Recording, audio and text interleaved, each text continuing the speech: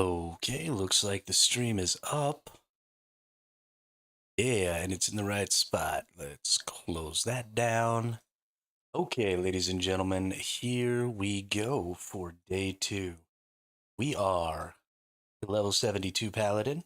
I have not made nearly as much progress on my monoliths as I should have by now, but I still haven't gotten my Father Muckin sword. I have used like 14. Hey, what's up? Got some woven echoes here. I've used like 14 flippin' uh, runes of ascendancy. I've been going ham. Look at all these swords. I've had so many more. I've just sold a bunch of them. I've kept like the best one. Yo, what's up, Wyatt? Aberroth is Last Epoch's new pinnacle boss.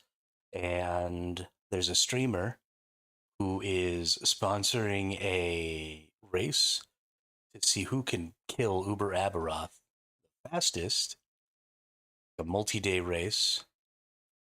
And right now, look at level in hardcore. I am currently 668th in the pack, which is kind of a bummer.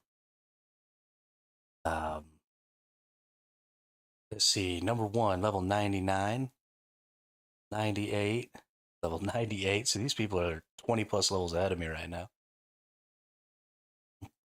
But that's okay. They might not be participating. So yeah, so the goal is just to get to the end of this game and kill the big bad. First place is 5K. Second place is 2,500. Third place is 1,500. Fourth place is 750, and fifth place is so a total of 10K in cash prizes. It traveled here, so it's very unlikely that I'm gonna win. Like I said, I'm number 600 and something in the ladder here. I already died a couple of times, had to restart because we're playing hardcore. All that goodness.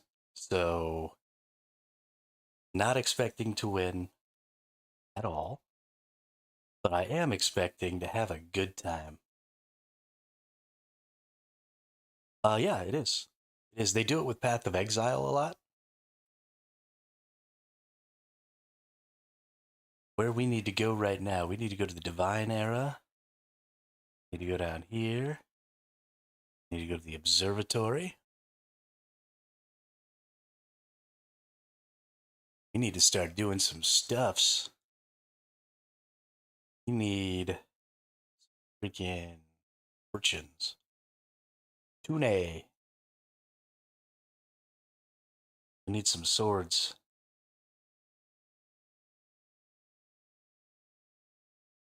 We need some unique sword fortunes. Come on, baby. Times 2 one-headed sword. Deaths of boss. But I wonder. Doesn't matter. 2 legendary or unique swords. We roll that, yes. Unique weapon.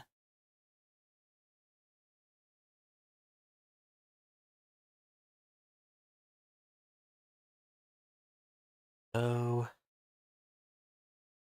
Black hole sun, won't you come and wash away the pain?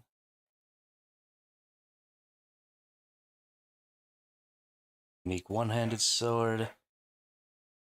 Death of bosses.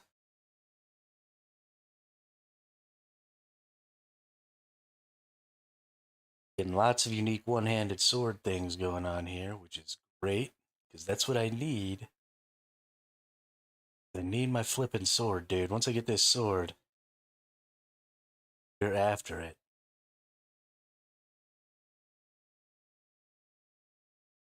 Death of a nemesis for 4 melee weapons.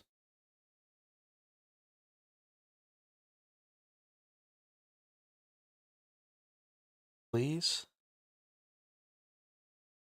Those aren't necessarily one-handed, but that's still worth, I think.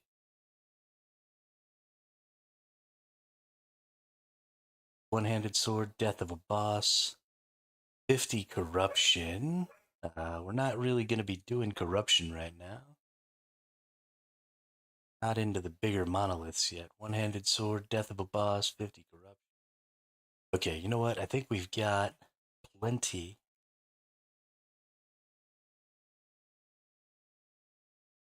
Wyatt says Aberroth is a broth hermit is trying to win it, but surely he's gonna bin. The Aberroth is the beast of broth, he eats cloy like a moth.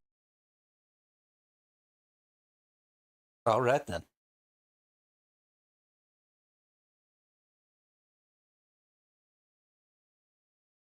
I think that was supposed to be cloth like a moth, but that was a pretty good one. Certainly one of your finer works, Wyatt. So where are we gonna go? We need to go out this way. Some experience shrine.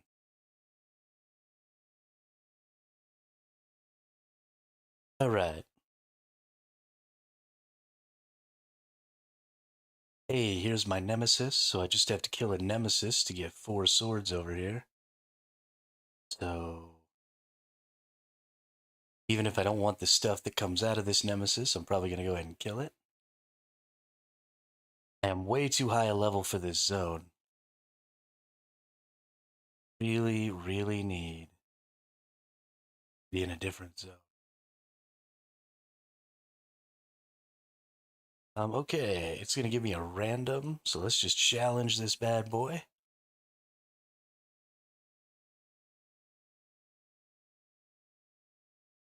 Alright, then we get a ton. One-handed sword, chronostasis, not what I want. Dagger, gloves, shield. None of this is what I wanted. Okay, well that was a pity.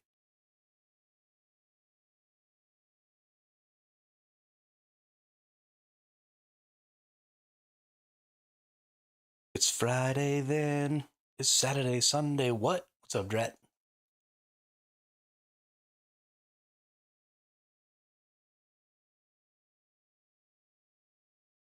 I got ambushed.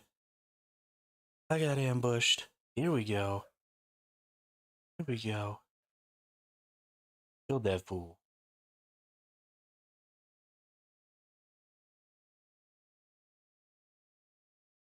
All these fools don't actually need that. Oh, that's because I turned off my game capture. I'm very stupid. I'm very stupid. Right, let's go in here.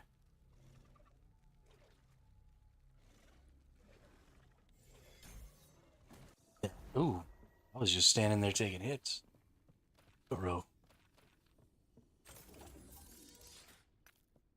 Alright.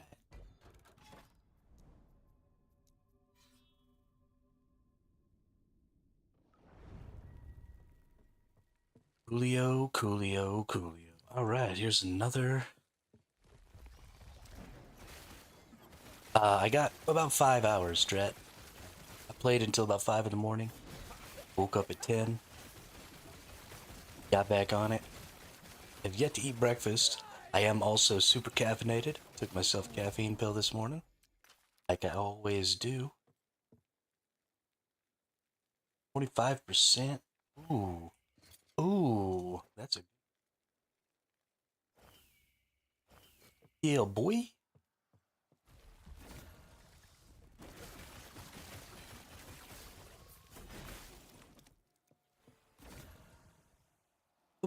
That's cool. Challenge that. I'm also just really happy to still have my characters, right?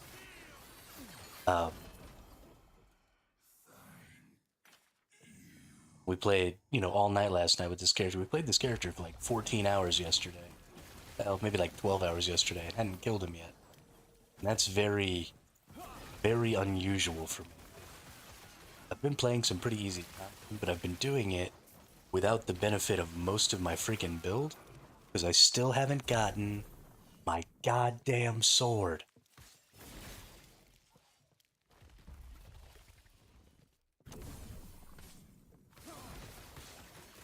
That shit is starting to piss me off.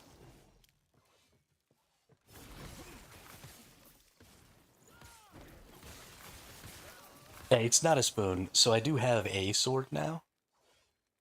It's just not the sword I actually want. This sword is actually pretty decent.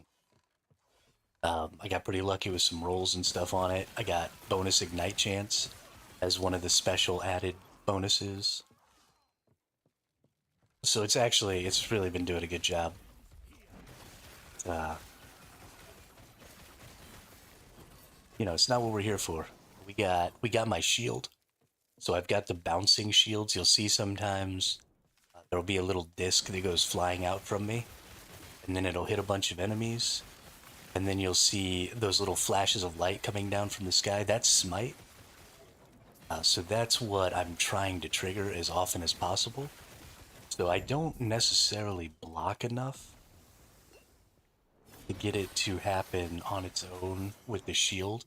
The shield is really good against ranged enemies. And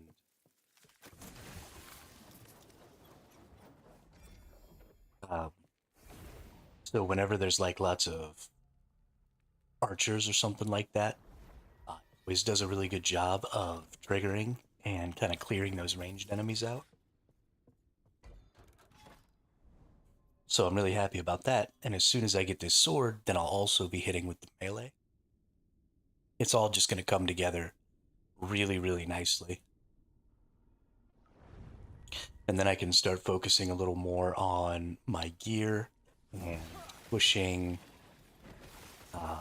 pushing my monoliths and trying to get some corruption going on some of the later monoliths and try and get some of these bosses down.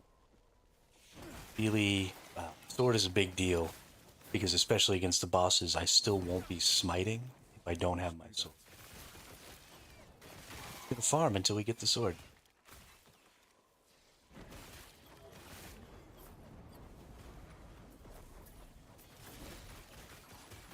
I don't know what counts as a boss.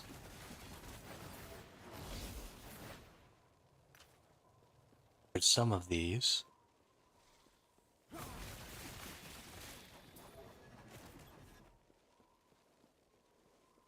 Yeah, thanks, Tret. I appreciate it.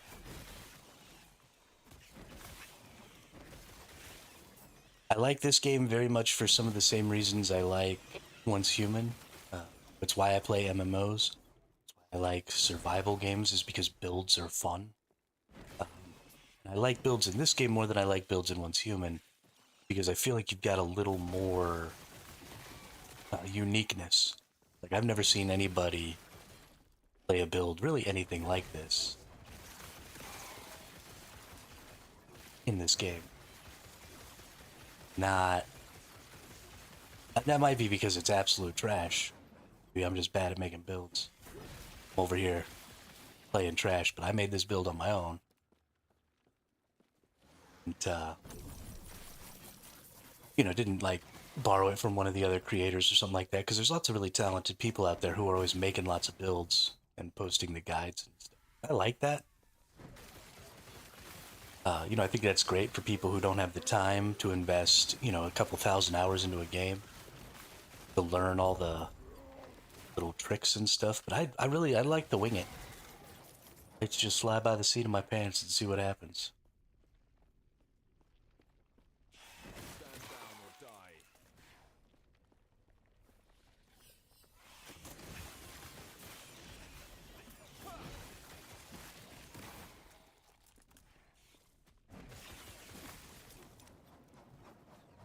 Need a charge tablet. Okay, awesome. See you later, Wyatt.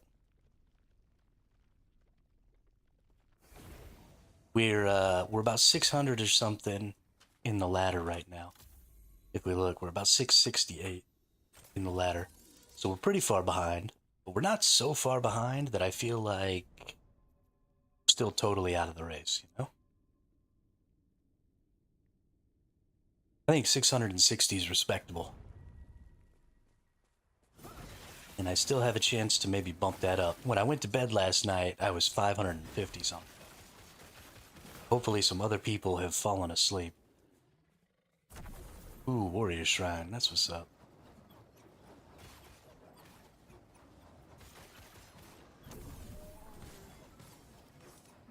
Gotta go get these patrolling things. Must go faster. We got really lucky on my gloves. I've got some haste gloves now. They give me haste on hit and give me a ton of attack speed, which is super dope.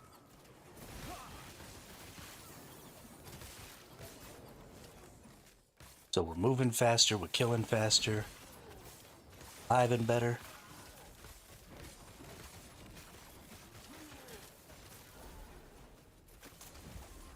All those good things.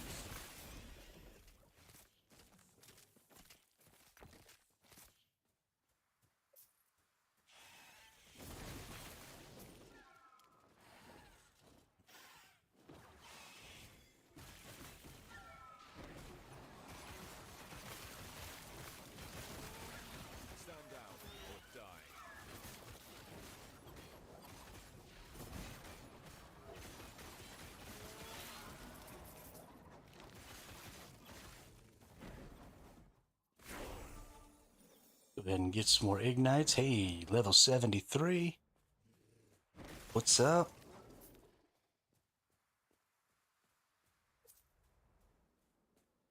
So good at this game.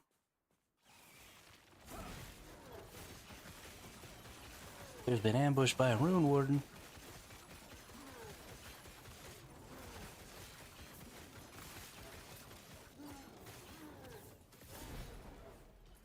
Right, nerd.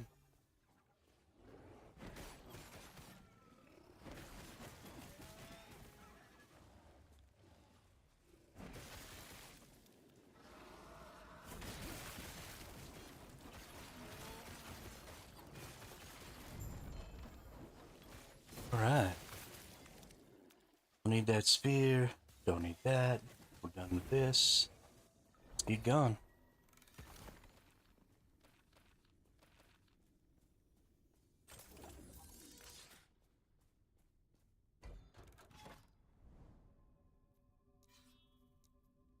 Do these two rune things here. Oh, what's up, Gravy? You know, we're still alive on this character, so it's going. What's this? Unique Jade Amulet. Poison. That vanish. Alright. I cannot do that. We got our shield. So we've got some stuff going on there. We still need our sword. Still haven't gotten the stupid sword yet, Gravy. Again, 18 hours of gameplay yesterday. Haven't seen this common sword time yet. I am losing my mind. Stand down or die.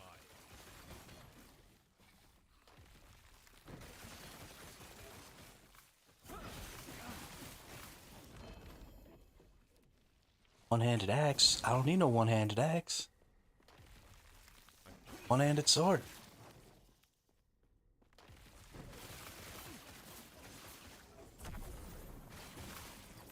Give me some shards.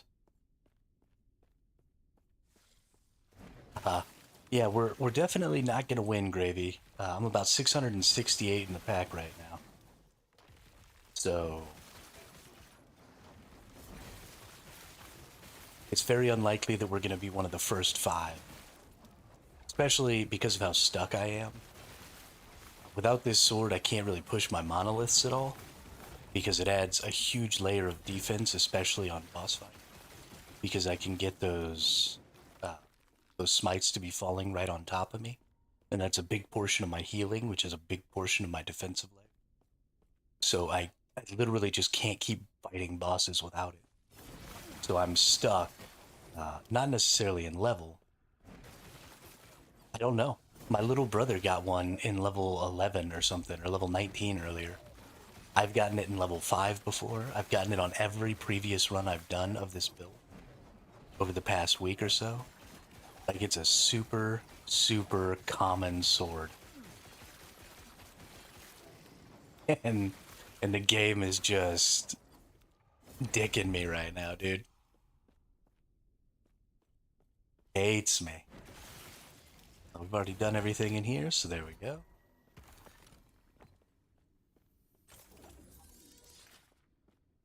But that's okay. We're going to keep going. We're getting stronger still. We're getting plenty of XP. We're pushing these fights really, really fast. We're getting through a lot of these things quickly, which means we're getting tons of runes and fragments and stuff like that, which is going to be great for getting our gear really in a good spot later. We're at about 300% ignite chance, 268 ignite chance with 300 damage per ignite. So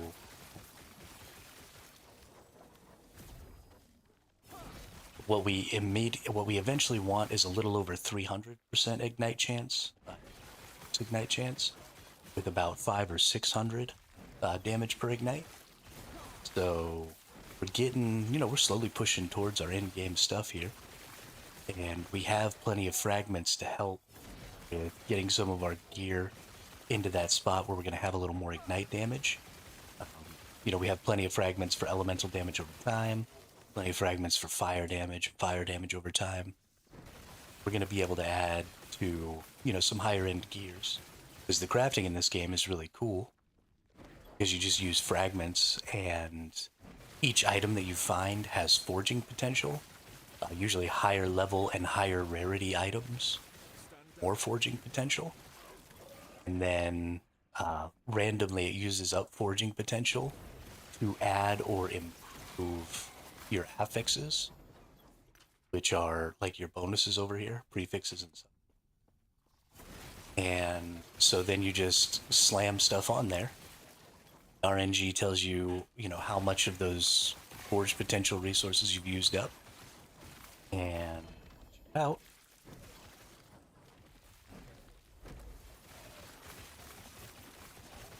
You can't improve the weapon anymore. So you either have to get a new one of the same weapon and try again to maybe try and get a better weapon. Or if you've gotten everything that you need, then you have your weapon. So we're going to be doing a little crafting. We're going to be making, we need a good body armor, good belt, 2 good rings, good boots. We've got good gloves because we've got our legendary gloves, which aren't necessarily BIS, I don't think, but they're close enough that I think we're going to stick with them. We got our good Ami again, which is giving us life leech, which again is another great layer of defense. We may or may not keep that Ami for the sake of mental resistances, or just resistances in general, not elemental. I don't know exactly where my resistances are going to be. But as you can see, we can just fly into huge packs of enemies here. I'm way over leveled for this zone, but we're doing a great job as far as keeping ourselves alive, putting out the DPS.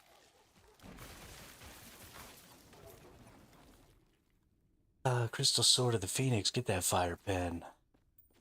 We're going to take some of our uniques. There's a system of crafting to create legendaries out of uniques, where you get a unique with legendary potential like my shield has, and you go beat this dungeon, and you can actually take a regular item and smash 1 to 4 of the stats from that regular item onto your unique to make it into a legendary. So you can really, really improve for uniques as well. But it's even more rare to find those uniques. The legendary potential.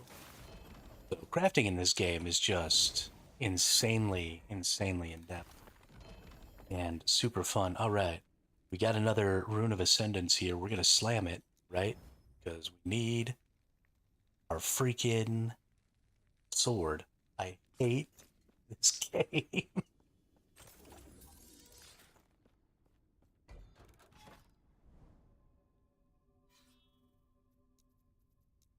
Pretty sure we've gotten every single type of one-handed sword you can get. If I was a better player with the gear that I've got now, I could easily keep pushing I cannot do that. these monoliths. And honestly, I should still be pushing the monolith bosses, but I'm terrified of dying. I don't want to lose this character, and it's kind of holding me back a little, I think.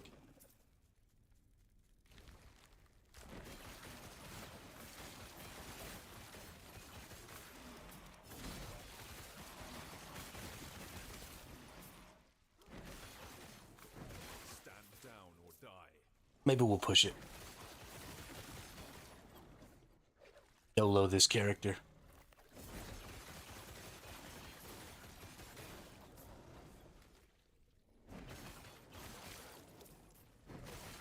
I mean,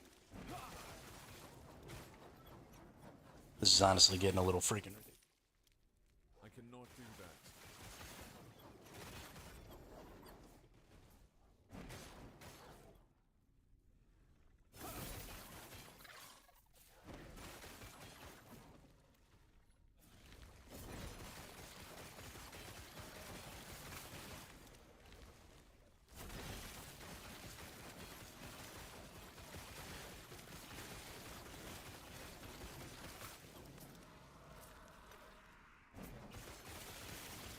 Yeah.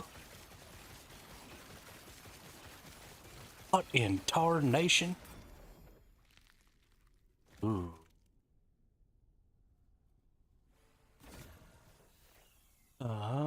Don't need any of this crap either. Okay. I hate.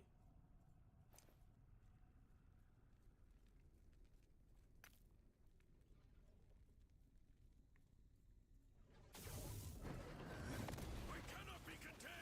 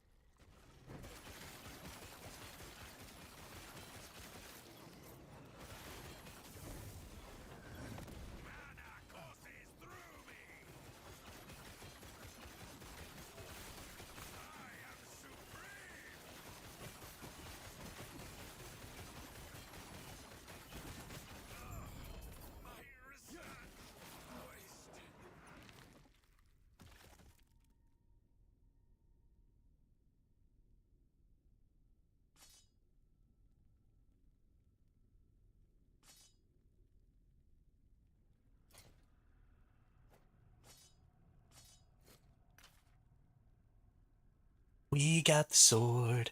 We got the freaking sword. We got the sword. We got the freaking sword.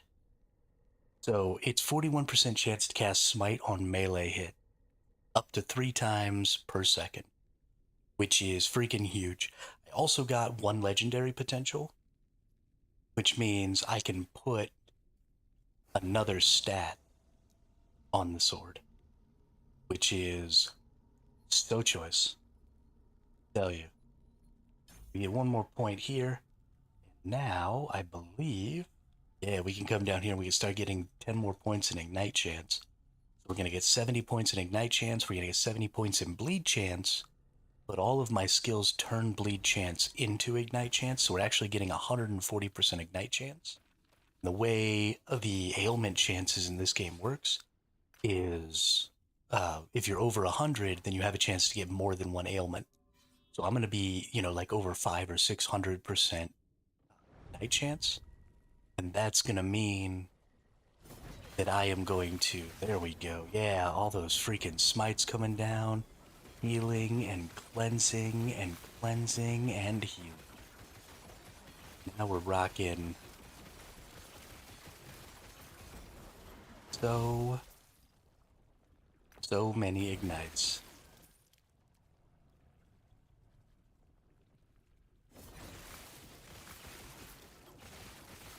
Yeah. Yeah, we're cutting through here like butter now.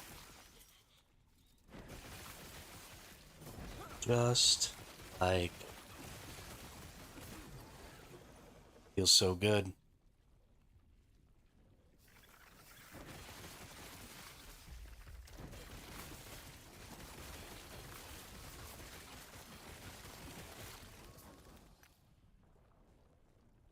Okay.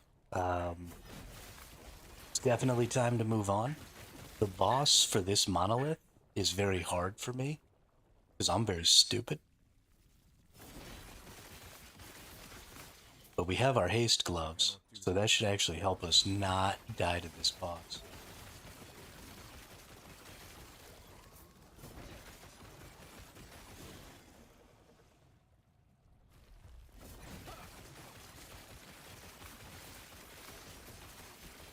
Yo, somebody just hit level 100.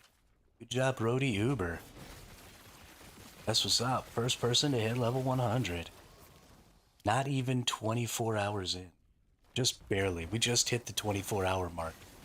That is in freaking insane, yo. Stand down or die. Good job. Can't even believe that.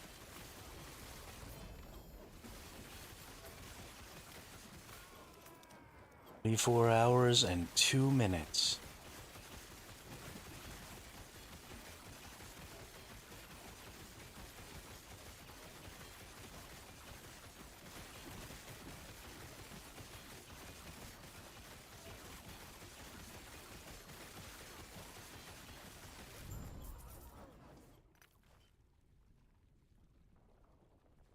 Okay.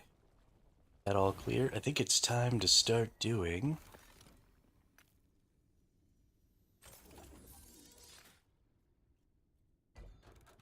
the quest line here. Let's hit it.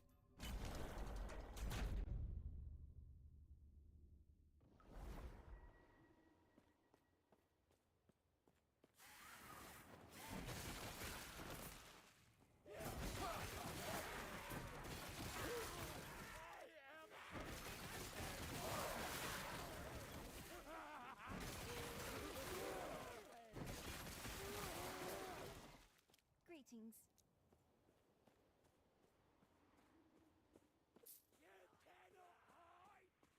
All right, round in a big old circle we go. Talking all these randos. Yes?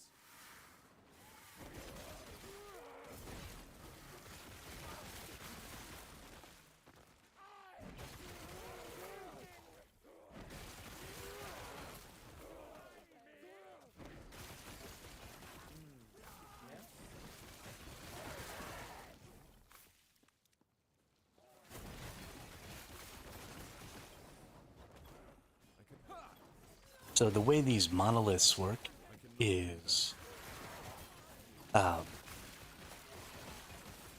you defeat the random monoliths like I've been doing.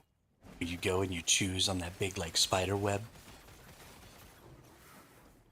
And you get specific rewards for each one of those monoliths, and you kind of get to choose what you find as you go. Then you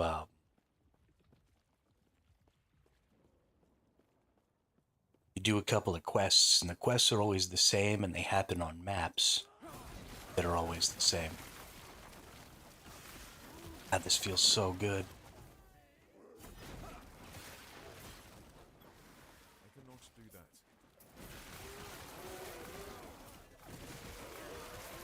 Feels so good. Look at that. Look at all that. Smiting the shiznit out of stuff. But anyway, the quests and stuff are always the same. So you go through, you do the quests, and then you open up the boss fight, you do the boss fight, and it's all over.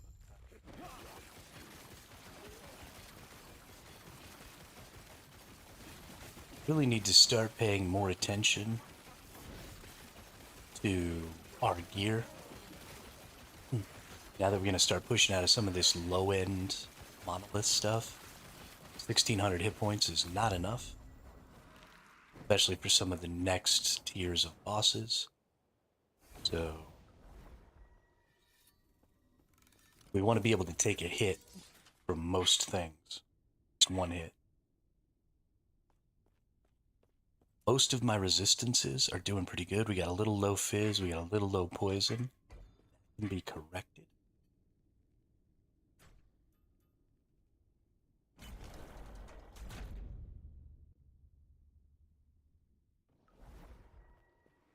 And we need some more health.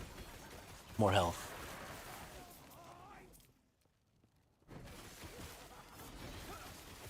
Basically, all of my prefixes are going to be elemental and fire damage over time. Pretty much everywhere that's going to be.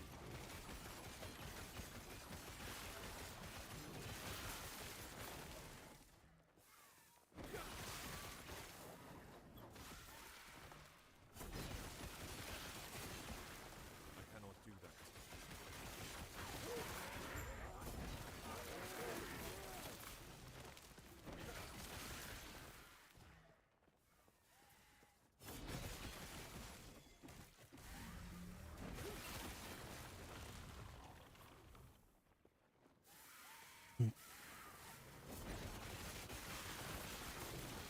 I can't believe I got my freaking sword. So happy. Got my freaking sword.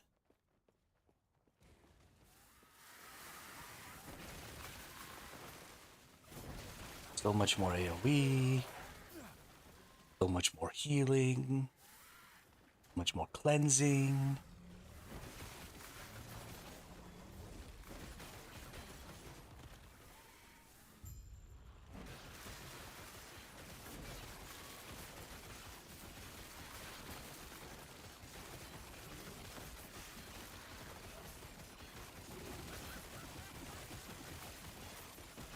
Got the sword, dude. Got the freaking sword. So we're pushing. It is right here in all of its beautiful glory.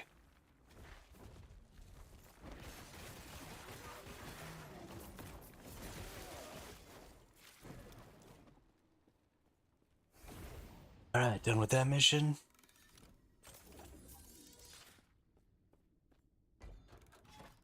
Now it's time for this boss. This boss kills me a lot.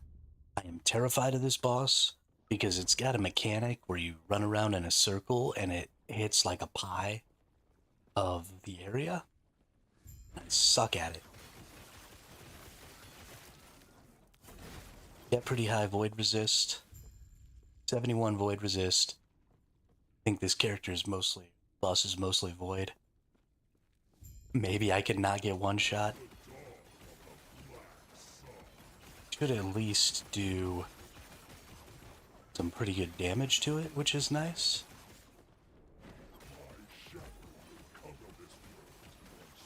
And that right there is a big slam.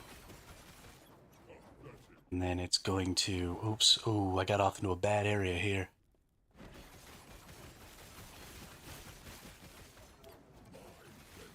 cut off most of the zone. Okay, so this is the one that gets me. High thing, because you gotta like keep up with the one in front of you. I always want to keep behind, because I don't want to catch up. But hey, we're getting it, we're doing it.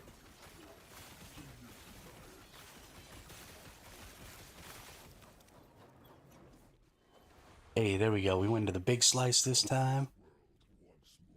This. Gonna do it again here. I got this haste, so it's actually making this a little harder and a little easier. Same time.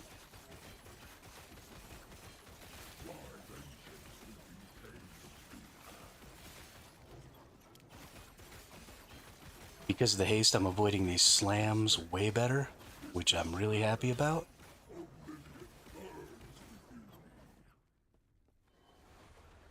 Okay, we went to the small slice here. Sucks. There we go. Okay, I got hit, but I am regenning the shiznit out of my health right now. I'm life leeching so good. Fantastic. Okay. Another boss hits the dust here. Good fight. Ooh, spell damage leached his health. That would mean all of my smites would leech me health. That's definitely the one we want.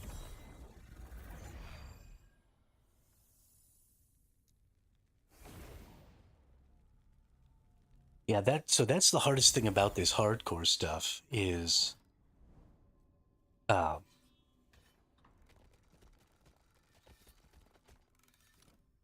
there's no messing up. Like, if I go fight a boss and the boss kills me, I just lose my freaking character. And that just sucks. But here we go on to the next. So we're moving up. What we're doing here is we're moving up these echoes, and we're trying to get up here and clear all these. And once we clear all these, we actually get empowered echoes, and then we do all of this again. And then we start, opening up some of the other endgame bosses. We eventually get to Aberroth, who is the pinnacle boss, and then we've got to set up the Uber Aberroth fight. So we've got hours and hours of stuff that I don't really know how to do. I've never fought Aberroth before in my entire life. I have no idea what that fight looks like. So, yeah. We are freaking winging it from here on.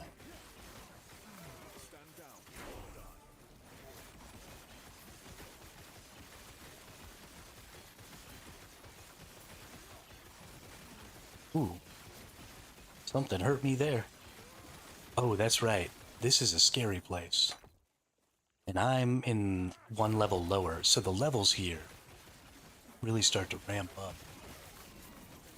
And most of the time you kind of fight a lot of these early ones in a lower level than they are. So that's fine, but I'm a couple levels below this, or one level below this. I just hit 74 and this is a level 75 zone.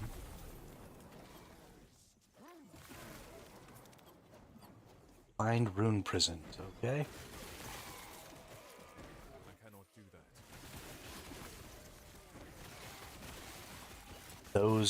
Those diamond sorceress things right there, these diamond nagasas,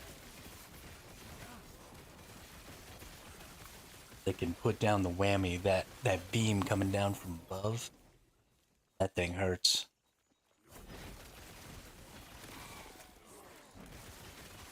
So we're looking out body armor, belts, rings, ammies.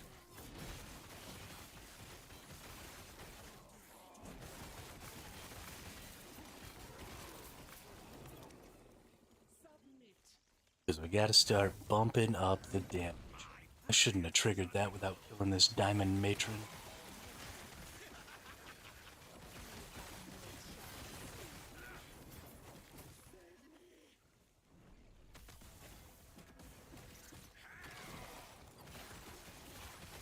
Okay, we're good.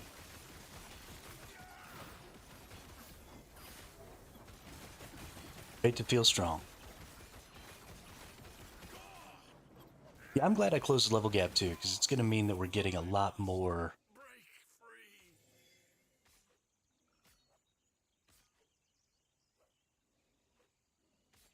Not sure why that's green. It means we're going to be getting a lot more XP. So we're going to start leveling much, much faster, which will help us close the gap with some of the people above us, I hope. On the ladder. Ooh, a twinned diamond matron. You can suck it.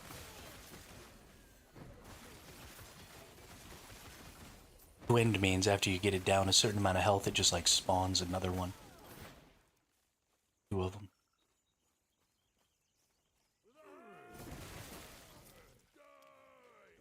I cannot do that.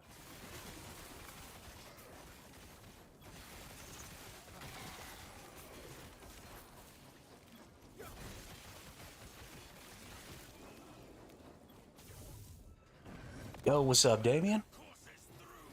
Got my sword, dude. Got my friggin' sword. We're gaming now. We're freaking gaming.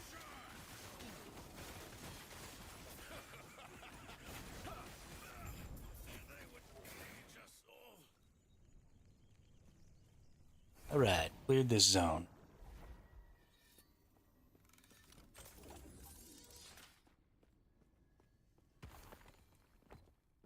Bangaranging through. Hard as we can. I need a new helmet too, I think. My helmet's not terrible, but it's not great. That's kind of the position I'm in with a lot of my pieces. Right? My rings aren't terrible. A lot of things are not terrible, but they're definitely... Ooh. Food lizard.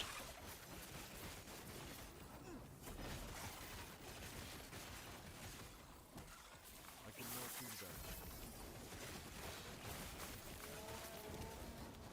that. Ooh, another loot lizard.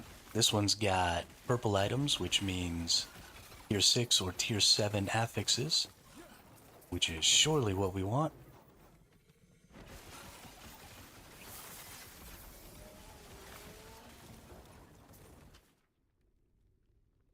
Throwing damage, no.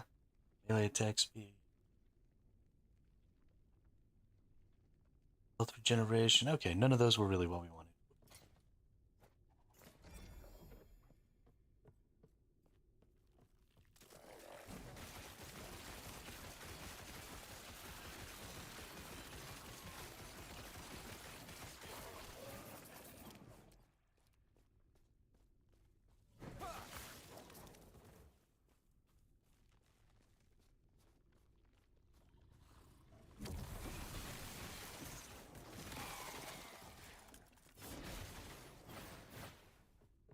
It's gracious. We got a haste shrine.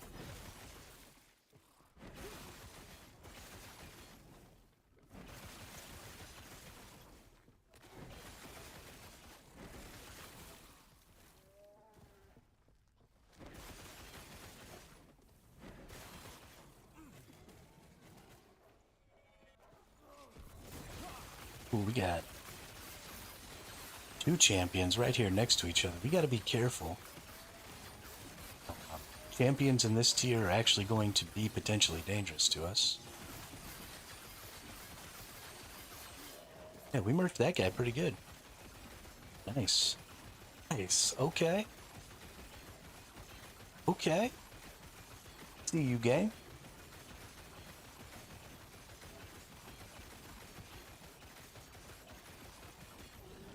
This is going real good.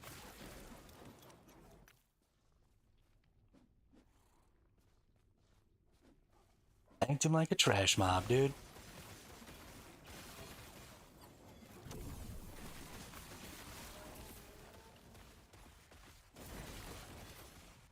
I cannot do that. He's the champion of getting his ass kicked.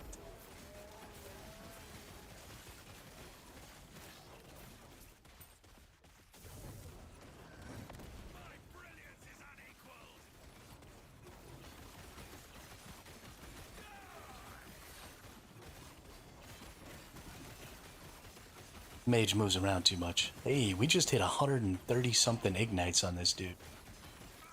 Holy crap. Want to break free. Want to break free. Ooh. Not my amulet, darn. So now that I have all of my uniques, I have... This is a single legendary potential, and this is a single legendary. So that's really important, because you can guarantee... So normally what happens is you go defeat one of the dungeons, and when you defeat one of the dungeons, there's a crafting bench. And that crafting bench allows you to take an item, slam it onto your unique to make it into a legendary.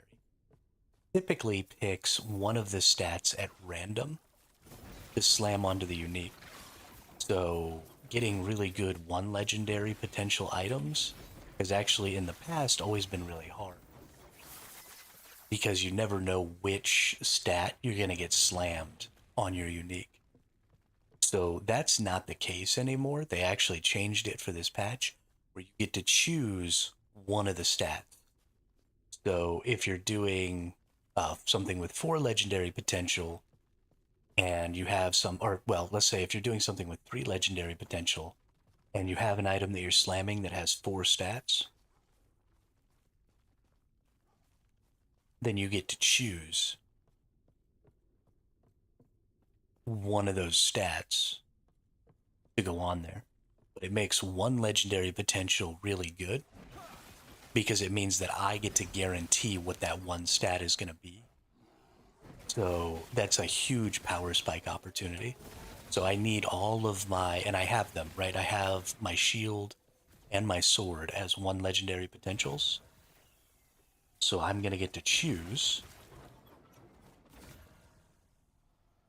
Increase movement speed, bleed duration, more ailment damage to moving. So I'm going to get to choose. So that's going to be huge for me. Really excited. So what I'm going to do is I'm going to put Ignite Chance, I think, on my sword.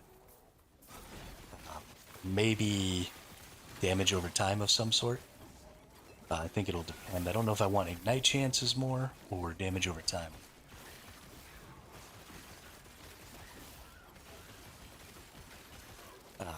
But the way you have to do it is you have to use one of these purple items that have the tier 6 and tier 7 affixes. So I want a tier 7 affix of the stuff that I want to add to those. And I need to keep that sort of in my storage until it's time to go rock. No, the smites are so important because they're AoE. So when I'm in packs, they ignite lots of things. When I'm solo here and just fighting one enemy, they're healing me and igniting that. Smite is just easily one of the best skills in the game. But not only does it heal me, it also cleanses me. It has a chance to cleanse me. And so if I've ever got any ailments, right, if I've got poisons, if I've got ignites, if I've got any of that stuff, which frequently you will have, you know, every couple of seconds or every second even, I'm getting cleansed. So they're not sticking on me, they're not killing me. Nothing better, no better defense than just not having to take the damage.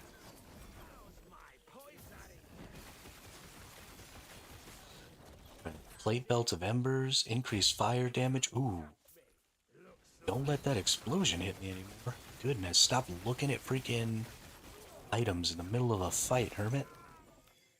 You are no longer way over leveled. And die. You will die.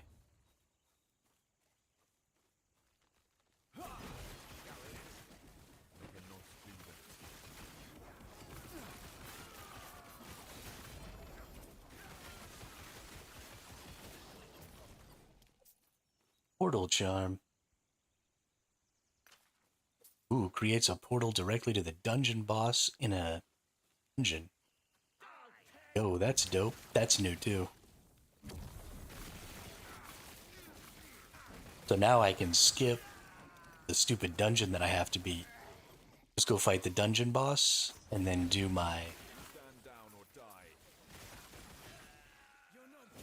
That's so good. My legendary potential.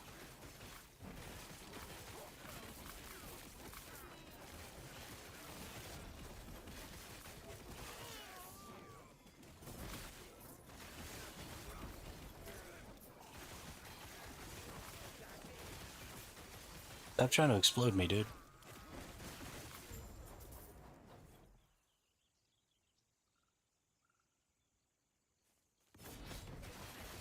I actually think that I already cleared the boss of the last spire. Maybe? And I just didn't notice that the spire was right next to me. Not sure. Who knows? Let's keep going.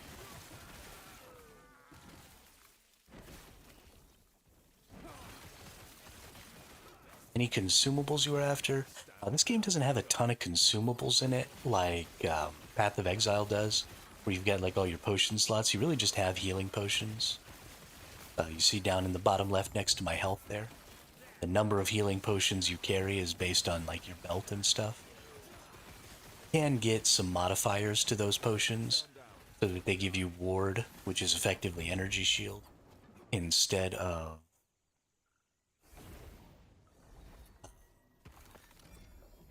Ooh, nice. Instead of health. Not really a lot to do with potions or consumables.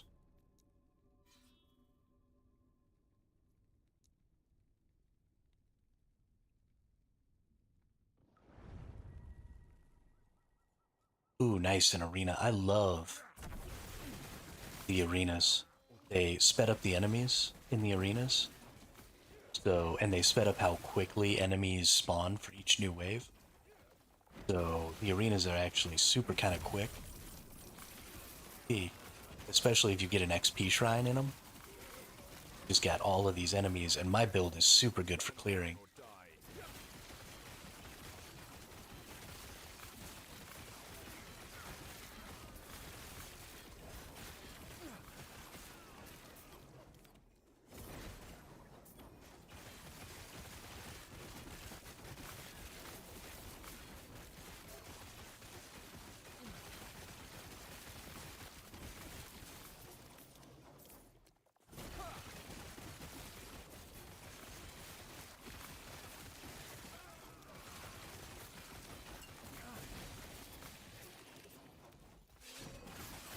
Hey, here's the champion.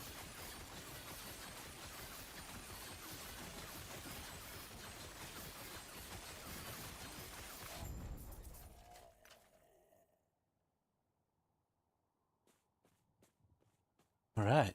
Fan-freaking-tastic. Whoop that thing's ass. Alright, idols. Instigate inspiration on kill with void kills.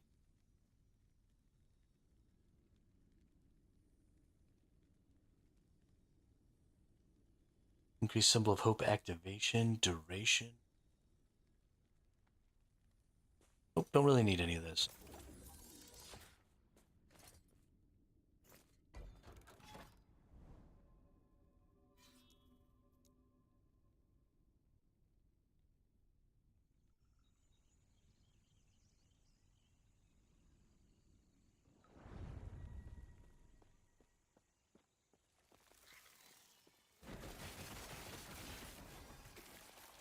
Probably need to start going down into the Weaver stuff. I'm still a little afraid of the Weaver stuff, though.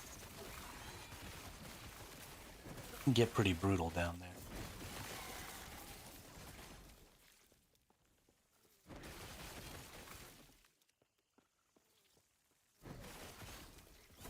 But the rewards are pretty good, so...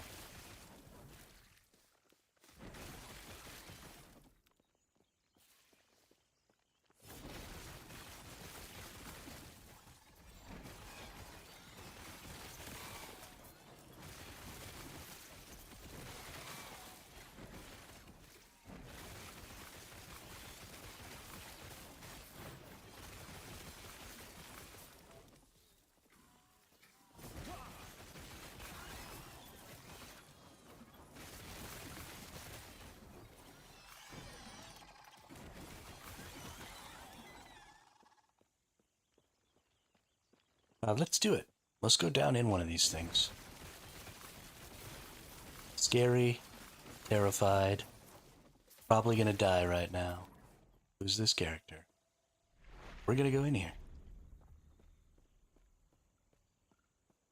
We're gonna do this thing.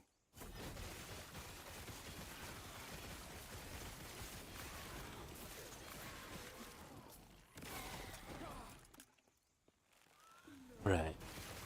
Ooh. Diamond Matron Champion. That is horrifying.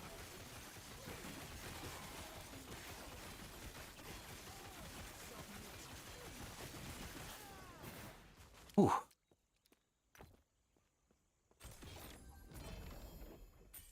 He's there, nice.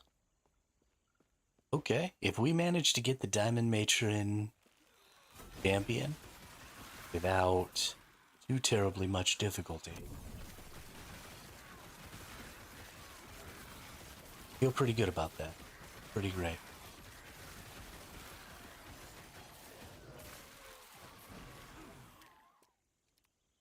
Damage over time, void damage, chance to ignite, fire damage.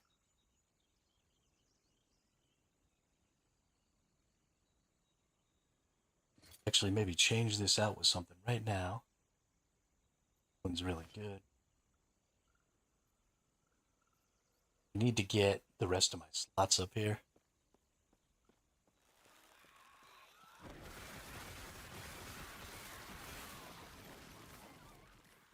Oh yeah. Go ahead and kill these enemies. I'm not going to leave any enemies behind in these zones, like I normally would in the regular zones, because these areas are just too cramped and there's too much potential. Some really horrible shit to happen. Ring, Quicksilver Coil. Don't think I'm probably going to need that.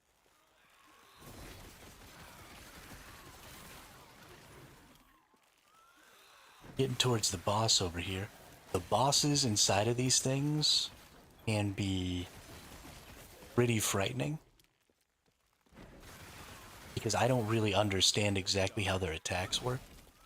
There's a lot of glowing, moving, terrifying pieces of things going on. And I don't 100% know, like what I'm trying to avoid, what's really going to do a lot of damage to me. Stuff like that. So I tend to just be terrified of fights.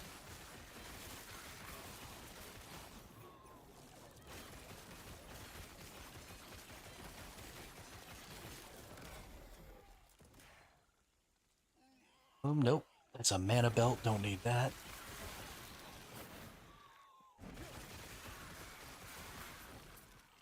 Burninate all those dudes.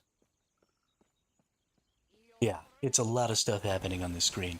And the problem is that a lot of it you don't even have to worry about. So the big deal here, I think, is just moving in circles around this guy.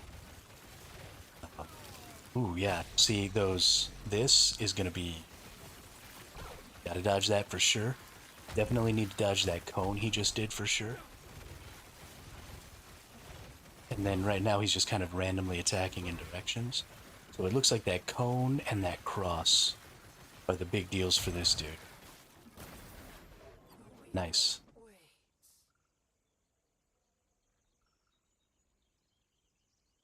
Increased damage over time.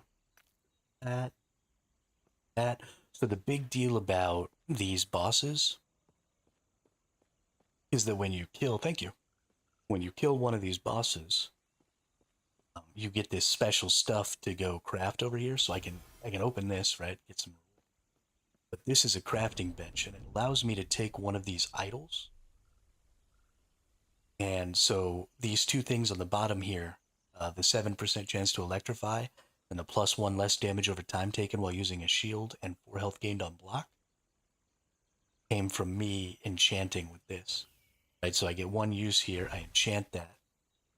Chance to electrify on hit, I'm not happy about that, but it gave me 2 Weaver's Touch.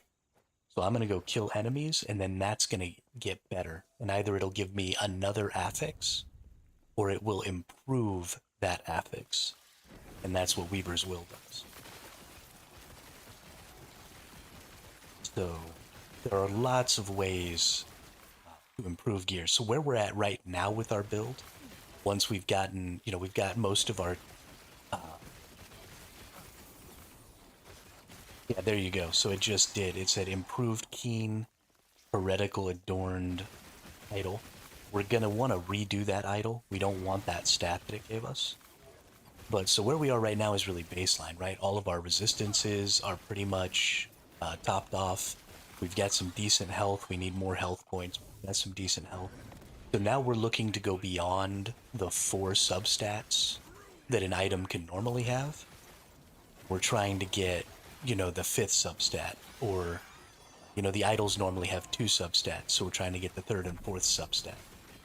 And once we have high tier gear for each of our slots with 5 substats, not until that point are we going to be able to challenge this Uber boss.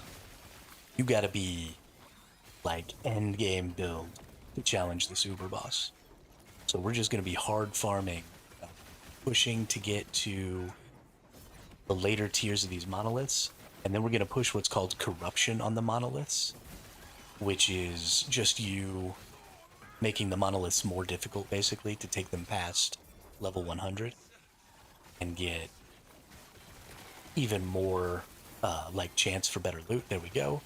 The Weaver improved the Keen Heretical Adorned Riley Idol again. So that used up the last of that Weaver's Will. It's gotten 2 bonuses. Stat.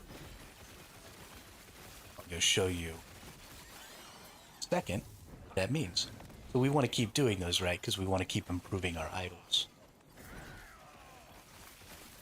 And we're gonna keep doing the same idols, because those are 2 of the most important idols for us. We also definitely want to do that one that I have that does ignite chance and fire damage. That one's probably never going to get taken off. That's definitely an end game item. Well, actually, I should probably do that one, because I can get a substat that is health on these idols here. So instead of having % missing health on lunge, I could get just flat health. And then fire penetration with melee attacks is great, but I could just get health there. And how far off do you think you are from attempting corruption? So I have to beat, I gotta beat this area, this area, this area, this area, and this area. So I've got 5 more areas to clear before we open up the empowered monoliths, which is the level 100 version of each of these monoliths. And you only push corruption in the empowered monoliths. I've got to clear all of this stuff before I start pushing corruption, which is what I'm doing. So what you do is you beat these things and you fill up this timeline stuff, and then you get access to the quest, right? So I can already do the first quest, but I like to get it all the way where I can just do quest, boss. And so once you fill this meter up, you do quest, boss, and then you move on to the next one. So it's fairly quick. I mean, it takes half hour to an hour to clear a monolith.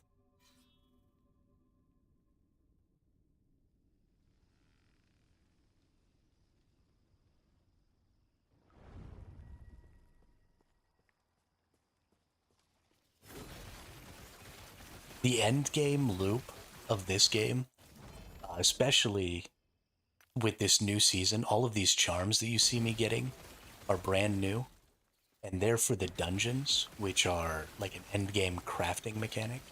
Do the dungeon, you get access to a special crafting bench, do some special crafting stuff on your gear, like, getting legendary potential with stats on your legendary potential.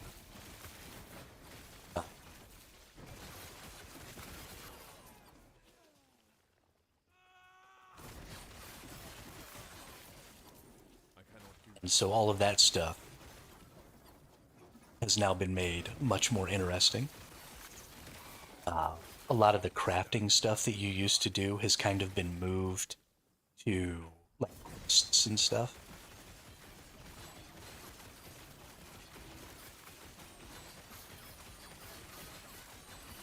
That portal key thing, I don't know.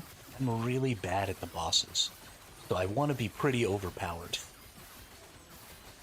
when I go fight that boss. I haven't done a lot of dungeoning in this game because the dungeons in this game fucking hard.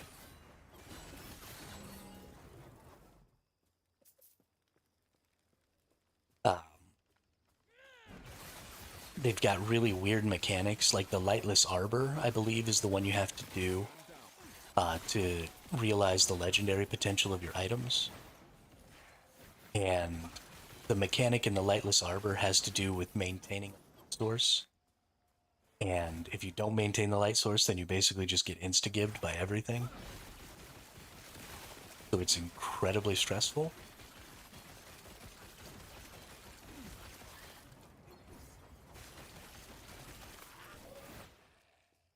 Yeah, this game is not like the campaign seemed really easy and nice, and we were stuck for so long in that first monolith that it really looked like the end game loop of this game was really boring. That was just because I was stuck because I couldn't get my sword. We're barely into end game right now because of how long I was on that first monolith. I cannot do that. So there's just so much going on in the end game of this game. I cannot do that. I'd probably like to get up to about 3k health before I go try and do that boss. I think at 3k health I'll probably be capable. Because those are also tiered, right? You have the tier 1 dungeon is only going to let me do 1 legendary potential items. And then I've got to go to the harder versions to do higher tier legendaries with more legendary potential. So I only need to do the tier 1 right now. So it's not absolutely horrifying.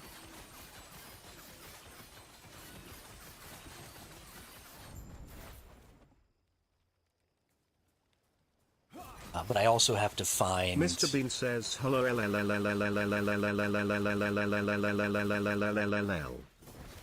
Bean, I fucking hate you.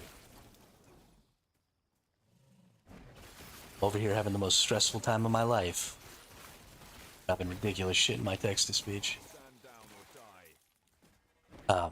But I also have to find a T7 of the stat that I want on an item. So like I have to get a one-handed sword with a T7 chance to ignite on hit. So that I can go slam that T7 on there.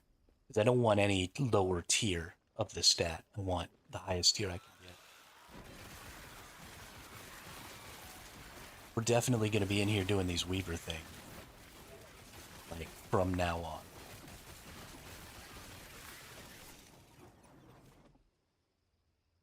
No.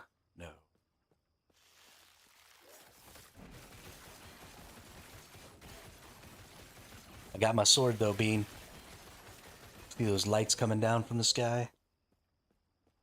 It's my sword taking names, kicking ass.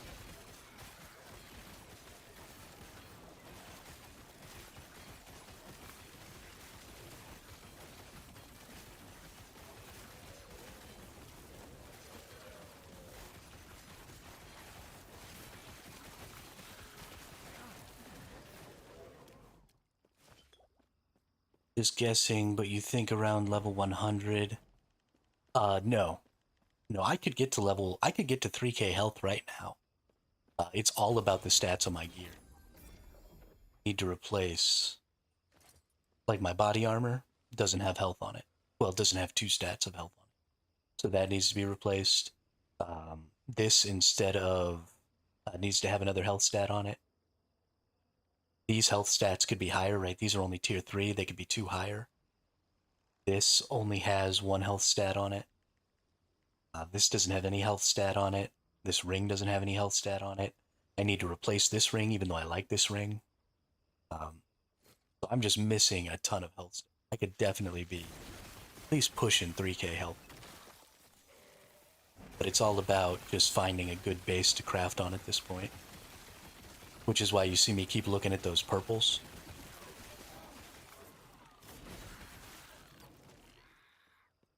we'll get into some much more in-depth crafting as we go here. We'll start really flexing the crafting system. Alright, we got a fat guy. For the champion. Let's go through and kill all of this random shit.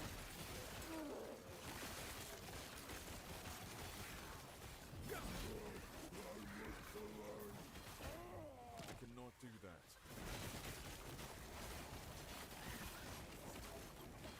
Also, so I have a loot filter on right now.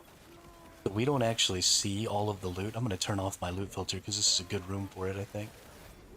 In a second, when we clear. And you'll see how much stuff I'm actually not seeing. How much loot is dropping that I'm not even looking at.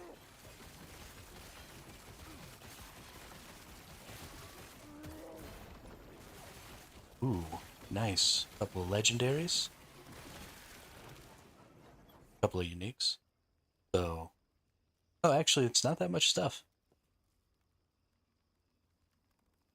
Oh, thought it would be a lot more than that. Don't need either of those. That. Got a couple idols here. Poison, no. Vitality, bow damage, no.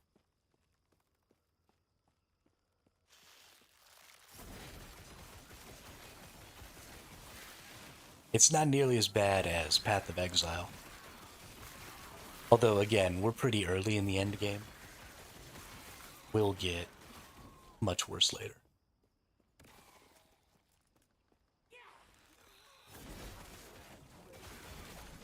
Alright, we're at the boss. I think this is the same boss we were just at. Okay, that spinny mood didn't hurt too much. I sort of overreacted. Definitely want to stay out of that cone. I overreacted and hit a potion, so we want to get another potion. There we go. Got our 3 potions.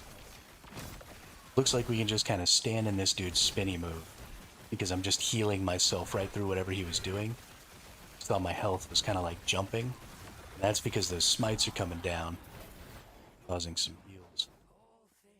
Rune of Weaving, this is cool. This allows me to instantly use up that fever stuff.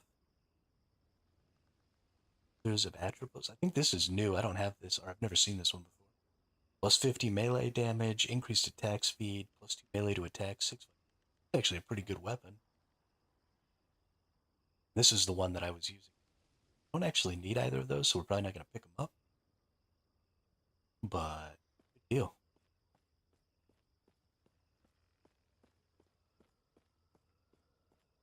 Come over here, we get our little chest.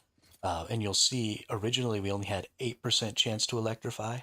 We got up to tier 6 on this stat. So now we have 13% chance to electrify. Now, we don't electrify, so that doesn't do us any good. But it was cool that it all went into the same stat, because it could also give you a new stat, right? I could have gotten 2 stats. So this is an extremely good... Oh, it's got to be a class specific. That's right. Can't do it on that. Oh yeah, we're going to re-enchant this, which cost me this memory amber. This time we got less damage over time taken when using a shield, and 7 health gained on block. And 3 Weaver's Will. So that's a good defensive layer for me. I do a lot of blocking. Already cleared this map, so we leave.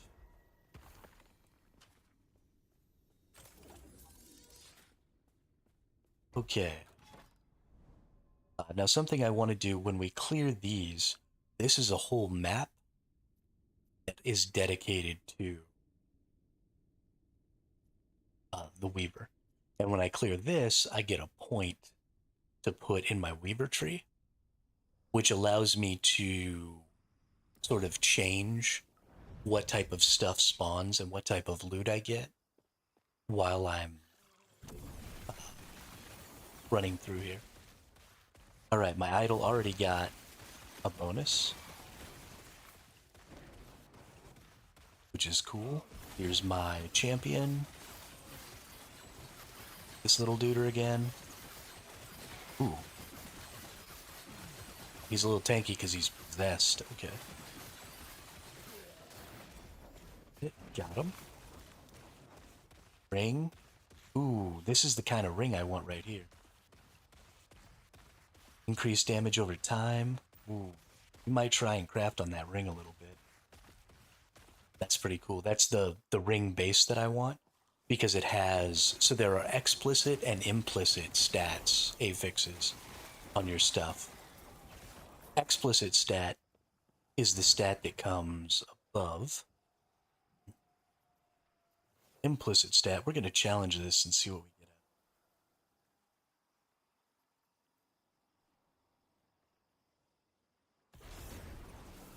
Because it'll give me a random unique there. Or I can put one of my own uniques in it and empower it and try and get...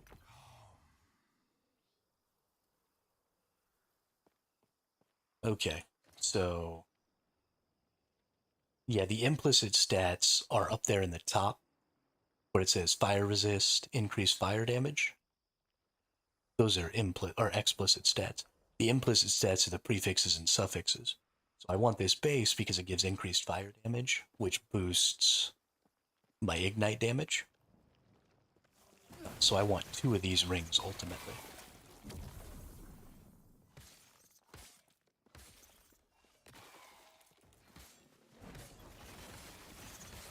So we're going to craft on this one. It's got a big physical resistance roll on it, which I don't think is really important to me.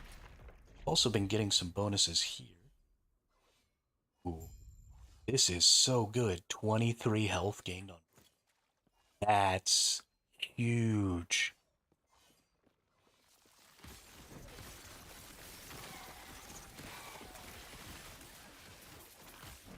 That is so freaking huge. Oh my god. I don't even know what to do with that. Nice, Loot Lizard. Loot Lizard! Yeah, the end game of this game is so much fun now. They did such a good job with all this Weaver stuff. There's so many things to do. So much happening. So much going on my screen. So much loot dropping. I'm having the time of my freaking life right now, dude. I'm gonna be so sad when I die. I'm gonna be so sad.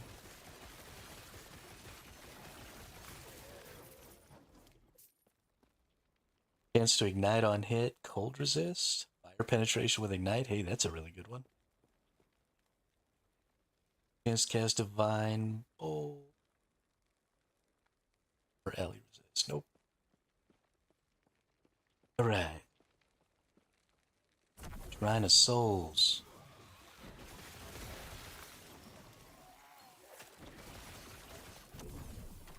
Shrine of some other shit. I want to use these shrines to help me kill... Oop, got a unique there. I want to use these shrines to help me kill this boss thing here.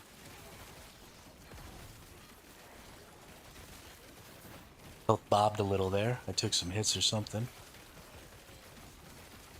Yeah, health's bobbing, but we're good. So far, I don't think we've dropped below or taken more than 1/5 of our total health before we just jump straight back up. So, great. Some boots and some body armor over here. Need that body armor, don't need those boots. Not really a good crafting base there. Hey, we hit level 75. That's nice. Gonna get some more ignite chance going. Some more ignites.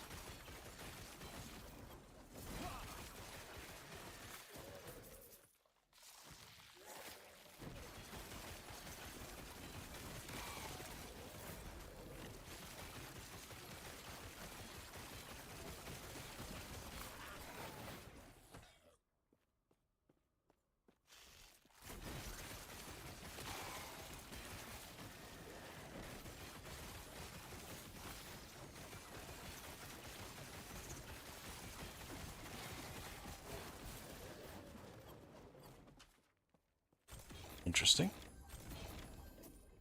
Champions Coliseum. So those little things that I just picked up, that Champions Coliseum, is something I can actually put on the monolith map. And I can kind of like change monolith. The Weaver stuff is really crazy. And because of it, it's going to cause people to get some really, really good builds.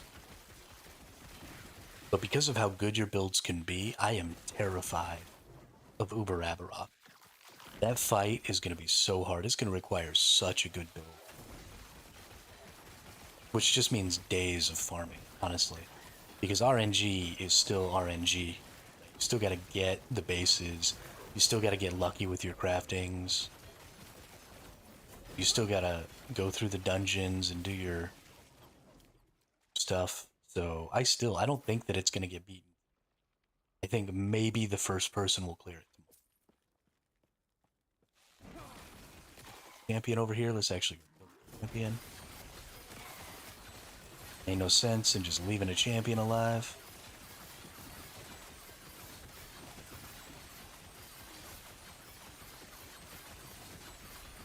Yeah, I mean, you've seen how many items and stuff have dropped that I've looked at, and it's just had none of the stats that I want, even though it has, you know, high tier stats. You know, some people put much, much stricter filters on as they get further into the game, and it's because there's just so much good loot dropping that you still just kind of can't use.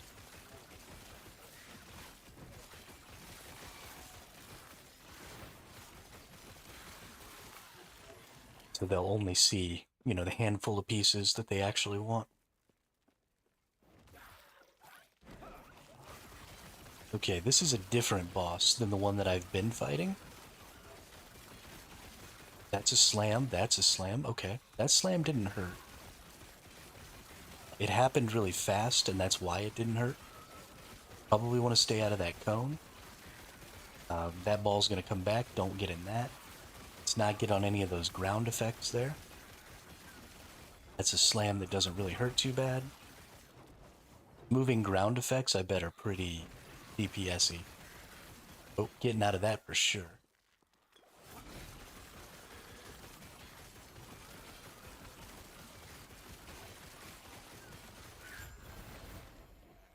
Right, good deal. Never seen this. Increased health G regen, void resist. Every 10 seconds, a random minion is chosen, receiving frenzy.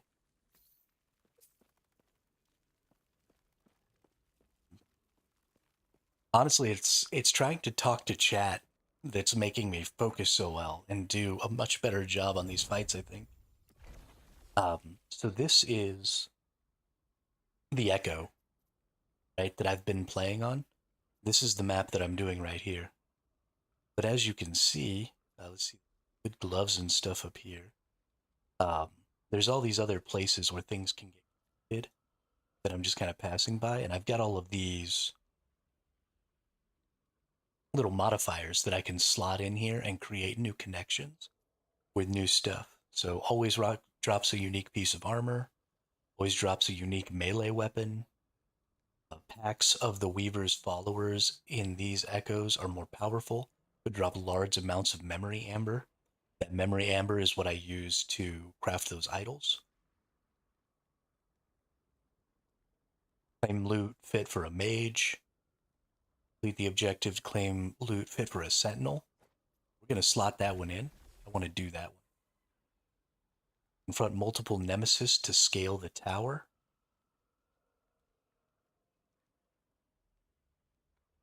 This one has a minimum corruption. A free-for-all between champions of the arena. This is going to be super cool. But completing these echoes, it also says, then to give me a point. Yeah, Weaver Tree point. So the Weaver Tree is another system that allows you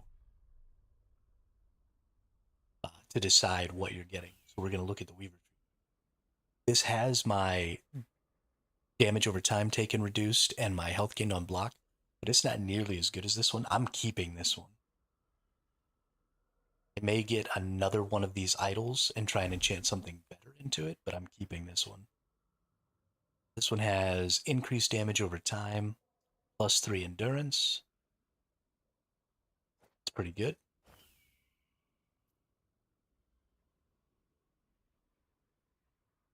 This one count? No. That's too bad. I really like this one.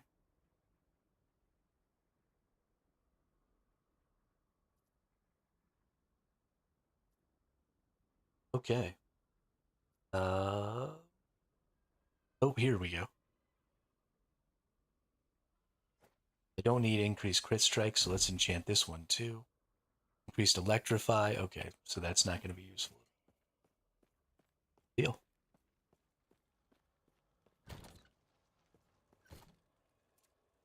Let's take a look at crafting this ring. So let's get into the weeds a little bit on crafting. So this is a tier 5 damage over time, tier 6 physical resistance. We've got health regeneration, which we don't want, on regular old health. The way we're going to do that is we're going to chaos it. So we use a glyph of chaos and we upgrade this. We're going to go to the next tier and we're going to get a new stat. Stun avoidance, not something we want. Go next tier, get a new stat. Elemental resistance. Max on all of them. Don't really have a lot of Ellie resistance to get rid of. So having Ellie resistance isn't really going to help me.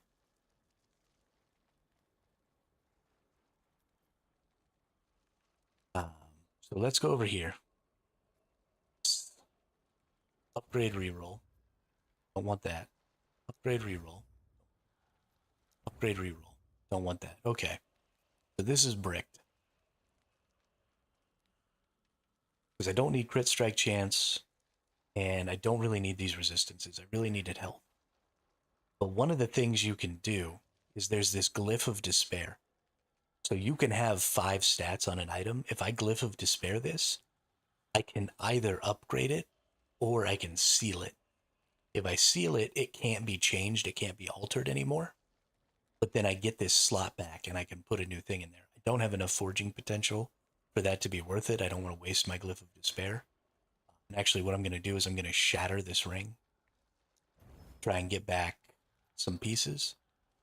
So that is terribly unfortunate. But then I also cleared this zone. So this here is the Weaver tree. And every time I clear one of those zones that's specific to the Weaver, I get a Weaver point here. And it's giving me bonuses like beacons in your echo web have a chance to be replaced by super beacons. Beacons just tell you what rewards you can get from an area, a larger area of stuff in the monolith screen. What I'm really excited about is coming over here to loot lizards. We get more loot lizards. The crafting system in this game is so good. So good. Echoes you discover, Athena keys, experience. Ooh, I like this. Instead of gold, get something else. So we're going to come down this way, and we're going to get loot lizards and something other than gold. We're probably going to get this rune one. And so this Weaver tree is just all about changing what rewards you can get as you're going through the game.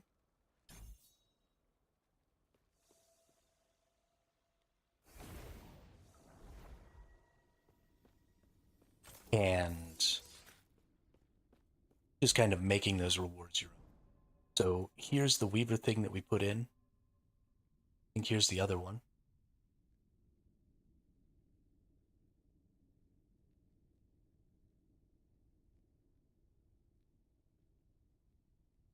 Right?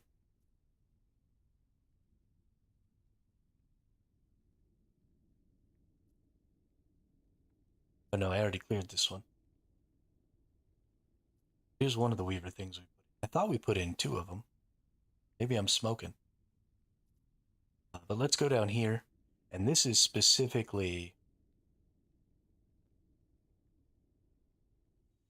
one of the Weaver areas. So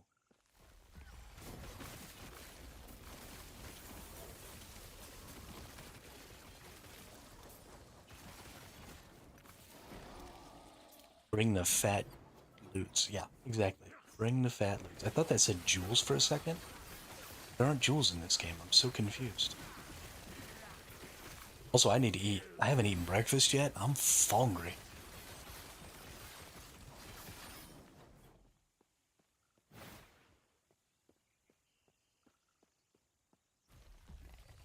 I'm like trapped in here.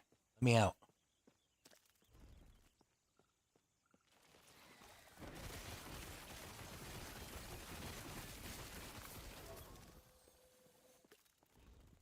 We are smacking stuff up. I feel really good about all the layers of healing and stuff that we have going on. I feel really good about all the layers of DPS we got going on.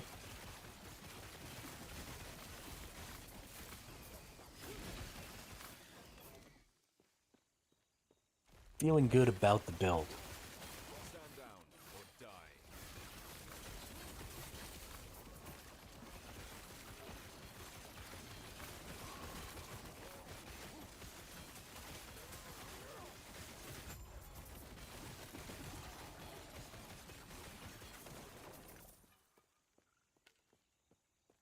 Accident.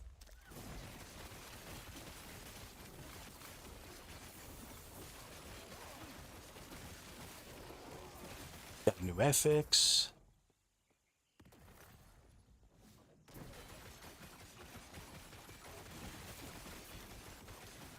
Yeah, the life leech is great, and the healing from these smites, so good. Mana we don't need. 420 armor with attunement, necro resist.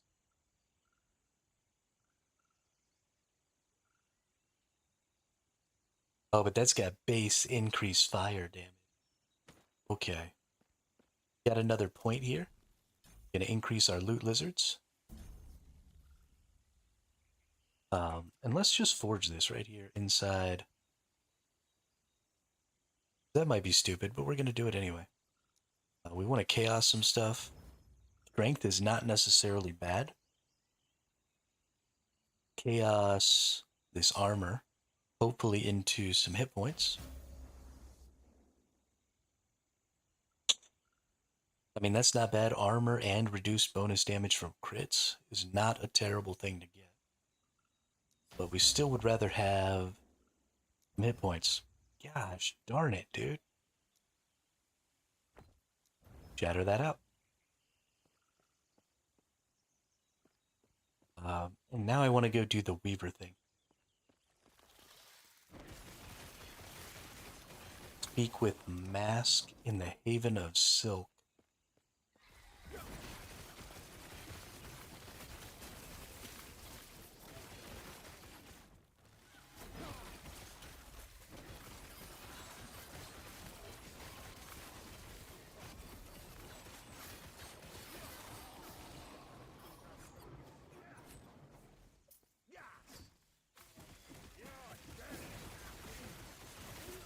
Looking at loot in the middle of fights again.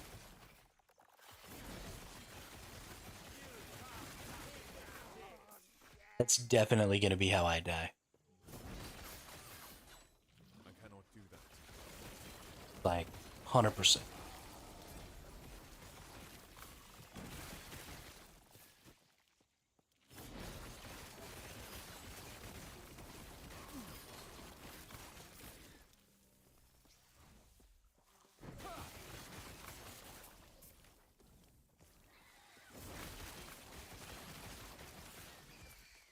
I cannot do that.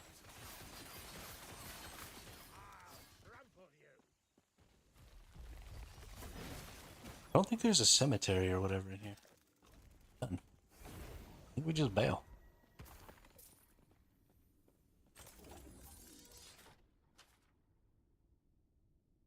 Okay. Y'all gonna have to excuse me for just 1 second here. I need to go get something to eat. I'll be right back.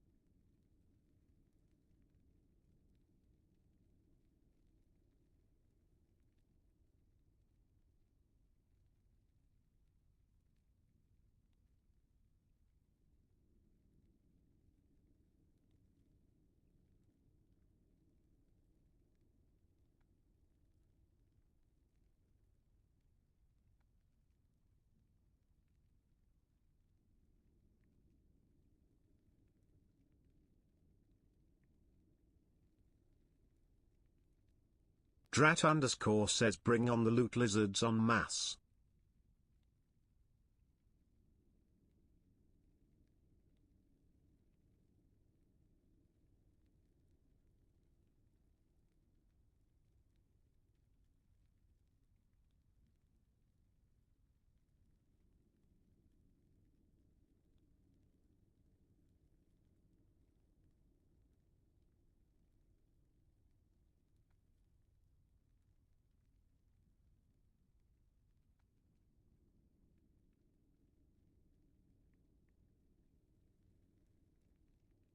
Oh yeah, bring on those loot lizards. I love the way the loot lizards are done in this game. I love that you can kind of see what they're gonna have based on the color of that light that's coming out. So good.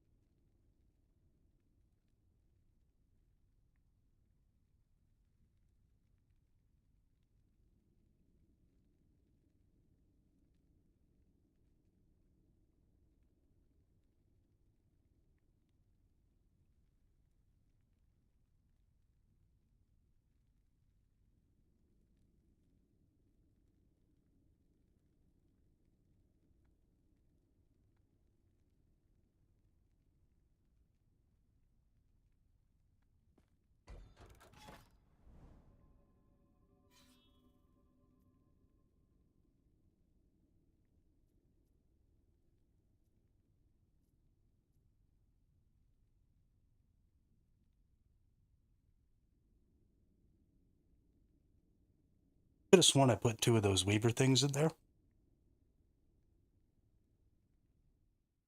but I don't know where the other one went.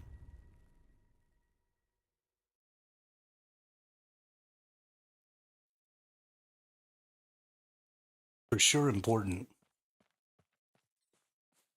To get that weaver tree up, though, as much as possible. Just so we can get the loot that we want.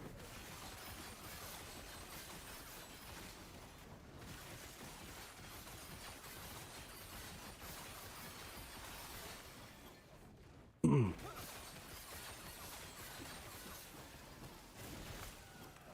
cannot do that.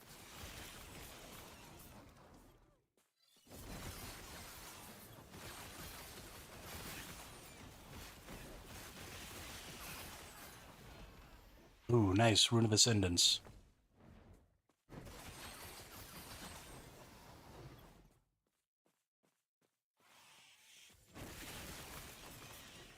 I used like 12 or 13 of those things on swords. Did not get my freaking unique sword.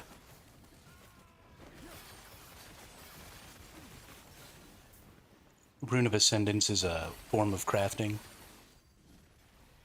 And you just slam a Rune of Ascendance on a regular item.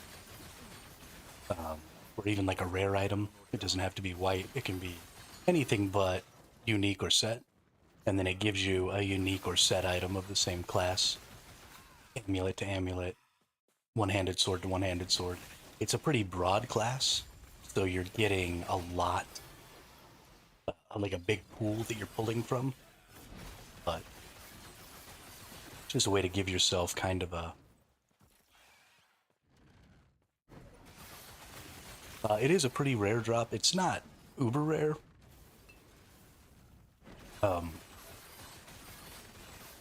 But it is rarer than, like, say, the common uniques. But because it's the only thing of its class, you get a decent amount of them. If it was more deterministic, right, if you could choose what unique you were getting, or if it also gave you, like, the subclass of the item, like Amber Amulet, instead of just Amulet, then it would probably be a little more rare. Because again, you are pulling from a pretty large pool of potential uniques and set items. So, you know, you're not terribly likely to get the one that you want. But the sword that I was looking for is supposed to have a 7% chance of popping from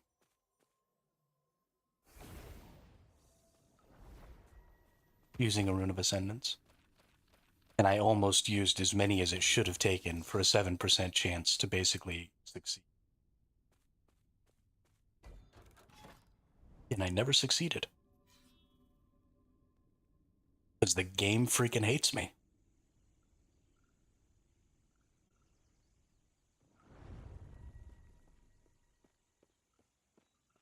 I don't know what it is. Before I started streaming, I had like the best gamer luck of any person I've ever known. Old elementals. Old elementals are scary. These boys can lay the whammy down.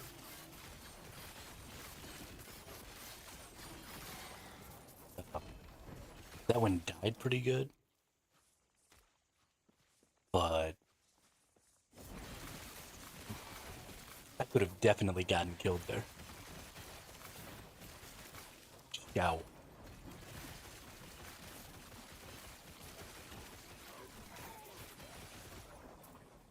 Alright, let's go down in our little Weaver's thing here. We're having a lot of fun doing these. Hard. Scary. Don't like it. Makes me want to cry. Love it.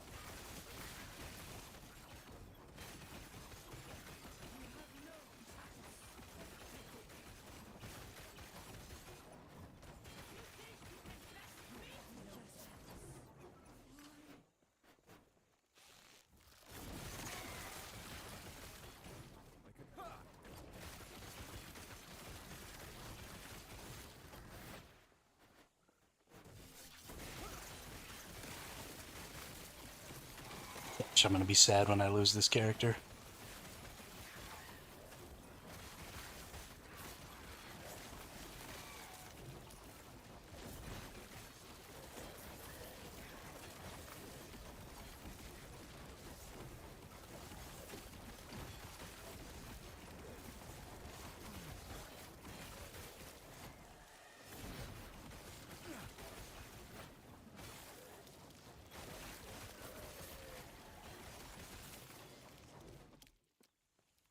Little green things are Healy orbs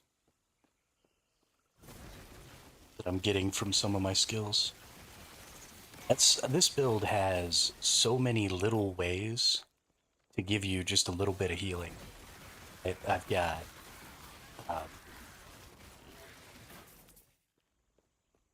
life gained on hit. I've got life leech. I've got healing orbs that pop out. Got a little skill that casts when I block. I've got health on block. I've got like all kinds of stuff going on. I just be healing all day, all day.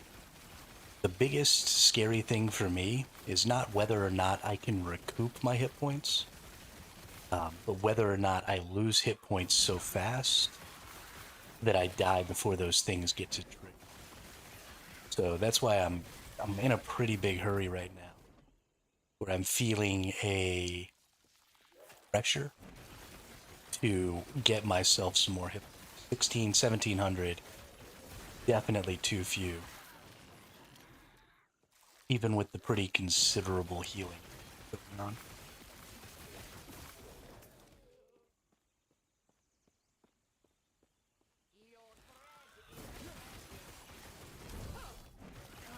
Oh, hit points was pretty low there. I wasn't hitting anything, and somebody smacked me up. And so I wasn't, ooh. Okay, not paying attention.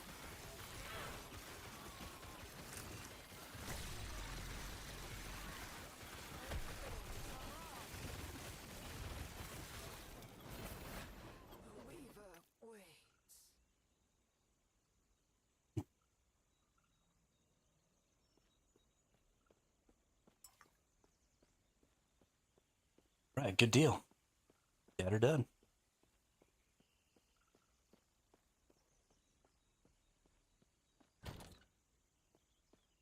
I like that you have access to your stash in here, so you don't have to, like, carry the stuff with you.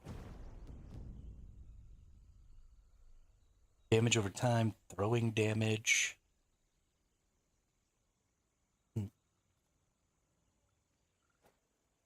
Oh yeah, I think I'm going to keep this one for now.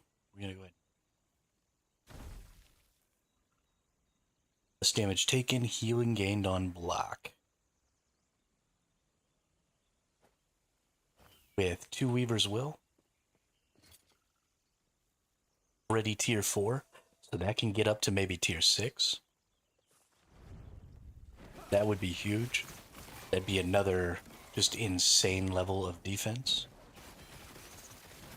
Being able to get like 40-something health on block. Cray.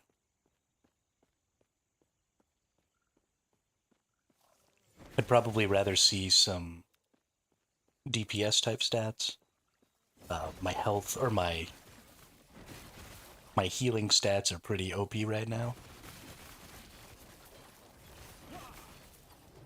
But honestly, it might be worth it just to be even more OP with the healing. Stand down or die. Yo, where's this thing going? Stop running away from me. Oop, loot lizard.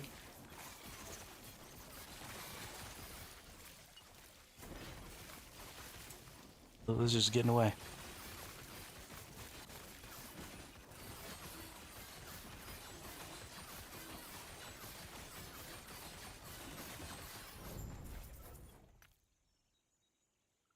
Increased fire damage, increased healing effectiveness, increased damage over time. That one's pretty good.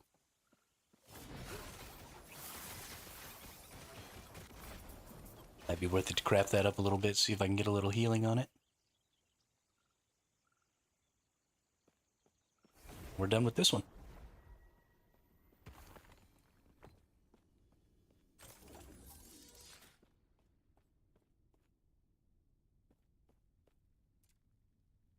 Oh, yeah, let's see. It's only got 14 forging potential. So first thing we're going to do is let's just go ahead and see if I can re-roll that into something. Level of rebuke is not something I want. I don't use rebuke. So let's just shatter that.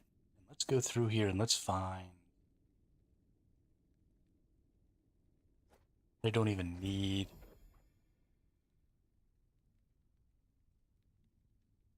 Here's 6 fire penetration. Let's shatter that. Get some fire penetration. Void damage, damage over time. Need that.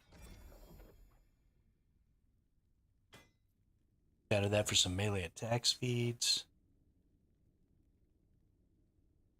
Ooh, we kind of want to craft this one, maybe.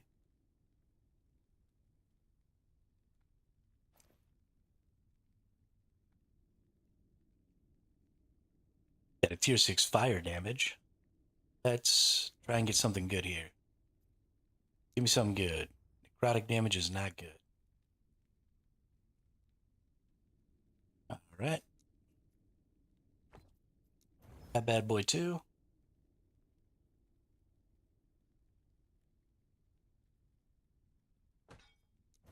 Shatter.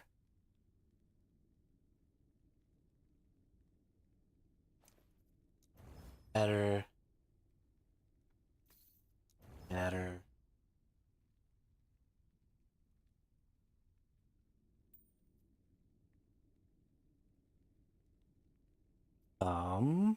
Let's see. 6 strength. Elemental damage. Let's rock a health on here.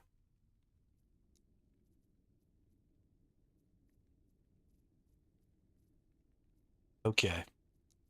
So, this right here, this Glyph of Hope, gives us a chance to not use this forging. Strength isn't really what I want, but I'll take it since I have the elemental damage and the necrotic resistance here. Now, I don't really need necrotic resistance until I get off of this. And this is not the ring base that I want, but it could be way better than this ring. So,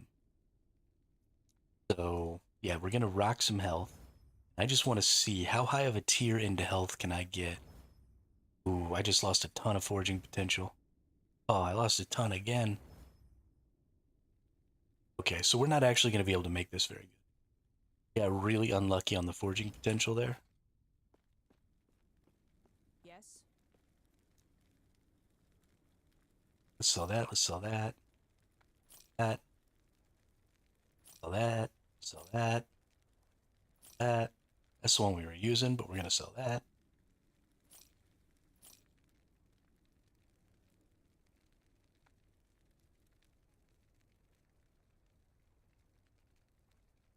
Let's sell that. Sell. Sell.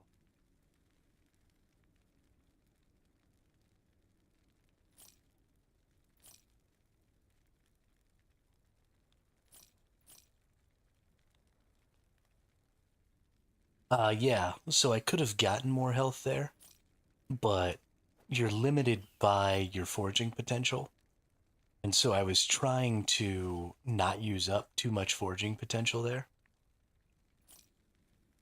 And I just didn't get lucky.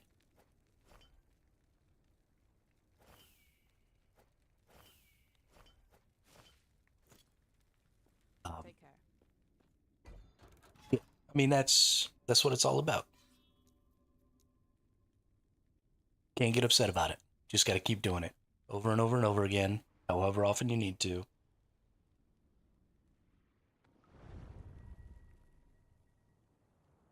The RNG is why that person who's already in level 100 hasn't already beaten the boss.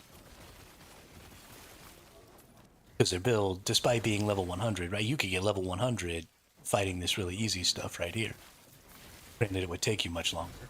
Person's probably fighting, you know, in like 200 or 300 corruption at this point. But that's why you push corruption, is because you get up there to a point where you start getting just more and more and more chances. Because you start dropping more and more and more of those good bonuses.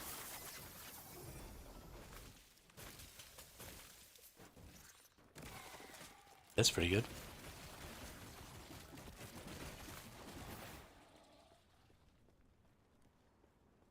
Right, so it's totally a balance, and that's why the race is so much fun. Because you do kind of have to be living on the edge. And so you do have to be good at the game. Because if you play like me, you're number 600 and something in the pack. Because you're not pushing forward as fast as you could. Because you don't want to lose your character. But if you're really good at the game, like that person who's already level 100, then you live kind of in this edge space where, like, you're kind of almost dying all the time, but you're getting to the better loot faster so that you're not almost dying all the time, so that you can play the slightly harder content, so that you're almost dying all the time, so you can get better loot.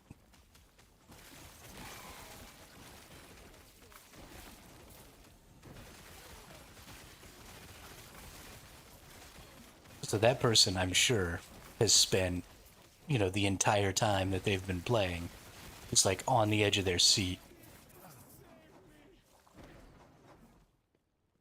I'm over here playing a one-button build, right? All I do is hold right-click, spin to win. So the fact that I'm even in the top 1,000 is actually probably pretty impressive. Because one-button builds, this game is not really one-button build friendly, like Path of Exile was. There was just so much potential damage and stuff in PoE. And one-button builds are just never going to be the fastest builds. They're not great race builds. But I'm old. I can't be flipping around, hitting 16 buttons. Friggin'. Stand down or die.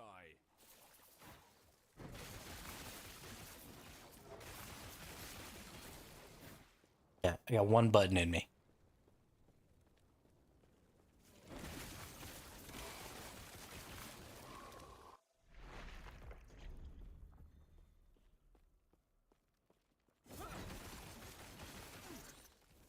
I cannot do that.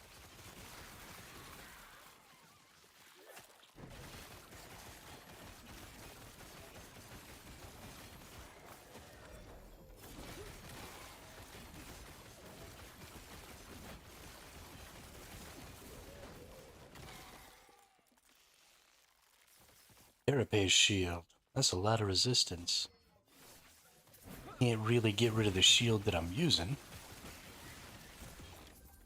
Do love me those carapace shields though, because they, as they're implicit, they have 75 poison resist, which is max. So they just top off your poison resist, or as they're explicit, right? Not implicit.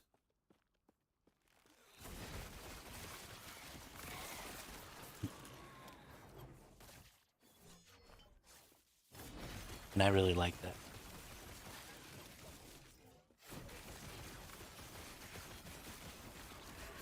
I'm really big on resists, and this comes from my Path of Exile days. In Path of Exile, if you're not max resist, you're not going anywhere.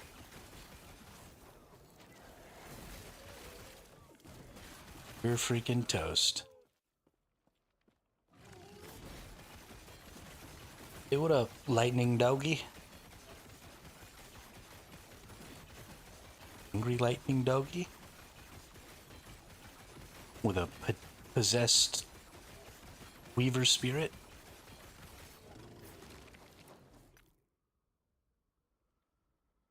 That was a lot of stuff going on right there.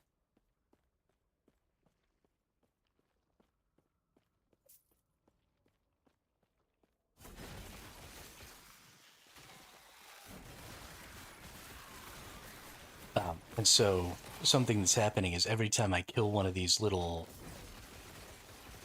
orbs,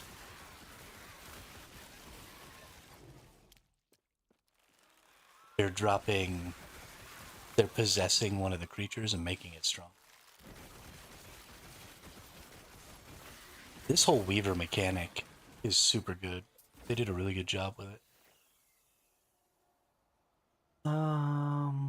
Percent increased health, health regen, strength. I don't want that. So that's another thing I'm going to start looking at with these Nemesis, is I'm going to start looking at some of the rares that they have, because if they have a good set of stats, when you empower them, they can actually get sealed stats and stuff themselves. So I could potentially just straight up drop the 5 stat item that I want by killing those Nemesis. The Nemesis are super good. That's another thing that I'm going to use my Weaver's Tree for, is to make sure I get more Nemesis.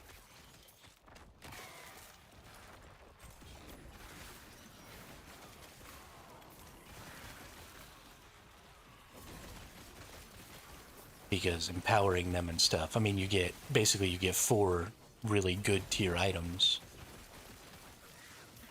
I can.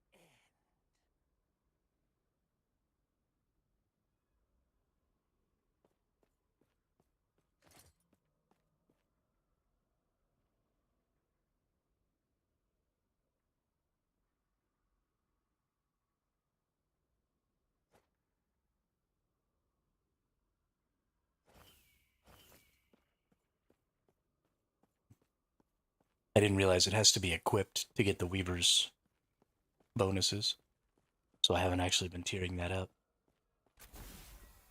Runes here. Even though I like this 7% damage over time, I'm actually going to re-enchant this. Darn it. I can re-enchant it again then, I guess. Vitality, movement speed, fire resist. Let's take this opportunity to forge this. So I don't want fire resist. The vitality and movement speed are phenomenal. My elemental resistances are in a super good place right now. No point in getting elemental resistances. So again, we're just trying to be lucky. Poison resist or void resist. Physical resist. Ooh, physical resist works. That's a boon. Okay, so we have a tier 4 physical resist. I'm going to try and Glyph of Despair that into a sealed affix. Failed. We did get tier 5 on the physical resist though. So now what I'm going to do, I'm going to try and get really lucky with my forging potential here.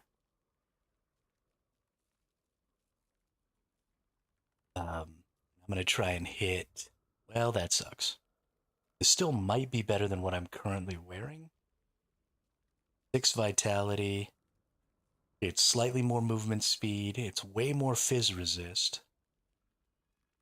How's my poison resist? So it'll drop my poison resist a little, but it'll cap my fizz. Increase my movement speed. And probably drop my health a little. Let's see. I'm at 1693. Nope. Health goes up because vitality's OP. Okay. Yeah, that's a small upgrade. Not a huge upgrade, but it caps another resistance. And bonus health. That's what it's all about here. Incremental upgrades. A little bit more health, so you can go murk some more enemies. I didn't realize how important vitality was going to be. I didn't quite know.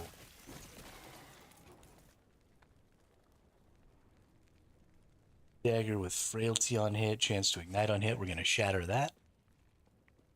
I didn't realize how much HP I was going to get from vitality. So we are going to be a little more active about getting vitality. Look at me just heal right through that. That's a really damaging move there. That's normally pretty scary. We just healed right through it like it wasn't even nothing. Even though I don't understand anything, I'll just pretend.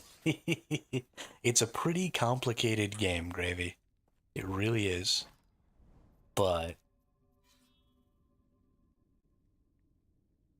and I'm moving pretty fast through it. Like, we're in a race to try and get to the end game and kill the bosses. Actually, I can probably fight the boss. I'm probably wasting time here. So I'm not stopping for nearly as long as is possible, right? Because you can take as long as you want on those screens. You can open up that Forge screen, and you can stare at it for 3 hours. You don't have to go fast. You don't have to just be slamming buttons. I cannot do that.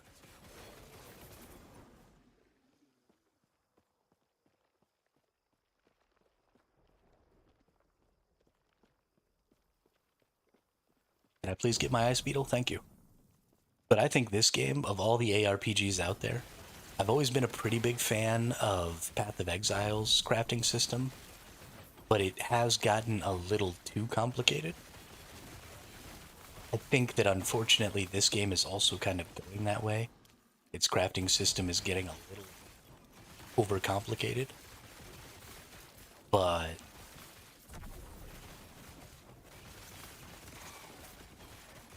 it's probably the best ARPG crafting system I've seen. Yeah, so this update for this game was supposed to come out at the same time that the previous PoE 2 update came out. And PoE 2, PoE 2 pushed its update to be the same time as this Last Epoch update. And so Last Epoch pushed their Season 2 update back like 2.5 weeks or 3 weeks so that they could get a little separation from PoE 2. And then PoE 2 just like totally shit the bed with their update. So they were like trying to bully Last Epoch and then dropped kind of a broken patch. And everybody was like, if it was broken, why did you take Last Epoch's slot and compete with them? Why didn't you just cook for a couple more weeks, right? Let Last Epoch have its thing. And then, do your drop after. And then everybody would have just been happy. But, you tried to throw your weight around because you're the senior game in the scene. And, you pooched it. And that's not fun. That's not fun for anyone. Okay, I healed right through that. I couldn't get away because this enemy was in too tight of a spot. So I wasn't able to get away from that enemy's attack. And then I just healed right through it, so it didn't even matter. That was awesome. I think I've been underestimating how much healing I have. I think I might be invincible. I think that might be a thing.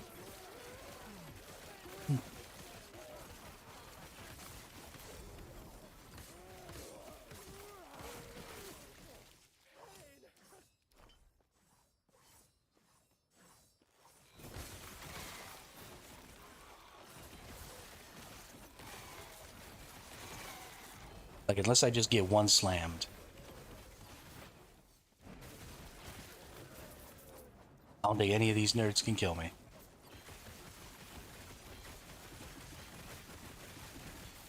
The healing.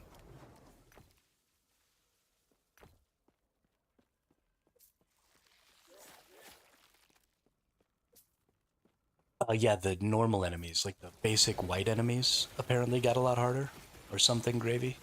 They ended up nerfing them by like 75% of their hit points. That's just a huge oversight. The other thing that I'm really happy with Last Epoch about is Path of Exile always has a really hard time um, when they have patch days. Usually the patch day, it's really broken. I don't know about PoE 2 because I haven't played it. I'm waiting for the 1.0 release. Because the end game loop of Path of Exile 2 is apparently really fun. And the building, making your builds and stuff is really fun. So it's going to end up being a really good game at its 1.0 launch, but it's going to be free to play. And that's going to be a big thing that it has over Last Epoch. And I honestly think that Last Epoch might need to go ahead and make itself free to play. Because right now, it's better than Path of Exile 2 by a significant margin. And I would even say it's definitely better than Path of Exile 1, which isn't really getting any support because of PoE 2. So, like, this is the game right now. And they do the same kind of cosmetic thing that Path of Exile does. So I honestly think if they just went ahead and said, hey, fuck it, let's make it free to play. They'd get a lot of people in, they'd get a lot of people buying cosmetics, and they probably do pretty well. They'd have a much larger player base. And I wouldn't be 600 and something, I'd be 6,000 and something in the ladder. Although there are probably, what is going on? I got trapped by something? Ooh, something went wrong there.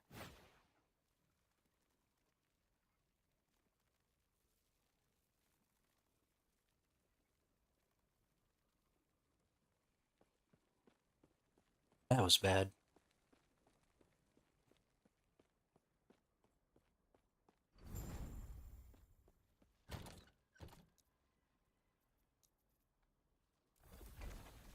Okay, do I have any cool things? Ooh, multiple nemesis as you scale a tower. Let's do that. That was the other one that I thought I put in here already.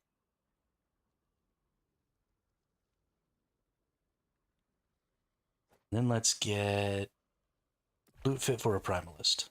Or for a sentinel. Yeah.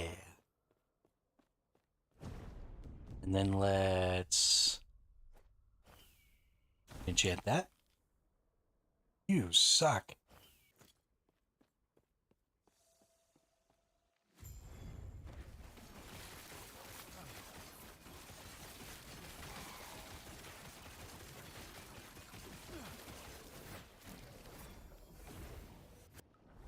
Okay, I'm excited to see what this go up the tower thing is all about.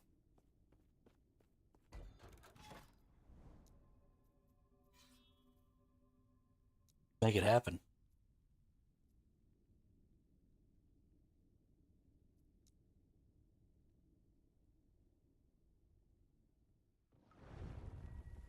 Right, so we got a nemesis.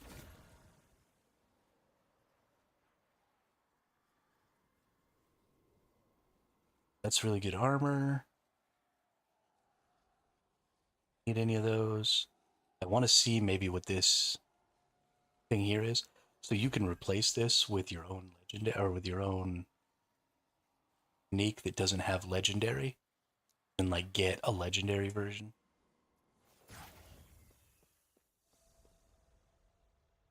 That guy didn't have anything we wanted. Healing hands we're not using. We don't want any of this stuff. Goodness.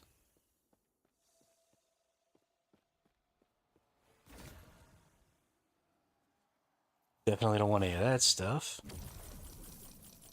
Ooh, nice. Shrine of Wealth. Stunning shrine.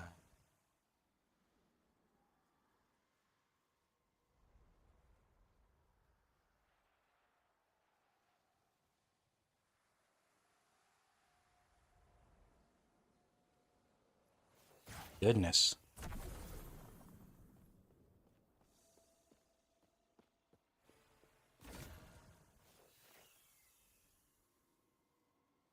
Melee damage, devouring orb.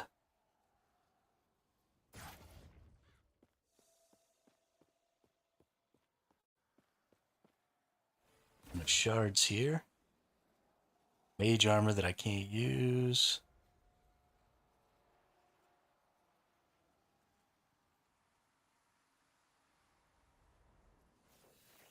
Don't need any of that. Let's get some shards. I imagine that this Nemesis thing is probably better. Oh, I wonder if this guy has stuff based on what you did down in the tower. I'd be willing to bet that's probably true. This guy probably gets pretty hard. Sometimes we're maintaining just over 100 ignites here. Pretty decent. Takes us a little bit of time to kill things. We do need to increase the power of our ignite. Ooh. That was close. Holy crap.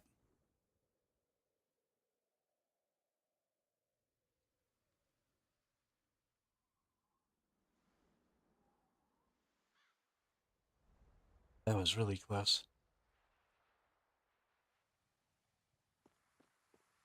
Pooped my pants just a little bit there.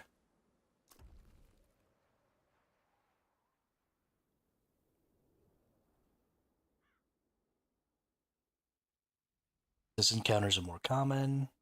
When a Nemesis escapes through a portal after being empowered, it drops exalted weapons that can be upgraded if you kill a Harbinger.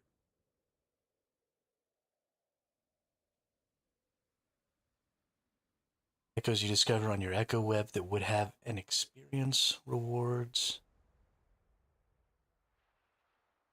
Okay, so homes and cemeteries in your echoes have a chance to include possessed Nemesis. Yeah, so we're going all in on Nemesis here. Nemesis and loot lizards, baby. That's all I care about.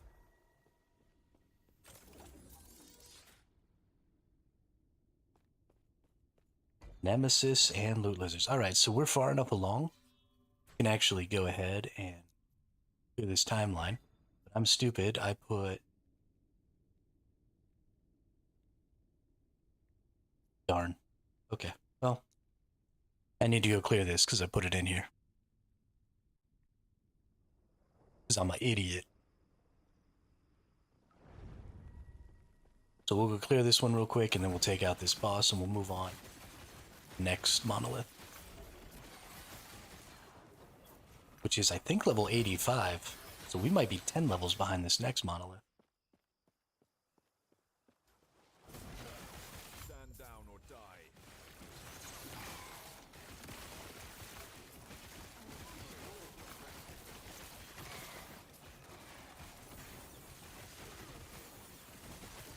Ooh, get my level 20 skill upgrades here. That's hella nice.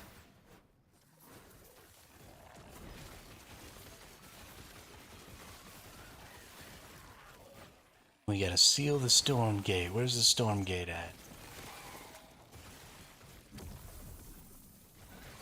Oh, trying to loot lizards. So many loot lizards.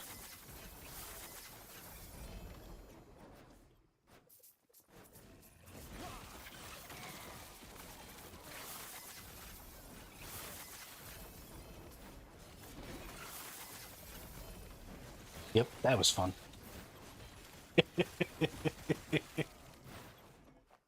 That was the most fun. Oh my goodness, gotta go back and get all this loot. Don't need that, don't need that. Definitely don't need that. Alright. Don't need Blood of the Exile boots. Don't need a one-handed axe. Here we go. Don't need a two-handed spear. Don't need that. Ooh. Right, let's see. Mana, vitality, health. Don't need the mana, but vitality, health, potentially something else. I might be able to make a good go of that.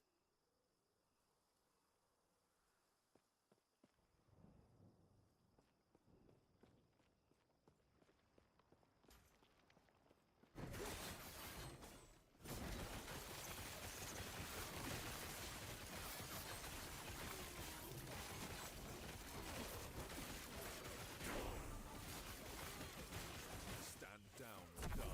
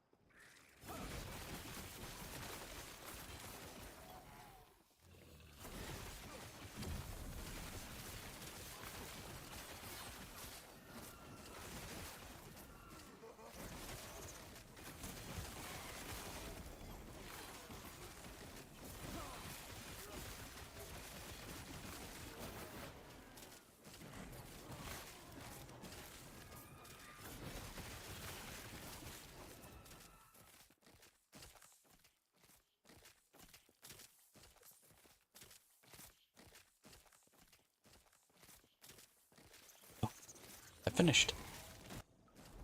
We're level 76 now? We are level 76 now. More Ignite Chance. And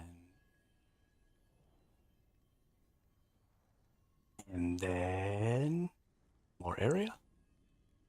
Or do we take the reduction to my elemental resist and reduce the channel cost? I don't think I'm costing anything in my channel, so I don't think I need to do that. So let's just get some AoE.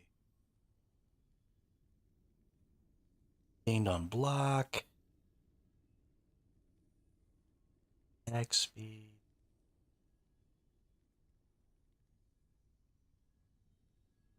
Gained on block. That's kind of another level of defense there. Maybe we should rock a little ward gained on block. I don't use a lot of ward. I feel like that's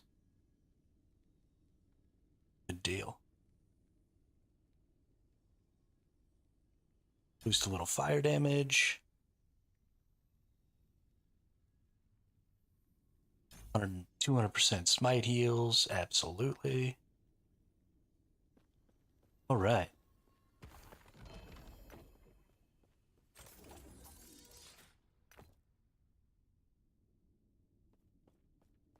And then we want to try crafting this a little. Don't want health regeneration. Chaos it. Armor. Better than nothing.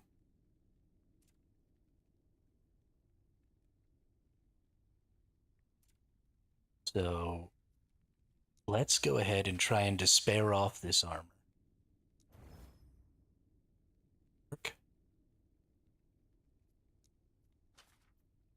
Let's pump this vitality.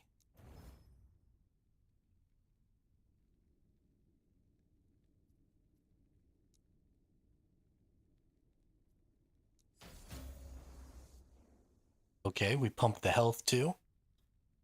That's great.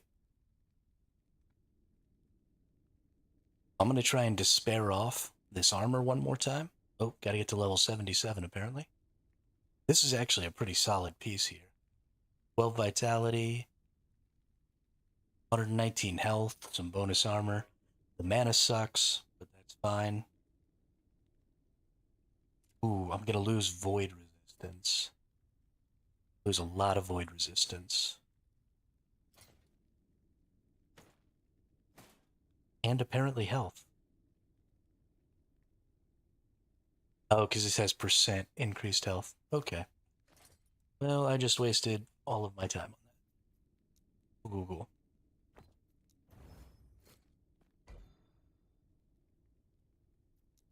All right.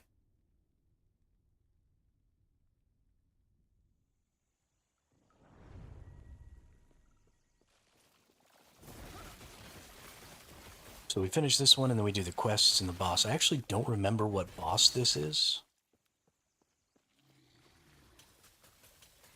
So that's cool. Just gonna run into this boss fight blind a little here. Or die. Think I can kill it no matter what. The boss fights mechanics mostly aren't that terrible. Once I see the boss, I'll probably remember the mechanic. Oh, Stand down or die.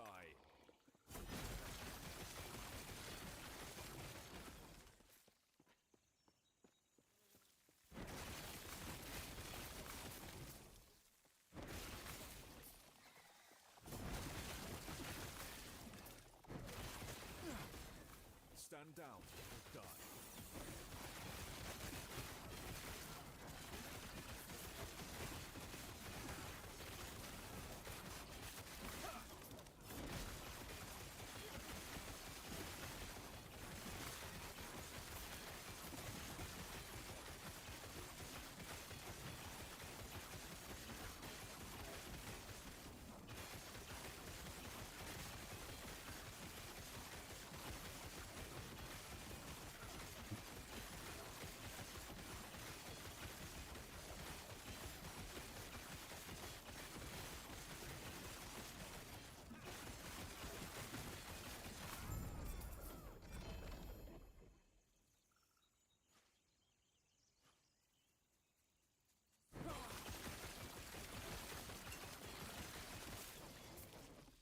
%20 increased mana. Definitely don't need that. Health gained on hit. Lightning damage. Not really good. Alright. Cleared that one. So now we get Sentinel stuff.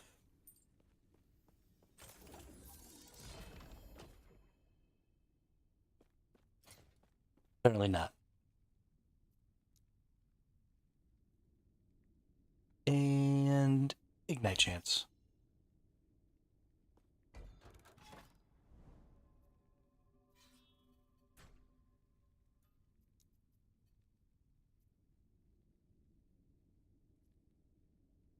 Ending the Storm.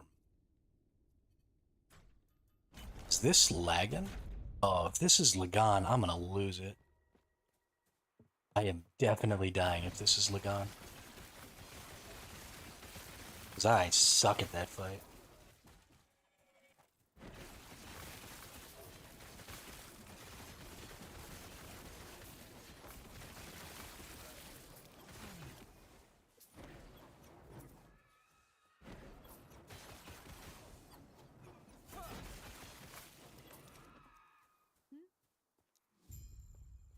Okay, protect these people from the random merfolk. Attack them. I cannot do that.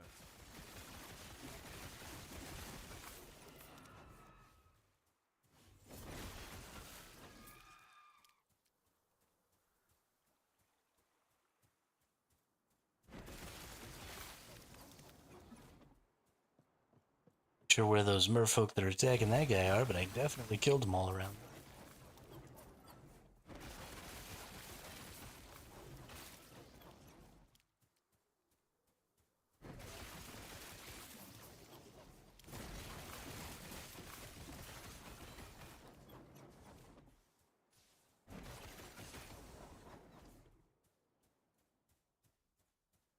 Mm-hmm.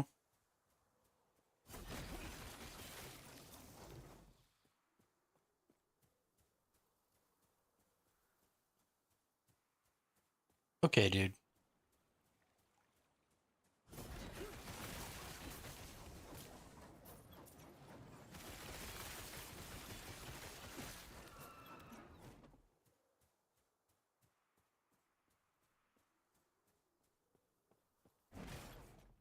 Like, what kind of a joke is this, dude?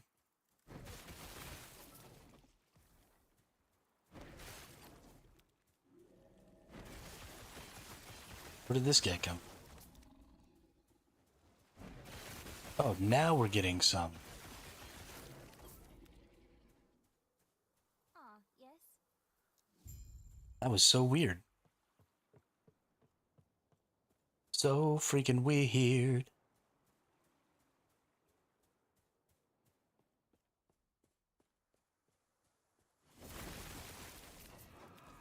Did I just not get close enough before? Must not have gotten close enough before. Range.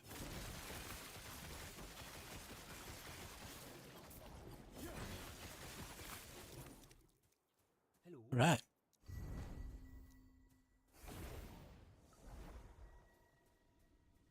One mission down.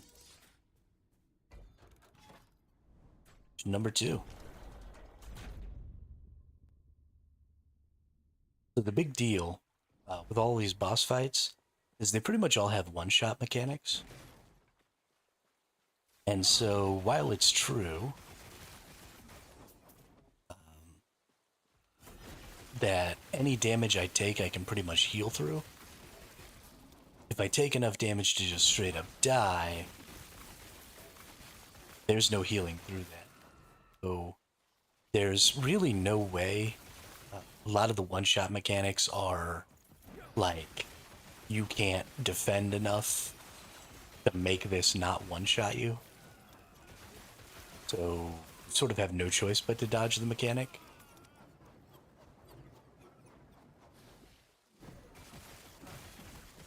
No, become a paladin, died at level 97.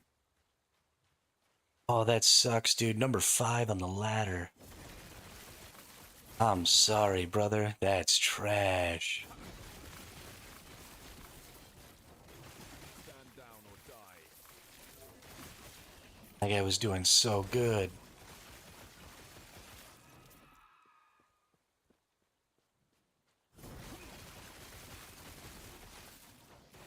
And he's a fellow pally.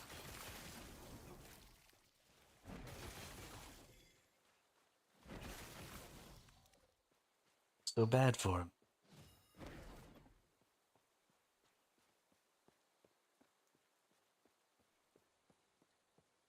Okay, we're like gathering up moon fragments over here.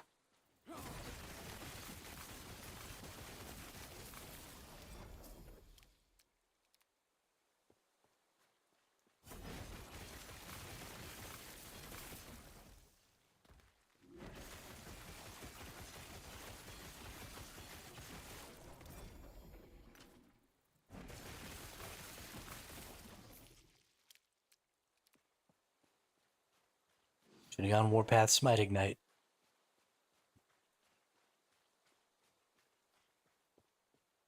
Then you wouldn't be dead. That's not true. I'm not even going to make it to level 97. I can almost guarantee it. It's like another 20 levels. Ew.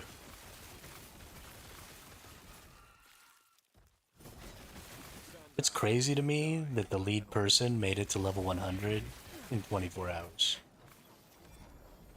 I don't think they quit playing for 24 hours.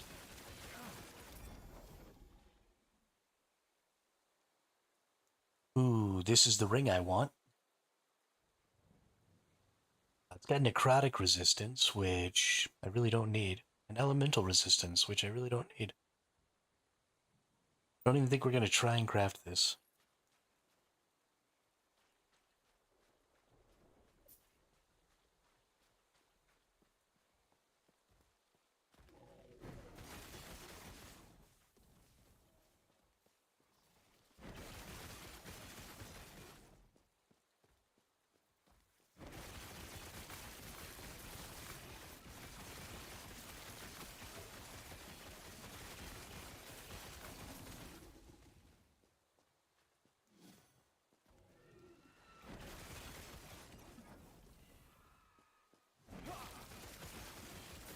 I think I kind of missed probably a good path to do this quickly. think I kind of missed it, but I'm pretty sure I'm about to fight lag. Stand down or die. So sad about that.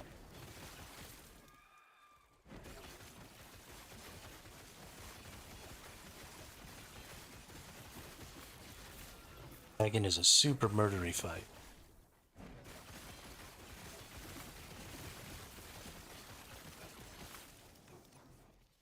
Think I'll probably be good. I'm not 100% on it.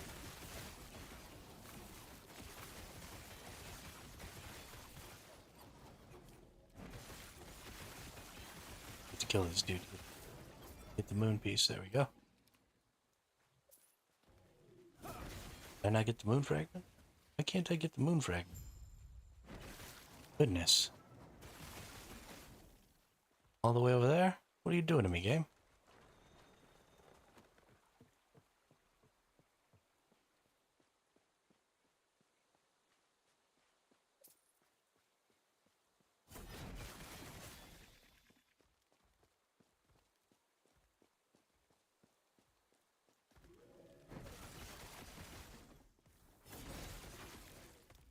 Nuked. I cannot do that. So many nuked enemies.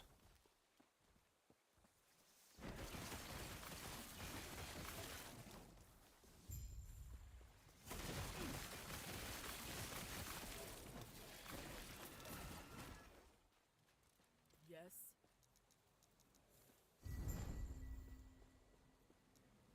Right, cleared it. Yo. Who's the boss? Eye of the Storm. In this timeline, Lagan is attacked by Ryla's forces and driven to unleash a storm on the coast to destroy his enemies, but also his own people in the process. Slay Lagan to end the storm.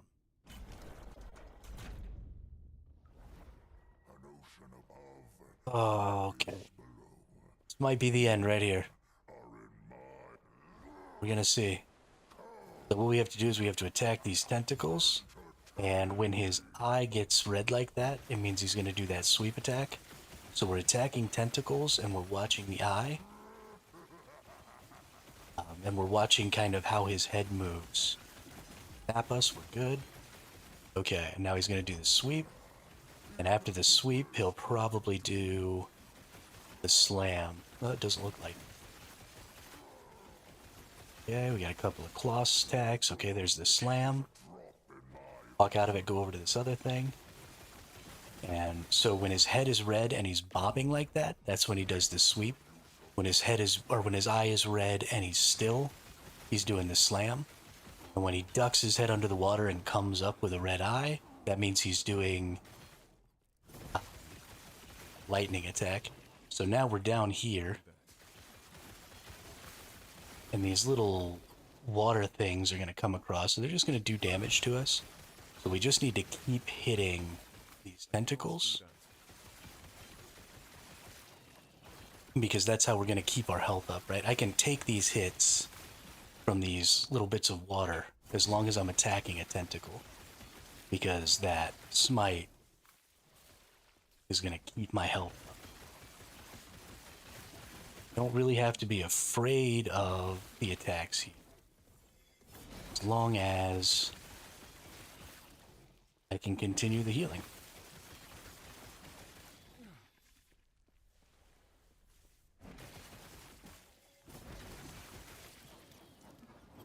I cannot do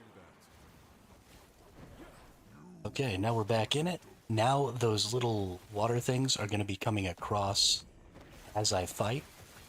So again, I can heal through those, but I can't heal through those and take Lagan's big mechanic attack. So he's going to zap us with the lightning, we're good. So I have to be keeping an eye on that eye. Okay, he's doing the sweep. Come over here to this one. As long as I'm on top of this thing, DPSing, I'm safe from pretty much all of his damage, because I can just heal. Okay, doing the sweep.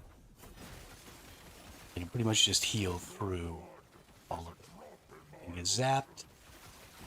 Good. Good. Sweep. Ooh, he almost clipped me there. Doing the big slam, but I'm out of it. All right. We got last 25% health here. Keep DPSing, keep healing, keep DPSing. Gonna take that lightning. Doing the sweep. Keep DPSing, keep DPSing. Doing the big slam.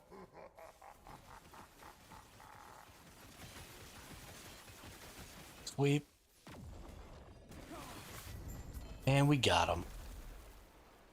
And we freaking got him. Increase health regen.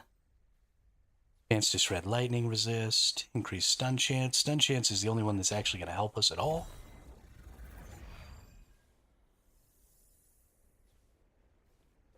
That's what I'm talking about right there, ladies and gentlemen. Feels so good about that fight. All right, now we carry on to the next area here, which is going to be the Reign of Dragons, which is a level 85 zone. I'm in level 76. Now, I should be able to take this out. Should be able to just go right through it, pass some levels, and get through this just fine. Shouldn't be an issue. So we'll see. We're going to see how the Reign of Dragons goes. Hopefully, I don't just get murked right here in the first one. That would be awful. But I really need some more HP now.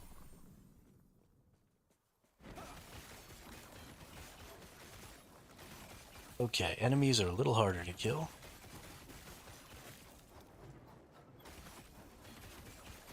Only slightly.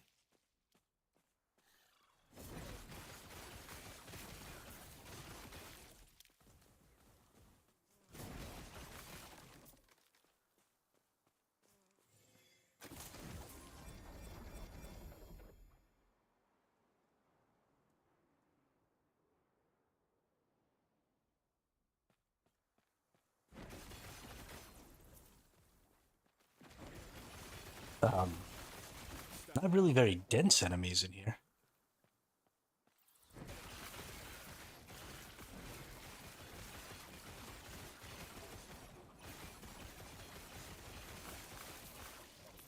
You know what? Before I get too far into this, message, Discord. Sure.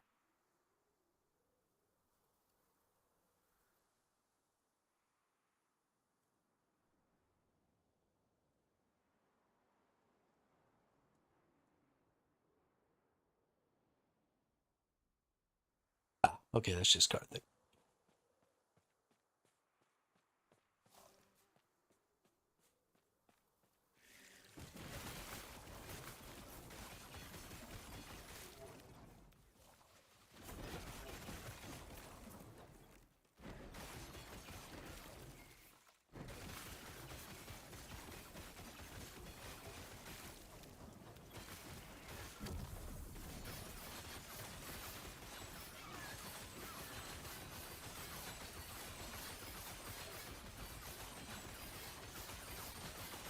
Oh yeah, I can just eat that fire spin. That's great.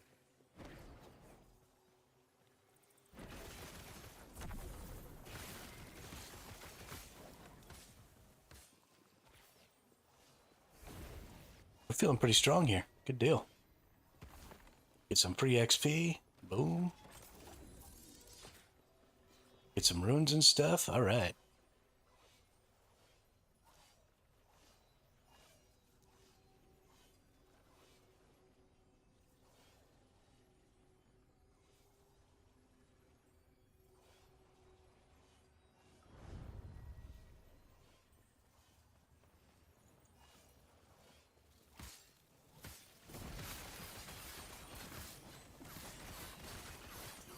Those Dominion guys, all that fire stuff they put down can really start to cause a problem if you're not careful. Too many of them in there.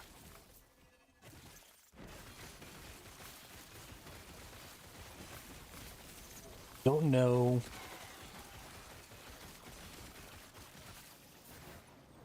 I don't know if I want to go do this Weaver stuff. Ooh, big hit there. I actually think I don't want to go do the Weaver stuff now. I've lost some of my level advantage.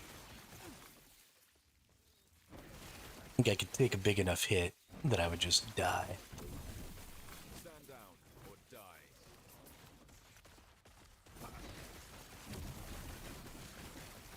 And that'd be bad, so we're just gonna beat these.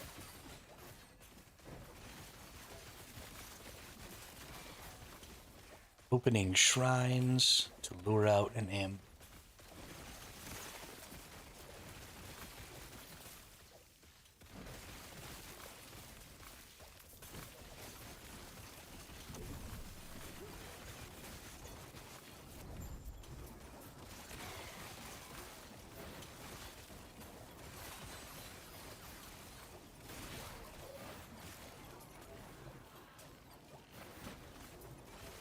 Stand down or die.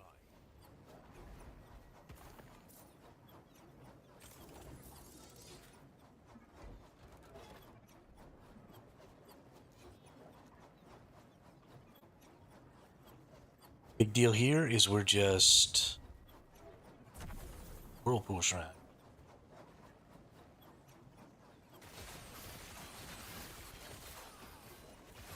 We're just beating these things as fast as possible so we can go for the boss. I think this dragon boss is pretty easy. If I recall correctly, boss it is. Slay enemies, locate the unstable rifts. Okay.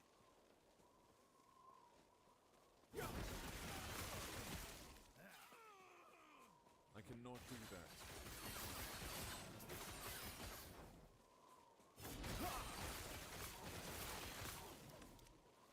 Stable rifts.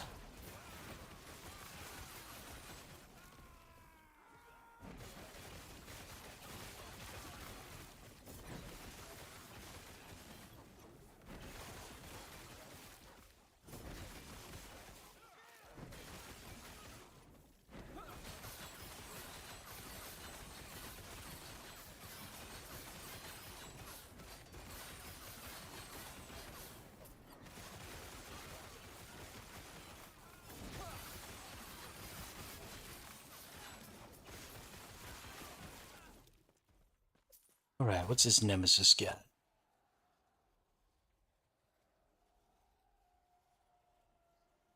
Nothing I want there, nothing I want there. Banish that.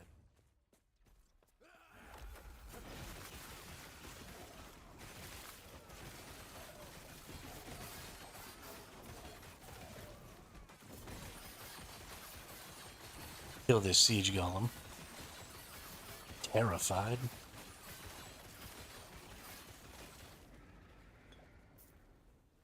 Doesn't actually seem like I need to be terrified.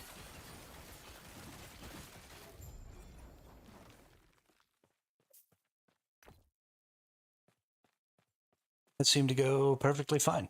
In fact.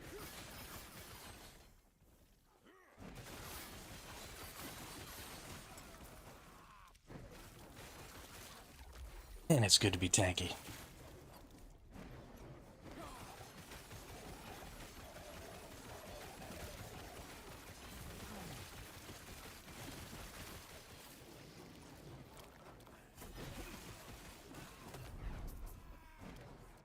Alright, zone conquered.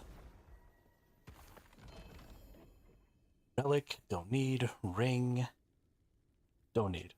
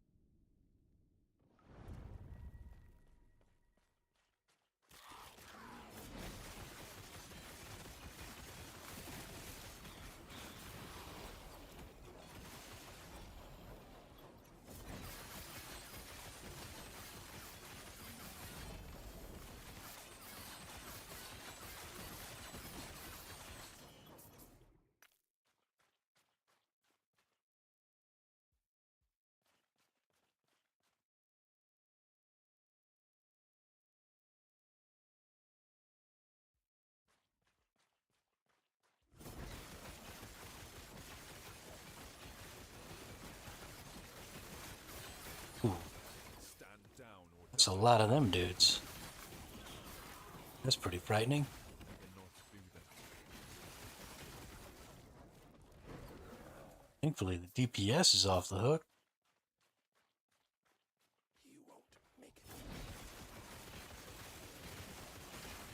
Stand down or die.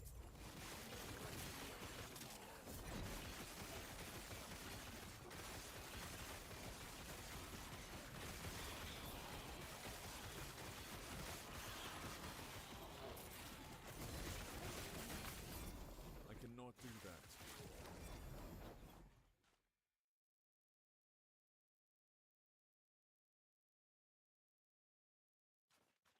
Black.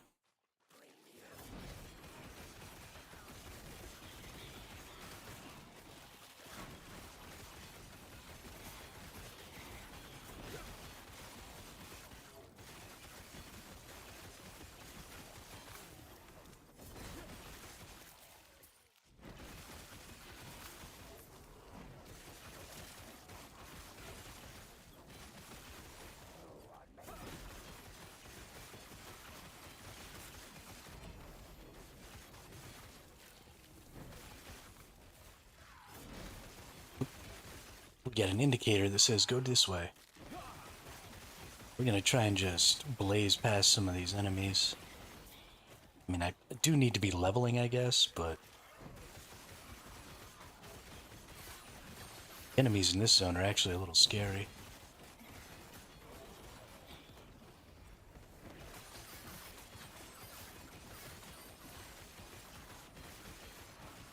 I guess probably means I shouldn't be blazing past them, and I should just be killing them. That actually seems a little bit. Scary enemies, don't run away from them and drag more scary enemies. That seems smart. Let's do it that way. Stand down or die. Take it nice and slow. And kill the guys. Kill all the enemies around here before we worry about triggering that beacon. And then that beacon's just gonna show us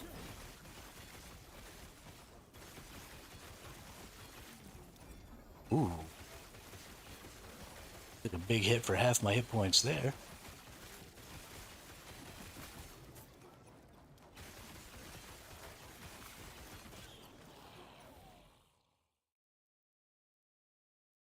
Sometimes those damages just come out of nowhere, man. Like I'm just chilling, I'm just chilling, I'm just chilling. Bam, where'd all my hit points go?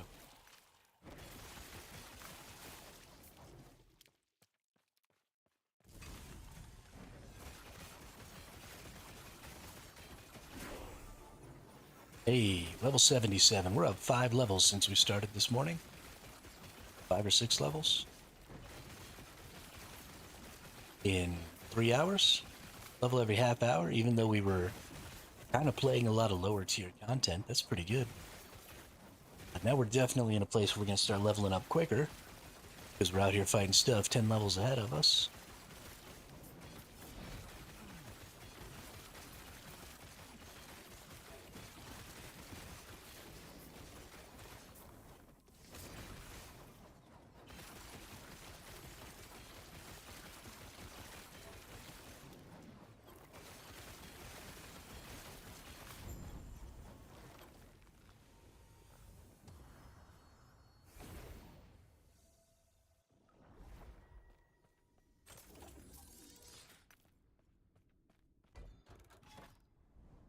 Alright, what kind of stuff we got?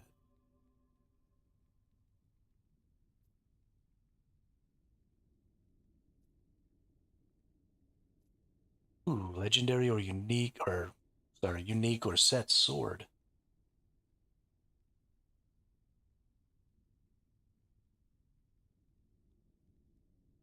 Let's go ahead and head that way.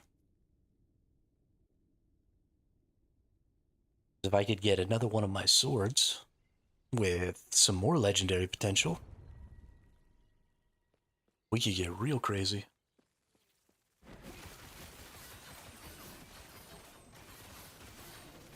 Ooh, it's a bunch of these gold elementals. So we got to be careful here. They hit really hard. And if they all hit me really hard at the same time, because there's too many of them, then I could really end up getting dead pretty quick.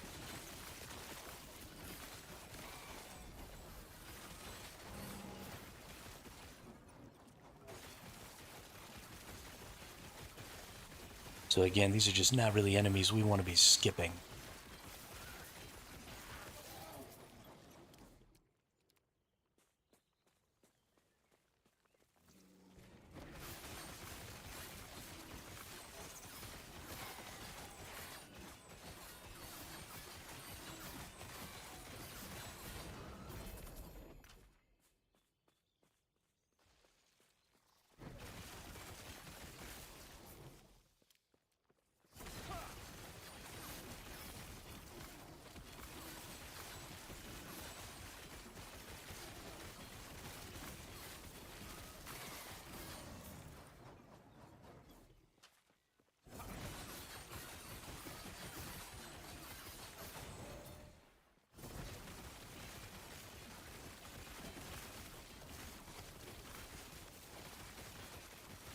Stand down or die.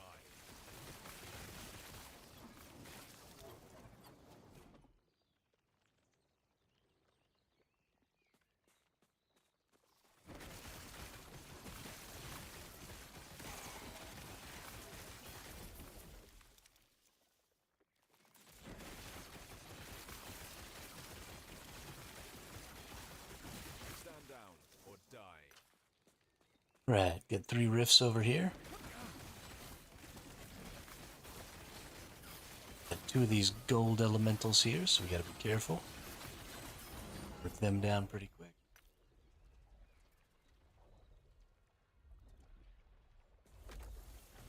Okay.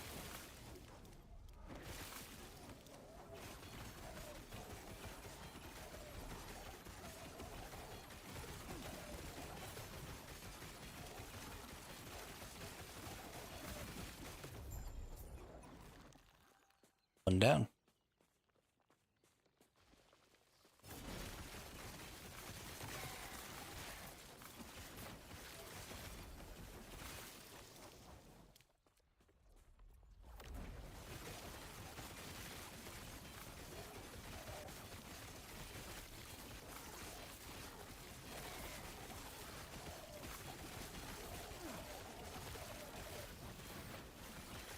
Do do do do do do do do do do do do do do do do do do do. Everybody die. You need to freaking die. Strike avoidance. No thank you. No thank you. No thank you.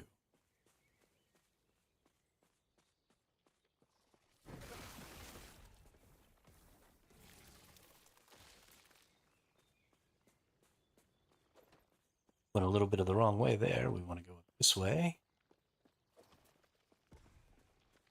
Ooh, nice. Little chesty here.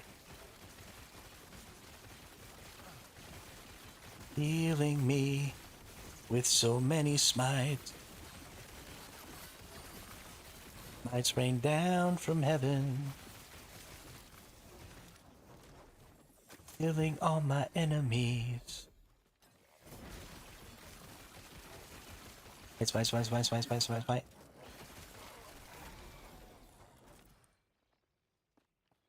Here. Let's see. Bow, turquoise ring.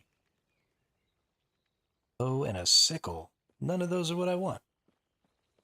You have that though.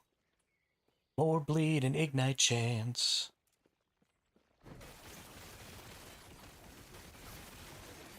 Ooh. Ooh. Oh, we got a matron.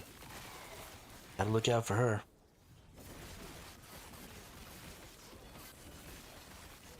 Diamond matron that I was just standing in her big AoE bomb.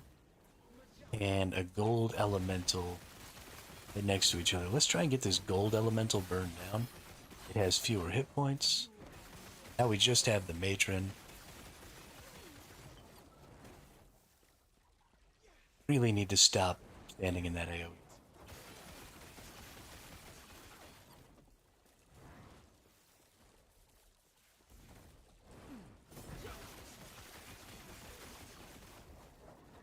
Really needs to stop dumping that AO. Can you just not?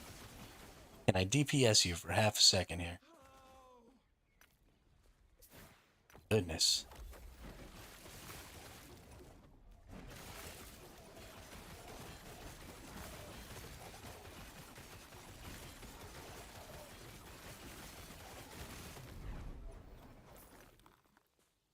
Hey, Echo conquered. Ooh, and we got our nemesis right over here.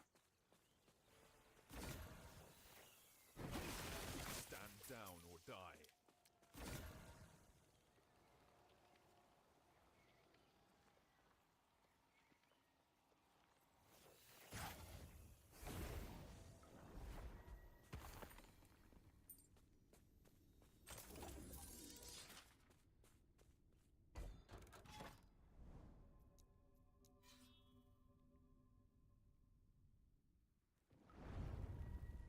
Really need a new helmet too. Gonna get some rare helmets here. Maybe I'll get a good rare helmet.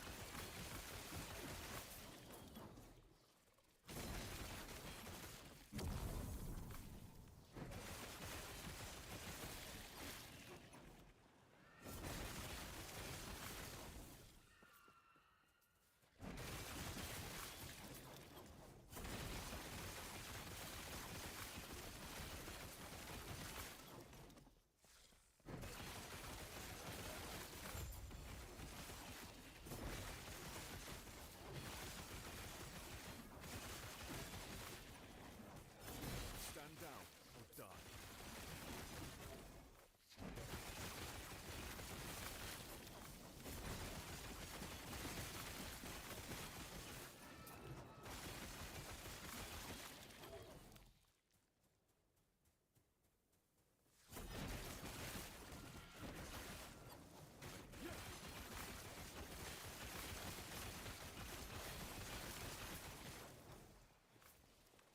I cannot do that.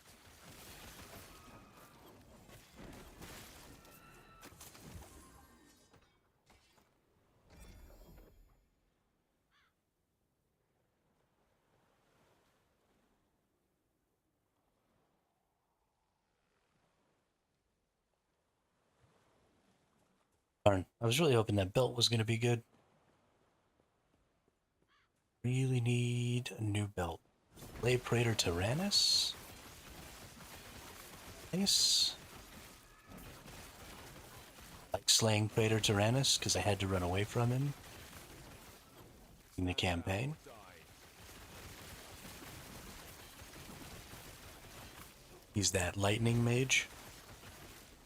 I can pretty much just beat his ass now. Shrine of Worship. Ooh, lots of idols. Nice.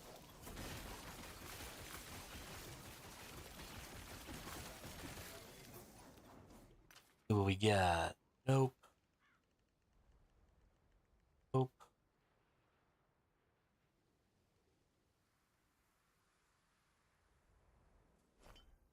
Yep. That's a really shitty one, but...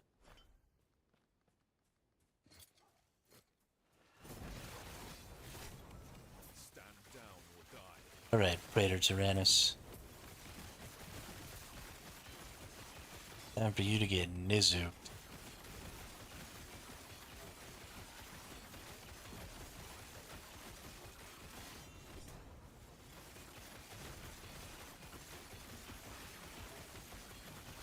Nuked.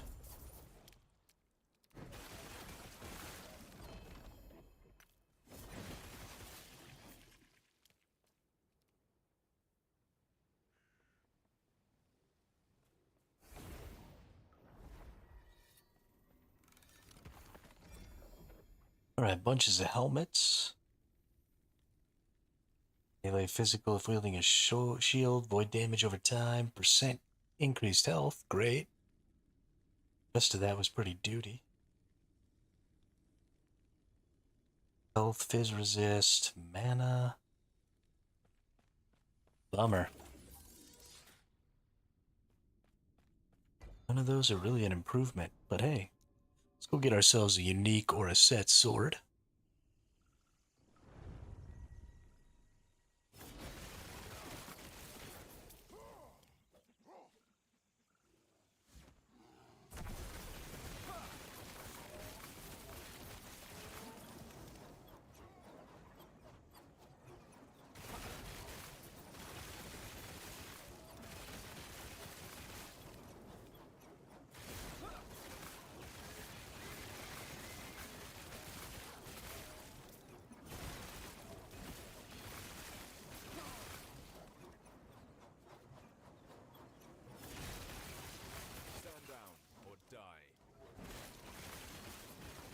Find rune prisons.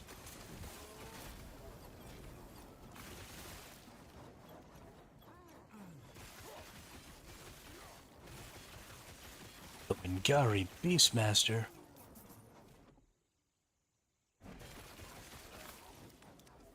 Night Shield. Chance to slow attackers, no. Physical damage, no. No. No. Come on.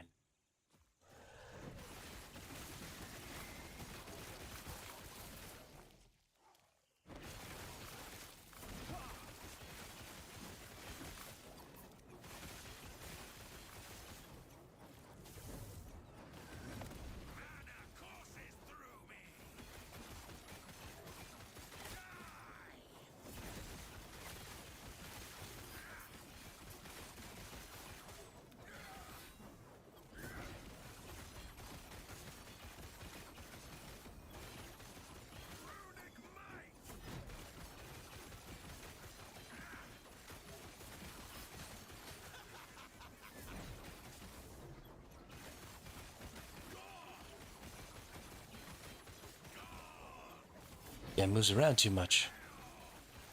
Hard to keep these ignites on.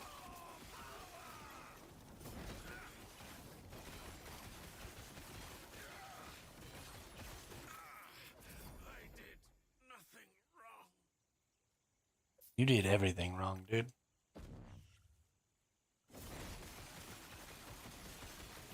It's a champion rat. Scritter.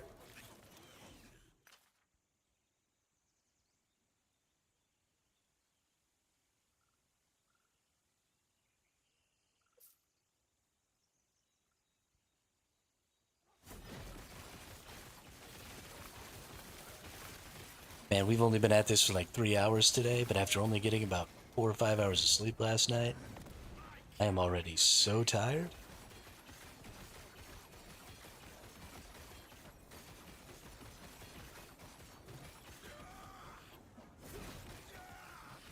Yeah, even in this higher level, I can still kind of eat that, which is pretty nice.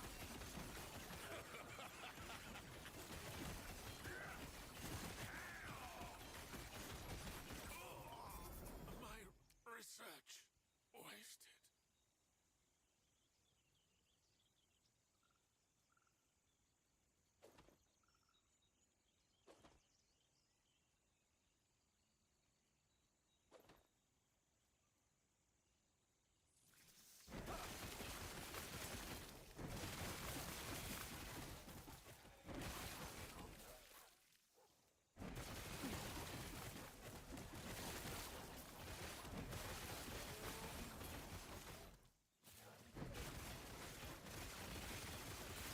Stand down or die.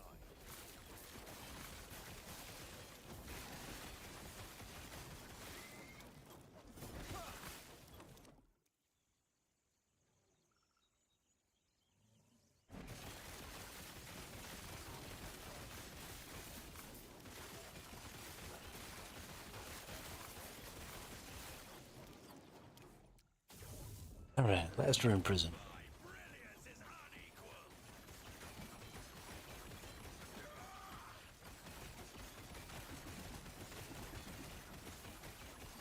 Hey, we just hit 150 ignites on this dude.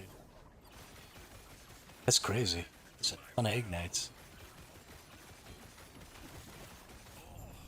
They would cage us all.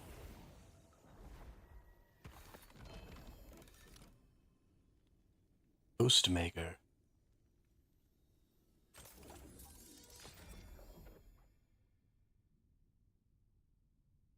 Ooh, bummer.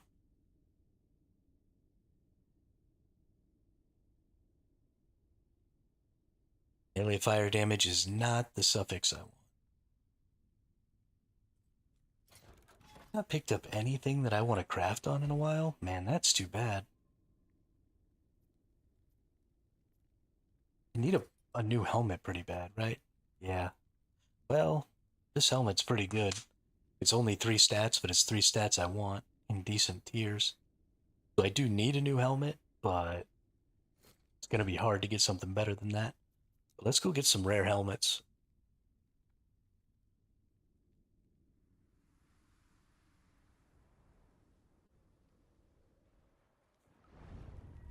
Ooh, nice. My nemesis is right here next to me.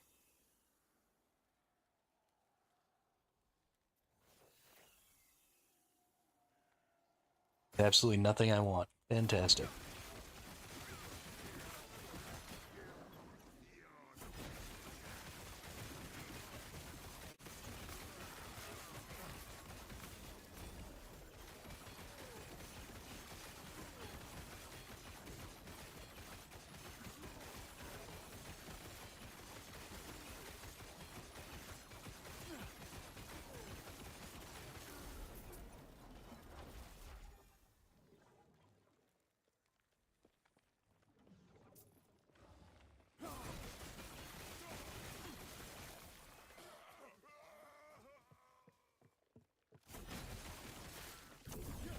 Ooh, experience shrine. Nice.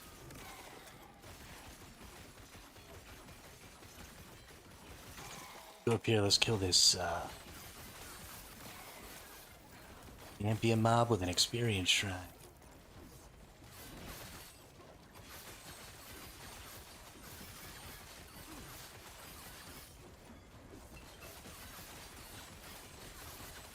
Had a little off target there and I wasn't hitting, so I wasn't healing. Almost biffed it. Ooh, lizard!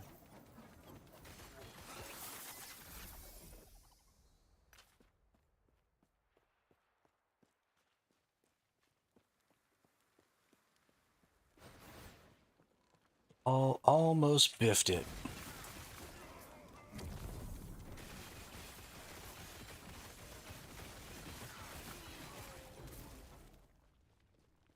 It's crazy how quick you can go from doing just fine to oh fuck, oh fuck, oh fuck.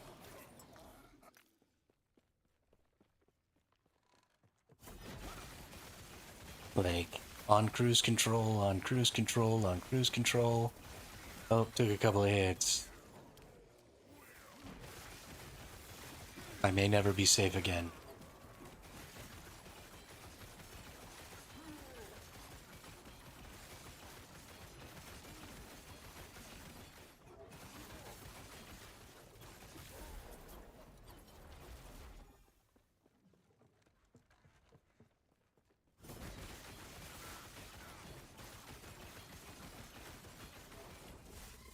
Ooh.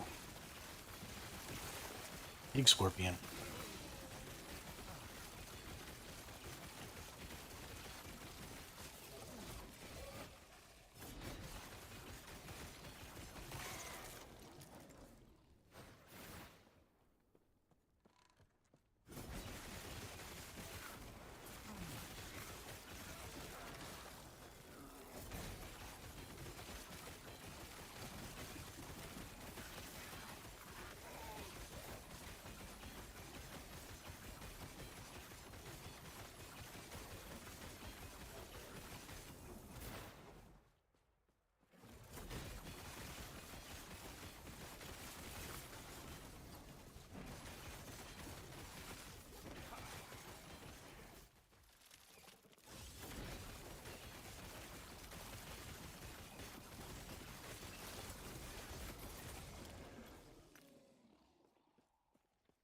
Oh my goodness. So many enemies to kill.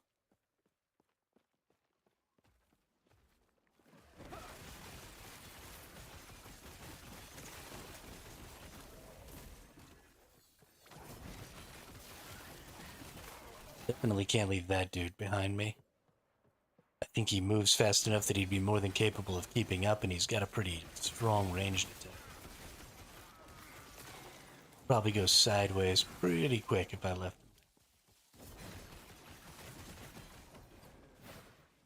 I cannot do that. Surprised I haven't gotten my cocooned item yet.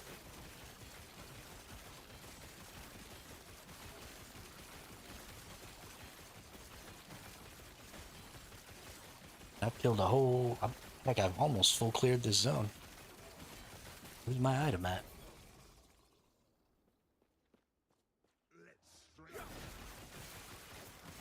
Oh, it's gonna make me go down into the Weaver area.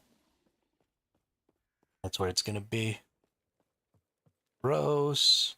I'm afraid. Nope. There it is. Nice. Get an unidentified two-handed sword. Peek, and then we right-click and identify it.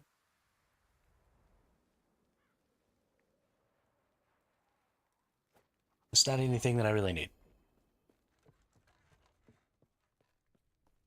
Alright, back out. Helm. Manifest armor is not a skill I'm using. Hands is not a skill I'm using. Vitality, attunement, lightning resist.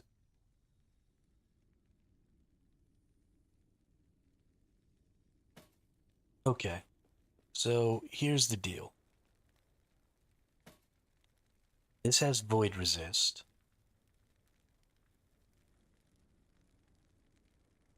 Which I'm gonna need when I replace this. It has health. Don't have, darn it. One of the things I need to re-roll these.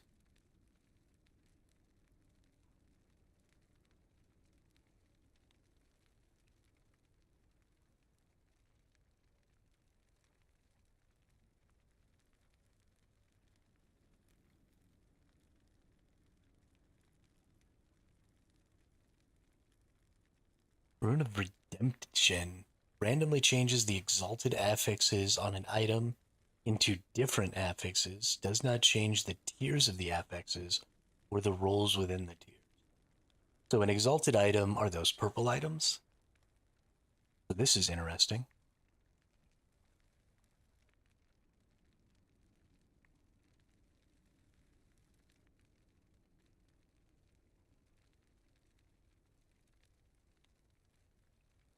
I think we just shatter this. That was almost something that I wanted to try a little craft. Not quite. So what I should probably start doing is doing things like getting my helmets, getting body armors, getting stuff like that. Because I really need to start upgrading those, so I need some crafting bases. They're not going to be great crafting bases because we're still relatively low tier here. But let's start looking, instead of getting shards and stuff, which is primarily what we've been focusing on, we have quite a few shards. So let's start focusing. Picking up some bases, do a little crafting. Try and get those incremental upgrades going on.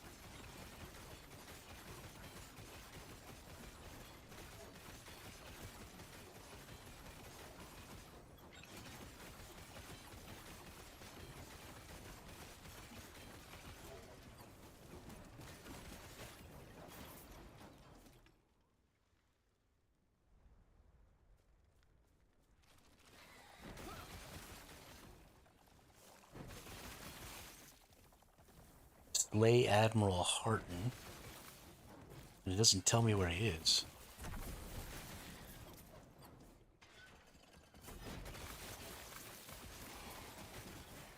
This way.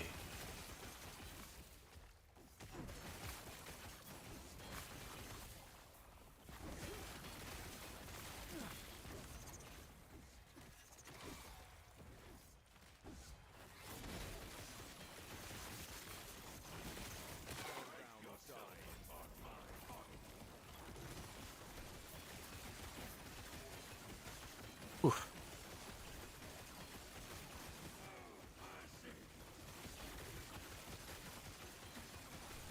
Hey, buddy.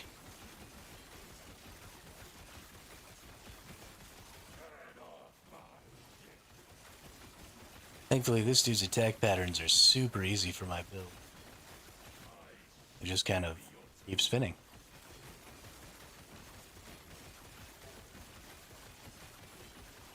Nice tight little circles.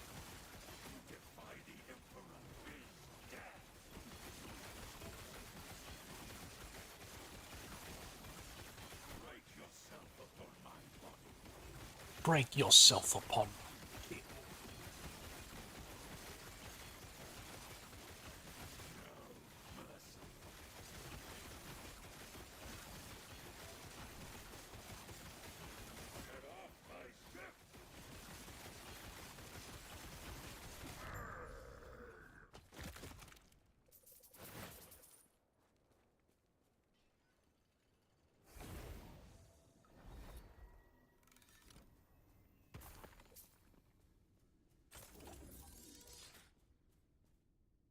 I want to see if the ladder's updated.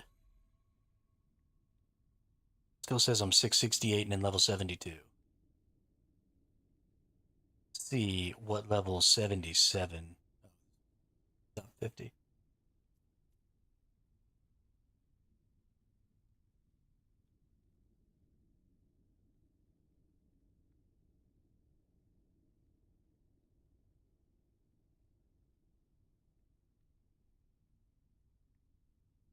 Bummer.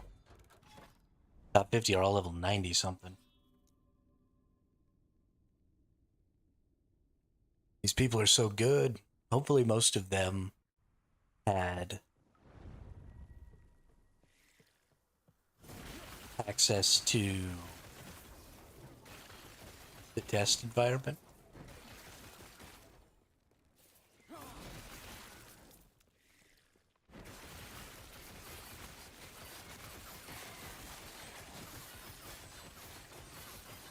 Although they're going to have a pretty difficult time enforcing that. Because if you wanted to participate and you had access to the test environment, you could just get a new Steam account, play the game again, and go after it. I guess if a brand new account wins the race, you could maybe say, okay, that's a little sus. But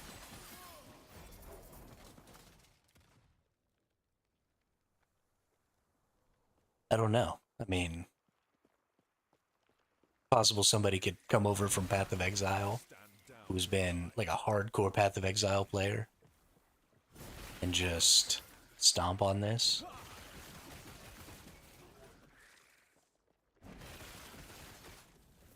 I don't know.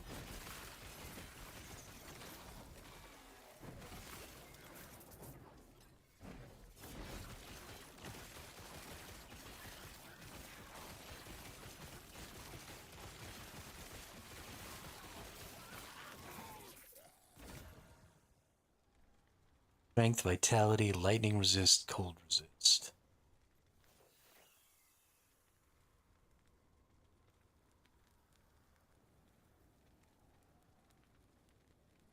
Don't want any of that either.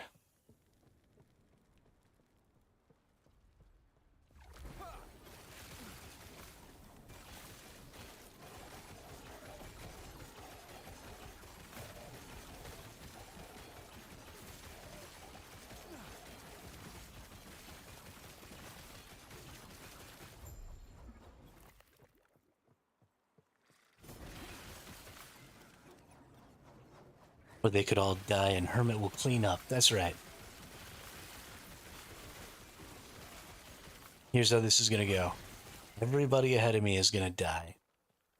Then I'm going to get the first kill. Then I'm going to make a new character and get the second kill. Then I'm going to make a new character and get the third kill.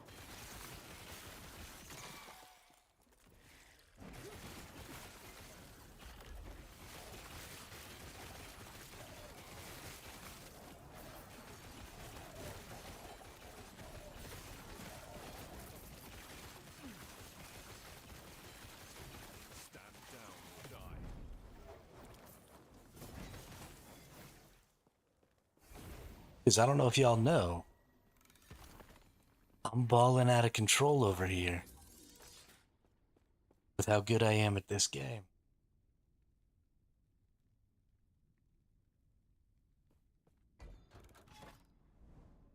I don't need an axe, but I probably do need some body armors, so let's go through the axe. Get a body armor. I think this might be the highest level hardcore character I've ever had in my entire life. This game is much harder now than it was when I played it previously. So regardless of what happens, I'm very proud of myself.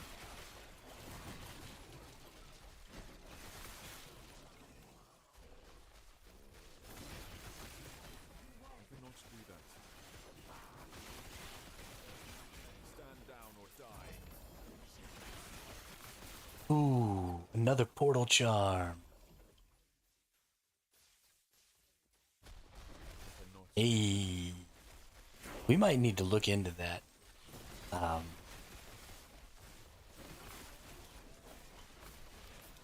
Yes, I don't have a good enough tier 7 stat. It's not quite time to look into that, but I really need to keep my eyes open for like a chance to ignite or a fire.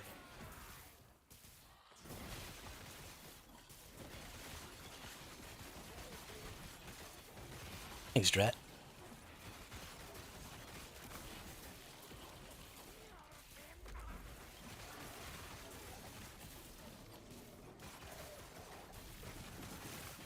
It's nice to feel like I'm in the top, like 10-ish% of players in a game. I figure there's at least 6,000 people playing this hardcore thing right now. So to be in the top 600 and something of the ladder, pretty nice. I'm not the top 10% of very many games, or any games for that matter.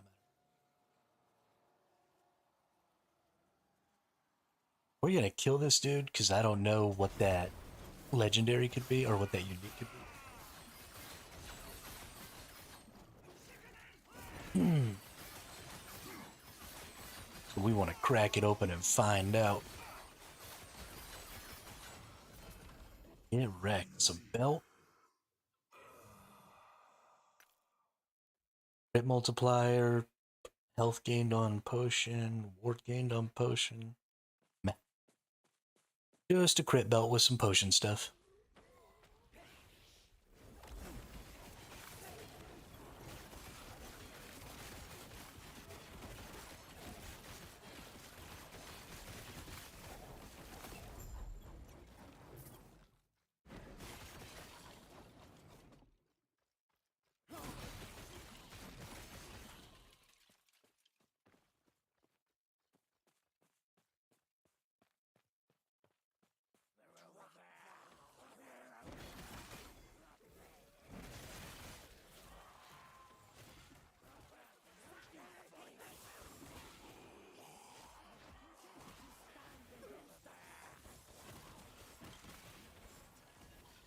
I'm just leaving some mites in my wake.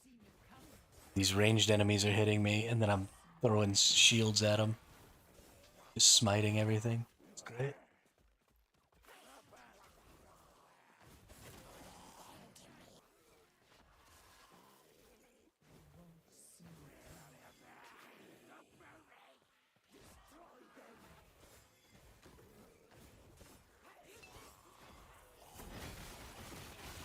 Maybe got a little too squirrely. I started losing some actual health.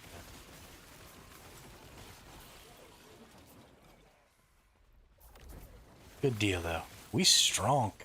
God, we strong. I mean, I know we're still doing pretty mid-tier content. We strong.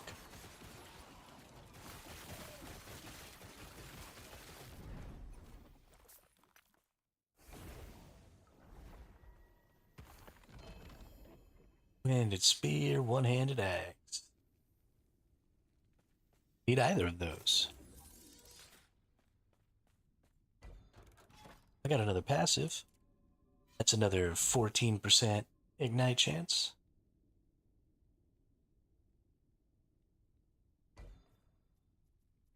Alright, let's go get a body armor. I really want to replace this body armor with percent health plus health. It's going to be pretty difficult. Right, that percent health is tier 5 and it's sealed. which is insane.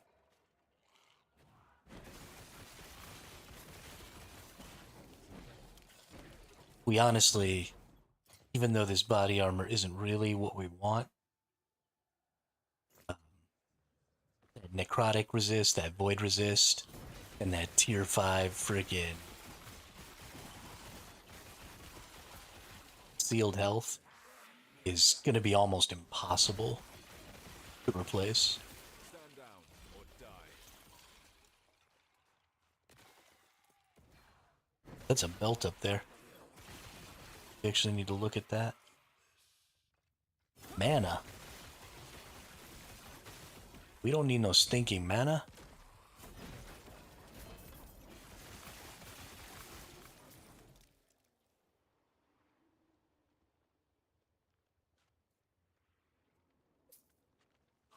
Okay, looks like doing rune prison.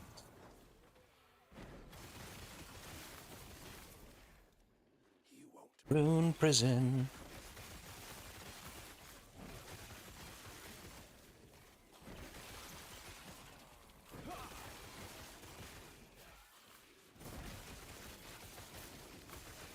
Yeah, this is just kind of how the end game goes.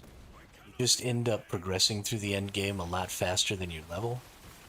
And your power in the end game tends to be quite a bit more about your gear than it is about your actual level.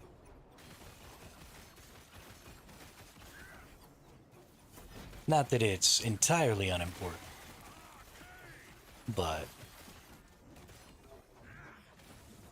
you know, your level determines like how many tiers all of the stats on your equipment can have and stuff like that.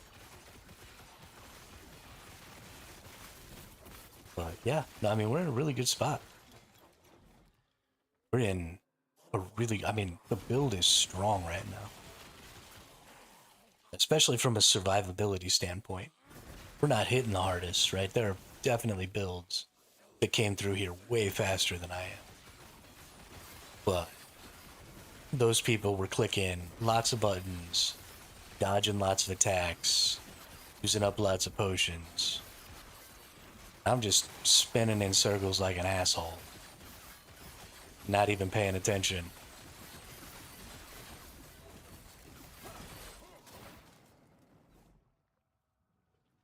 Scale charm. Used when entering a dungeon greatly increases the number of loot lizards. Fuck yeah. Loot lizards.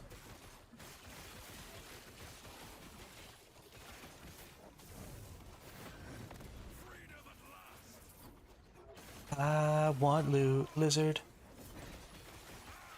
I want loot lizard.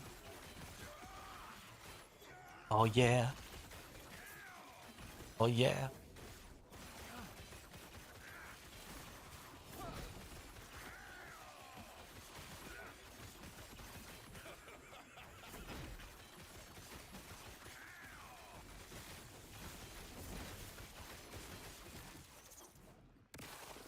Okay.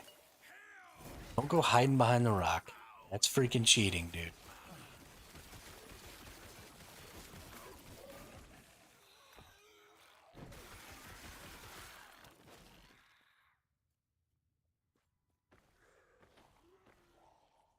See that? He hid behind that rock and then he hit me and took away like a third of my hit points. Couldn't heal. Because he was too far away to hit. It's definitely a concern with a build that's as up-close melee as this build is. I mean, I gotta be standing... This is not a very wide area. My warpath. You gotta be standing all up inside of somebody. Hit them. Stand down or die. Freedom at last. And basically all of my defensive layers are tied to standing all up inside of enemies hitting them. Health on block, health on hit, leech, armor every time I block.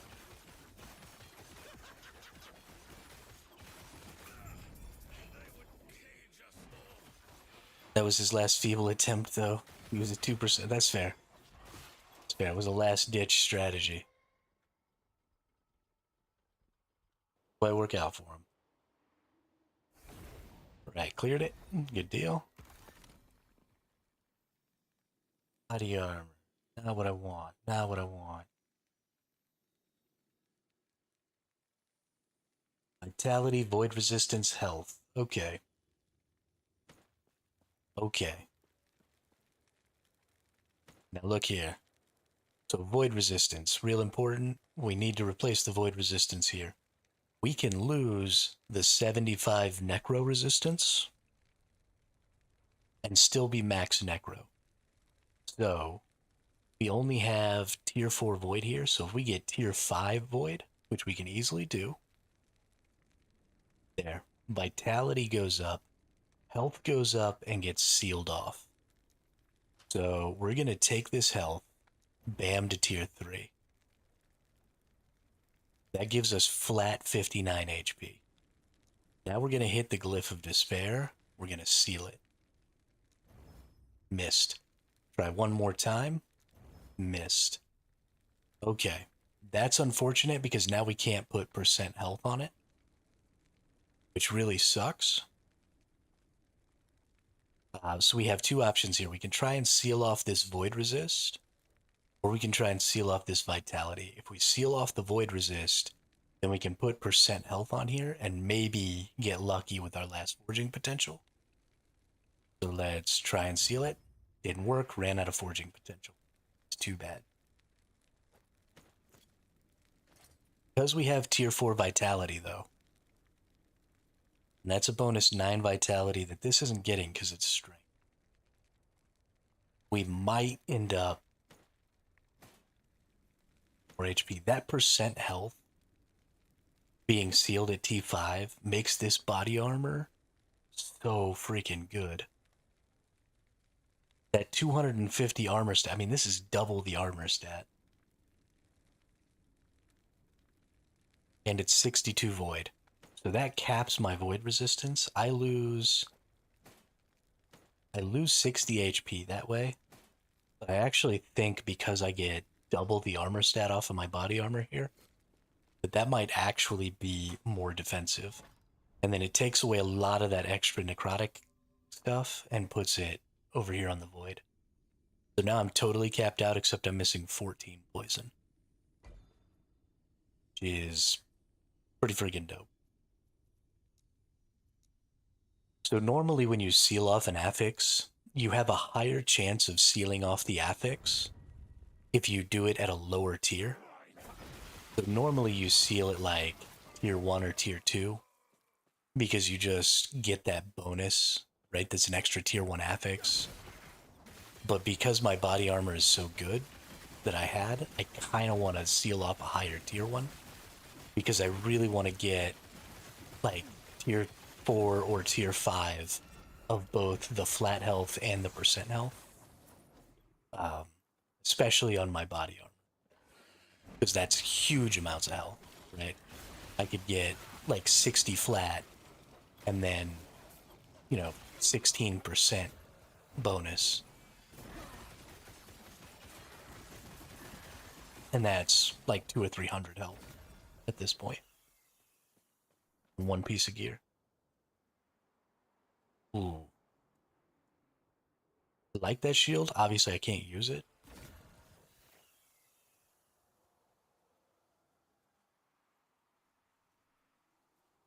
None of that's really going to be worth anything to me. So we're going to get rid of it. Not worth anything to me.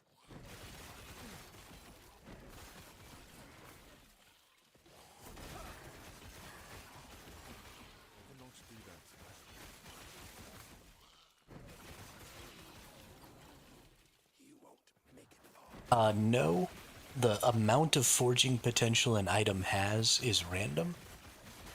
But basically the better the item is, the rarer the item is, and the higher the item level of the item that you get, the more forging potential it can potentially drop with. Usually like 42 to 45 is good for like a good purple item.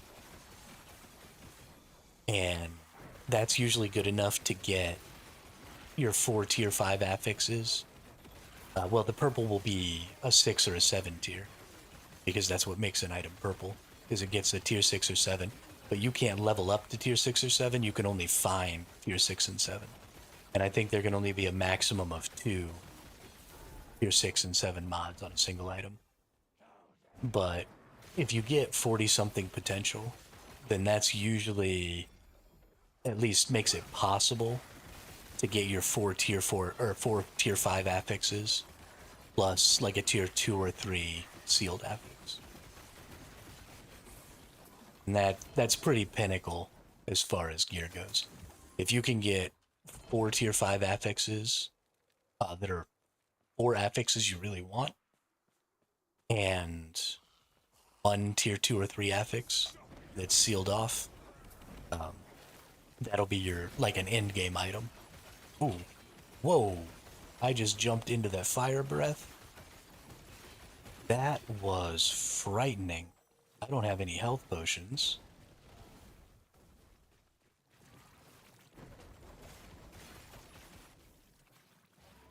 Okay, well, looks like we're gonna fight this guy. We're not gonna get in his fire breath again. Goodness gracious. Chance to ignite fire pen with melee attack. Yeah, like I feel so strong. I'm literally just destroying everything. Make a little bit of a mistake. Stand inside of a fire breath for a second. Almost fucking dead.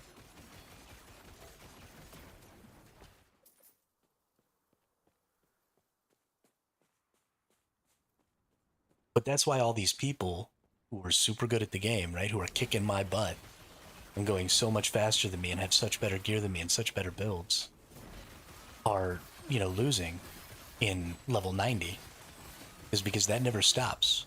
You just keep getting harder and harder and harder enemies, and they keep doing stuff like that to you, and eventually you just make one too many mistakes, or you get backed into a corner, or you catch a little bit of lag at a bad time.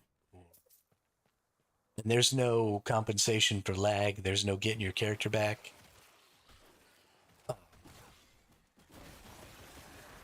That just doesn't happen in these games. Oh yeah, loot lizards! It's a low lizard shrine!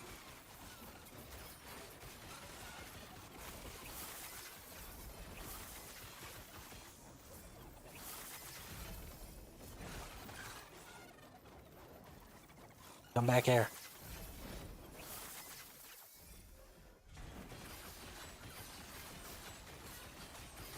Kill this guy real quick, because I don't want him chasing me around and kicking my ass. I think we got one more loot lizard up here. Yeah. So because this is purple, he's going to drop items that have tier 6 or 7 affixes, which is really what we want for like our shields and stuff like that. A couple more loot lizards up here.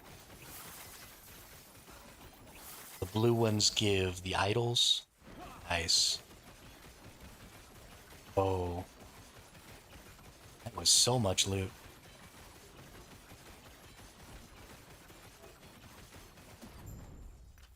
Right, winged helm. That's something we need. This is going to take a minute. That. Block chance health gained on block. No stats that I want. Ooh, there's a ring that I want. Poison resist, cold resist, attunement. 51 forging potential. Okay. Don't want that idol. Yeah, I might want that idol. Increased void. Don't want that idol.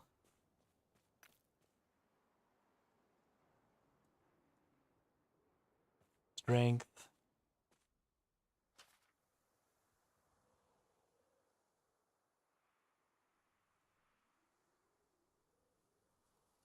No. No.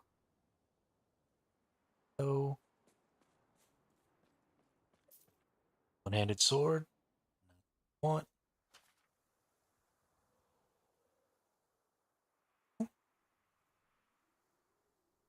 Health elemental. 49 forging potential. We're going to work on that. We're going to try and make that one work. Amulet that we want. Not that what we want. No. Oh.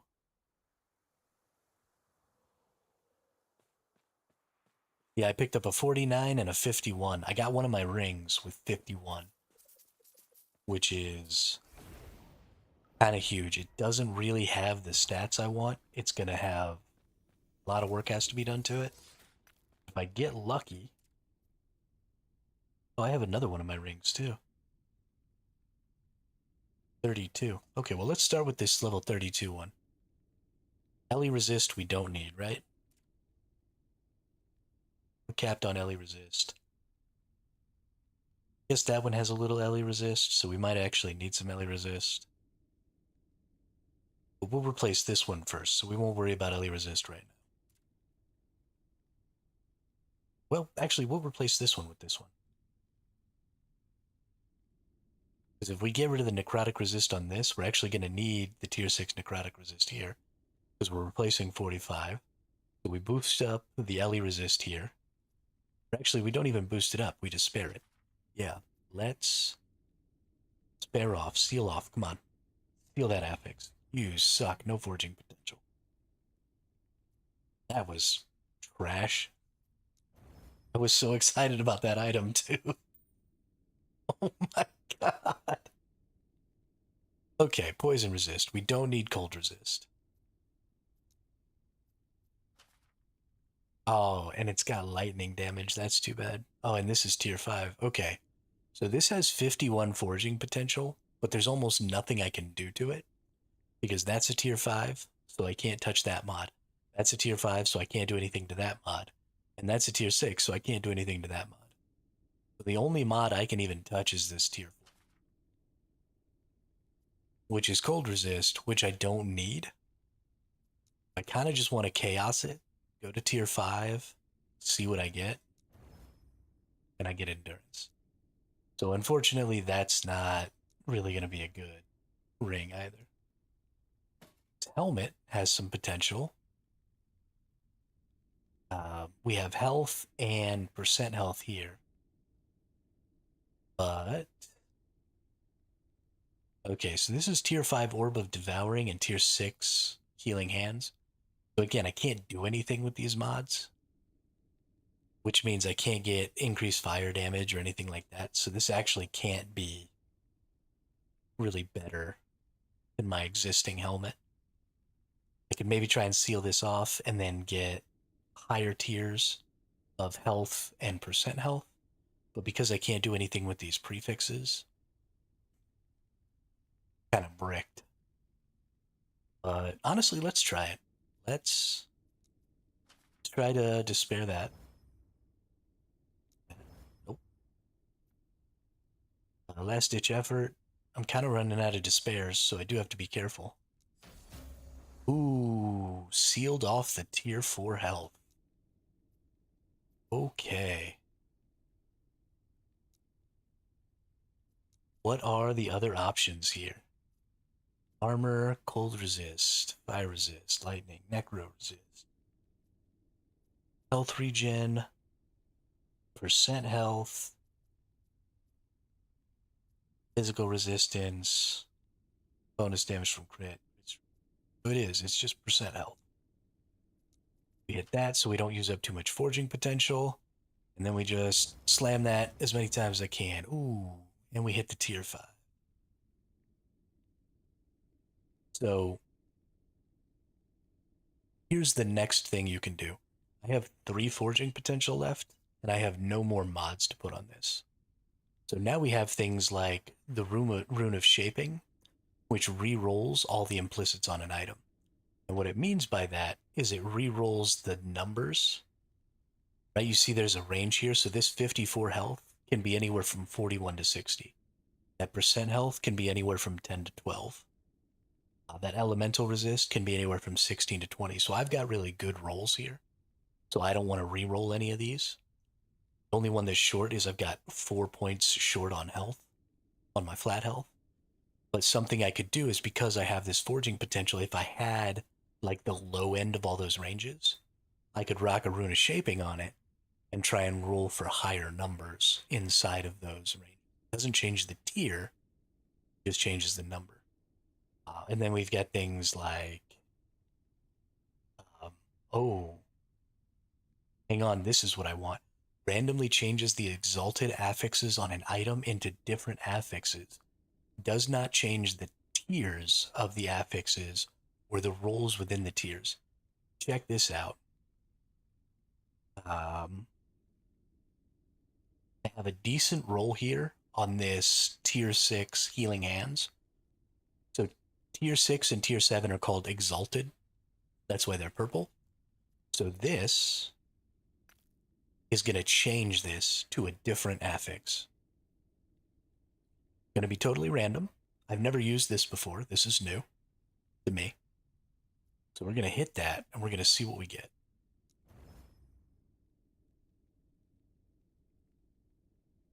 So we got attunement. Attunement is healing effectiveness and stuff like that. So it's definitely better than the skill that I just straight up wasn't using. Would have loved to have hit vitality there. Vitality would have been insane. But just equipping this gives us 100 extra hit. We do lose a little bit of damage because we're losing our 49% increased fire damage over time. We're losing about 20-ish damage on each of our ignites. But I think it's worth. I think that's a good helmet. And we're getting close to 2000 HP, which is going to be nice. I cannot do that.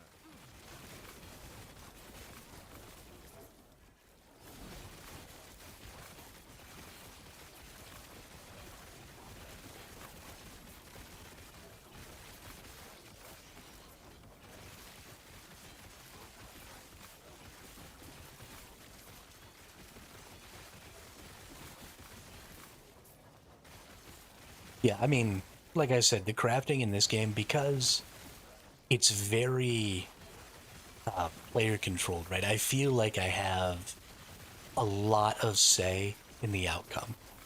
Right? There's some RNG in there, especially based on like the amount of forging potential that gets used. Sometimes you can get really, really wiped on forging potential on a really good item and it just bricks. That sucks. But there's strategy there, right? There's a thought process that goes into, what are the best affixes for me to be worrying about? What can I live with? What can I live without? What are some of my rarer things? So like that thing that reforged my exalted affix, I only have 3 of those, so that's obviously a pretty rare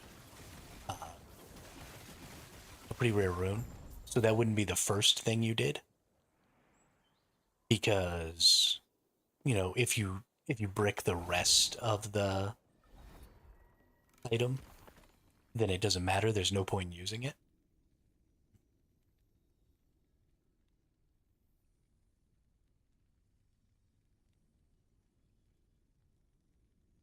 Ooh. Okay. It's only 29 forging potential. But this is a much higher... Gosh, can I not even use this? Ooh, I can't even use this. So this is the top tier Sentinel helmet right here. This is the best one. And it's got void resist. It's got flat health. It's got strength. Strength isn't really the stat that I want. But I can maybe seal off. I don't have a ton of forging potential. So I'm actually going to seal off in tier 1. This void resist. Because I don't need a ton of void resist. I don't need any void resist.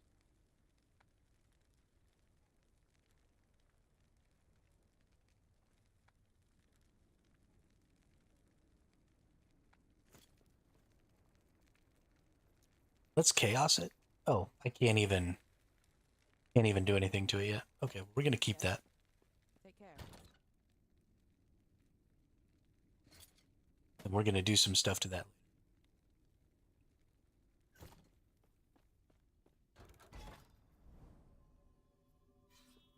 I don't even think I looked at all the helms. I think we're good.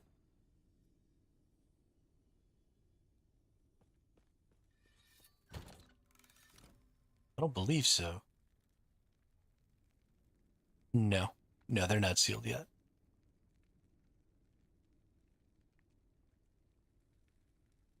So I do have a chance to maybe roll that strength into a vitality.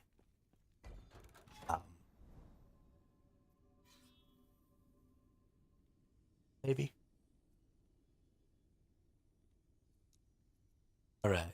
Oh, shoot. I don't even have to do this. I can beat this boss now. Let's go fight this boss. Probably shouldn't fight this boss without more hit points. But F it. I need to move on.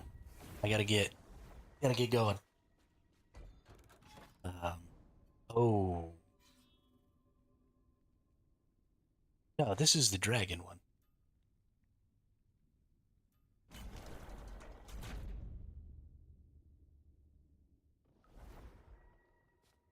Am I gonna fight Herat this time? I think I might fight Herat. A hard fight. Yes. Eterra's grace be with you.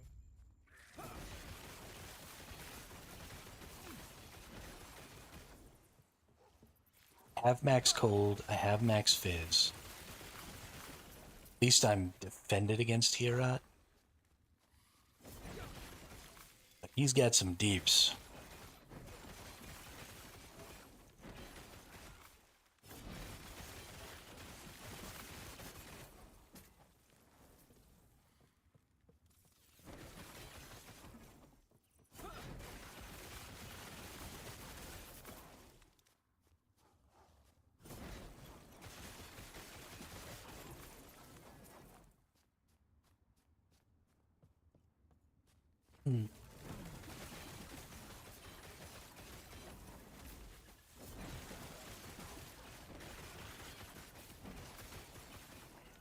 Stand down or die.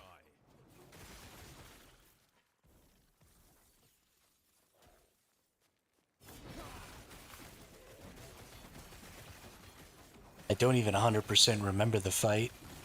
I just know that at some point there's a big vortex of cold, and you have to stay within the inside of the vortex. Just get shitted all over.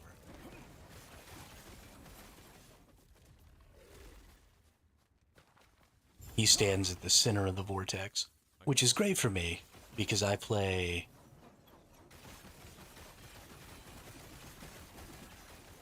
a melee build. So I'm gonna want to stand next to him anyway. Oh, it's this stupid asshole. Multiplying jackwagon.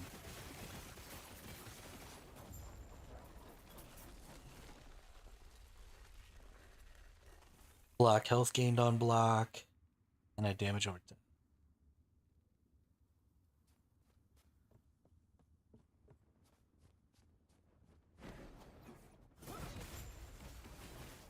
Shite.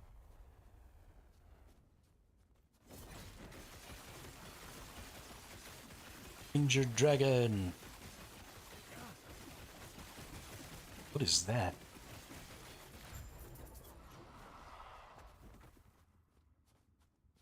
Oh, okay. Okay, we're not fighting Herat. Herat just got destroyed by the dragon. Okay. Mana guide.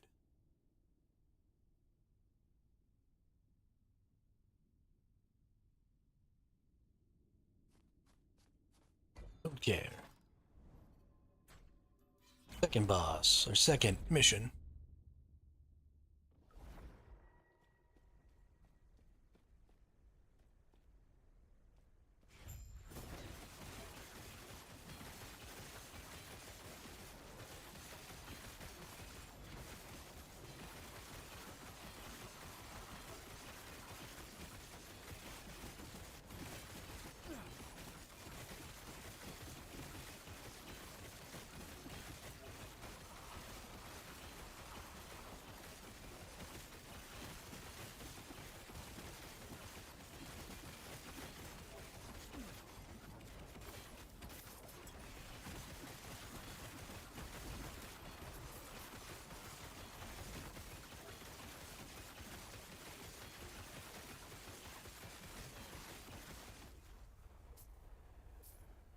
probably would have been okay standing in that.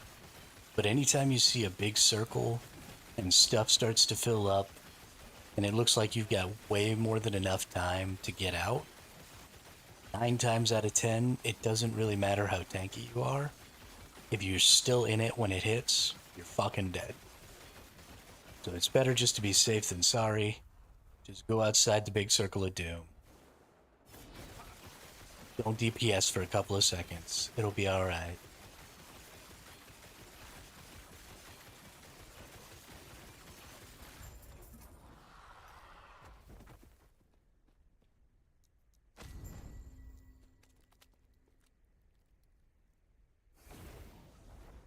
It's not normally my strategy. I have this weird thing with video games where I always try and be as tanky. Oh, okay, so this is the Emperor of Corpses dragon. Got it? I always try to be as tanky as possible, and because I'm always trying to be tanky and I forsake a lot of damage for tankiness, I always feel like I should just be able to eat all of the attacks. And so I'll just stand there and try and eat attacks all the time. It's a horrible freaking idea, and it gets me killed all the time. This boss is not terribly difficult, I think. I gotta stay inside this, okay. No.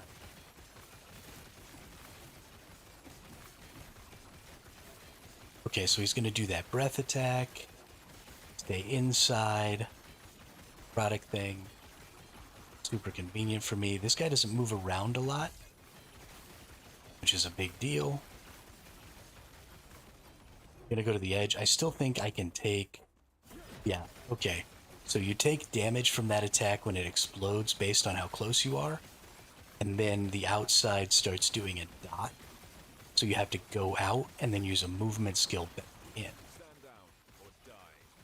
Now I'm tanky enough, and I've got tons of necro resistance, which is the type of damage that is. So I'm not going to take a huge amount of damage from either the explosion. I was really low on health there. Hang on.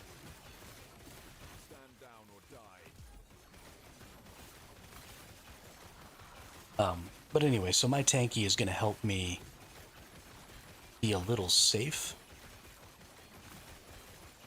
while we're doing this. Not necessarily feel super pressed. So, okay, this is a much smaller one. So definitely need to get outside of that one now, because it shrunk because of how close to death he was. I think I took so much damage because I was standing in the little orbs while he was shaking there. He was dropping those little necrotic orbs. I think I was kind of standing in them, and it looks like on the edges here we might see... Yeah, over on that right side, it looks like there's maybe some damage over time stuff happening. We're going to start going to the left side every time.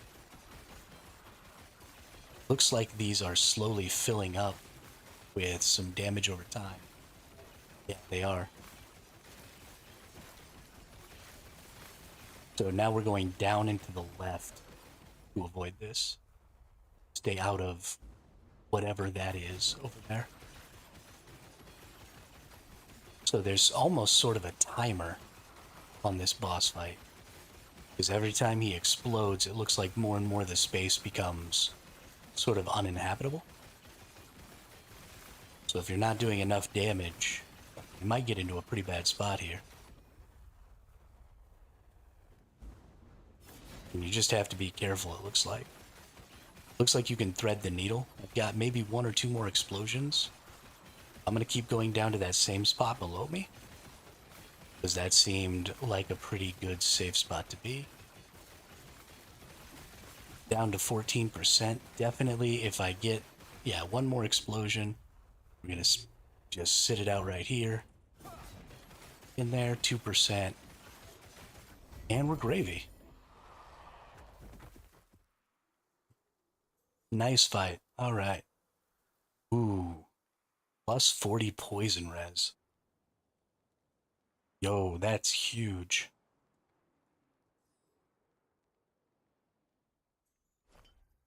Yep.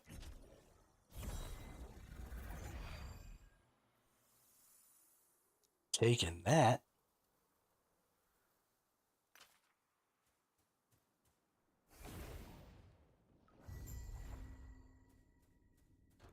Okay. So now we've got, let's see, we just did Reign of Dragons. So now we're going to go up into the middle here. So these four control whether or not you go to empowered monoliths. I got to beat this one, and this one. This is Heorot. That's a really hard fight for me. So I'm probably going to leave that one for last. But now I just have to beat these three, and I can go to all three of them. So I can actually spend a little time leveling. I can just go and start each of the monoliths and get them to the point where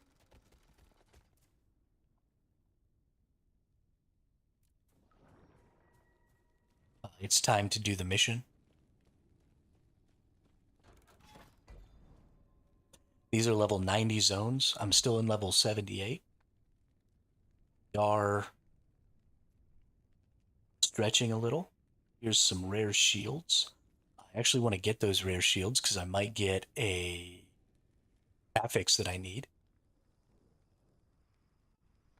for using up the legendary potential on my shield.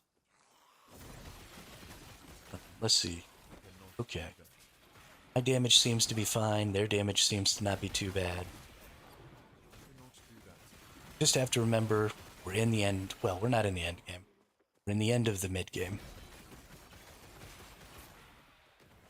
So nothing stupid.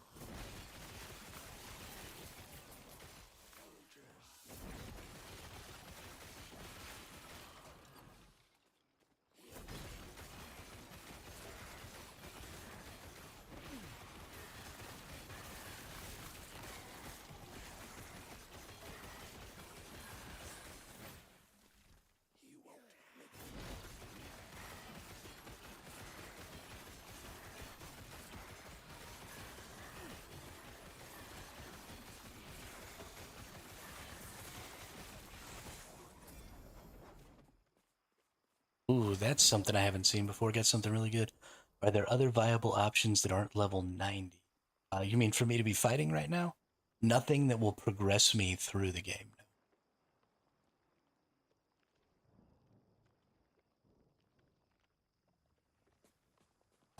I could totally backtrack. Um, but at this point, backtracking is going to cause me to just slow way down. And I can't really get the tier of equipment I need. Where I am now, I need to move forward.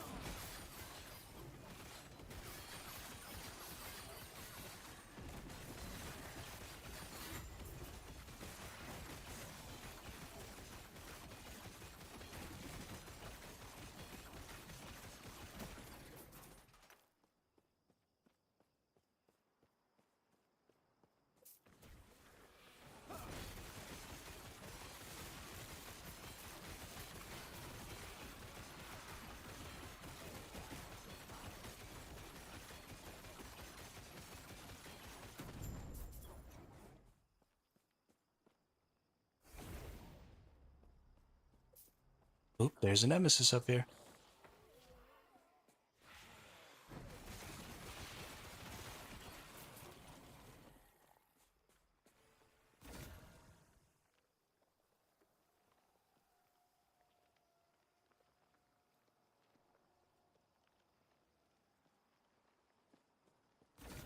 Banish this.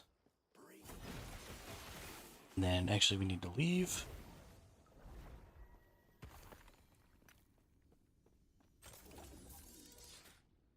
Yeah, absolutely. So every time you want to fight that dragon boss, you have to fill up that stuff at the top again, but you don't have to redo all the quests. You can just fight the boss. You just fill this up over and over again.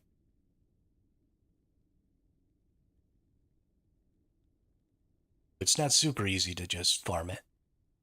And I have to farm everything else while you do it. But they do have, the bosses have specific uniques that only drop the bosses. So some people, they're really good uniques. And then their drop chances are better. So all of these monoliths are the same when you get to empowered monoliths. They're just all level 100. Even these down here are level 100. And then the bosses have a higher chance of dropping their better specific unique items. Ooh, everything's maxed. Nice.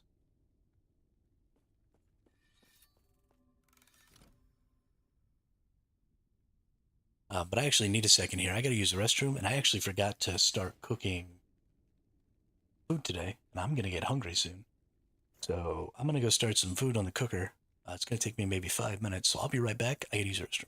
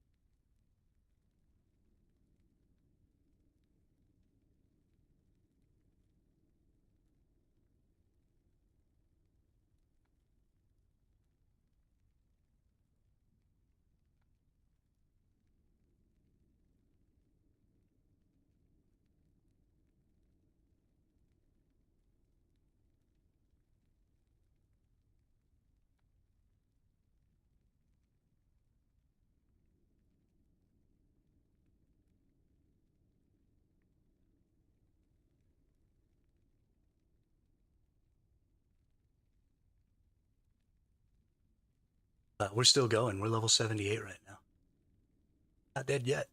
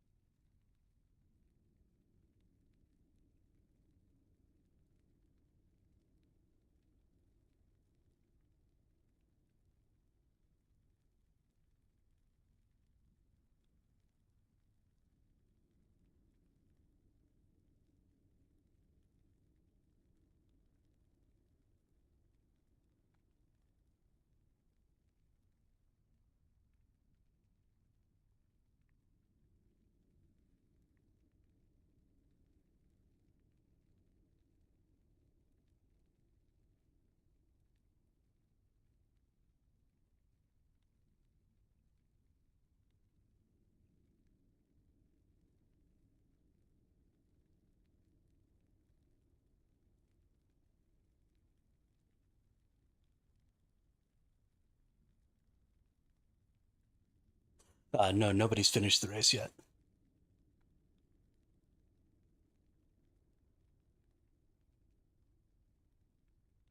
The highest person on the ladder at level 100, right at 24 hours and like 2 minutes. But when I woke up this morning, I was in level 72 and I was ranked 668 in the ladder.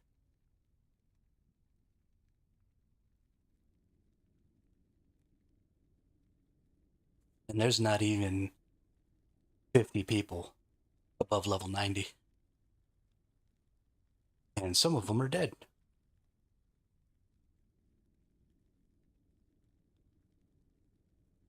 And that doesn't account for the fact that anybody who had access to the test environment is disqualified. So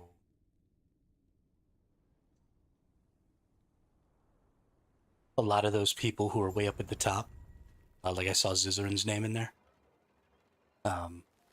they have access to the testing environment. A lot of the max roll people, access to the testing environment, they're the ones who make a lot of builds and stuff. So a lot of those folks are beating me and are beating everyone, but they're not a part of the race. So there may actually still be a legitimate chance that I place.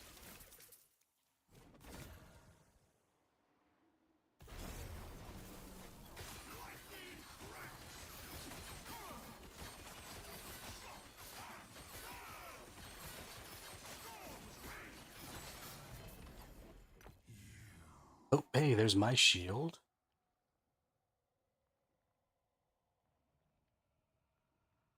Grab that so we can put it inside the replace thing on there when I get a replace thing again.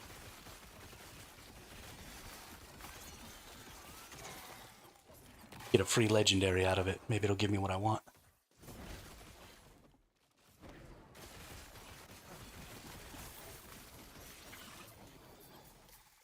Ooh, a set lizard. This is actually the first time I've ever seen a set lizard. It's a big lizard.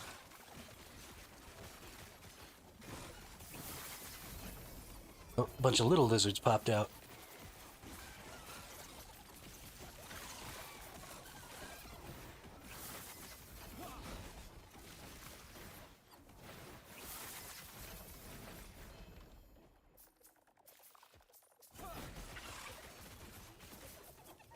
Is that a big lizard too? Or are we about to get the double big lizard pop?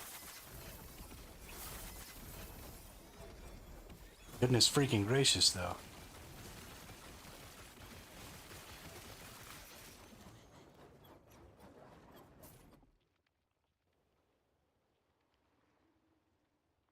So I do need these Invoker Scorching Rings because there's a way to get craftables off of them now. The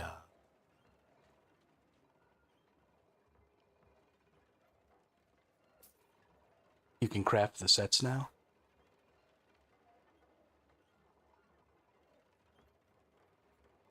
Ooh, there's a tier 6 move speed on a boot with 47 potential.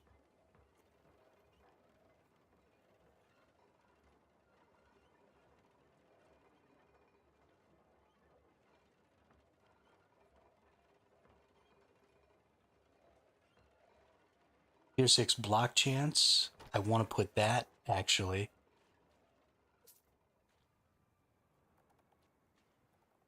I want that on my shield for its legendary potential.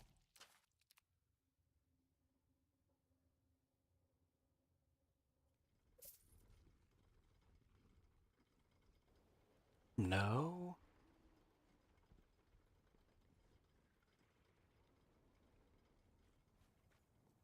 Goodness gracious.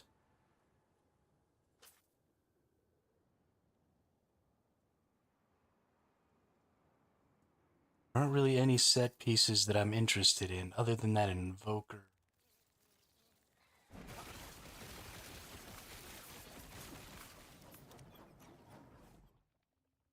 Body armor, no. Catalyst, no. No. Okay. That was a loot explosion if I ever seen one. Holy crap.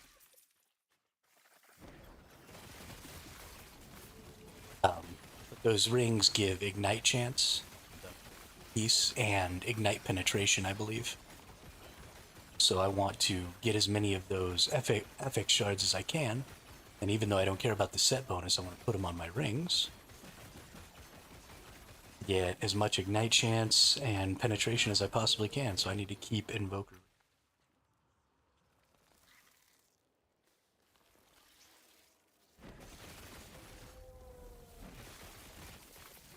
Stand down.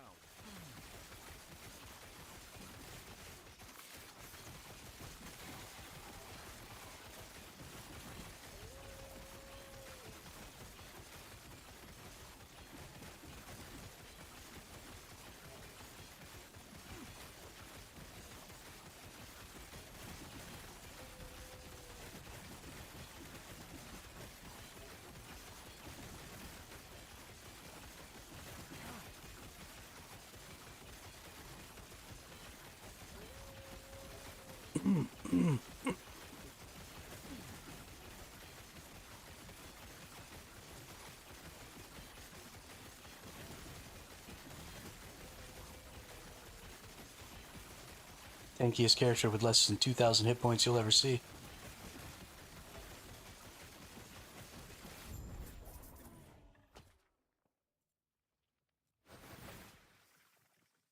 Alright. Weird. Done.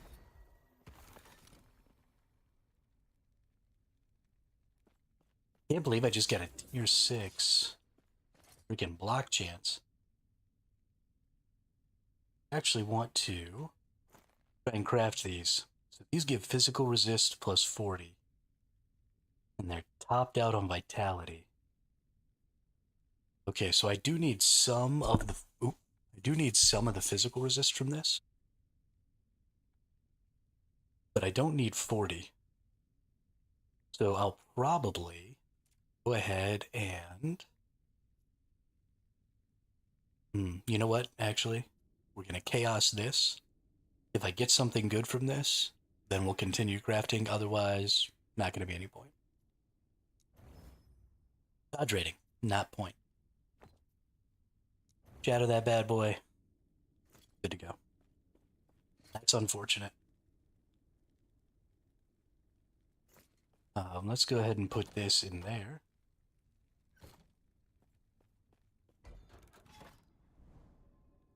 Because we are for sure keeping that. Where's swords? Let's go get some swords, because I need to get a good sword with a tier 6 or 7 affix for ignite chance or fire damage or something like that. Go ahead and put on my sword for legendary potential as well. Or attack speed, if I can get a tier 6 or 7 attack speed. Also awesome. Hey, level 79.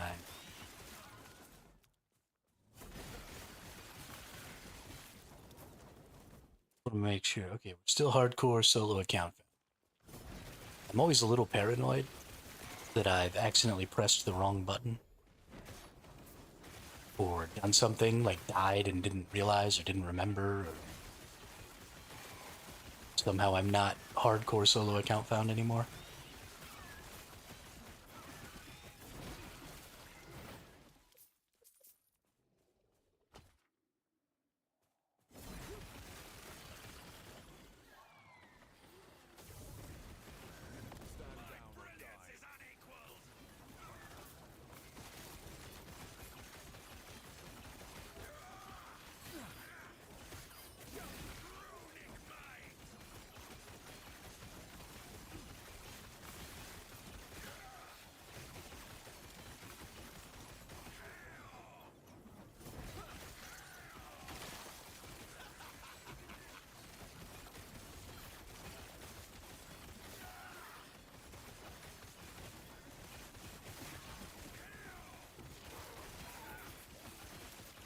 The assholes just keep dragging me into enemies.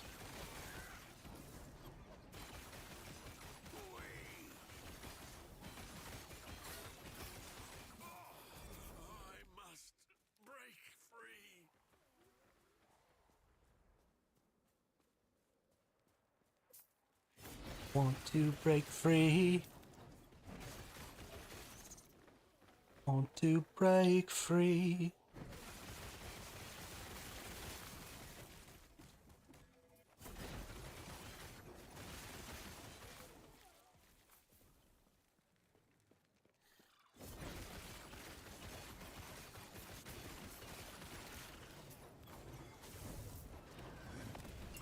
Brilliance is unequal.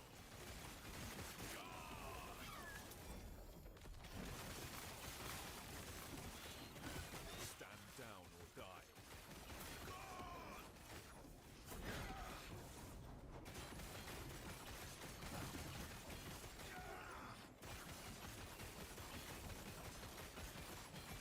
It's my party, and I'll be free if I want to.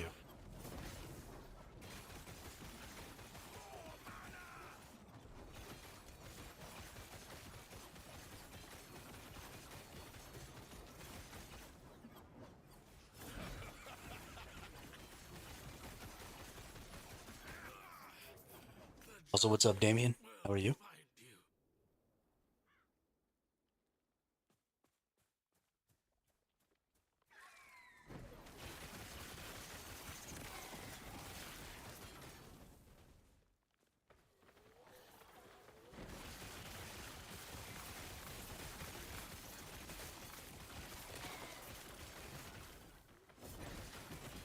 Stand down or die. Yeah, because it's the freaking weekend, dude. It's the freaking weekend, baby. I'm about to have me some fun. Bounce, bounce, bounce, bounce, bounce, bounce, bounce.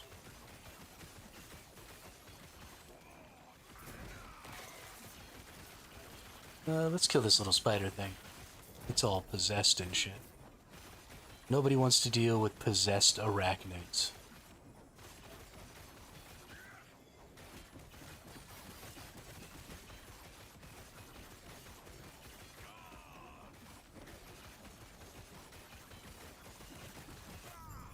I did nothing wrong. Don't need that. Ooh, portal charm.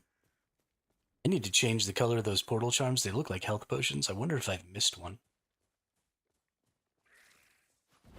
Looks like we cleared this, but let's go get big fella right here. So it's kind of hard to see, but underneath this particular champion mob, there's a little, like, necrotic flame.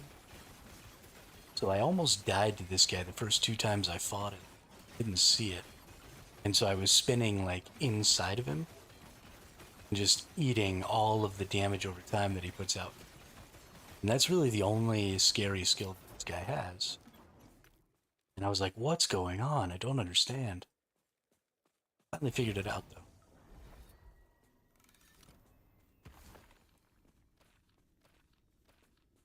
Yeah, XP.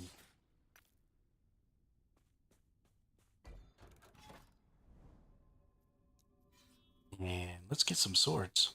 Then we'll also get some helmets. It's all good in the neighborhood. Yeah, Nemesis.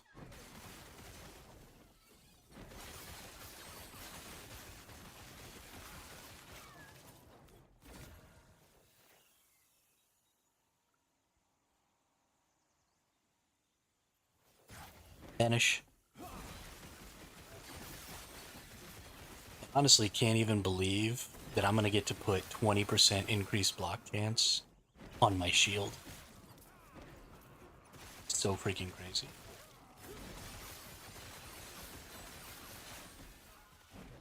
I may never get hit again. At least not for full damage.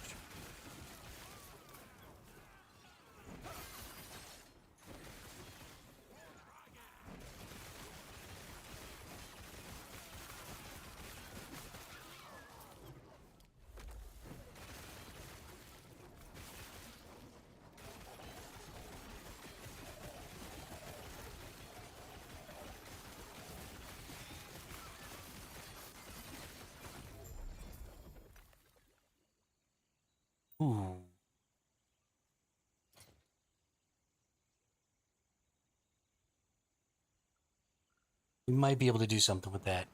Let's see.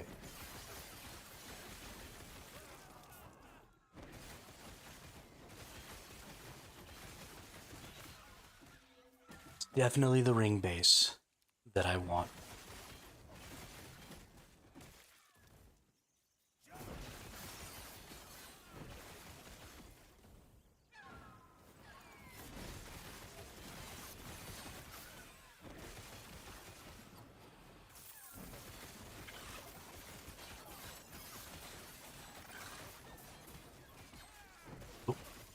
Blue lizard with idols.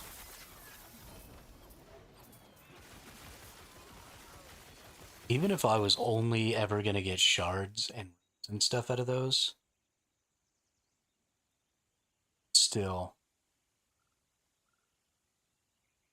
go after them all the time.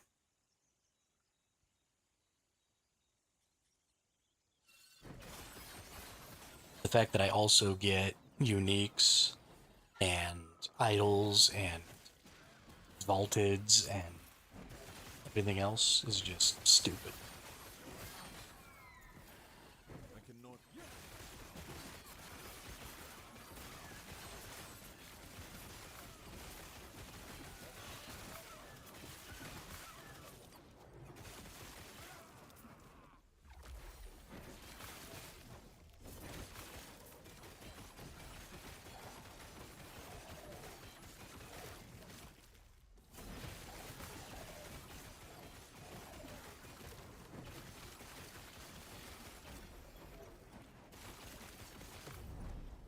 Sentinel's Terror Crown. Oh. We're done.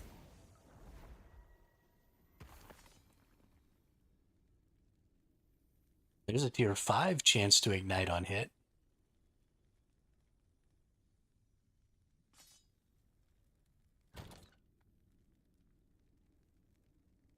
Does it have to be an exalted item, though? It does have to be an exalted item.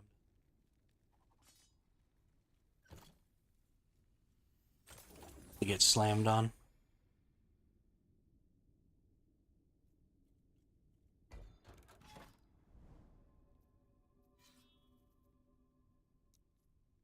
Alright, let's see about a better helmet here. Also need belts. Actually, I could use a better belt.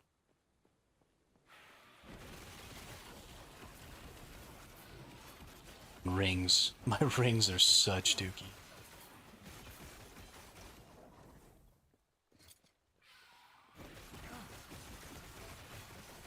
Stand down or die.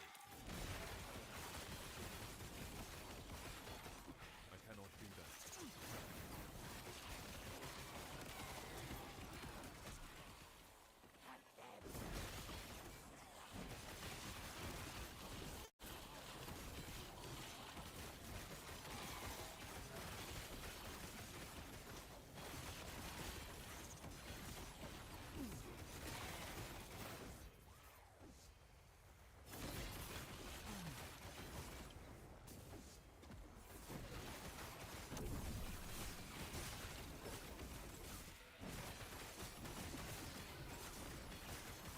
Rune Wardens just give you the Rune Mages.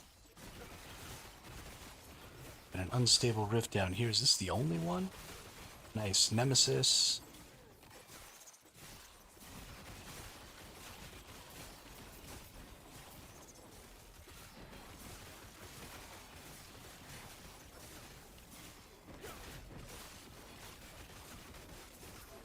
Rune Warden and Champion Mob. Same time.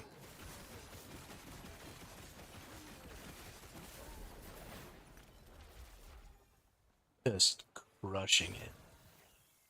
Place. Nice.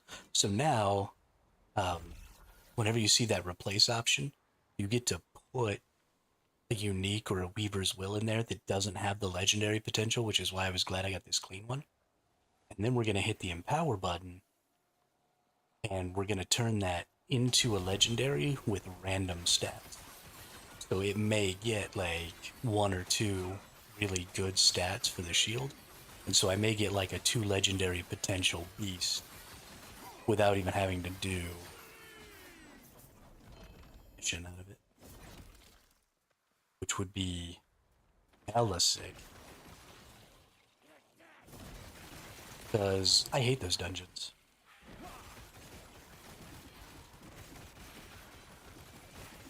They're so hard, and I'm so stupid.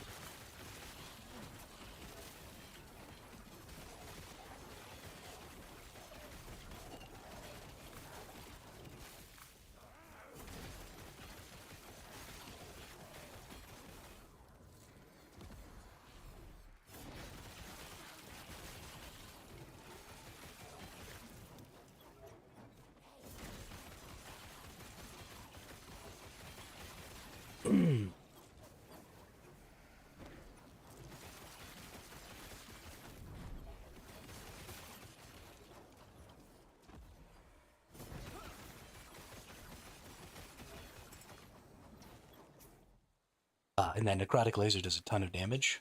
And so I'll be doing small circles and just be getting lasered. Shit. Hate it. And 14% more ignite chance. Strength, fire res, poison res. Looks like nothing more that way that I really want. More rare swords and unique over here. Let's go rock and roll on that really quick. Need to find the Nemesis 2 more times. Oh, is this an arena? I love the arenas. Or die.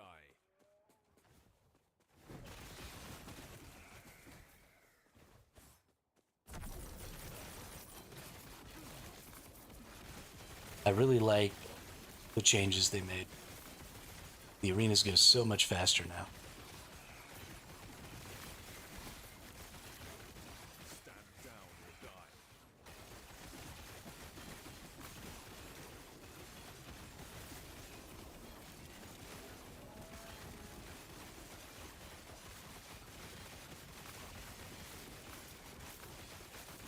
There's a little ditty they're singing in the city. Whenever they've been on the gin or the beer. If you have the patience, your own imaginations will tell you exactly what you want to hear.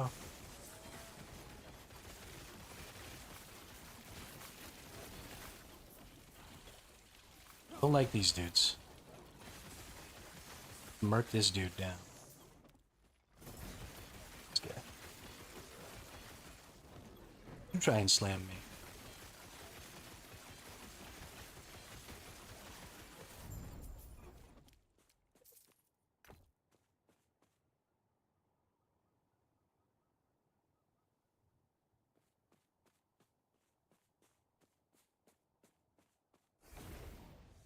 Alright, Dunzo. Arena key. And some stuff. That is useful.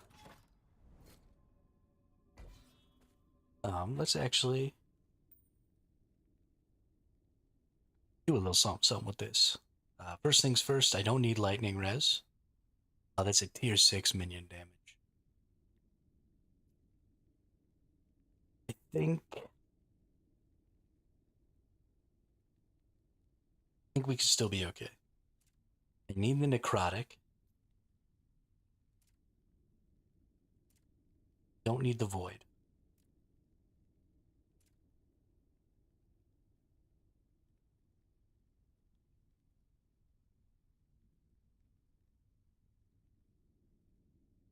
Yes, I could use the void if I don't put void on another one of these. The big deal here is the lightning needs to reroll into some sort of health. Not stun avoidance. And not dodge rating. Okay. Shatter that bad boy.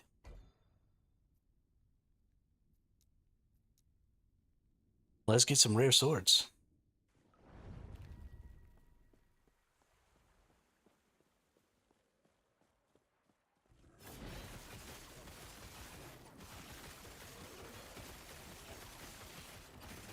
These dudes are tanky at level 9.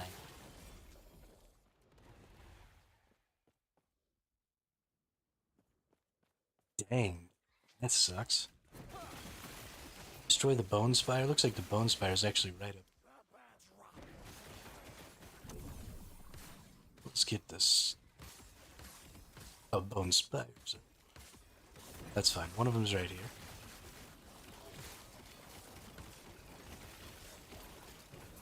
Bring the shadow thing over here. Ooh.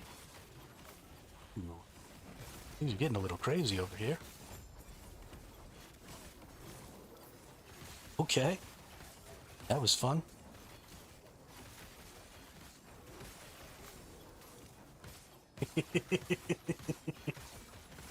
Oh god, this is fun. Vital Worn Plate of Life. Tier 7 health with vitality. Oh gosh. That's such a crappy base. Oh, tier 7 health.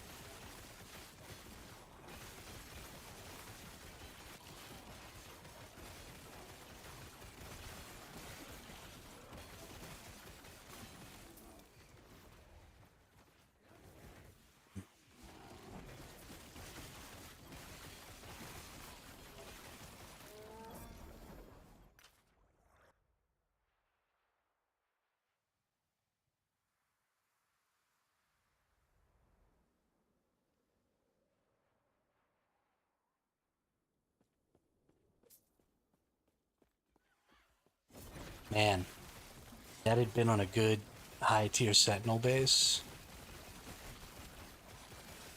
That would have been my end game freaking armor right there.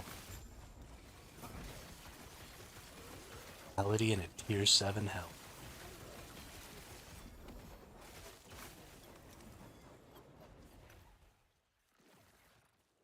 Almost can't believe I saw it.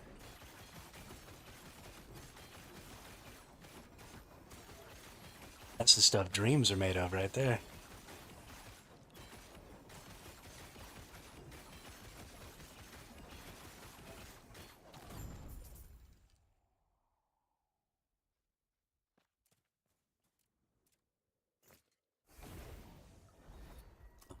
We need to get another one of these. Nemesis encounters are more common. Yeah.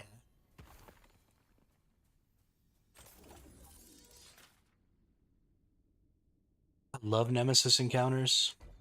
They're the best. Let's get a random unique. Hopefully there's a Nemesis here. Ooh.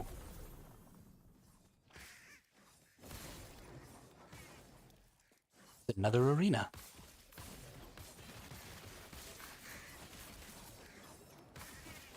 I'm so good at arenas. Don't move and spin in circles. Wait for everything to come to me and watch it all get decimated.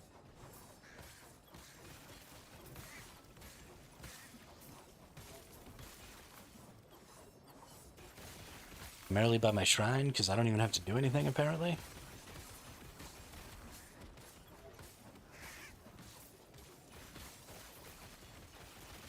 Stand down or die.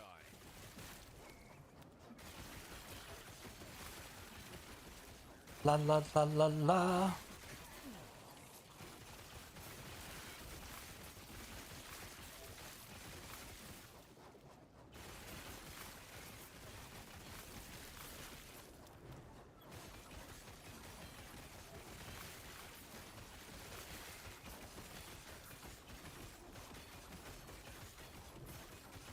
Zeth, Marble Chimera.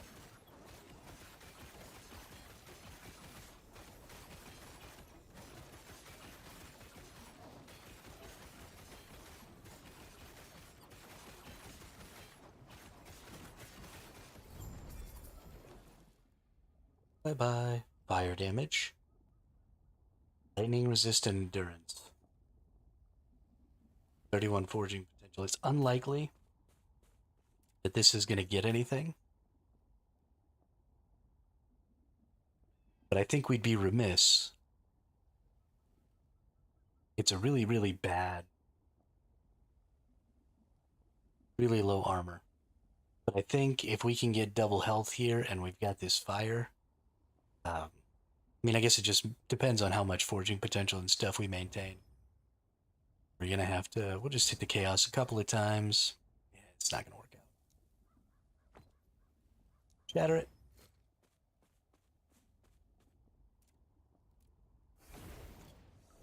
The substats on that could have just been good enough. Overcome how bad it is as a base. X that we don't need.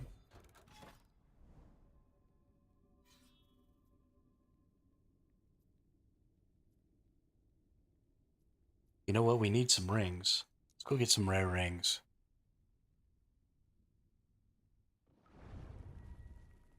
Ooh, there's my nemesis.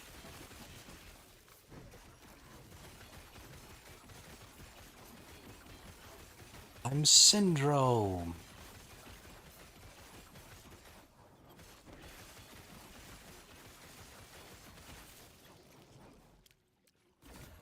What did we get? Oh, so far it hasn't done anything. Power it again.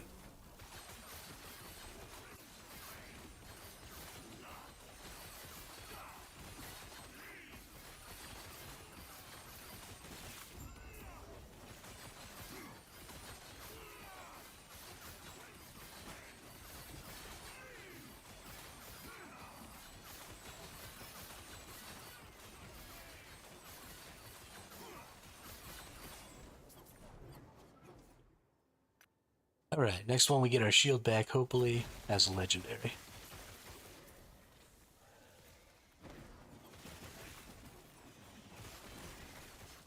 I think we actually might need to go this way.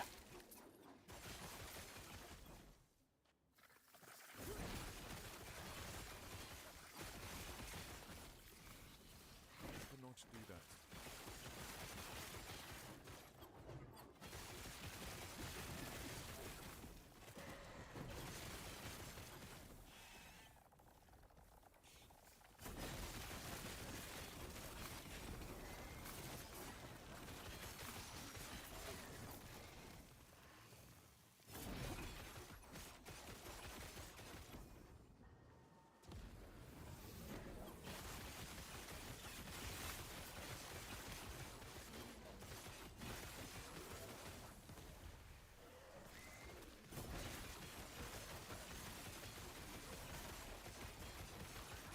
Having these two immortal eyes next to this fight. Less than ideal.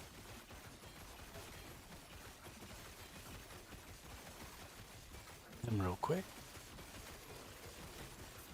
Ooh. This Grave Tender dude. Got some HP. Thick boy.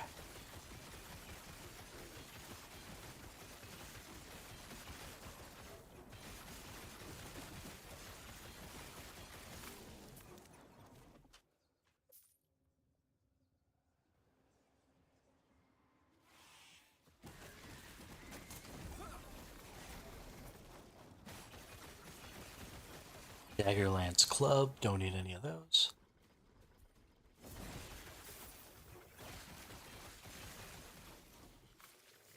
Brine. Shades, perfect. Guards, not shades. Whoops. Too bad. Thought that was going to be a DPS shrine.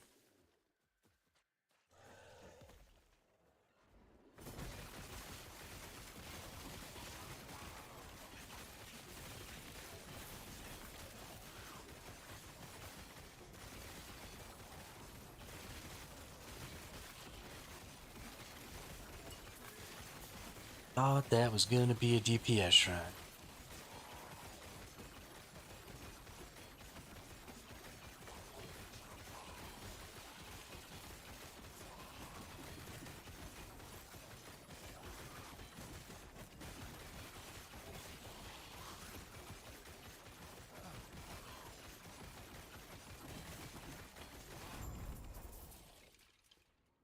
Definitely don't want a copper amulet. Don't want whatever that is because I can't use it.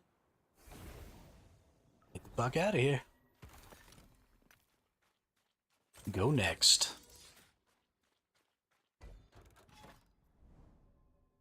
Some rings.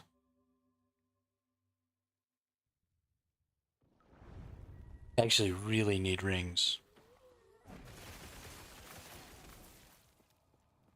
Not a lot.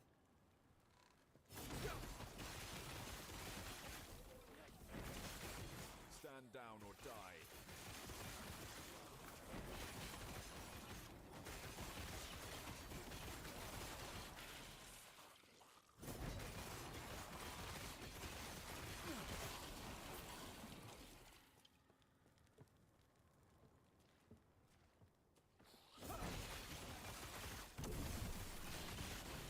Flames. Ooh, there's my Harbinger.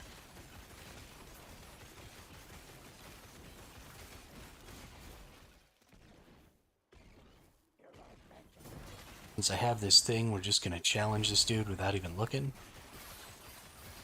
Because I have... Ooh. Yeah. This is why I wanted to attack him so fast, is so I could use this flame thing on him.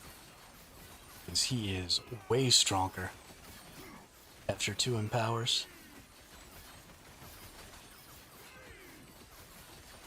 Stonks go up, dude.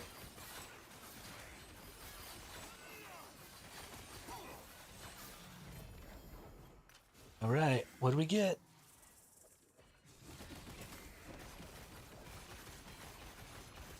No legendary stats, just legendary potential. Vitality. Ooh. Double exalted. That's my first double exalted. But it's health regen and dodge.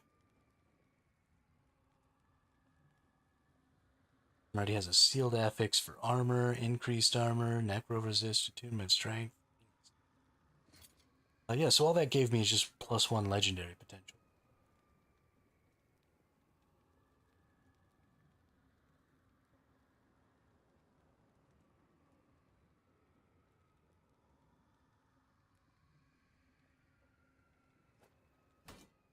I guess that one's slightly better.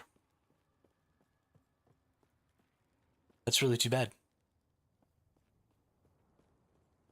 I was really hoping to maybe see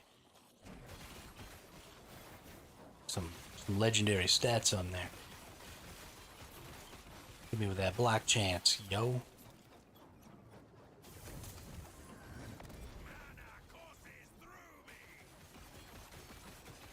Might need to go ahead because I have that bonus. I mean, that 20% block chance is pretty outrageously strong.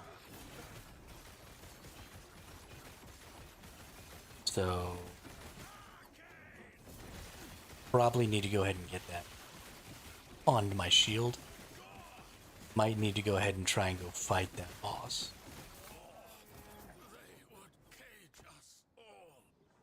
I have the portals. I can just skip right to the boss.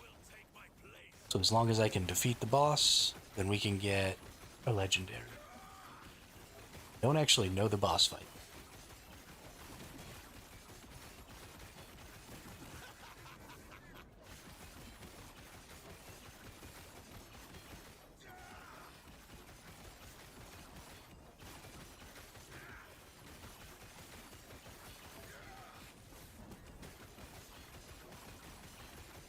Only need to do the lowest tier of the boss.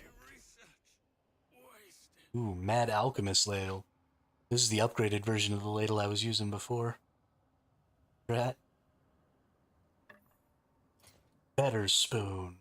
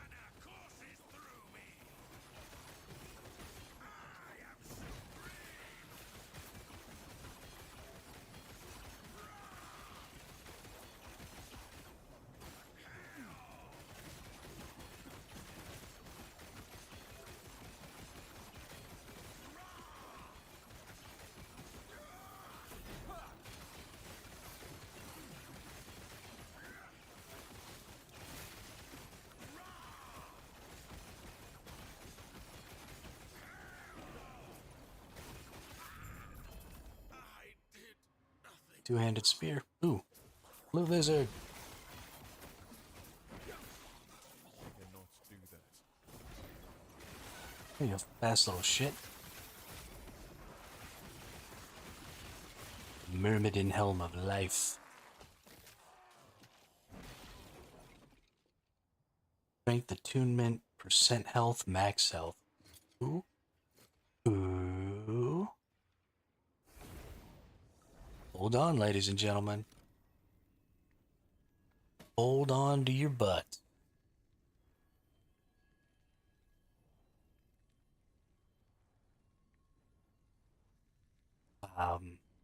First things first. Reroll the attunement into something good. So, there's two options here. I can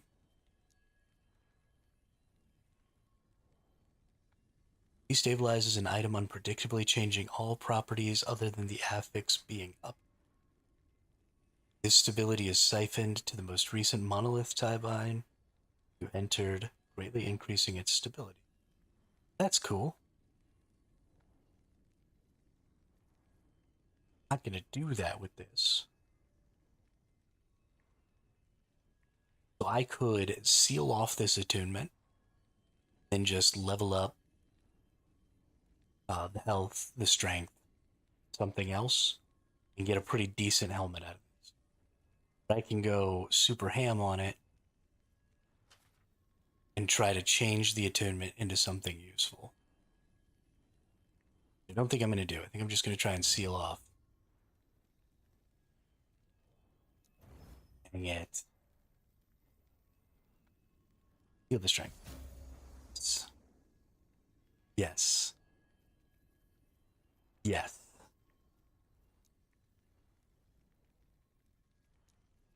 Now we want lots of health.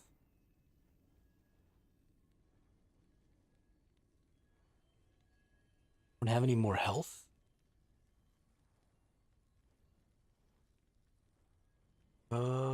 Let's see. I'm not going to do this one because it's too low tier of a thing. So let's actually go in here. Let's remove affix. Boom.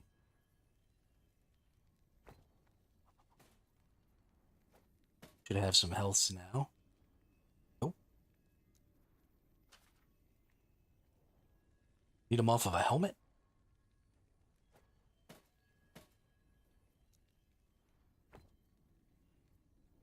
Forging potential. Better that. Right, there's one health shard. Ooh, and a crit for the tier 5.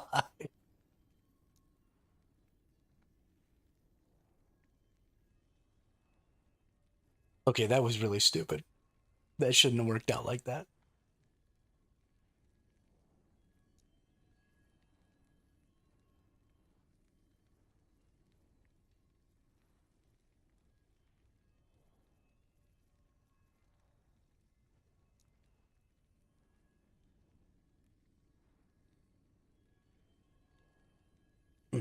Actually, let's go super hard into the health. I don't want to die. My damage is fine. Aww. Only got 1 point. That's still way better than the helmet I'm using right now. That is so many hit points. Let's check it out. 1839 to 1892. There we go.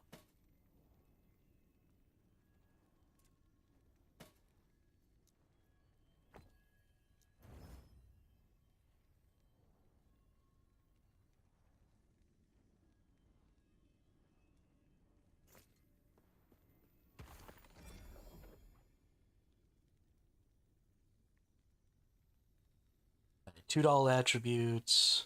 Minion damage, no. Quality. Mental damage, crit strike, health regeneration. No, no.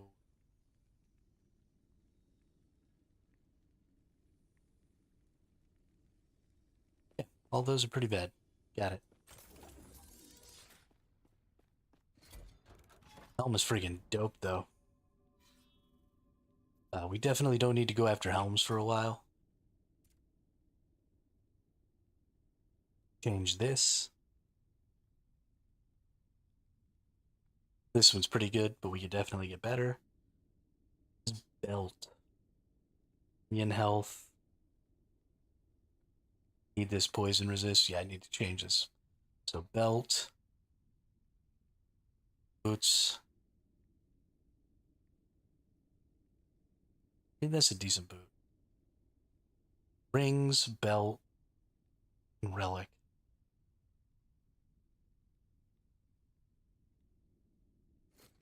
All right. Rings, belts, and relics. There we go. Relics.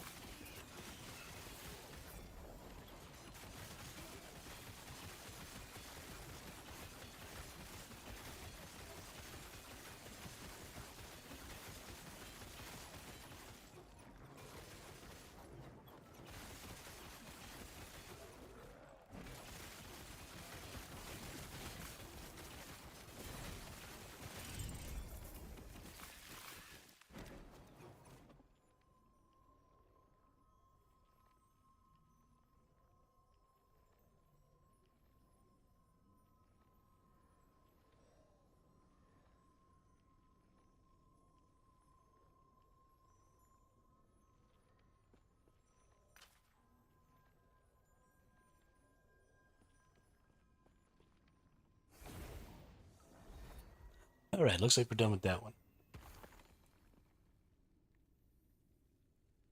Relics.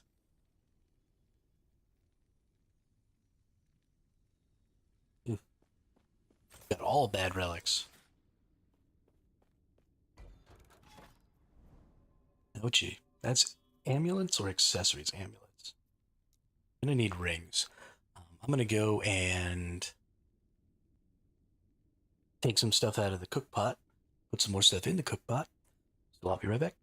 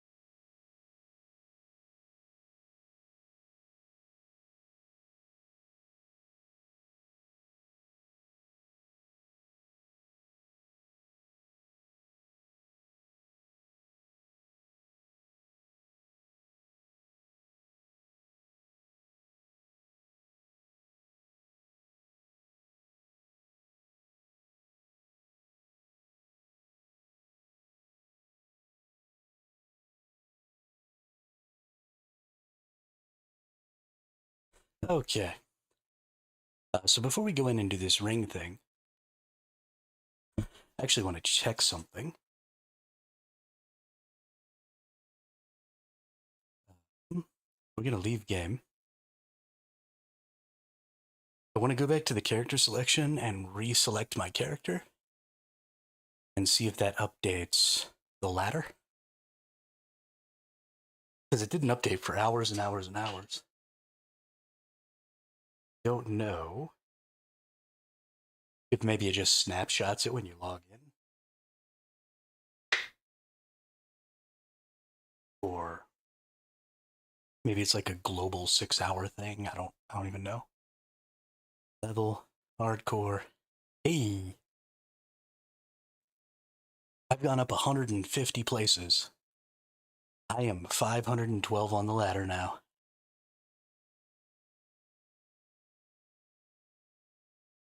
Which is kind of balling out of control, dude.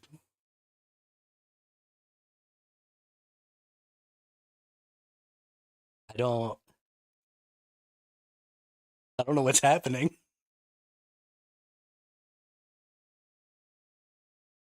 I got 23,000, dude. Where am I at? Rank 4? I'm not rank 5 yet? Are you real? Oh no, this is the Woven. I'm rank 4 in the Woven. Item factions. Here we go. I'm rank 6 in the Circle of Fortune. Affixes are 50% more likely to be exalted? Yeah. Yeah, we need to be on that right now. Good deal. So, let's get some greater lenses. I think the lens that I have right now. Not view my prophecies. So on my weapon one, I have a lens that reduces the chance for prophecies to have events that are not monolith. Increased chance per rank to find one-handed swords prophecies.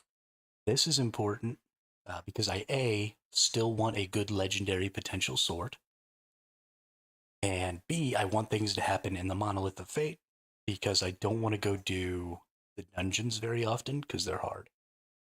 So I have the one that makes the prophecies not happen, or makes it less likely that the prophecies will not happen on the monolith. So let's also get the one that increases their chance to happen on the monolith. I may not quite be high enough. Okay, yeah, this doesn't unlock until rank 9, but now at least I have it. I'm just going to put this up there on the next one. Now, we want Death of a Champion, rare, we're taking it. Two-handed uniques, no. Exalted quiver, no. Unique one-handed weapon, we probably will come back to that one. So Death of a Boss, 2 unique swords, fulfilled 0 of 3 times, so I get that 3 times. So claiming that prophecy. Unique one-handed sword, Death of a Diamond Matron. That's only a one-off. We may get that one, but we may not. Here's one, 6 exalted one-handed swords. By killing Lagan, 12 corruptions. That might be worth. Ooh, exalted shields. Death of a boss with 50 corruption. Exalted 100 swords. 260 corruption. Oh my god, that's not worth.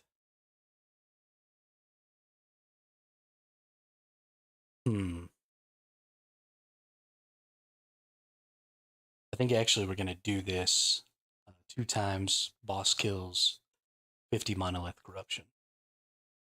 And every time you buy one, it re-rolls. So these are just things that are going to happen. When I meet these conditions, then I just get all of the rewards that it's giving me. So I'm going to get tons of exalted and one-handed uniques. And the reason I want to do that is so that I can try and make my weapons and my shield really good. Because they're 2 things that I need to tier up really well. Unique melee weapon, Death of Hunter Argentus. I don't really want any of these, so let's just re-roll that. I have so many favor, I need to buy tons and tons of these. Death of a Boss, 50 corruption, 2 unique swords. We're taking it. Probably should have checked the rest of the thing before I just went and bought that. Stupid.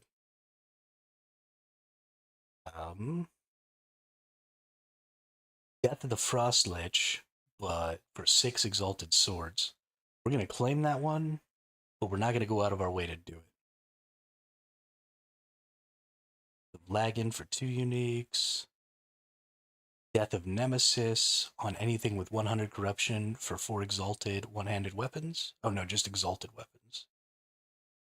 I think that's actually worth it though.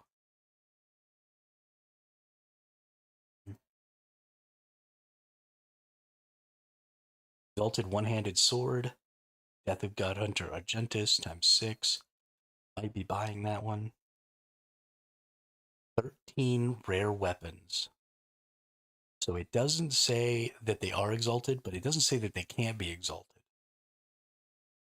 Just like the rare loot lizards can sometimes drop exalteds, I imagine this probably can too. So a single exiled mage for 13 chances at an exalted, I think is totally worth it. Whip that out.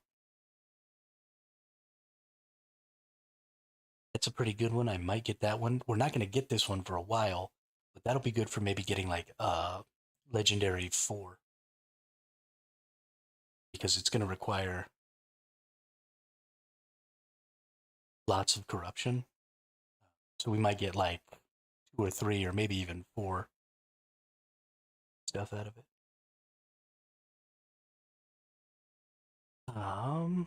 Exalted one-handed swords, death of Husk of Elder Gaspar, Last Ruin Timeline, 150 corruption, 6 exalted swords. I think that's the best one there.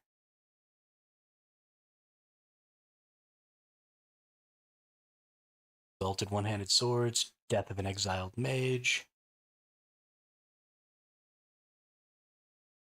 Yep, definitely that.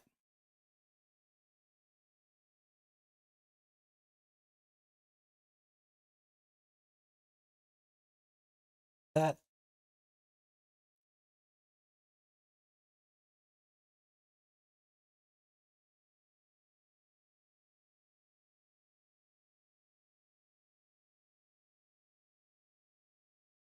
Two exalted swords, two-handed swords. Unique melee weapon. I'll take 4 unique melee weapons, that's fine. Exalted two-handed swords. Exalted two-handed, exalted one-handed, or unique one-handed sword.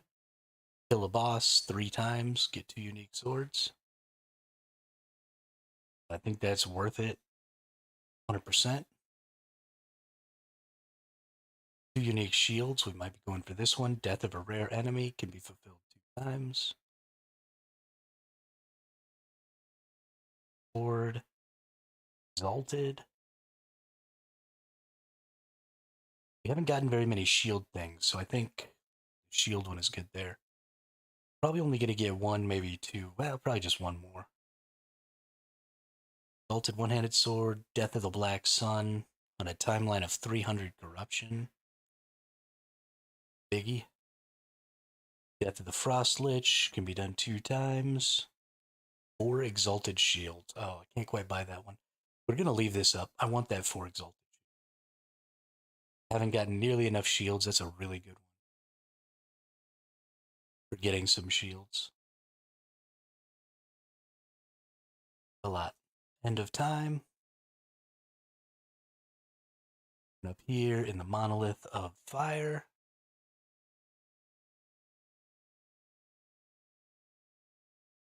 Got to be using everything at your disposal.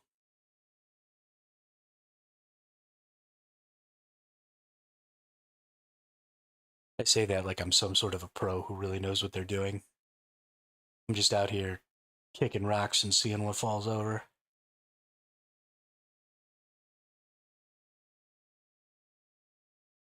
But we're almost within the top 500. Better.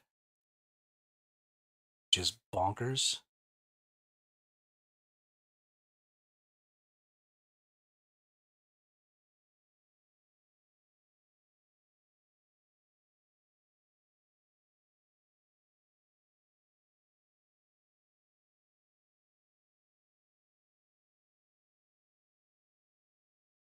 I mean, seriously, Drat, I can't even begin to explain to you how generally confused I am about what's going on, though. Like, like I seem like I'm doing really, really good, and I think I had a good build plan coming into this. I think the build is pretty solid, and I have a basic understanding of like how the mechanics of ARPGs work. But like, I haven't fought most of these bosses in over a year. I I'm like learning the bosses again as I fight them. I just have no clue what's going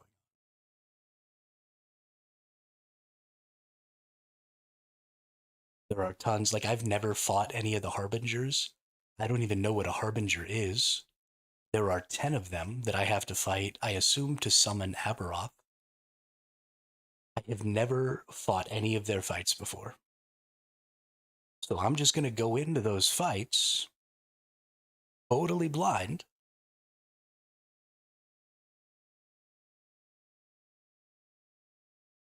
I mean, I guess I'll probably stop and maybe watch the fight a time or two each time before before I just brick my character. But and really, all I need to know is what is the one shot mechanic, right? Because all of them are going to have a one shot mechanic. My character is generally tanky enough and will have enough hit points as I build him up. You know, a lot of the stuff for this character is based around being tanky. So the rest of each of their um, the rest of each of their mechanics will be mild enough for me, I think, that I'll have an opportunity to be like, oh, I fucked that up. Better move. Hmm. But definitely, they'll have one shot mechanics. I have to know what those are. And I have to not be standing in them when they go off.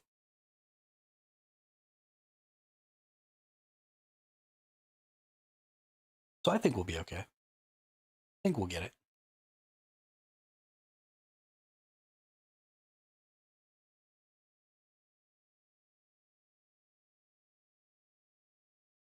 Hey, there we go.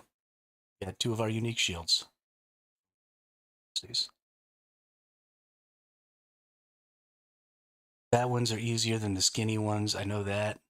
Skinny ones are fast. Fat ones are slow. Jotty. All right. Hey, that's more information than I knew already. Fantastic. Get a thorn shell. Ooh. Oh, that doesn't have any legendary potential. Ooh, but it's got +3 to shield throw. +15 to block chance. Lower percent chance to throw shields, but still.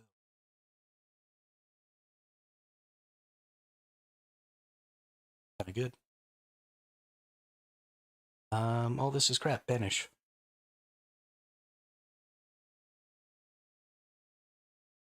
I can actually kind of keep up with the fast stuff because I've got my lunge, and my lunge right now heals 8% of my missing health. So it's actually a decent little heal skill. So, um, fast ones might be okay. Hey, this is the body armor I want. It's got a little necrotic resist, a little poison resist, 31 forging potential. We might be able to do something with that. Got another level. We're level freaking 80, y'all.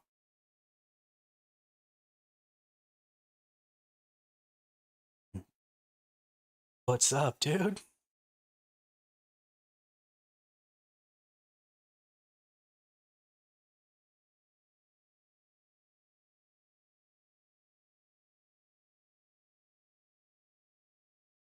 Skoski says hey the fat one need love too, smiley face emoji, smiley face emoji, smiley face emoji. I hate you, Ski.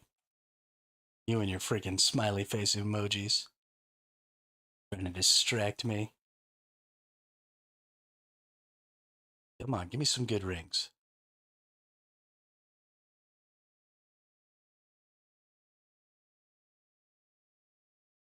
Vitality, Ellie damage.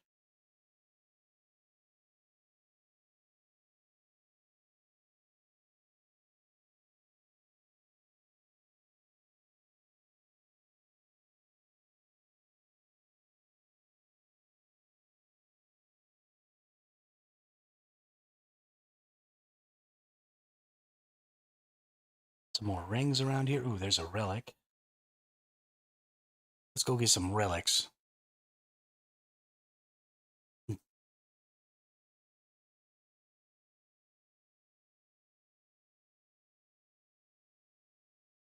You in a good mood today, Ski?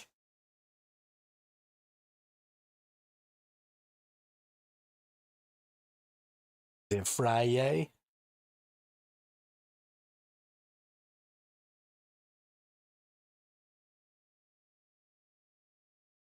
You seem to be particularly chipper.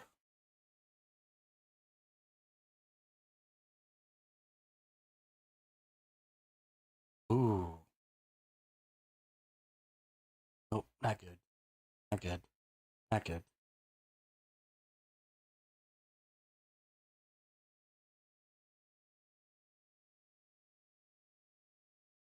Friday then. It's Saturday, Sunday. What?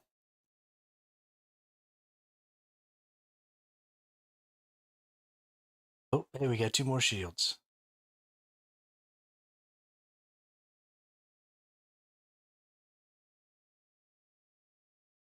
Don't need either of them.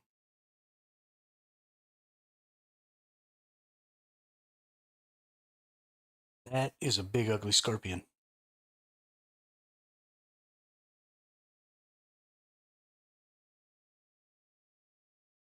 My seeds are popping and almost ready for pots. Nice.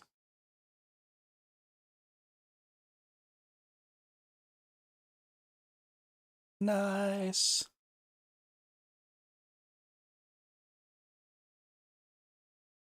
Yeah, I actually really like that scorpion mob. I think it's really cool. Oh, I forgot to kill this tower. Scorpion mob is guarding the tower. I killed the scorpion mob. Forgot to kill.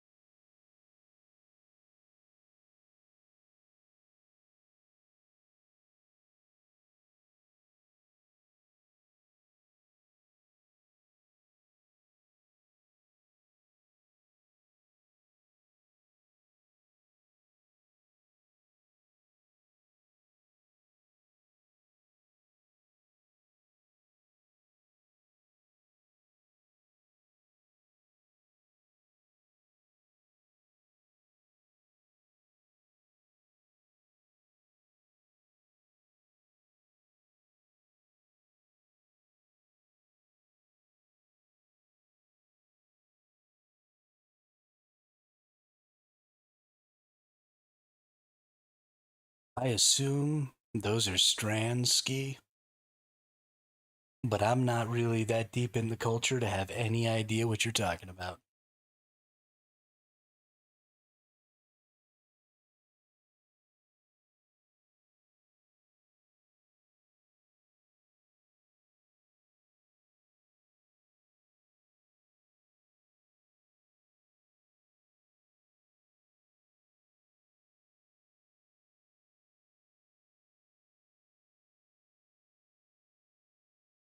Aw, cast feed.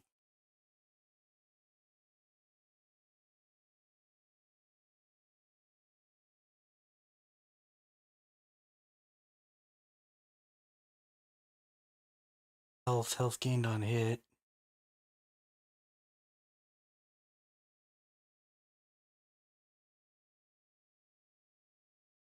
None of those.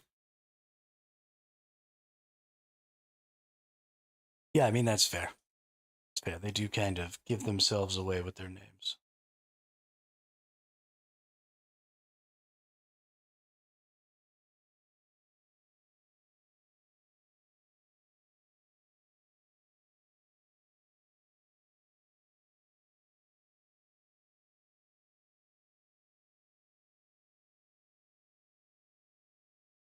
Okay.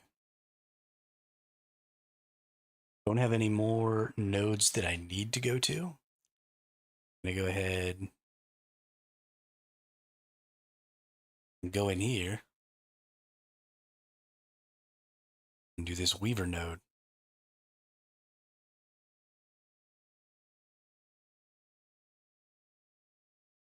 Nice. Got my nemesis.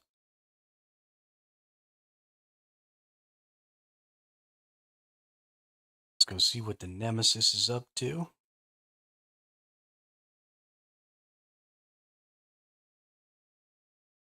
Yeah, it is just like PoE, Skoski. It is an ARPG. It's the same genre, same style, same everything. Similar mapping end game, all about pinnacle bosses and, progressing your character's power through gear. Lots of loot filters, lots of loot explosions. Yeah, I loved PoE. Played a lot of it. Okay, so we get to replace an item here. So we are definitely replacing this with one of my shields. Let's use the really good one. Firm, yes. Then we empower that bad boy.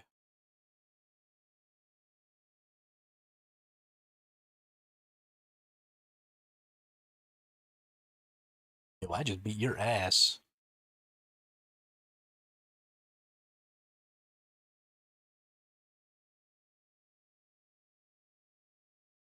I had the Juju guy. Spawn loads of things, take all aggro. Yeah, I don't really play the Necros very much. I don't really do the summoner minion master things very much. I had a really good summon master Necro in Guild Wars 1, but that's pretty much the only video game that I've ever played a summoner in.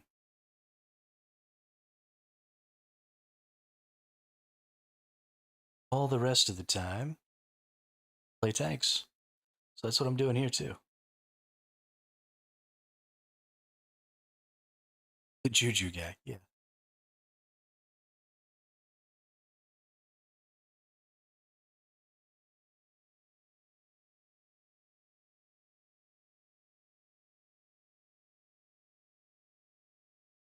Pretty sure Necro is one of the witch specializations in PoE. So the witch is actually a female character.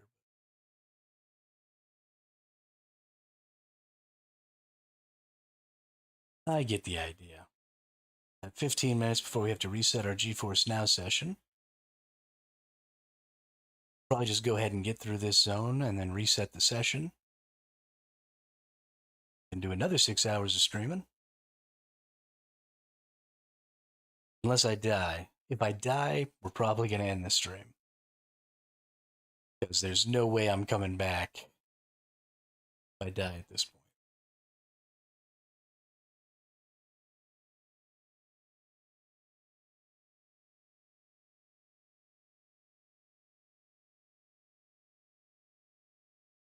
Yeah, we're slowly getting up. I mean, it won't be rage. It'll be disappointment.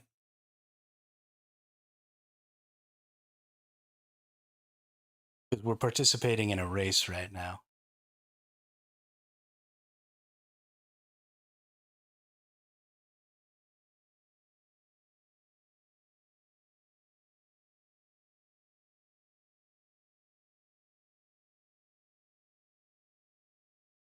And if I die, because it's hardcore, I'll lose the character.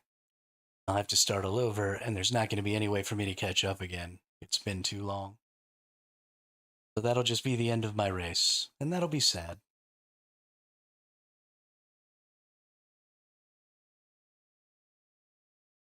You won't smash your keyboard and scream? No. No, none of that. I'm too old for that shit anymore.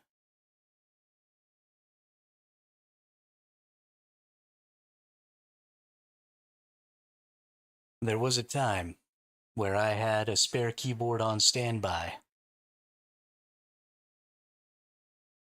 So when the nerd rage hit too hard, I could smash an already broken keyboard instead of, smashing my nice, not broken one.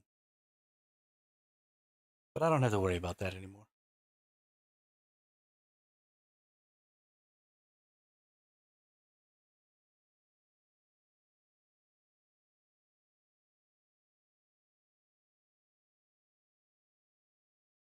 Oh, yeah. Used to break all kinds of controllers when I was a kid.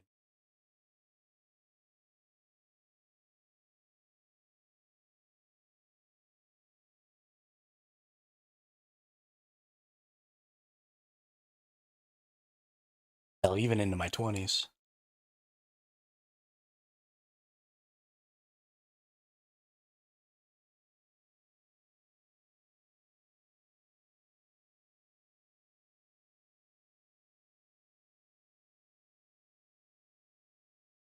Yeah, I just switched back to an old keyboard that I had because the $10 or $15 keyboard I bought a couple of years ago, the cord in the back sort of came undone. And I could probably fix it, just break it open and reattach it. I, I was an electronics technician for 6 years in the Navy. Surely I can repair a cable. But I just swapped over to my old cord.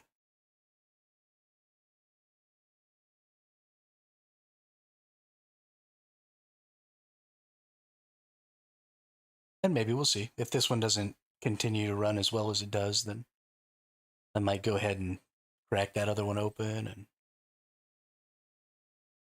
get it fixed.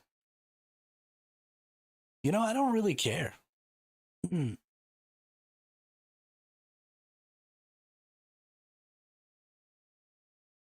kind of like having a nice mouse. That matters quite a bit to me. I have a really nice mouse that my little brother bought for me a long time ago. Shoot, I've had this mouse now for like over 6 years, I think. And my headset, I like my headset a lot. And I want that to be comfortable because I sit with my headset on all day, every day. Yeah, I got the Mad Gamer Dent, but my keyboard doesn't really, I don't care about how the thock sounds, and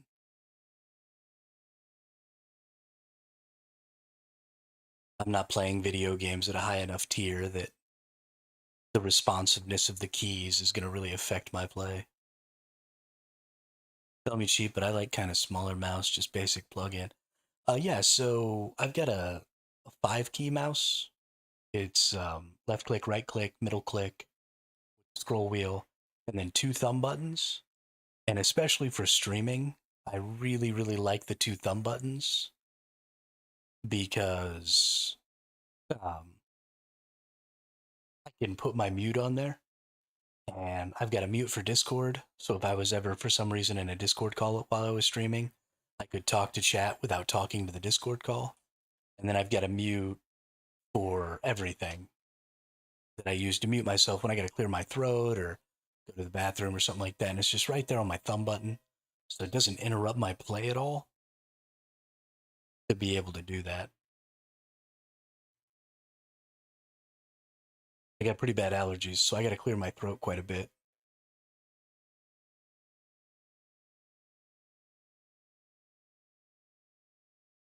Ooh, things are getting rough over there. That corner didn't have enough room to move around in. Getting pinched by skills.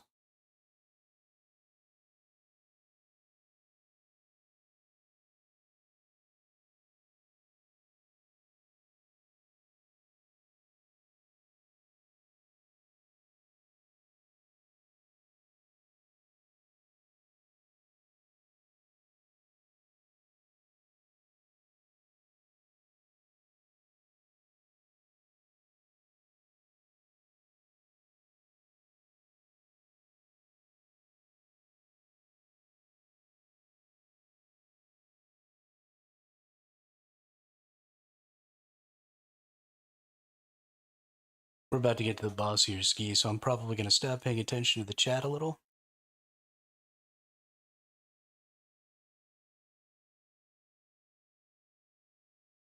This boss is scary, and if I die, it's game over.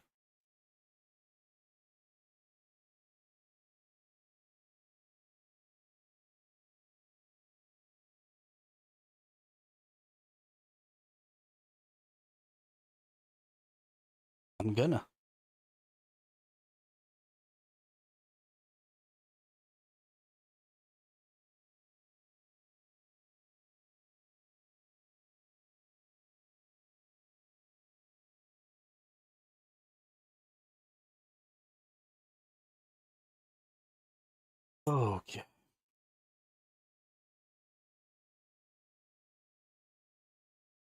I am so terrified of the higher tier of these bosses.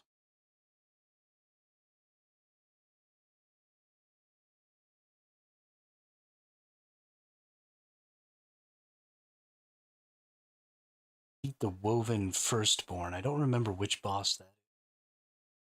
It's not the Fate Weaver, which is the guy with the cloak who does the cone. I think it's the weird looking, like grotesque looking one.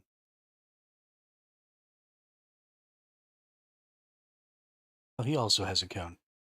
But he's going to shoot a bunch of stuff out. That. Okay, stay away from the explodies. Deal. I don't like being in a corner with him. There you go. Come out just a little bit. I've got free reign to spin here. Definitely don't want to touch any of those things floating on the ground. Get out of the explodey. Oh. Oh. Okay, I ate that and didn't die. Holy shit. I'm so afraid right now.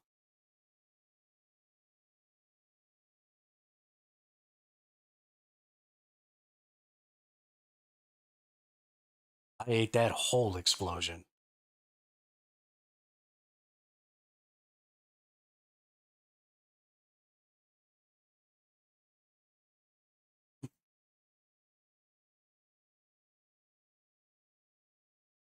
When he shoots out that little orb that wiggles, it comes back and hits you if you're standing in between it. Ooh. Ooh. Look at all that loot. Skoski says well done, now I can talk again, smiley face emoji, smiley face emoji, smiley face emoji.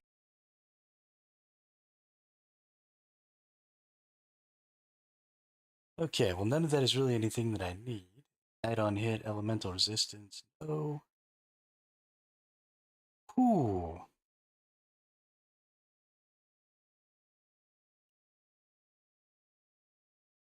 Yeah. Yeah. I should have died. I should not be allowed to just face tank that. Definitely should have been all over but the cry in there. Gonna put this bad boy back there and re-enchant that again. Electrify duration. Stop giving me that.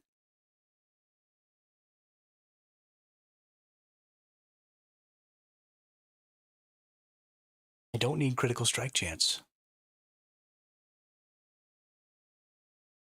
Why do you hate me, game?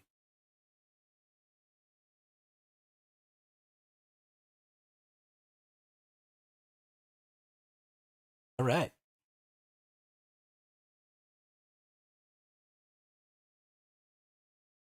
Freaking cleared it. We all back on a black screen for a second here. Exit the desktop and reset this session.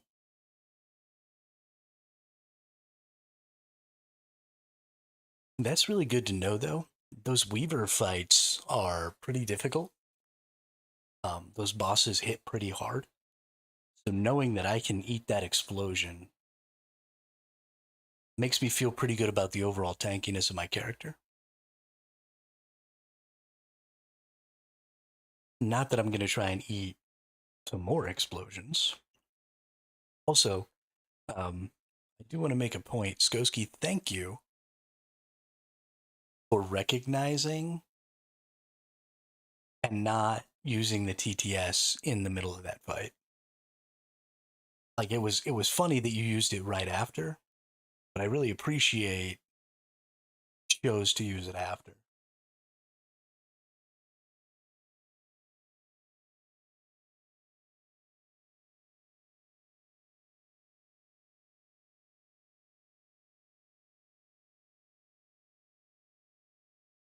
I don't actually think it would have distracted me and made me get killed or miss something in that fight any more than I already did. But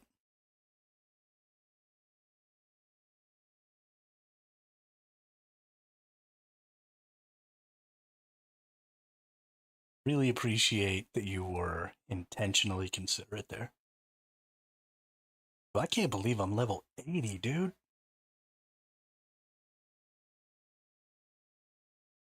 I don't think I've ever gotten a hardcore character to the empowered monoliths. So I'm really looking forward to maybe making that happen.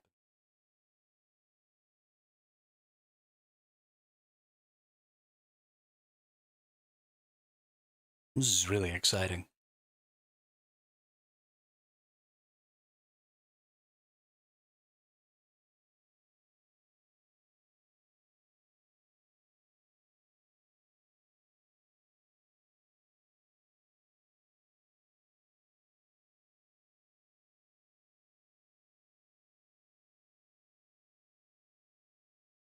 I want to check. Yeah, it has been a pretty massive achievement.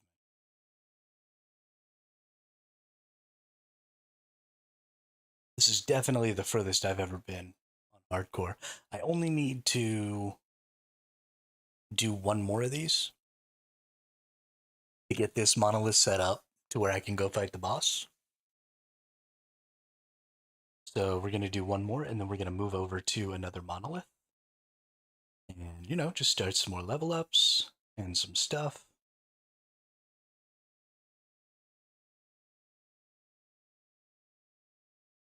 Just nuking things down.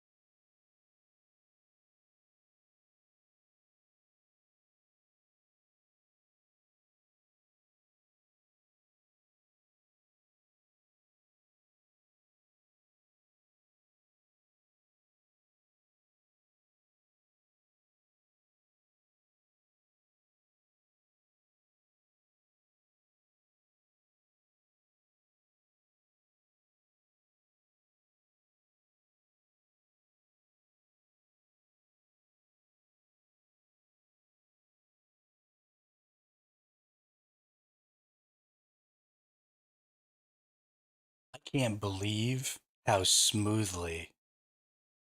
Think I might get a few levels in on the Way of Winter character. Hit level 24 last night. Nice. Congratulations. I can't believe how smooth the launch of this scenario or this season has gone for this game. ARPGs, particularly Path of Exile, which is, the game that this most closely resembles, is really, really bad. Ooh, I just blew up. About um, their season launches. They just always tend to go horribly.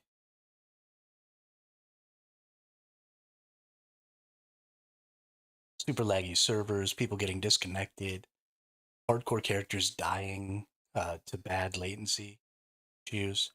I have had no problems at all. This enemy is so freaking tanky, dude. But I've had no problems at all this season.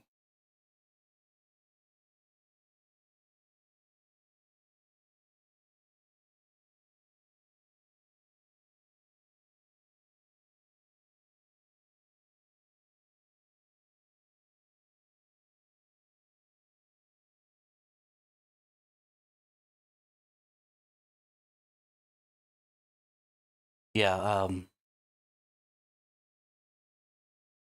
for a live service game too, that's a pretty decent price. I would prefer to see them do the same model as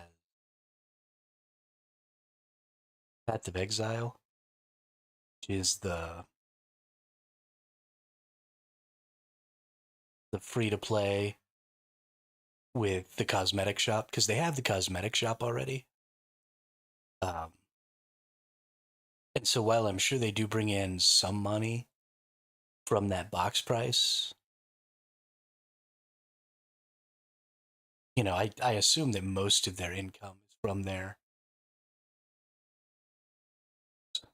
So I'd like to see, maybe some more people get to play. They went the free to play with the cosmetic shop route. Especially, I mean, the game's been out for a while. A lot of people have already purchased it. But you're in your season 2, you've already had your 1.0 launch.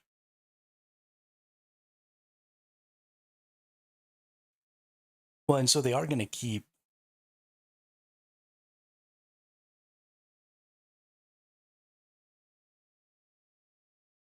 Thanks. Definitely forgot to turn it off the black screen. Yeah, I've been playing for a while.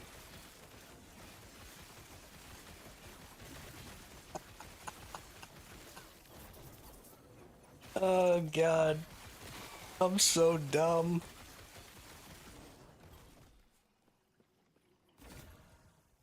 All right, what do we get here? Increased healing effectiveness. That's not bad.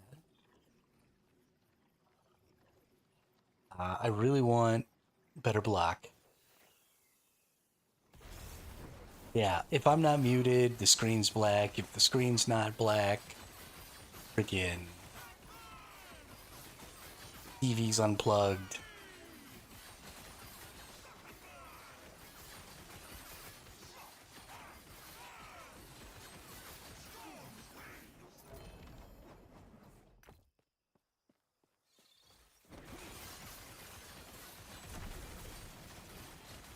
Oof, took some damage there.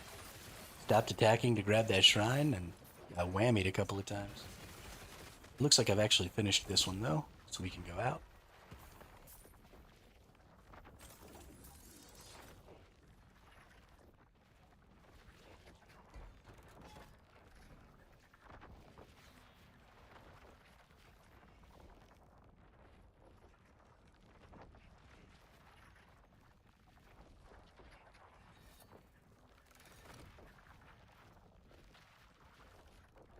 Yeah, I am playing Paladin. We can actually look at the passive tree. So Sentinel is the base class. I went Paladin so that I could get these skills down here because I wanted Symbols of Hope and Holy Aura.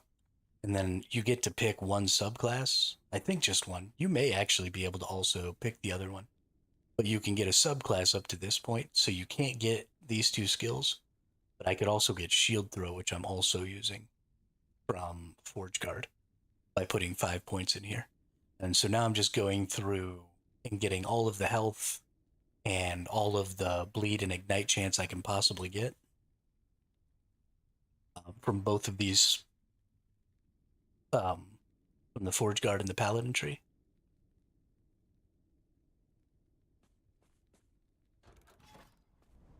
Yeah, so the first person to hit level 100 this season hit level 100 at like exactly 24 hours and 2 minutes after the game launched. So they've been 20 levels ahead of me for hours. Because that was a little over 5 hours ago that they hit level 100.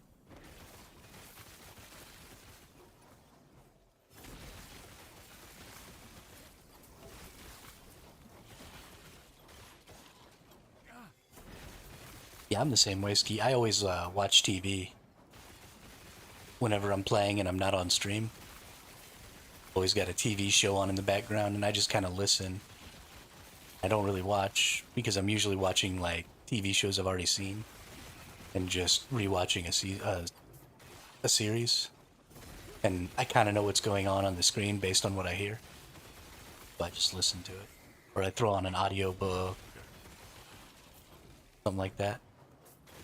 I appreciate that my stream is the thing for you. That's nice.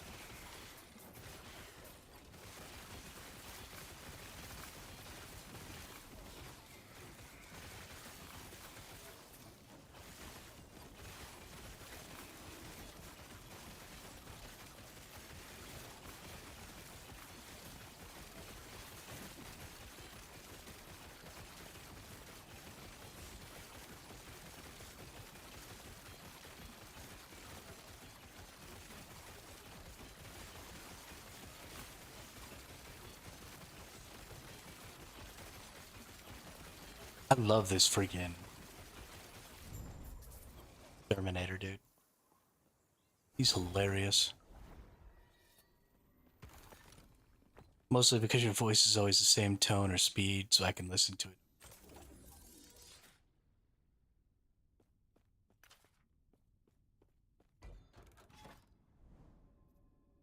Don't need wands.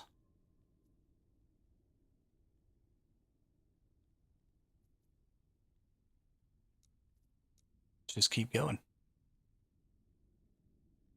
Yeah. Yeah, I'm not really a yelly person. Usually my inflection, I think, is good enough to express my emotion. I don't have to scream to show that I'm excited. I tend to get a little louder when I'm excited about stuff.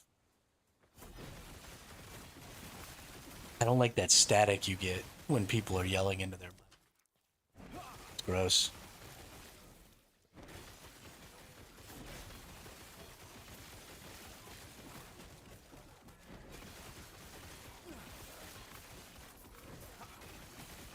But they wouldn't do it if it wasn't popular.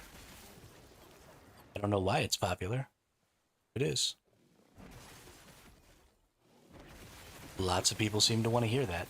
I mean, Dantes just straight up intentionally uses an old crappy mic so his voice sounds bad.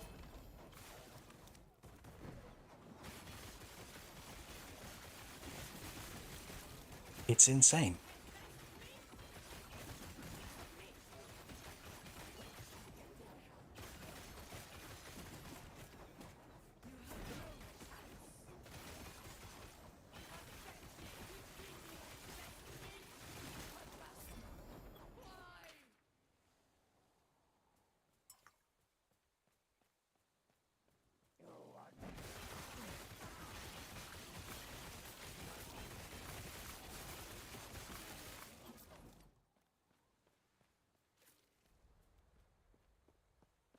Come on, baby. You're doing slay both champions, alright.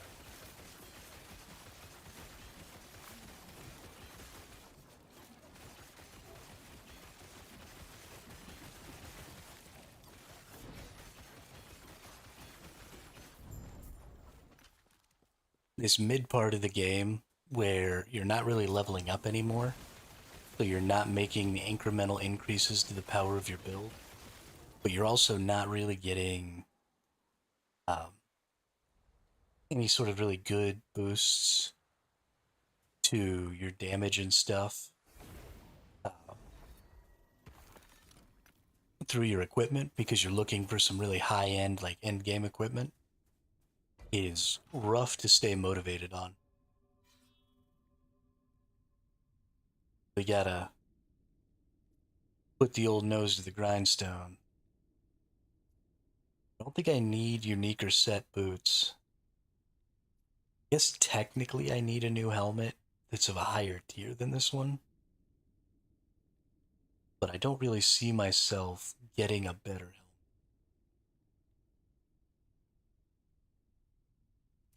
Let's try doing some forging on this here. This is tier 1, so we got a lot of chances to maybe change. Oh. I can't craft on that until level 86. I forgot. Put away some stuff here.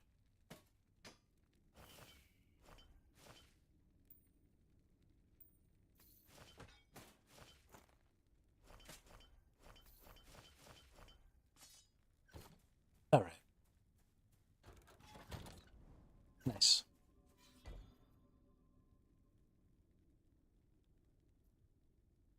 Yeah, I don't really care about going for helmets. I'm pretty happy with our helmet situation. Belts, rings, boots. Really what I'm about, right?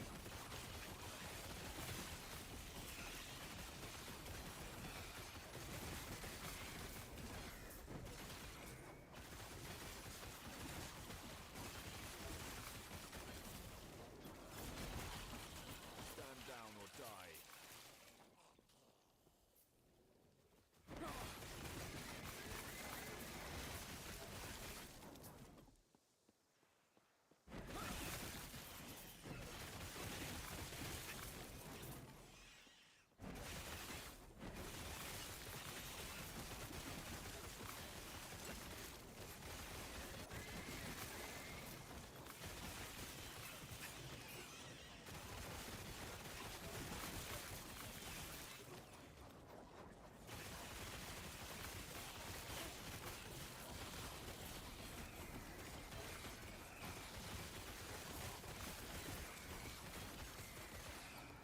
Oh, right. I was supposed to move on to another. Stupid. Stand down or die. Lack of sleep is making my brain not work.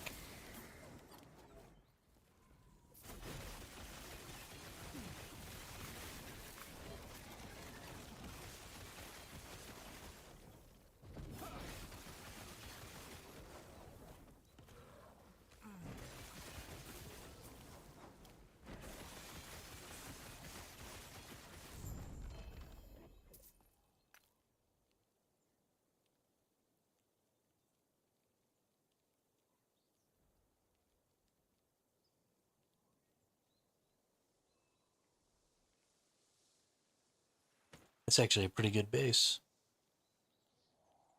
Hang on. So we've got Erasing Strike, Vitality, Void Resist, Health. This has Tier 4 Void Resist.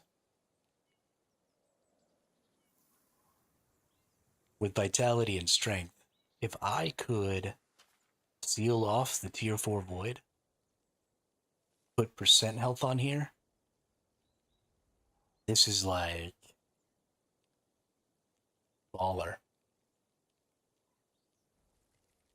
Oh, and it's the fire damage base? Ooh. Okay. I need y'all to cross every appendage you have. I need the void resistance to seal here.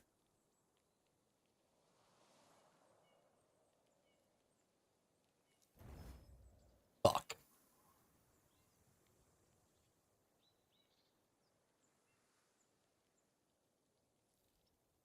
Okay, well, that's fine.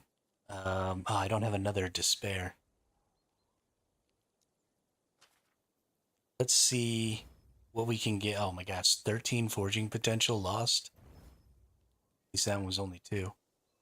So I need to get another glyph of despair then and seal off this strength and then put something else good on there. But I actually think this might still be better. Yeah, than the other armor I'm wearing. Something I might want to do. My health roll is pretty low here.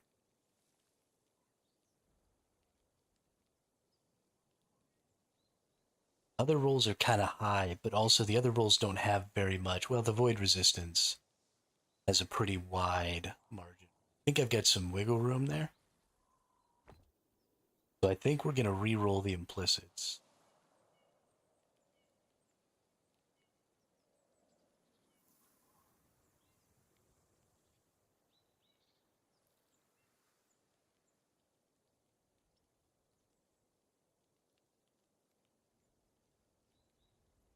Want that health to just go a little higher. That ate all of my forging potential. That's too bad. And we stayed at all the exact same stats?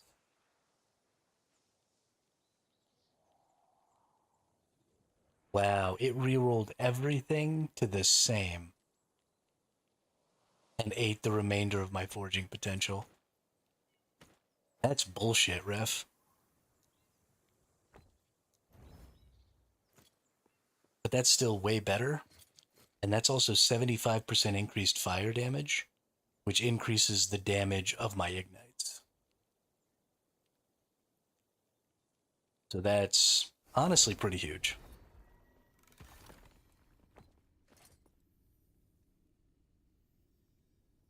Oh, I rerolled the implicits, not the explicits.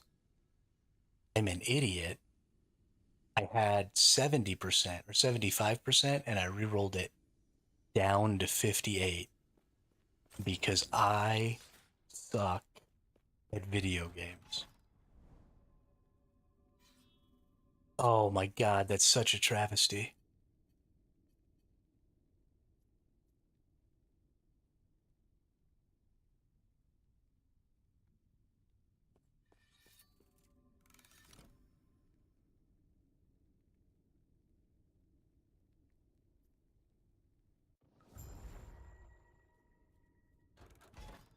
That might be the saddest thing I've ever heard.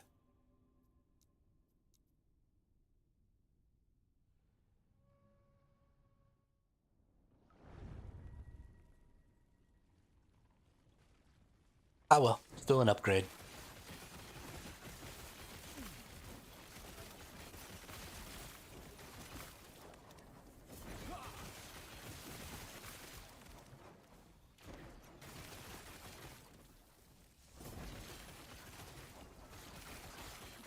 You cannot do that. Stand down or die.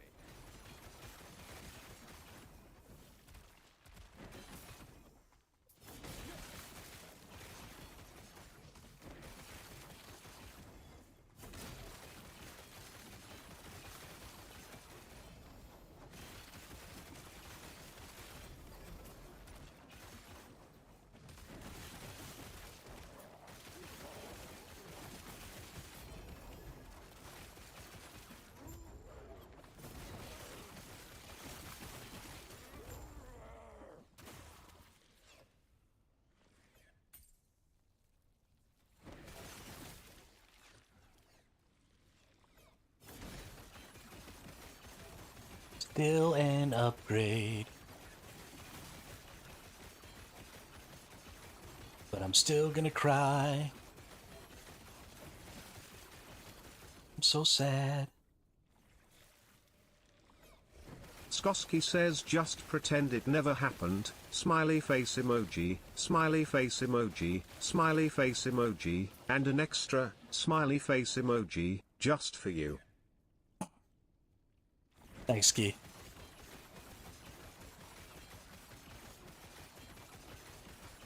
Appreciate you keeping me positive.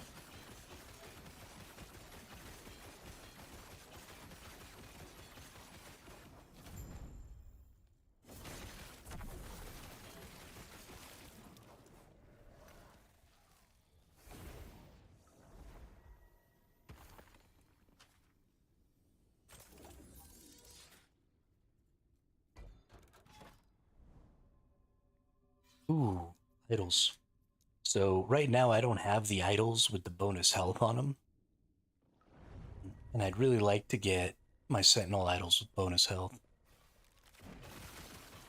So getting idols is definitely a good thing too. Don't necessarily really need them. They're a want, not a need. But they can have up to 30 extra health on them. So I could have another 60 health base. When you combine it with all of my plus percent health, it's probably pretty close to 100. So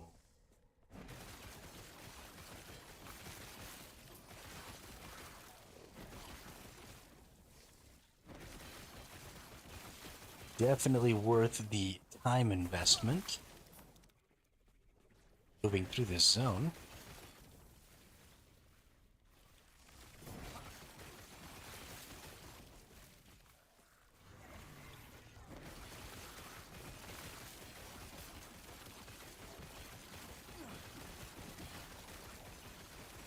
I don't like how back in the corner this guy is. Although I do kind of want to get hit by him so that I throw my shields.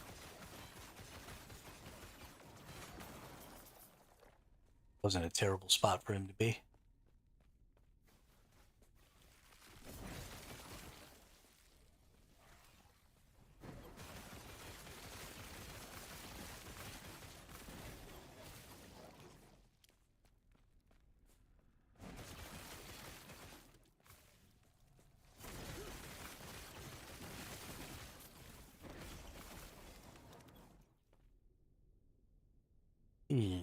Chance to cast smite when you hit with throwing attacks. Chance to shred armor on hit with fire spells. So that's a really low roll. I'm not even going to get that one. I need at least 20%. I'm only using 2 of them. I want to make sure that I get off plenty of smites. So I want to have about 50% chance to smite, because my shields ricochet 10 times. Every second, the smites can go off 5 times. Just about enough with 50%.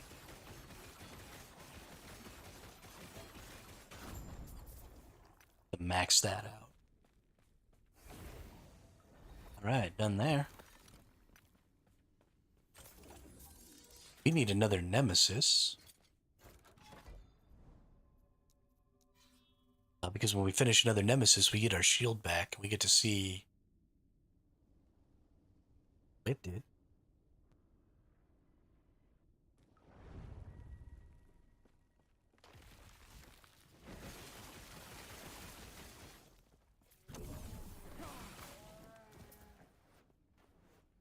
Oh, let's go this way.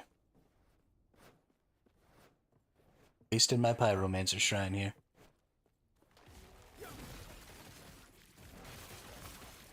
I cannot do that.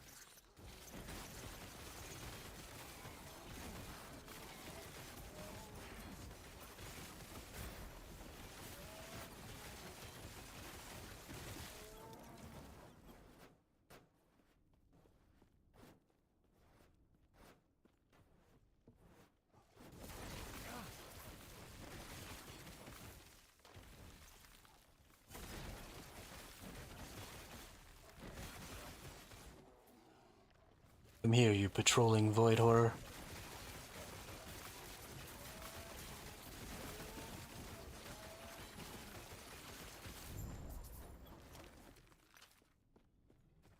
Ooh.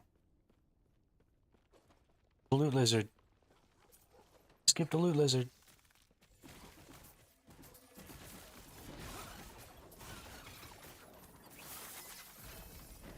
Phew. Get that Rune of Ascendance. And body armor I don't need. Sweet. Right. Health on kill, fire penetration. No. Right. Didn't need any of those.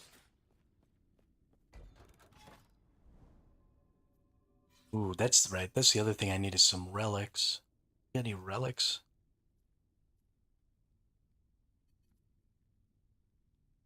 We do not. Alright, let's get this XP then.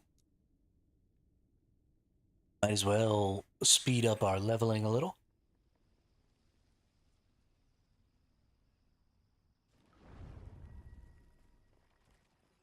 Our nemesis is right here at the front. We might be about to open up a pretty present here. Possible it's going to be useless. It's likely it's going to be useless.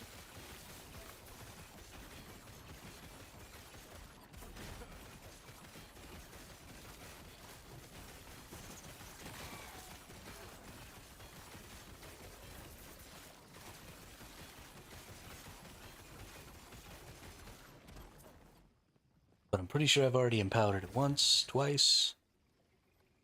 Increase healing effectiveness in tier 6. So 131% increased healing effectiveness doesn't really help me. It's going to make all my smites heal better. It's going to make all of my little healing orbs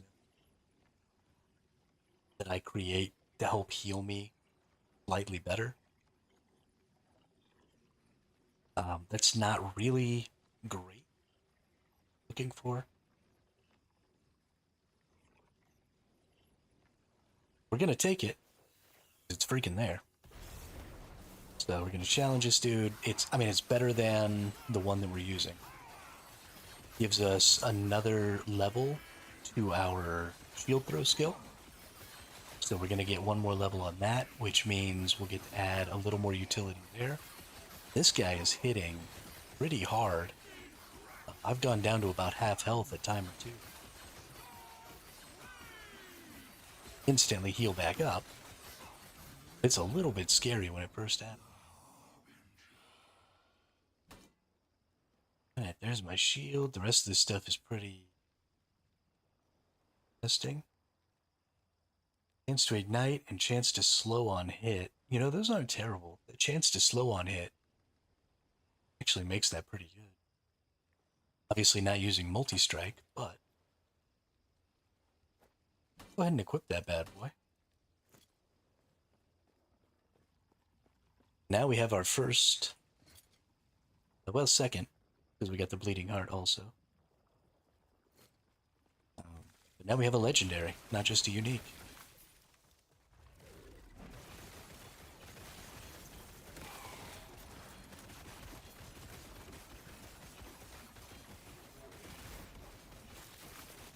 We are going to stop for lunch here pretty soon. I haven't eaten since I had a little bit of food right at the beginning of stream. We've been streaming for about 6.5 hours now, so I am going to have to stop and eat here at some as soon as my cooking is done. While we do that, I'm probably going to watch a quick video on the boss that I need to fight to get this legendary shield. And I'm going to go slam 20% block on my shield.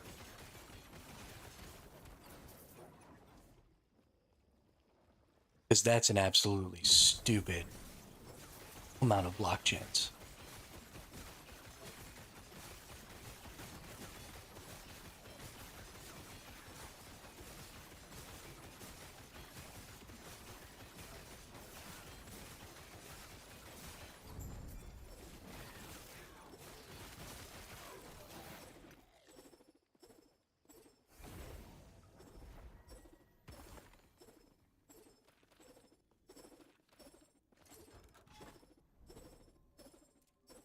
See, my block chance right now,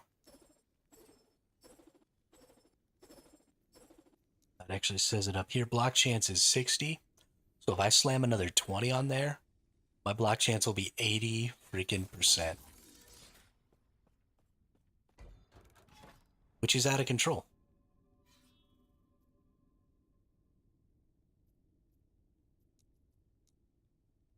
Totally freaking out of control.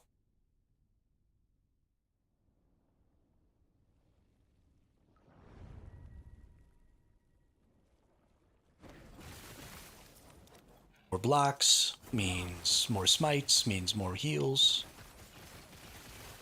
More heals plus less damage.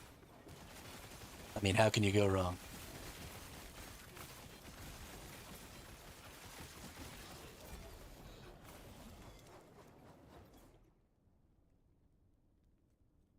Why is every belt trash? Stand down or die.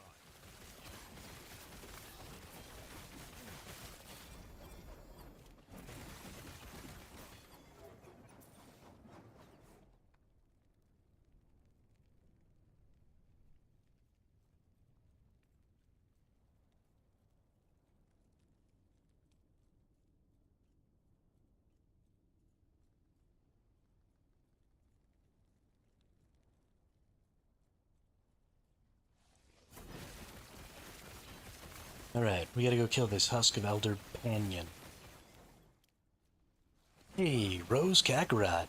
What's cracking? Welcome to the chat, welcome to the channel. Doing awesome, how are you?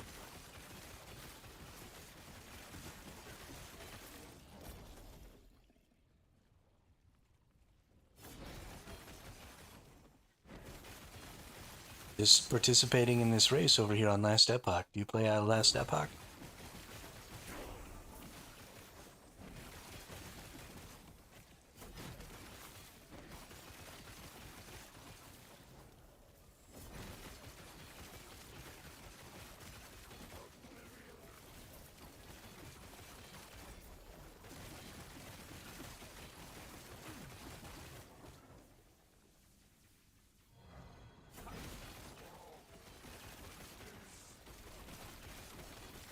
They got a hardcore solo self-found race going on right now. Quite entertaining. Also just stood in that little lightning bubble and didn't die, and I'm kind of surprised.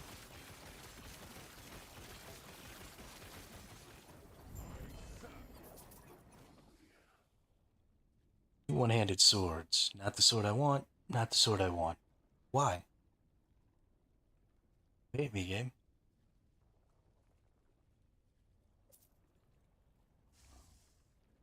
Rose, if you're about to tell me that you're a graphic designer, want to make art for my channel, I am really uninterested. But yeah, it's totally a worth game. Love this game. For sure.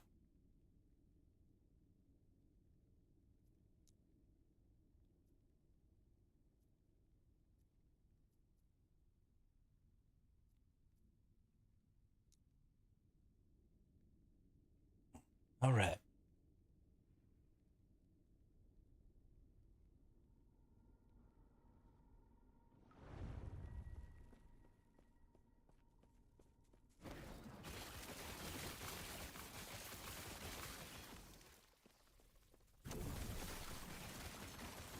Okay, bye.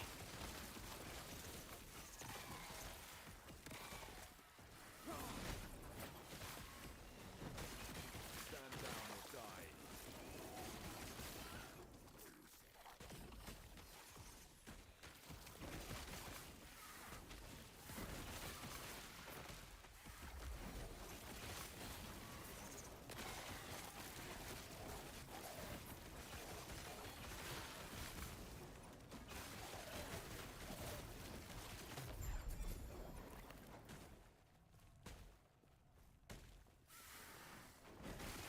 Stand down or die.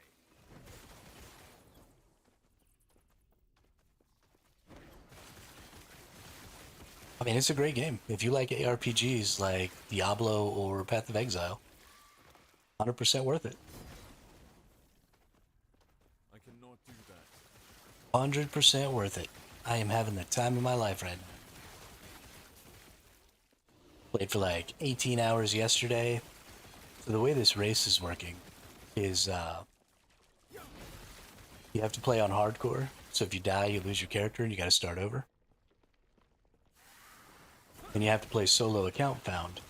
So you can't trade with anybody. You can't play with other people. Do anything like that. All of your gear you have to find yourself. So it makes the road to getting to end game really long and really difficult. And then the pinnacle boss at the end, there's like a new Uber version of the boss. And the goal is to be one of the first 5 people to kill that boss. There's a cash prize.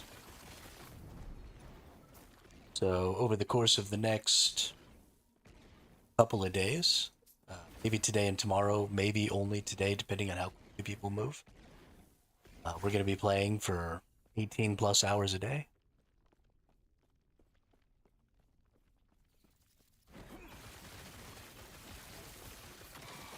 Yeah, there's a storyline involved.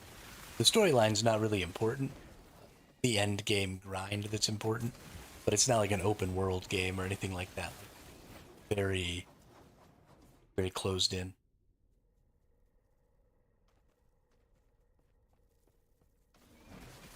You can only do what you're supposed to do. Zizaran.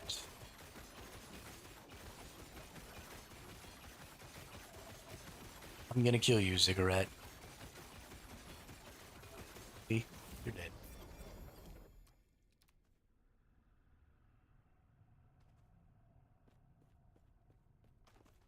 Oh, I've already cleared this zone. Well done. I like this isometric style too, especially as I've gotten older. It's just easier to control my movement with the mouse.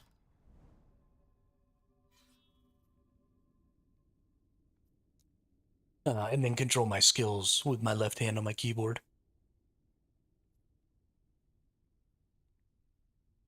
WASD movement is just too hard for me. What's up, Dullax? How are you? You still living, brother? We level 81 now. We're in the top, like, 500 people on the level ladder right now.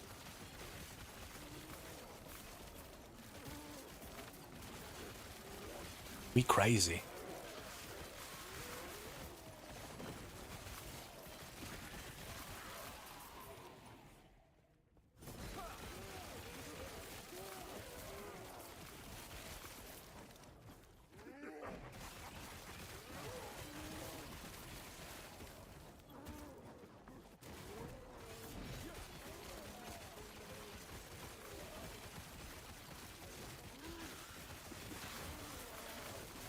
Build's really coming together, though.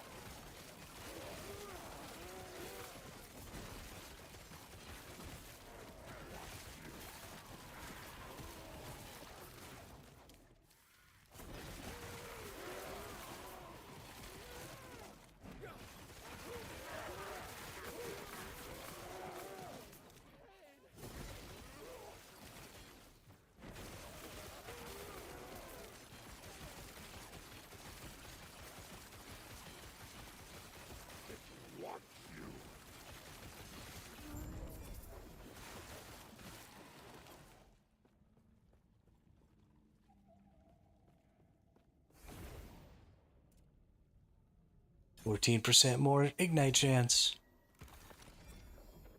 Time. Just another ignite. Just another ignite. Right, let's get some idols. We definitely need some of those. Getting that for show.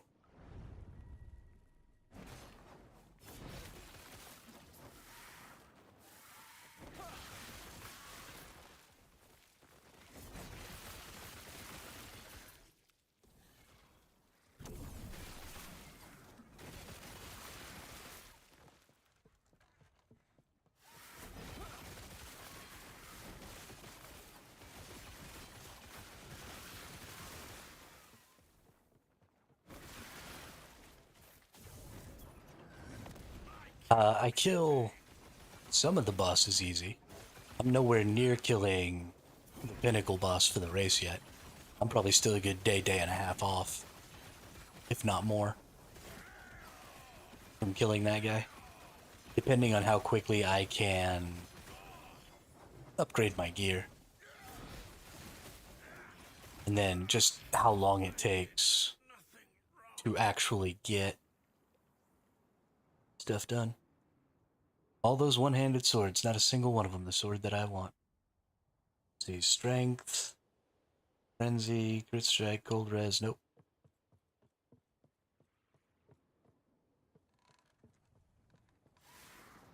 But yeah, so far I've been killing all of the bosses that I've been running into fairly easily.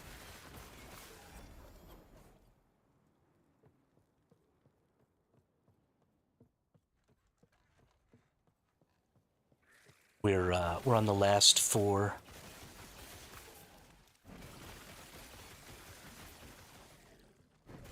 of the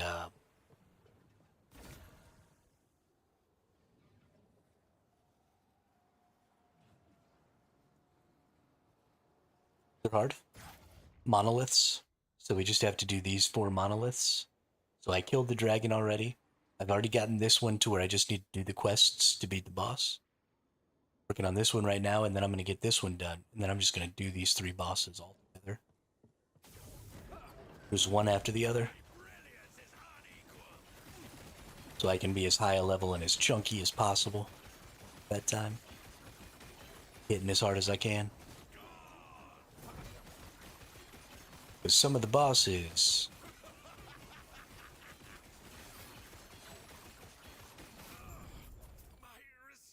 little tough.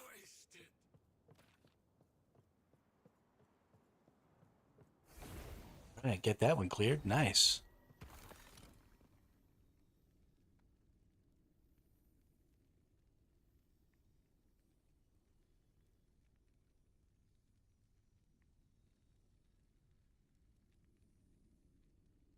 Hey, nothing I wanted. Got it. I wanted. Got it again. Don't need amulets. Don't need helmet. I really need some relics. In here, and let's get this random legendary.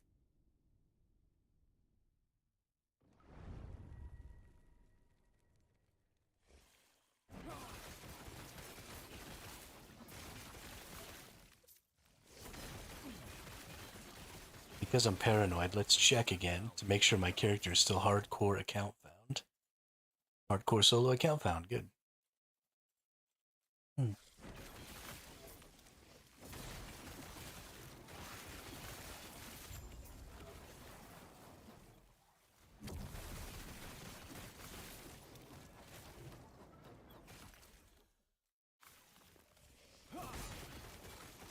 Here and slay the primeval dragon.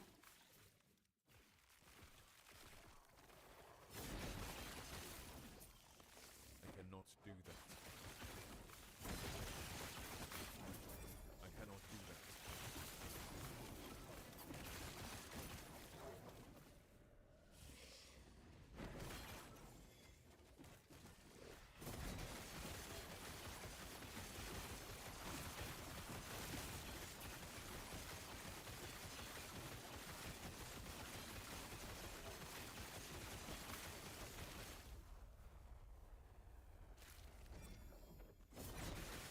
Yeah, that splody move lasts way too long.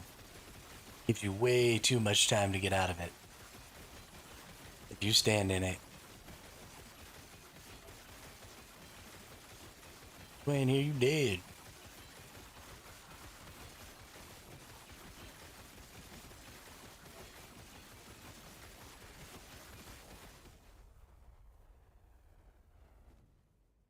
Probably could have finished him off. He only had 2% health or whatever.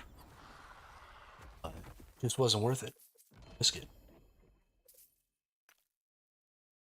Belt. Definitely don't need that belt. Static resistance. Nah, not really a good ring. Pretty banging helmet. So it's got to be pretty choice before I want to replace it. None of that's really useful.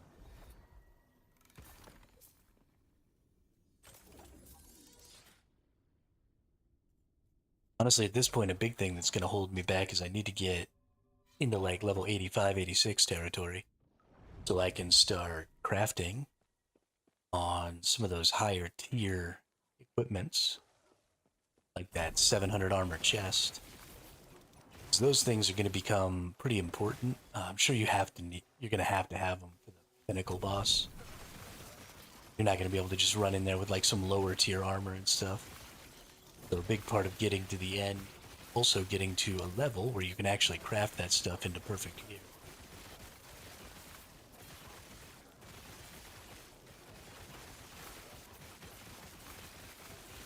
Not that you don't need to be crafting on your way up either.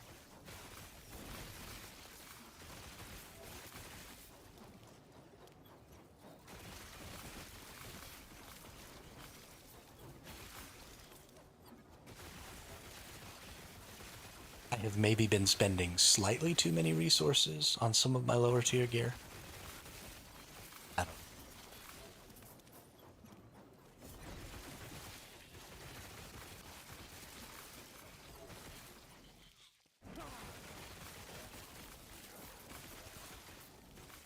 I cannot do that.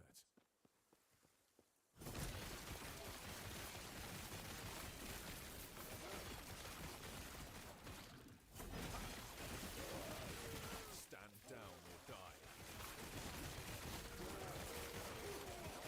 That's right, stand down or die.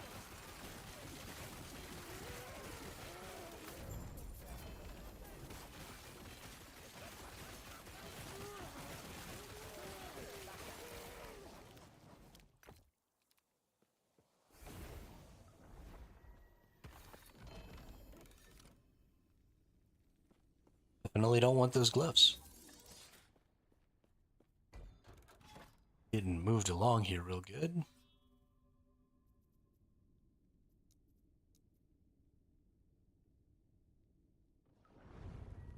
I think I'm being a little too picky maybe about trying to get pieces of armor and stuff. I do need to remember that I do need to finish all of these and move into empowered monoliths. I need to do that probably in the next couple hours. And once we're in empowered monoliths, the high tier loot will literally just come raining from the sky.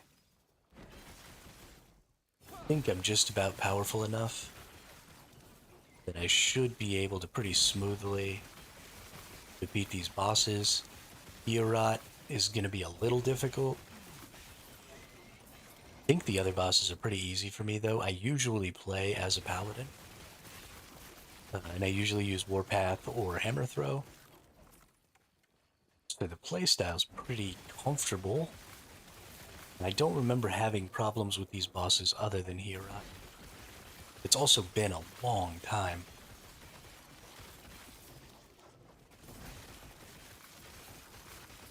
Stand down or die. One of them is the Wingardies, I cannot do that. or the Wingaris. They'll be pretty difficult. This is that avalanche. Oh no, the Wingari here is not an avalanche. It's a, yeah, no, that's actually not that difficult. I remember that fight now. It might be one of the other sides, though. Dude, I don't even remember.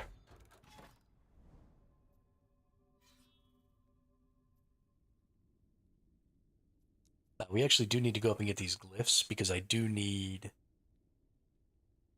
more glyphs of despair so I can seal affixes.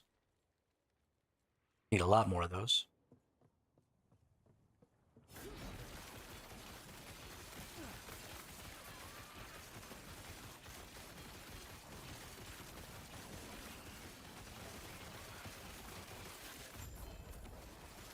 Ooh, what kind of legendary helmet do we get? Nothing of value? That's what I thought. Seal the Ash Gate. Alright.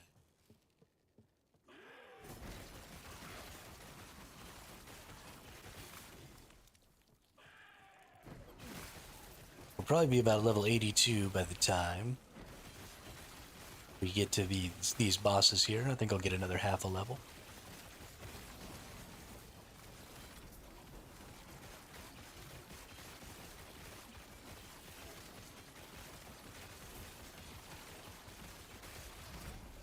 Stand down or die.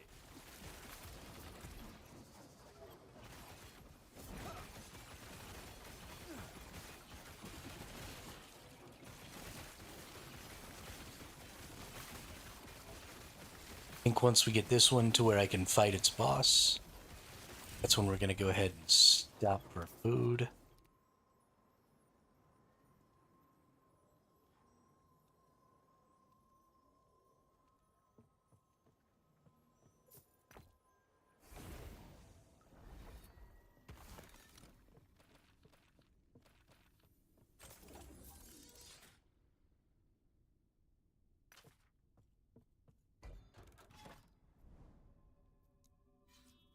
Alright, let's get these glyphs.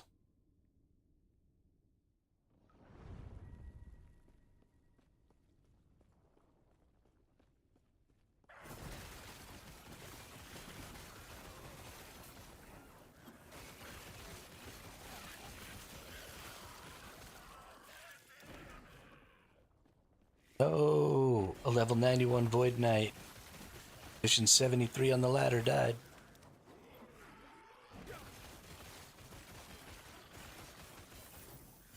Sorry, fellow Sentinel. Do not do that.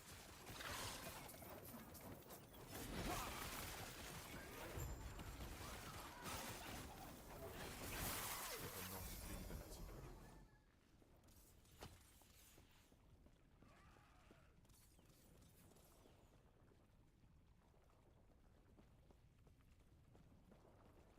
that. So sorry, fellow Sentinel.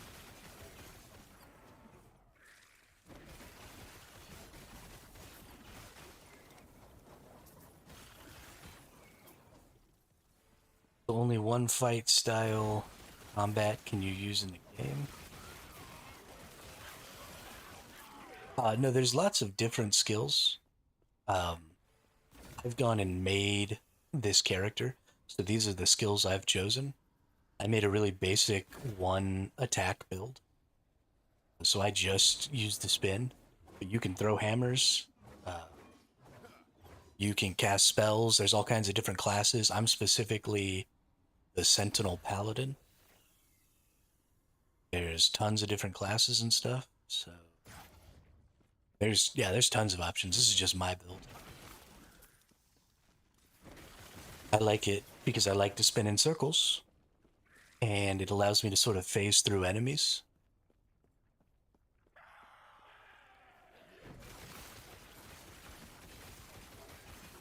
And since I'm really bad,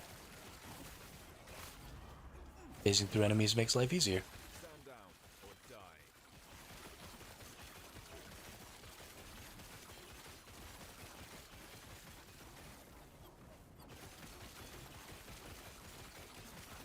This is just a big old copy of the Act 2 boss.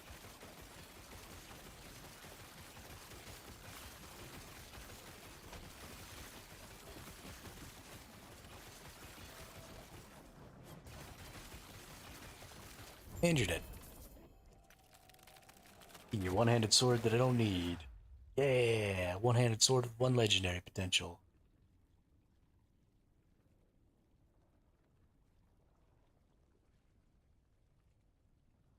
It's not as good as the one that I have.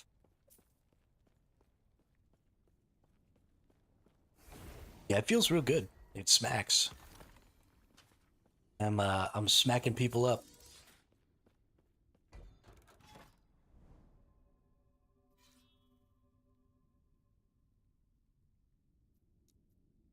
I'm spinning and I'm winning.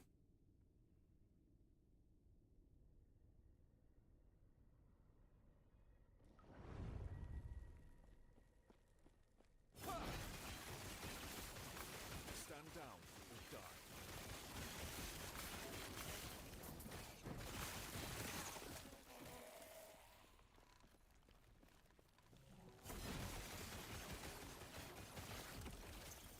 There is quite a bit of build diversity in this game, though, because a lot of skills, you get to like choose a bunch of levels and stuff for them. They level up 20 times. And as you choose those levels, you can change the way the skills interact. Like you can make it so that this hammer throws out hammers that spin around you and follow you. So then you're just walking around with this like orbiting pack of hammers that are just wrecking everybody in the face. And that's a really fun build. And that's just like another build you can do specifically on this class. You could use Javelin on this class. You can use Judgment is a really popular build on this class. It is like a big attack that slams the ground and then puts Consecrated Ground on the ground so it heals you. So it's very, very popular because it's really safe.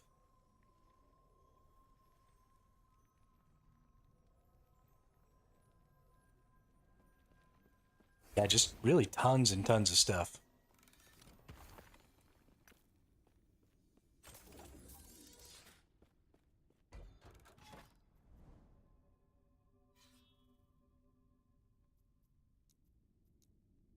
I think this is going to be the last little zone before we go get something to eat. It's been like 6 hours since I've eaten, and all I had today was a slice of pizza. Didn't really sit well on my stomach today.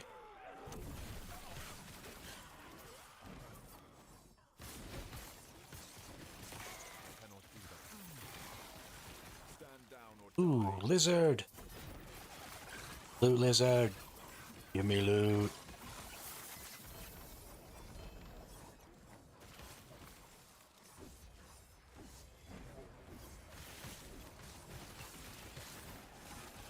I almost let myself die. Don't check loot in the middle of the fight.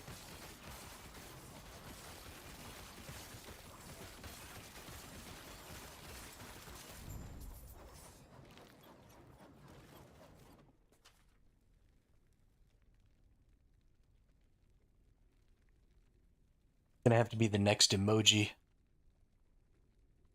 channel. There's a loot lizard.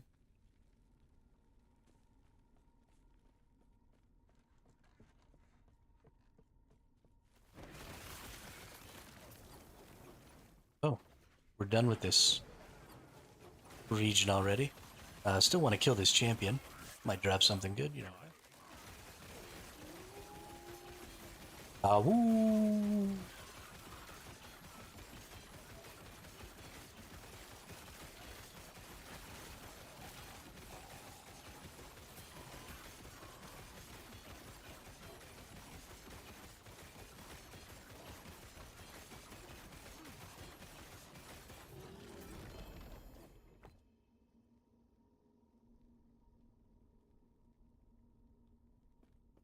I need that.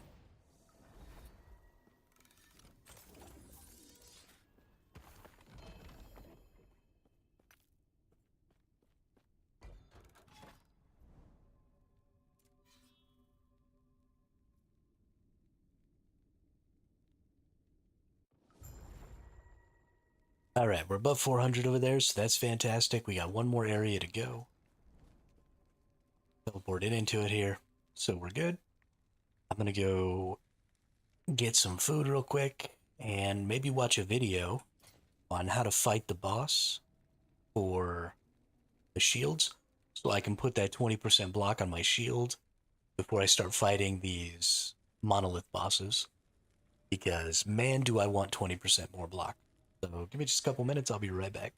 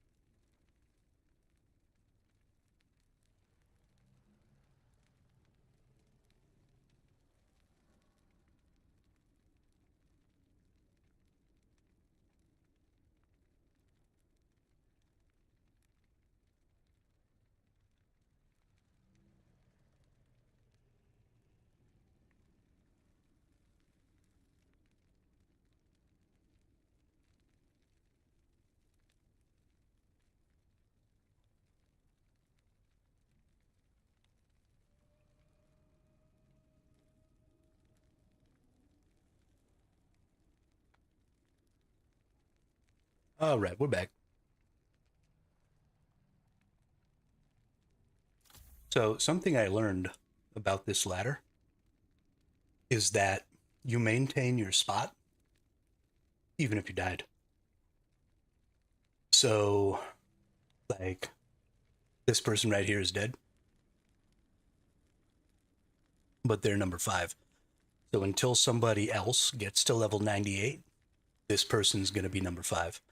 So, I'm 518, but everybody we've seen die above level 81 is still technically here. So, there are not 518 people above me. I am the 518th person to have reached level 80. So, in the past day and a half, only 500 people have made it that far. And that doesn't take into account any of the ones that have died.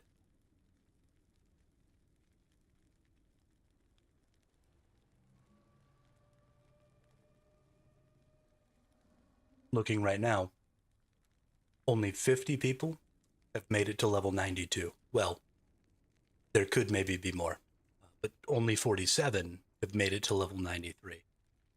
Includes the 3 or 4 dead ones up here. Yeah. Kind of, we're even closer to the top than we think we are.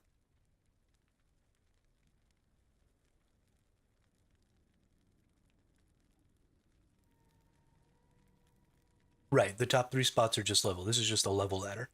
There has been no spam to indicate that somebody's actually killed the boss yet. I assume that this person will succeed. Their build seems really good. They've just been cruising. I actually assume that a ton of these people are going to succeed, likely before I get there. But again, if you had access to the test environment, then you're disqualified. So, you know, how many of the absolute best players in the game are also people who got themselves access to the test environment so that they could play, you know, before patches came out and help, you know, give feedback on patches and stuff. So really, the event that I'm participating in, the race that I'm participating in, is kind of an amateur. The really, really good guys and girls just can't participate. So we'll see if we can find some of them in here. Now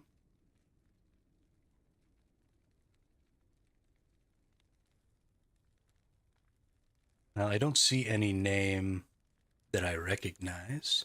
There we go. Max Roll Lizard, level 95. So Lizard is like the build king of this game. But there's a ton of people who work over at Max Roll who play this game religiously, and they just put out builds all the time. That's like their whole job. But most of those people need access to the test environment so that they can put out builds before the seasons drop, right? So most of these people probably not going to be qualified, right? They're racing, but they're racing to have fun and, you know, to test their builds and stuff like that.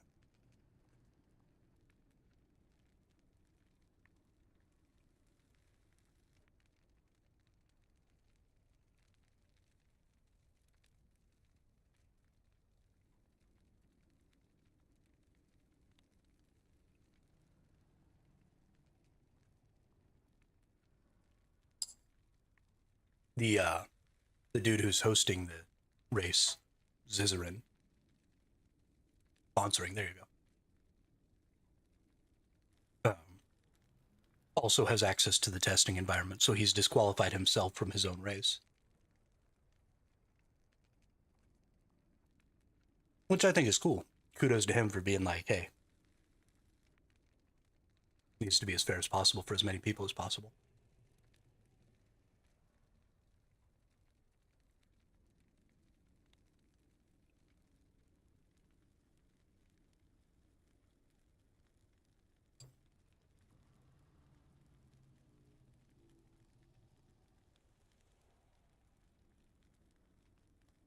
but it wouldn't surprise me. In the first 50 people here, we've got 4 deaths. So you multiply that by 10 times, because I'm 500 in line, and you say there's probably been at least 40 deaths, right? The same number of deaths throughout. And there's honestly probably more than that. So I'm actually probably closer to 450, maybe 400, right? As far as living characters that are approaching endgame.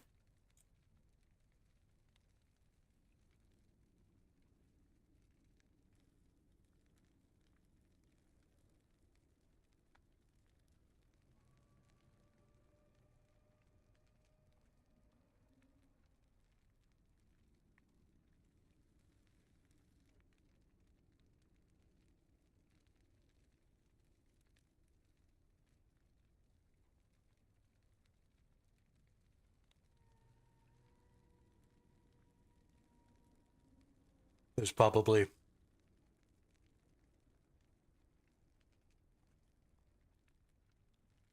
another 10 or 20 players who went really hard at it, but who have jobs. And, maybe they didn't die in the first day and they got up to level 80 or 90.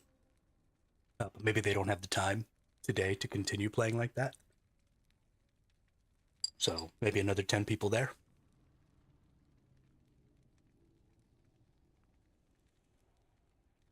Maybe not. That's probably a pretty small niche group.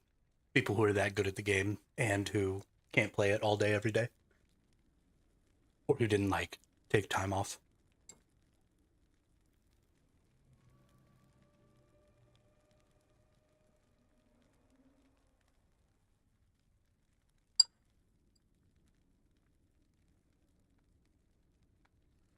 But yeah, the more I look at this leaderboard, the more hopeful I am that I might make it.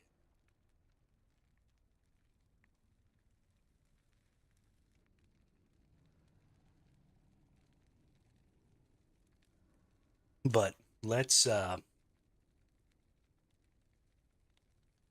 open up our web browser here real quick. We need to see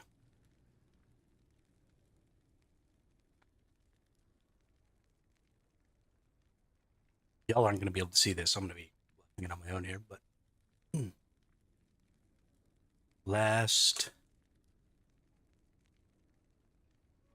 Epoch Legendary.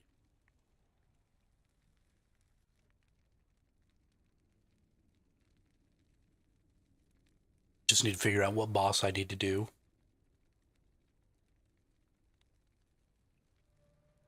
Legendary is composite of a unique item and an exalted item. Unique items must have at least 1 legendary potential. And the exalted item must have exactly 4 unsealed affixes. The exalted item can have a sealed affix, it just cannot be added to the legendary item. That's important. When combined in the Eternity Cache is located within the Temporal Sanctum dungeon. Running higher tiers of the dungeon will allow you to create legendaries out of higher level uniques. Okay. That's important. Yeah. Requires level 6. Requires level 35. So, let's go to the Temporal Sanctum.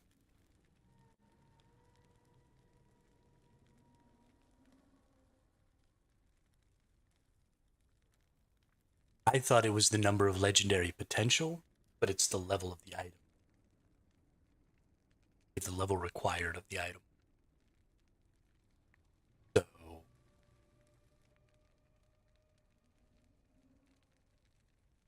that's actually going to make things really easy because my Polaris' Sacred Light is required level 6. I can legendary potential this on the lowest tier. No problem.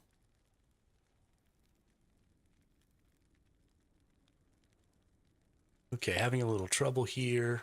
Let's look at Temporal Sanctum. Let's make sure I have a Temporal Sanctum. Arena, Temporal Sanctum. Get 3 portal charms. Scale charm. Oh, this one is.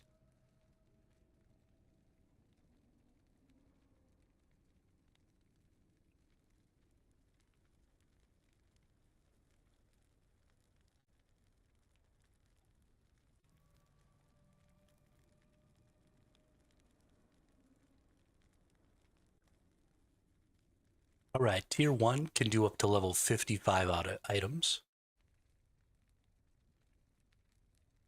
So I only need to do tier 1 of the Temporal Sanctum for both of my items. This only requires level 4. That one's tier 1. This one only requires level 40. All of the legendaries that I would potentially want are all done in tier 1. So that's freaking huge. Yeah, I was the 518th person in the world on hardcore to hit level 80 out of the thousands of people playing hardcore. It's possible it's just in my region, but I think it's worldwide. Because for the race, they didn't require me to sign up for a certain.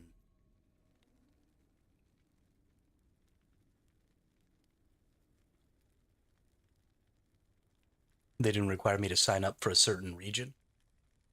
So, and then let's look at Sentinel. Well,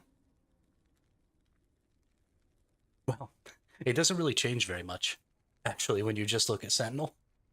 Everybody is playing a Sentinel. All right, that's cool.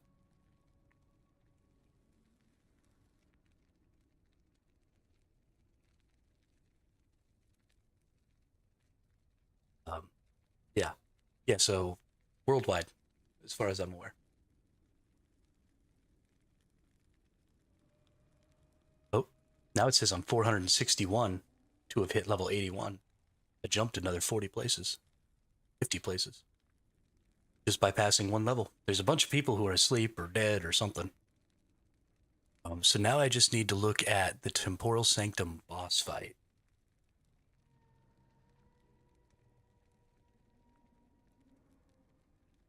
All right. Let's watch a 2024. Let's watch a 2024, yeah, in case things got changed since 2022.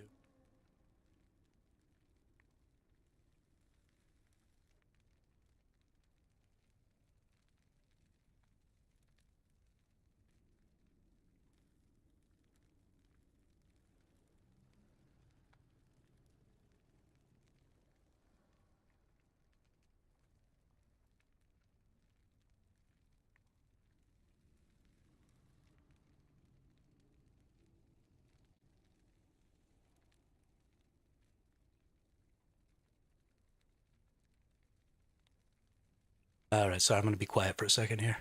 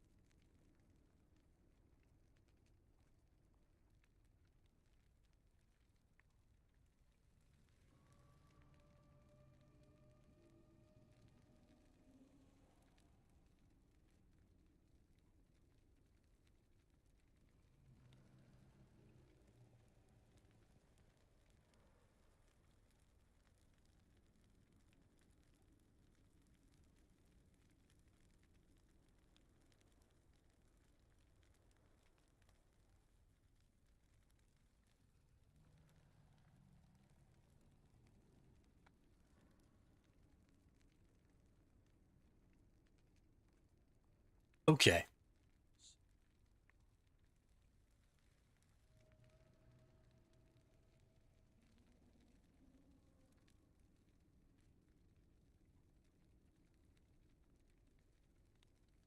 There is a straight up you die mechanic in that fight.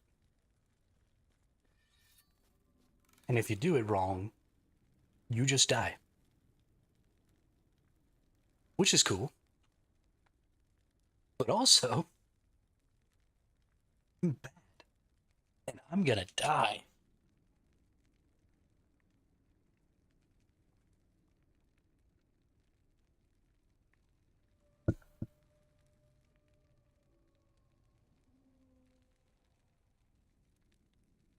Yeah, I don't know if you can actually tank it. It might be possible to tank.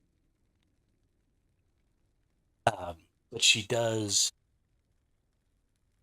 The boss does an AoE that covers the entire play surface. And while you're in the dungeon, you get a dungeon specific skill that allows you to swap to another timeline. So you basically phase out of time and then snap back after the explosion happens. And you take no damage when you do that. So I'm pretty afraid. The tier 1 version of the boss should be pretty easy to kill. Didn't look like it had a ton of hit points. But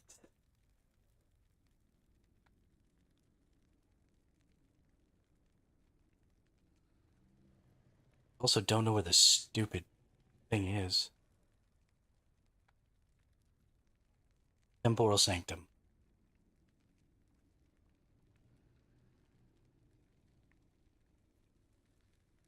Is the exit from the Temporal Sanctum?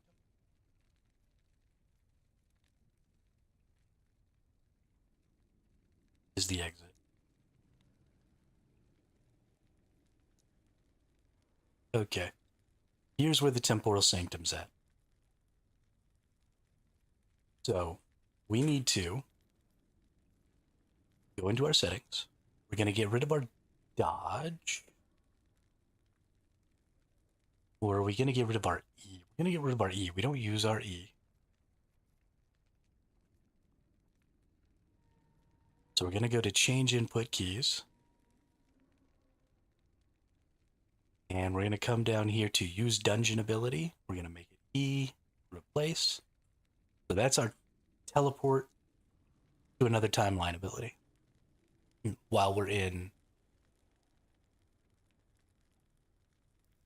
the Temporal Sanctum. And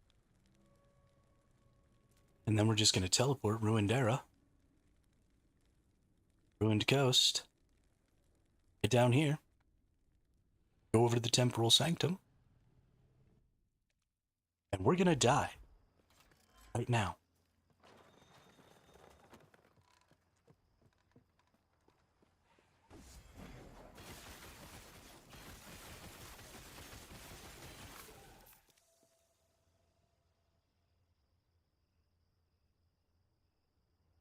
It's probably going to happen. Let's face it.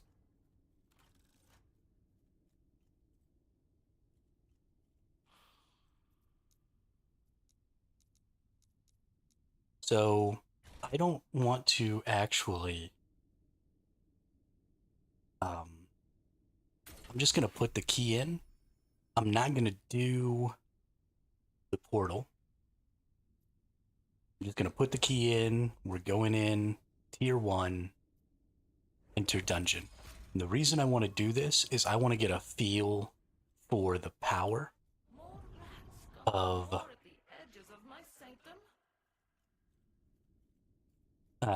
the enemies, so we can guesstimate how powerful Jolra's going to be. So this is the mechanic right here. Right? You hit D, or you hit E. Normally it's D, I think is default dungeon. E for me, and we teleport in and out of different timelines. And so the whole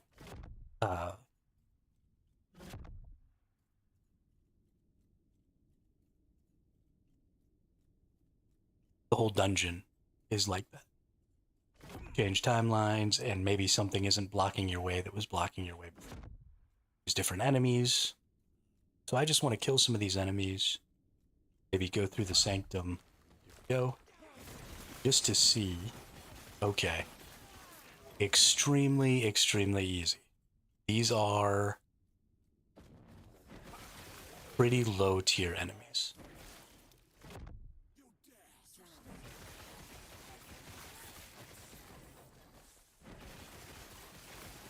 They are definitely not equivalent with the zones that I'm in right now. They're probably more like the 75 tier zone when I was in there, which is great. It means Julra is probably not going to be able to kill me too hard with her regular attacks, so I'll be able to heal up. I should be able to get some good DPS uptime. Don't feel bad about this at all. This will be fine. Get ourselves a nemesis guy over here.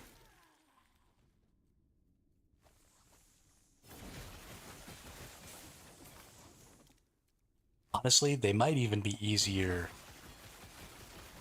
than that. They might be as easy as the 66 tier monolith.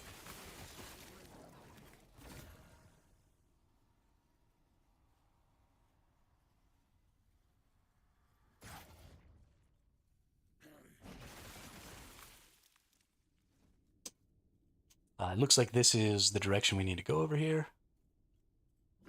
We need to teleport to a different. Enemies drop slightly more exalted rings. 20% increase enemy damage, 20% increase enemy health. Sure.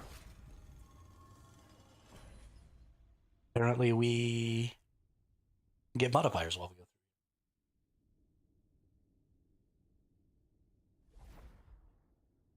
How is this possible?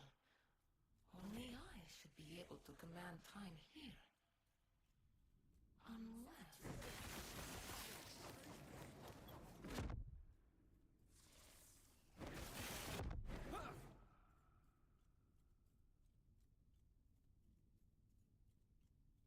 Can I go this way? I can't go this way. This is an incredibly cool dungeon. I have done this before. When the 1.0 launch happened, me and my brothers played. This was a year ago, more than a year ago.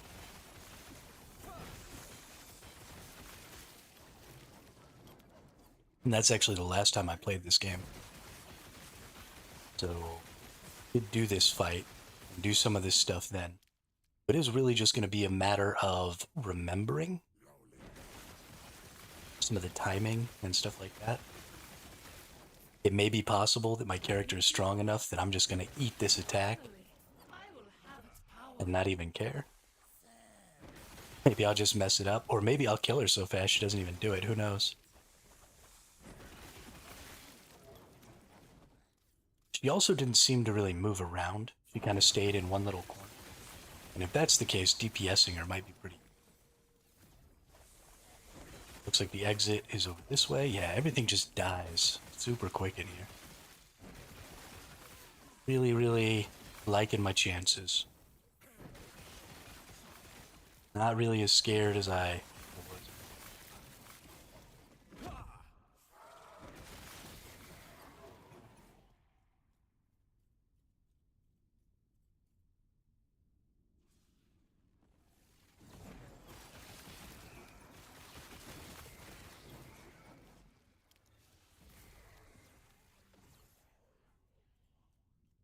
I wonder if both of these exits give the same... Nope, additional glyphs. Proceed.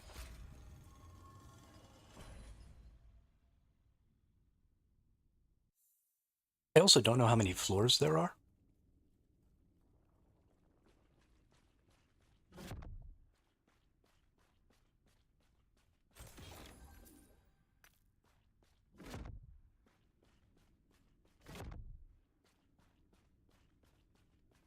Okay. Apparently I can't go this way.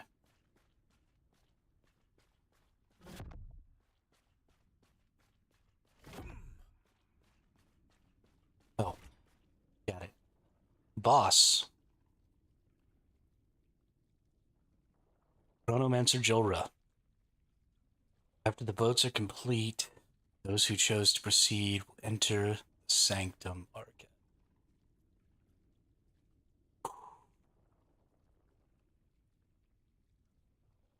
We got this.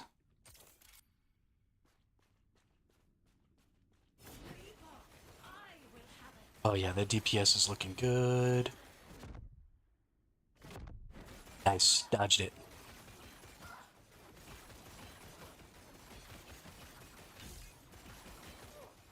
Okay, now this thing spins around, and you gotta stay in the gaps, which is pretty easy for me. The laser beam will hit pretty good, but I'll probably heal through it. And teleport out. Back. Nice.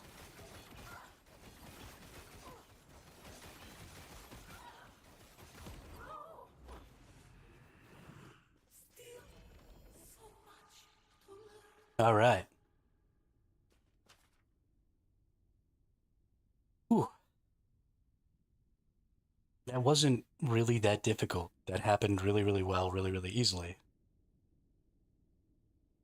Oh, hey. Have a good sleep there, Alex.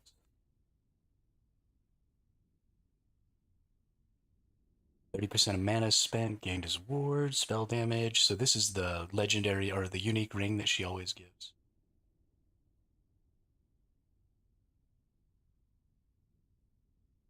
Elemental damage, mana regen. Don't need any of that. Okay, don't really need any of those things. So now we come over here, and this is...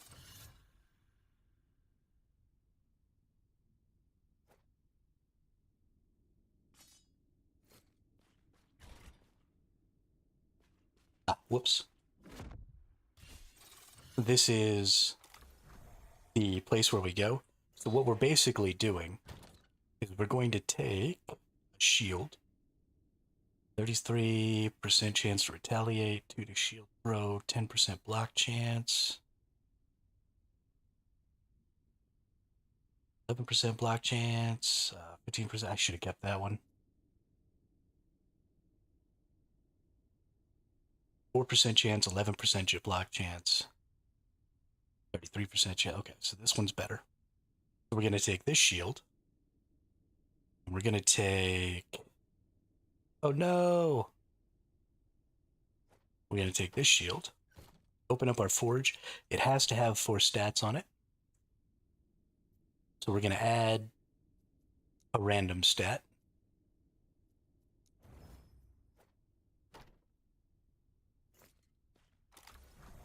So then you have to put your 1 legendary potential shield in the legendary slot. You put your Guardian Kite shield with your 19% block chance in there. Now they said that you were going to be able to choose.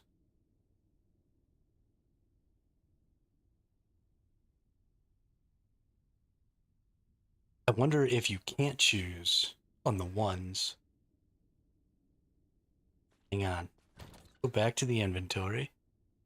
Oh, this one's 20%. Okay, this is a better block chance. So I actually have 2 tries at this. That's cool. We gotta forge this also because it's not... let's do melee damage because it doesn't matter because we're not keeping it. So we'll put this in there. Steal it. It did not let me choose. That's interesting. I thought it was supposed to let you choose.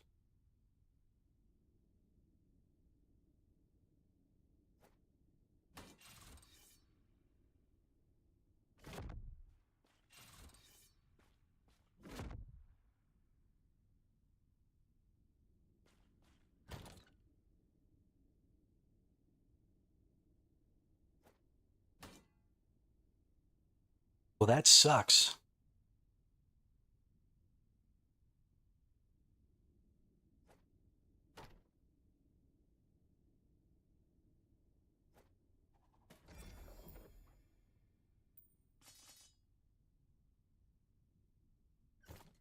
I'm pretty thoroughly unhappy about that.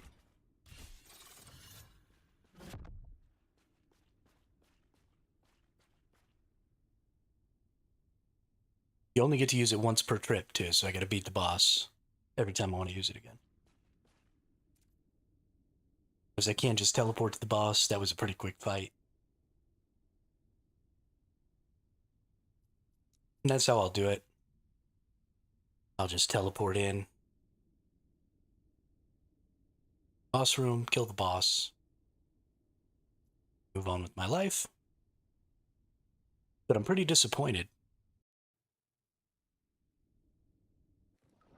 that I gotta wait for something random. I definitely thought they said you were gonna be able to choose.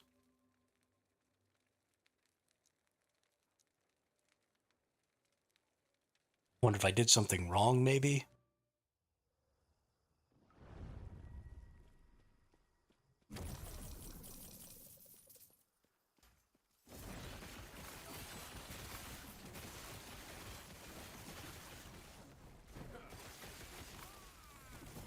Or maybe it's only on 2 higher. So I'll need to get some 2s or 3s. And then I can guarantee one and then just take a gamble on the other one.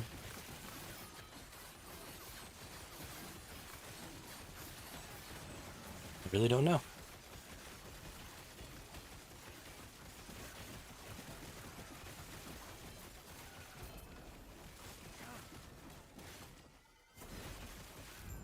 Like we got a couple of one-handed swords over here. Oh, hey, there's another 1 legendary potential there. It's nice.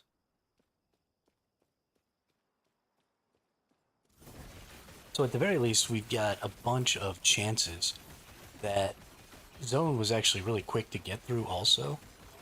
So again, because all of my legendaries or all of my uniques are tier 1 uniques, it's going to be incredibly easy to go ahead and get those legendary potentialed up if I can find, I'll have more instances of finding them with higher legendary potential because they're just more common.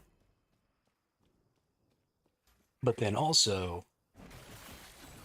the boss is just so much easier that, I mean, I'm not even concerned. I don't think that I will ever lose that fight. There's some relics up here, so that's actually pretty exciting.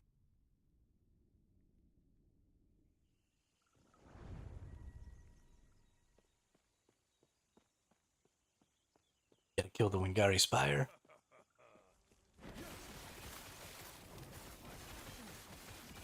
But now we need to push that super hard. There's a couple of things that we need to push super hard. We are not going to spend any more of our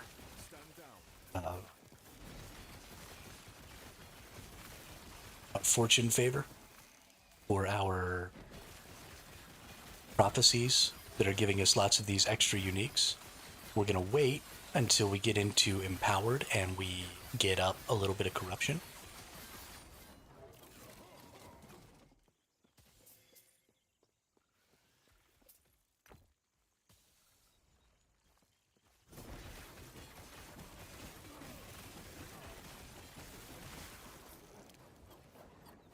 And then we'll do some more prophecies and we'll try and get some higher tier of some of these. Because if level 2s are going to let you choose, if 2 legendary potentials are going to let you choose, then it's just better to use 2 legendary potentials because then at least you get a choice of one of them. That's just way better than having 1 legendary potential and having it be totally random. A 25% chance of getting the stat you want is awful.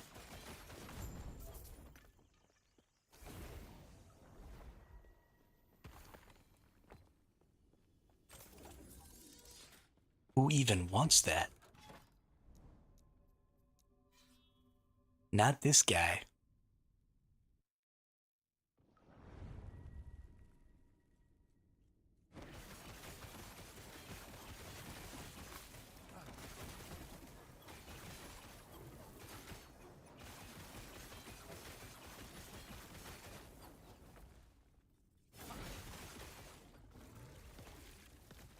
I cannot do that.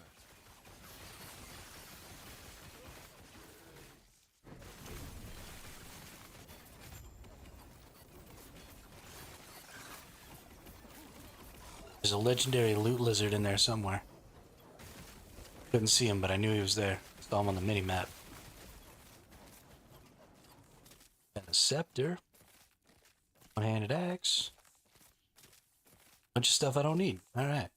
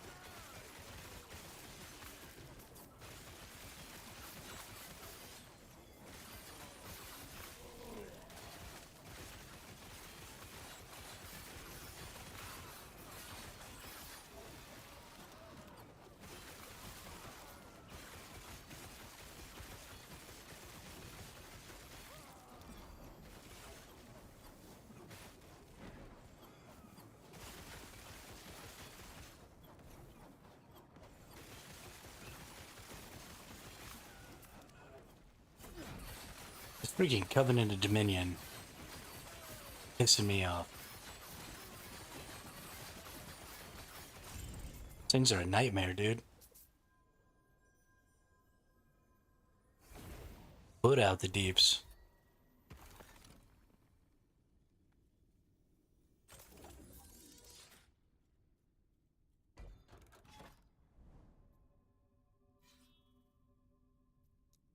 Alright, into some helmets and then into some more relics. I really need to replace this relic. Not a lot. This one's booty. Really holding back my hit point total. Stand down or die.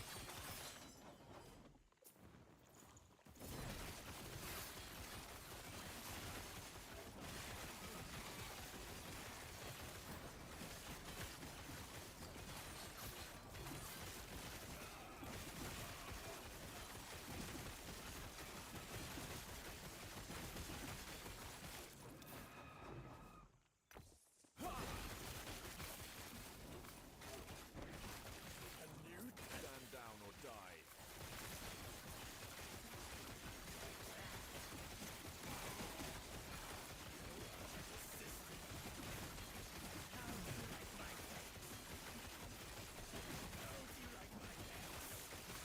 That's terrifying.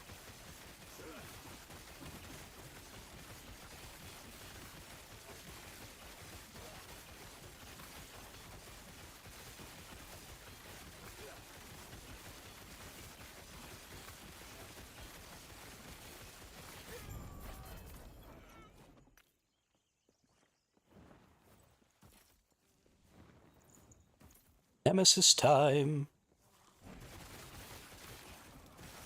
I love the Nemesis. Nemesi.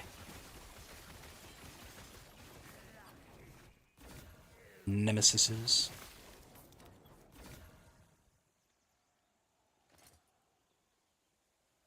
think all of my swords have one legendary potential. I don't think I have any more that can go in there. I have no legendary potential and no Weaver's Will.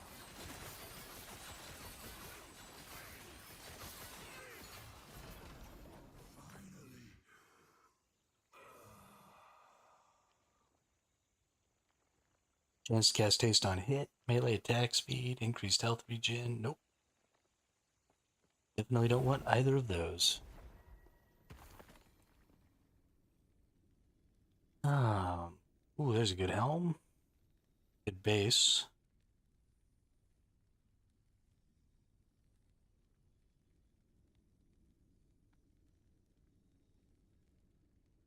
That one's interesting. It's got tier 4 fire damage over time and health. A really low tier, but you might get lucky with that one.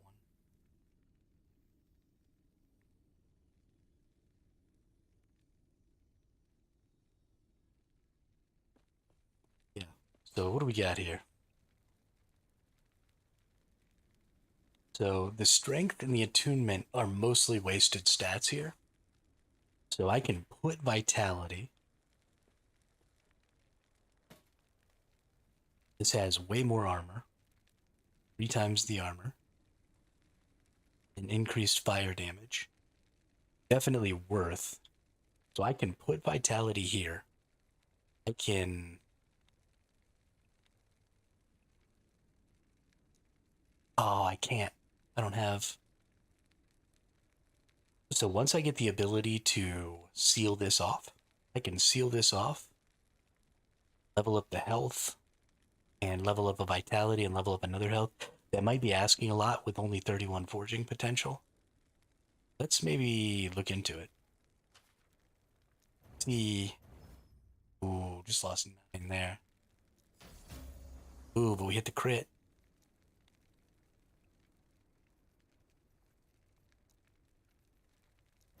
Ooh, just lost 8 there. Lost 0, but we hit the crit. Oh, the crit hit the fire damage over time. Perfect.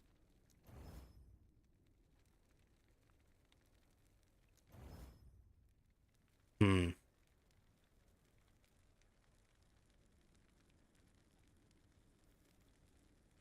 I mean it's good. Is it better than this? Ooh.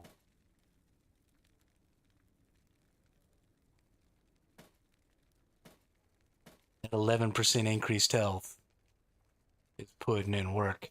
So we don't live without percent health. That's too bad. Okay, well, we'll shatter all those, get back some of our stuff. 4 vitality shards, damage over time shards. Lost some health shards in that. But I think it was worth just hitting the buttons a couple of times to see. We almost got super duper lucky and had a nice weapon, or a nice helmet. Like an end game, don't have to worry anymore about helmet's helm. I cannot do that. We're in an arena. Stand down or die.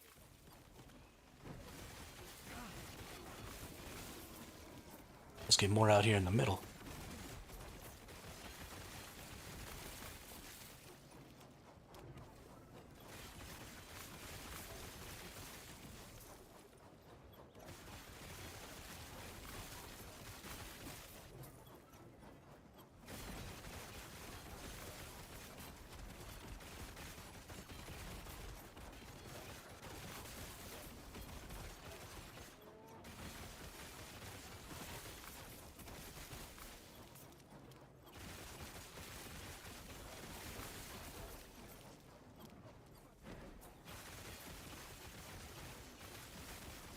I hate There's a Crystal Hiss.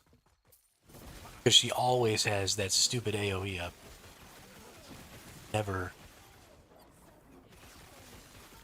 leaves it down. They say that and then she leaves it down.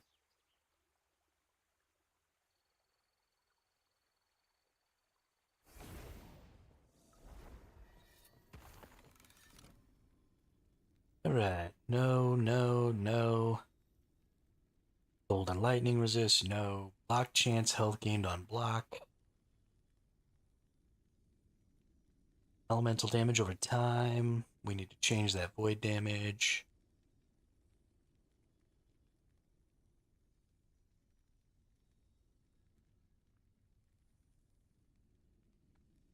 Health on melee. Pick this one. I do like the health on melee hit though. Neither of those really have good stats that I could finagle into something.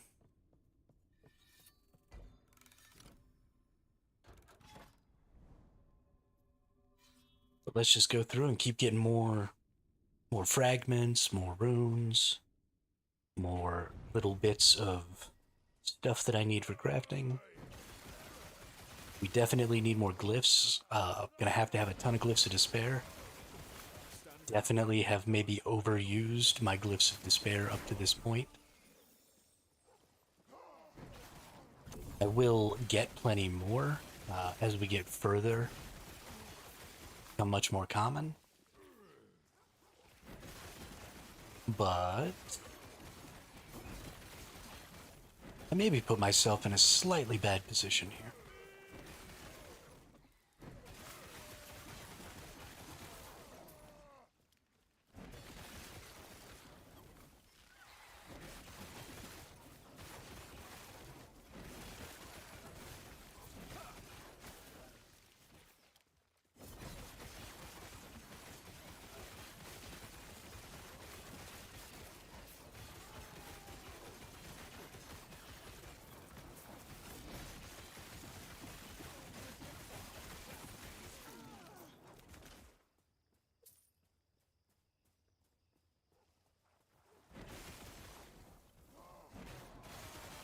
I don't like these ones that tell you to slay the champions. I fairly enjoy it.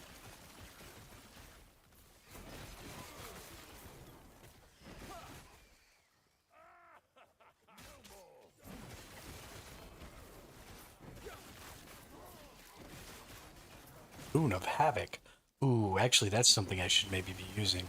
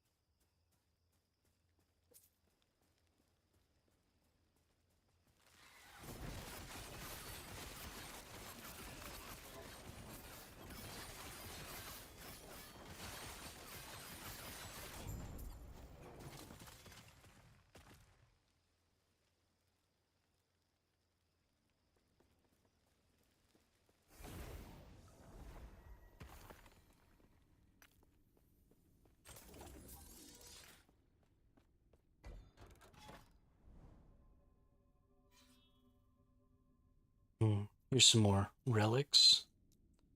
Go get that XP and hit that relic one. Cause my relic sucks. I need a new relic.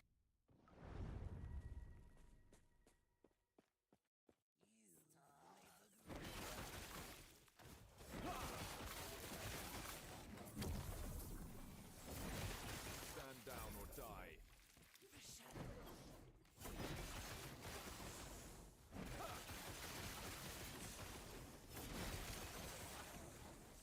I cannot do that.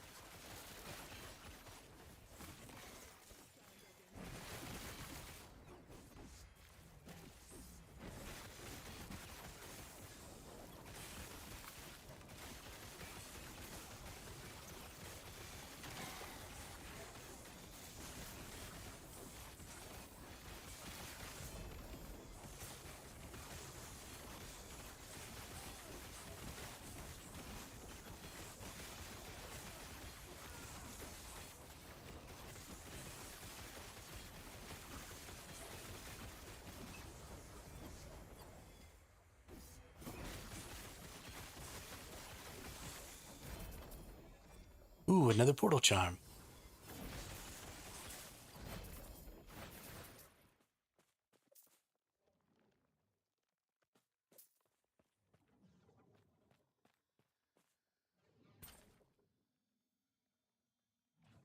Oh, ooh, it's a whoa. Oh, look at that. 193% increased fire damage. Woo. We're putting that on one of our freaking swords here. Getting that for show. 200% increased fire damage. Yes, please.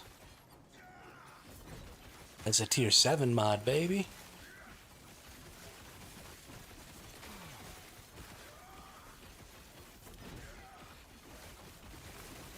Gosh, this build can get so strong. I'm like maybe at half strength right now.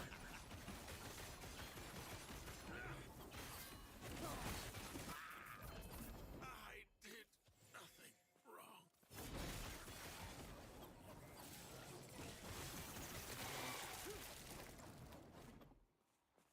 So silly. Alright, don't have anything to replace, so I'm just gonna get a random here.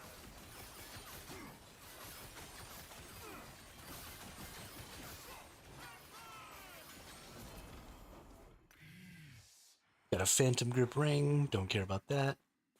Don't need a wand.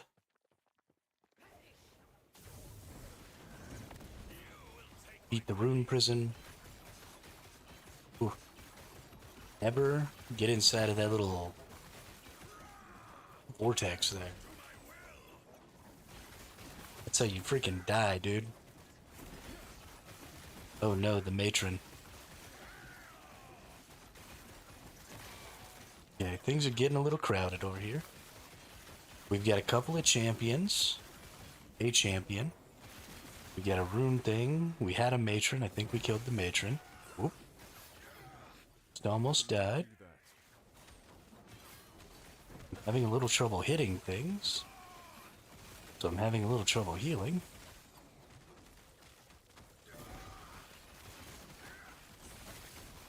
Okay, he's about to start doing his whirly bird. I think we killed him. Now let's worry about some of these possessed bad boys.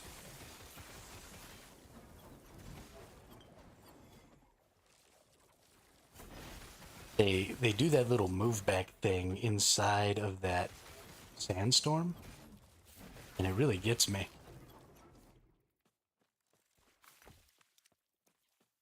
Really, really gets me. That was a close one.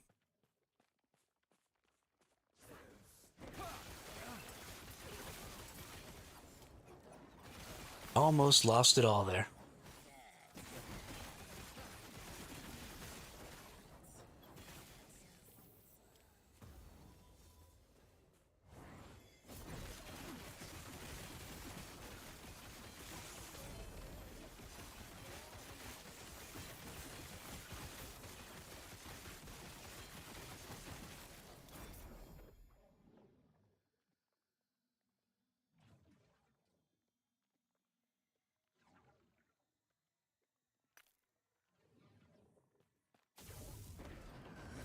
My brilliance is unequaled.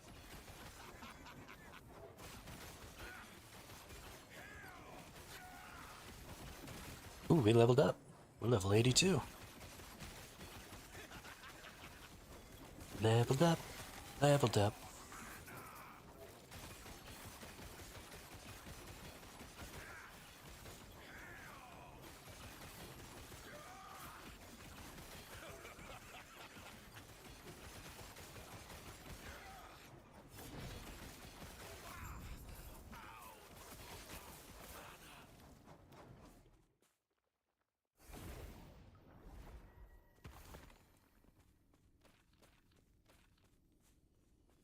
Experience.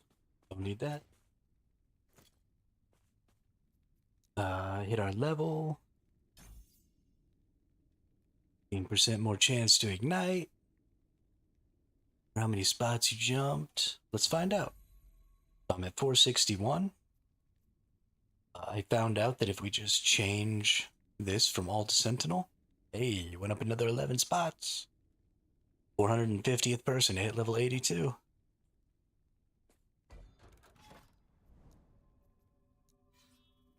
We cruising. We cruising up them spots.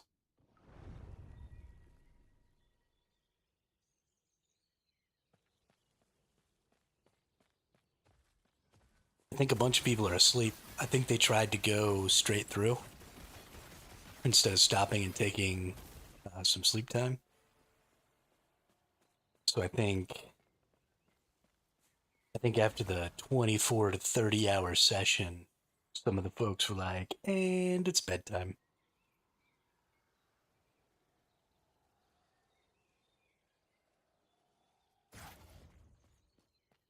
So, yeah, we might get a chance to catch up a little bit here. I did about 18 hours last night, and then I slept for about 5. And then it took me about an hour to get ready this morning.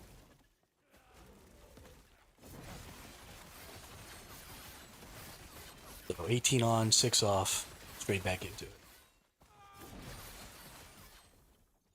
And I lost my first 5.5 hours of play are just gone because I lost that character. So I couldn't even imagine if I had another 5 hours under my belt on this character. Like, I'd be pretty close to 90.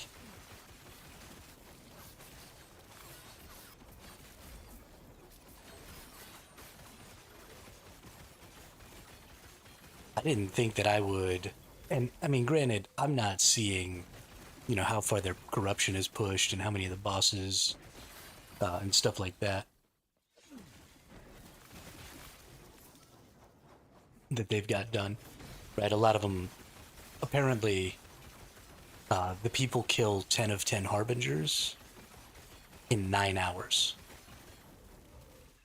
So all the things that apparently I think summon Aberroth, they can get through all that in 9 hours.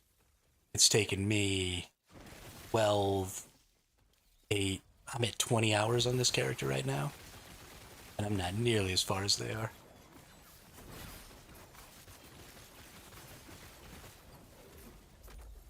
As far as, like, what they do.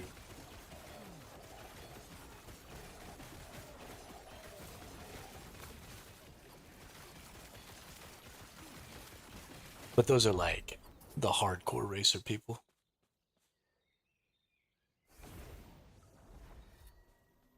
And most of those builds are farm builds, and they use them to try and, get their other more powerful builds built up.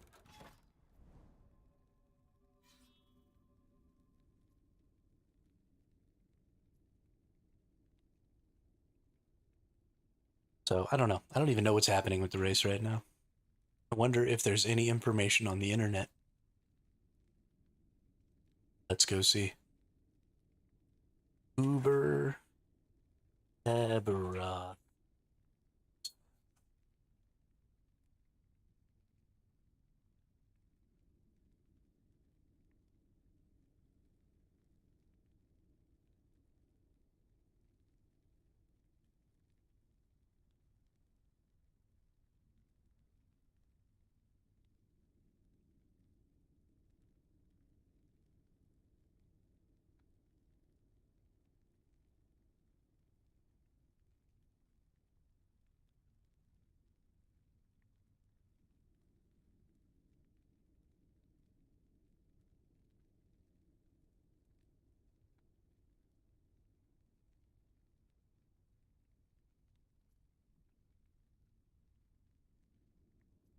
Next gear I'm eyeballing, honestly, right now is my relic. My relic is doo-doo, dude.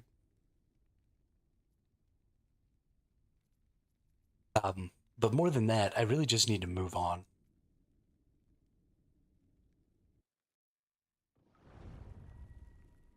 Because I'm not gonna get a really good relic. I'm not gonna get the end game chess pieces. Like, I'm getting decent substats, but I'm not getting the really good bases right now because I'm not in empowered monoliths and I'm not pushing corruption. So I really do need to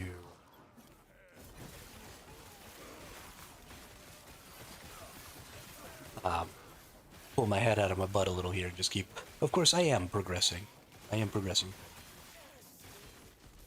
Killing all the things that I need to kill to be able to move on to the bosses. I'm about to just have to do 3 bosses in a row. And then move on to empowered monoliths and start pushing corruption. The boss to push corruption is so hard. So the way corruption works is you do this stuff like you normally do. And you go through the monolith and you do the echoes, you do the maps. And then sometimes you get a node that gives you the option to reset the entire monolith back to the beginning. But when you do that, it adds corruption to it, which makes everything on the map harder, or everything in the monolith harder. And so you do that over and over and over again and make it harder and harder and harder and harder and harder so that you can get better and better stuff. And that's sort of the end game progression loop. But in order to do it, you have to fight this boss every time. And the more corruption you're gaining at a time, the more difficult the boss is.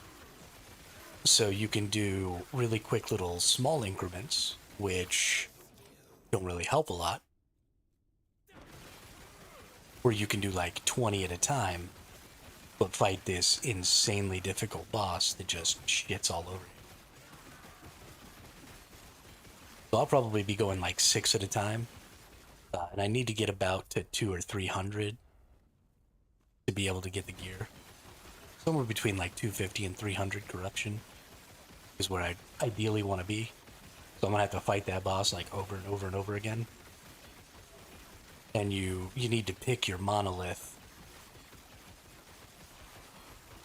So I'm gonna be probably doing the second monolith, the 66 tier, because that's where I can get shields and swords, I think, or at least shields. Whatever. I'm gonna pick the one that I can get swords on.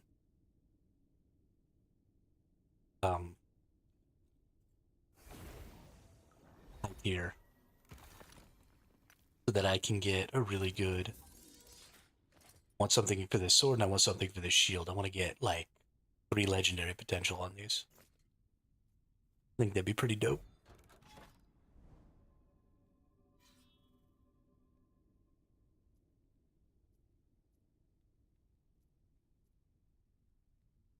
Don't really want to go down there because I don't really want that stuff. Ooh, I need rings.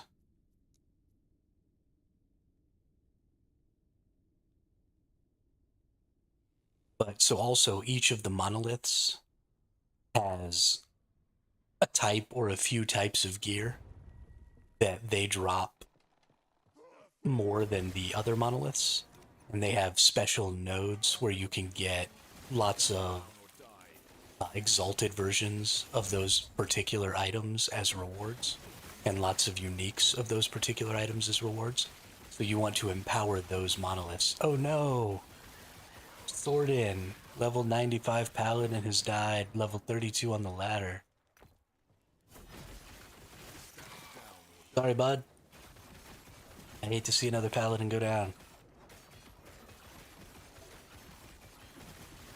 It's hilarious how many paladins there are. Freaking hilarious.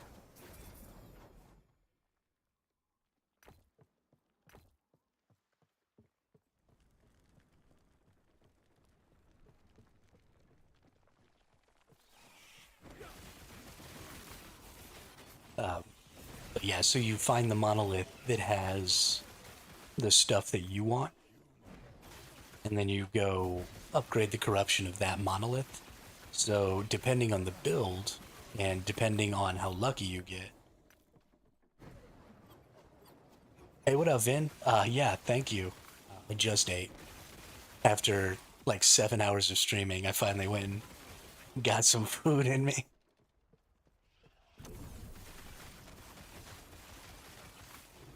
Appreciate you reminding me though, because I am definitely the thinnest I've ever been in my life, or the most weight loss I've ever gotten in my life at any given time was playing video games. Because I'll get engrossed and I'll just fucking forget. It doesn't even matter how hungry I get. It'll just go away. My brain no longer cares. And I just eat, and I just play. I eat, so normally I eat a small amount every like 4 hours. So I'll eat like a half a meal every 4 or so hours. When I'm gaming, I eat like maybe 2 or 3 times a day. And I mean, I'll eat a little more at a time, just cram it in my face really fast. But when I'm hard gaming, I tend to eat a lot less, tend to lose weight. Because, that's a healthy way to go about life.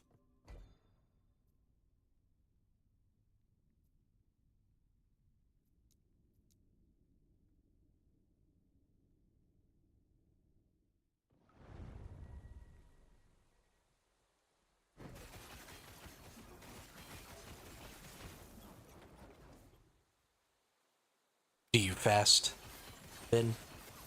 Do you do the intermittent fasting? It's basically what I end up doing. I just don't do it on purpose.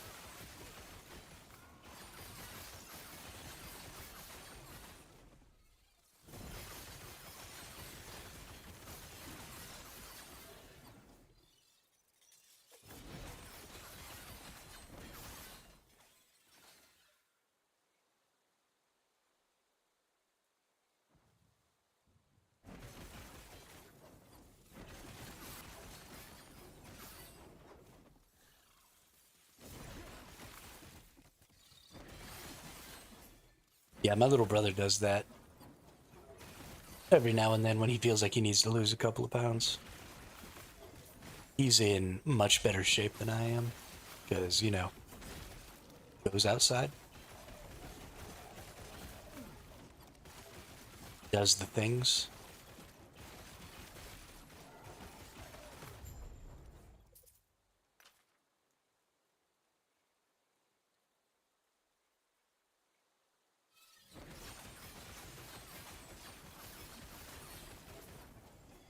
But he says it's pretty good. It works really well. Helps him lose weight, helps him feel good.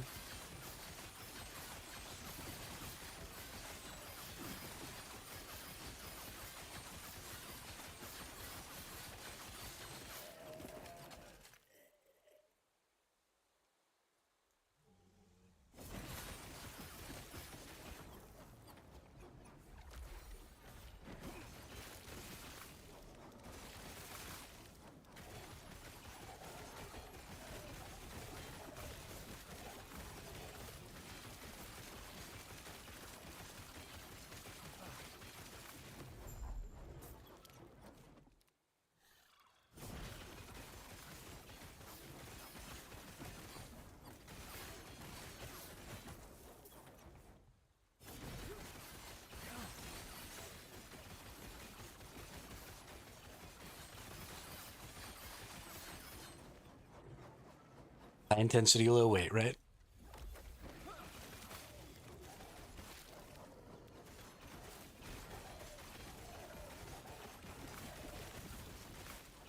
That cardio up.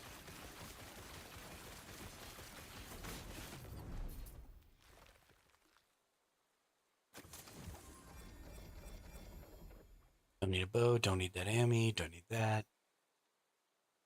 Throw resistance, the rest of that ring sucks, don't need a bow. Oh my god. Just getting all the worst freaking stuff. Physical damage. I don't do any stinking physical damage. What are you doing to me?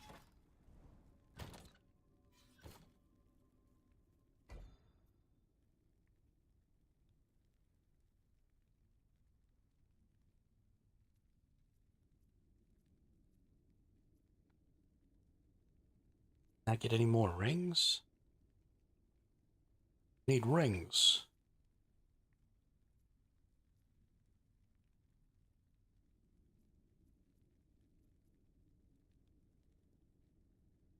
I can't get rings. Let's do this one and go get this glyph. Because I need glyphs. Gotta have them glyphs. Gotta get that.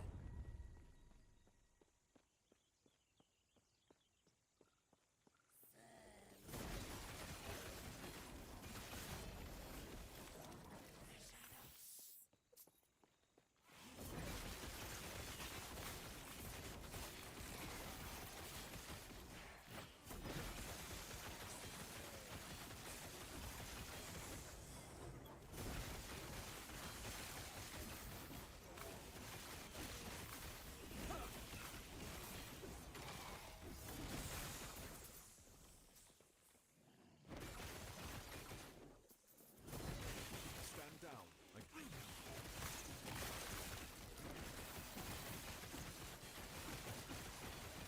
Slay the Spine Hunter Alpha.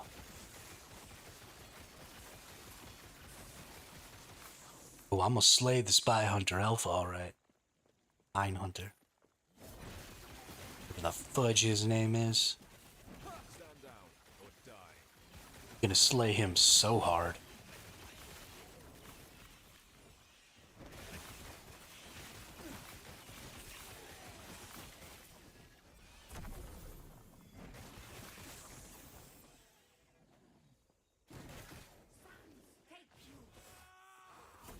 Oh no.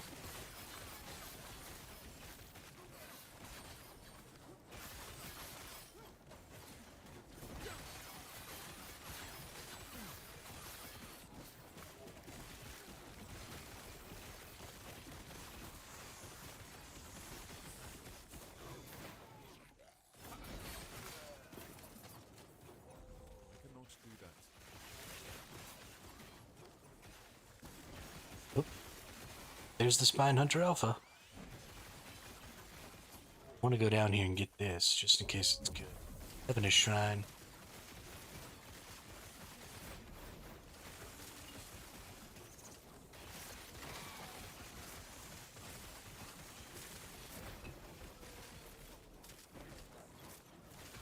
Alright, things are a little glitchy going on right now.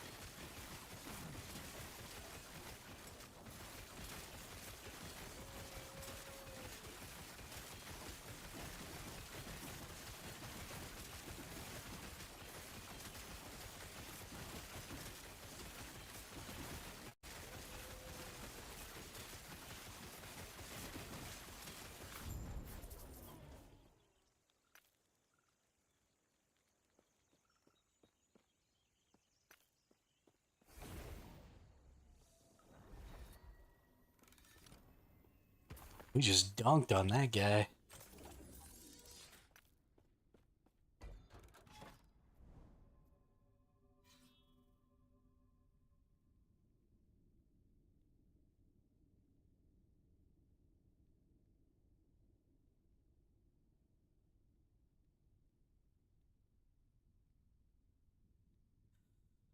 F, man.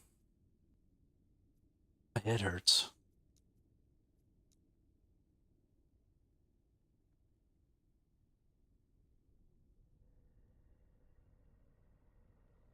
Get not nearly enough sleep last night. I think I probably need some more water too. Been drinking water, but I put a little squirty stuff in it, and I've actually only had like a bottle of water today. Which, I mean, it's like a 20-ouncer, but I should have had 2 by now. Especially as much as I'm talking, just letting all the water out through my face. Eye drops. So it's not the front of my head that hurts. It's like the back of my head. I'm pretty sure it's dehydration. It's a little warm in here right now. And like I said, I just really haven't quite had enough water in the last 2 days. Slacking a little. But I need to go pour out this squirty juice stuff and get me just some plain old water and chug about a half a bottle real quick. I cannot do that.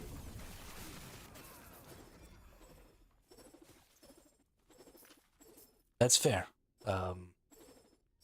There there may be something to that. My eyes do feel a little dry. But I sit in front of a computer screen all day, every day anyway. Stand down or die. You know, when I'm not streaming, I'm watching TV, I'm playing video games. I'm pretty used to it. I don't really take time off of my screen at all.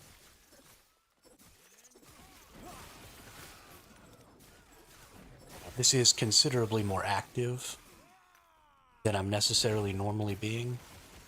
My brain is engaged quite a bit more than it normally is when I'm playing, because I'm terrified of dying. But there's still almost always a screen or two in front of my face.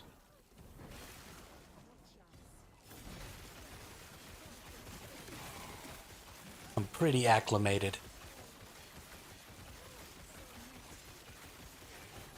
She healed all the way to full. She was like half dead. She better not do that again.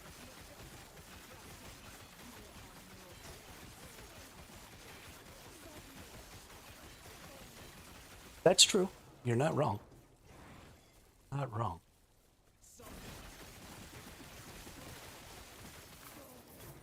I'm sure that my eyes being a little dry is at the very least not helping.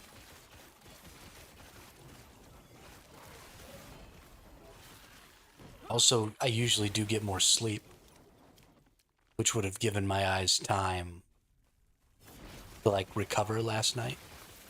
And I definitely didn't get enough sleep. Or die. So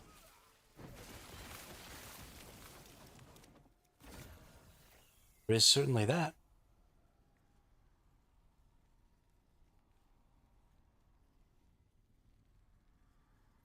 The things we do for the sake of our video games.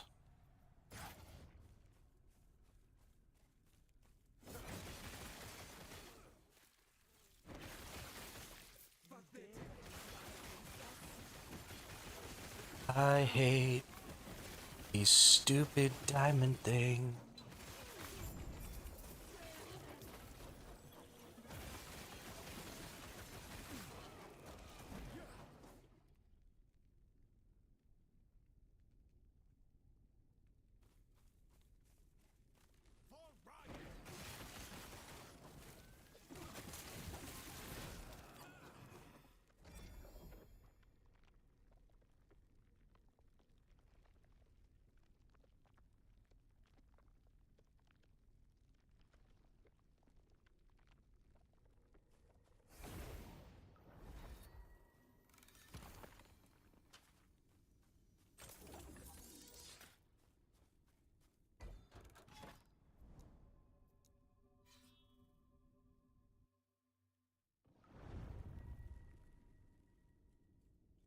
Hey, Nemesis is right here. Nice.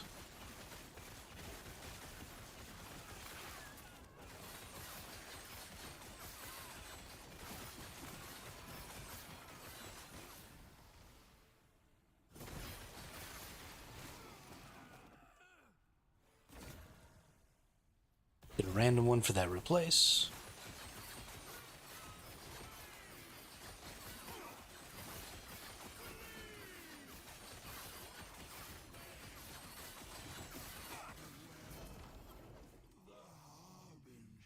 Boots. I don't need that. Why you give me things I don't need? Stand down or die. Find the rune prisons.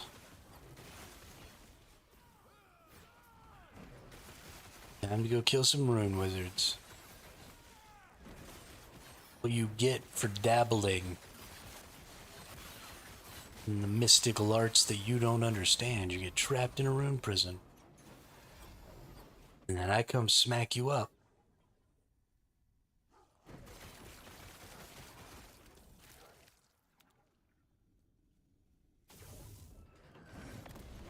And take all your stuff. Get smacked up. Down or die. Stop running away. We go twice as fast if you would just stand there and eat it.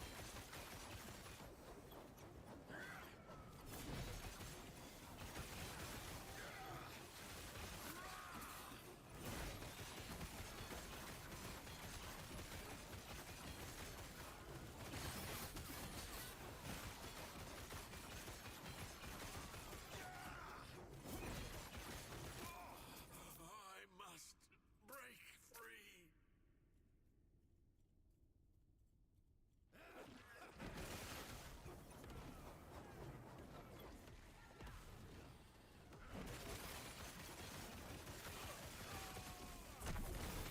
The Shrine of Reclamation.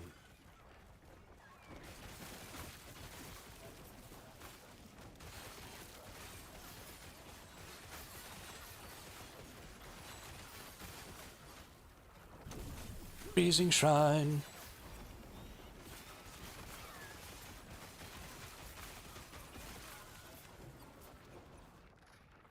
Nobody move.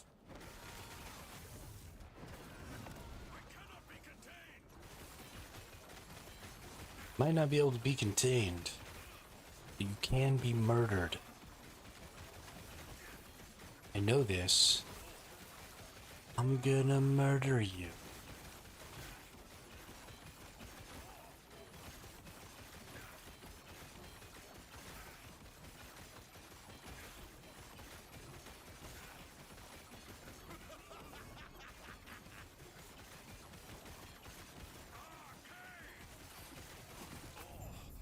They would cage us all.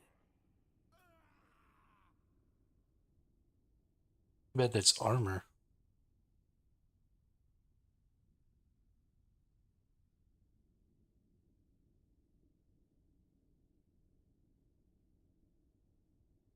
Actually, all of those stats are ass. But I want that base. Boots. Sword I don't need. Sweet. Need. Don't need. Don't need. Okay, game. You're really starting to let me down here. Let's get this and this, and it will be pretty close.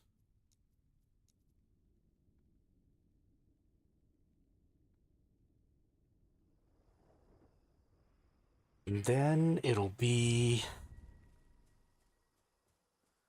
right about boss time. Not do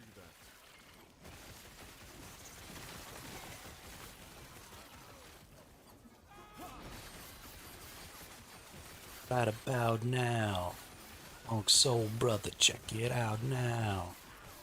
Monk Soul Brother, right about now.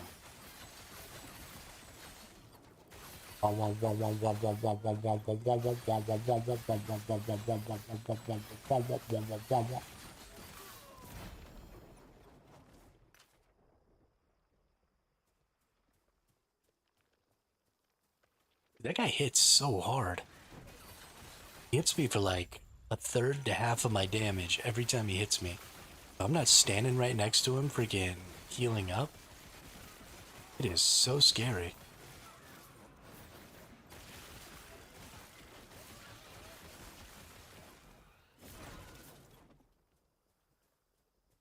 We gotta go up. Looks like probably up and around here.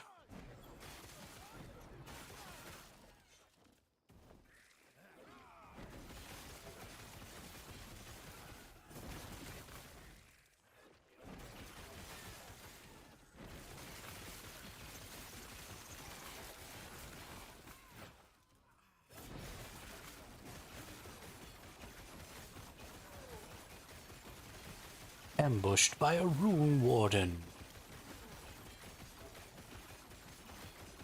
How are you ambushing me, dude? You're not gonna win this fight. My power level is over 9,000. Your power level is under 900.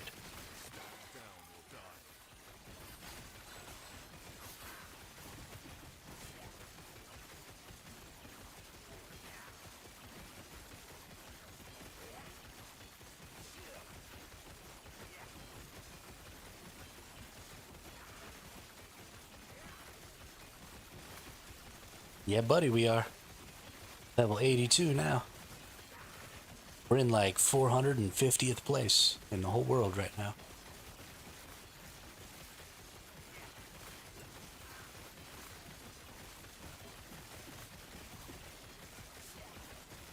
Skoski says, did you get a drink of water? If not, you really should, bud.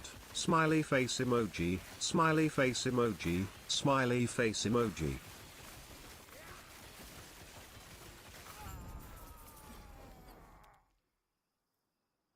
Hey, thanks for the reminder, Ski.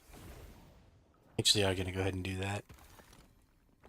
I have been going way too hard. Oh, how do I have? I have almost 1,000,000 gold. What the hell? Jesus, I've been playing so much. All right, I'll be right back. I'm gonna go pour out this squirty stuff. I'm gonna go fill up this water bottle with just plain water.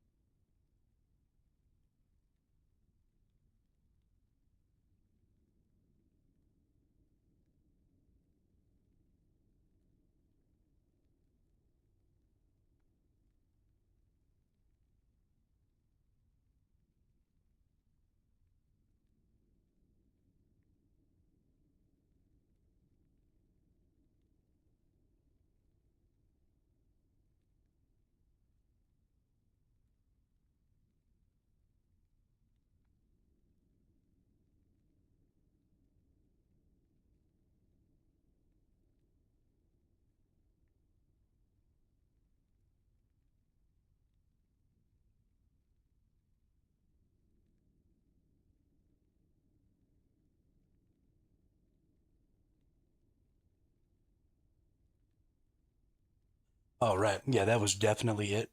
I filled that water bottle up, take a couple of big chugs. It instantly feels better.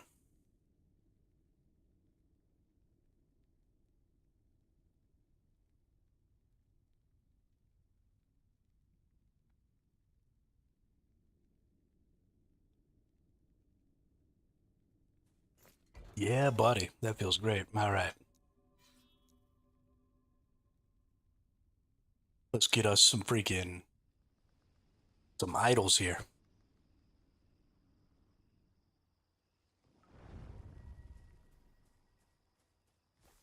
Time to get some idols. Smack these fools up. Smack these fools up.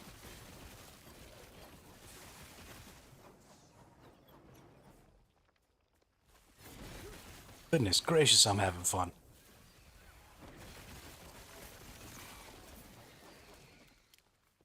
Look at all these bolts of holy fire energy coming down, lighting everything. Everybody gets ignited. Cannot do that. Ooh. Ooh, that was kind of scary there for a second. These enemies that move out of range a little bit. That's the stuff that's hard for this build. I don't like these desert places.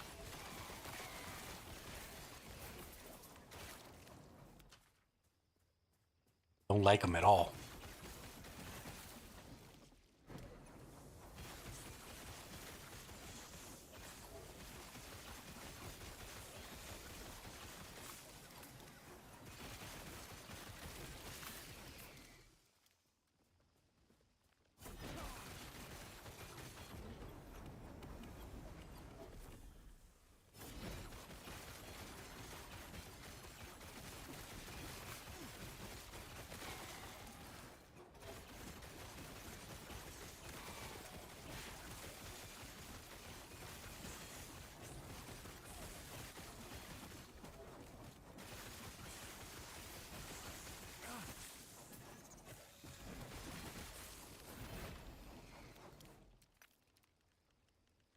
He's got on body armor. He's got on body armor.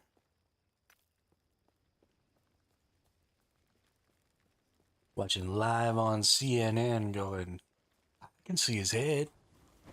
Shoot him in the head.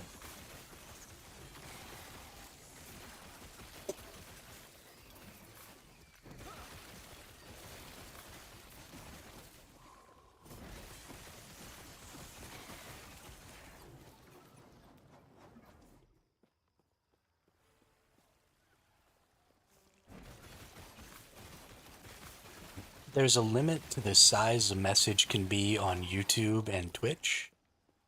And so whatever that is the limit to the size of the TTS message. Do I want to empower this maybe and see if this gets any better? I think we do. Let's go ahead and empower this.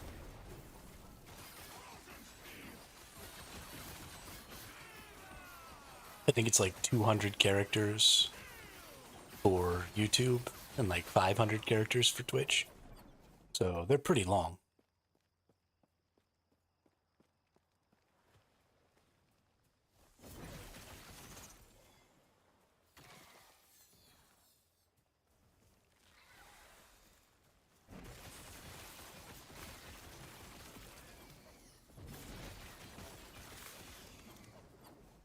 I think so, Skoski. I don't know.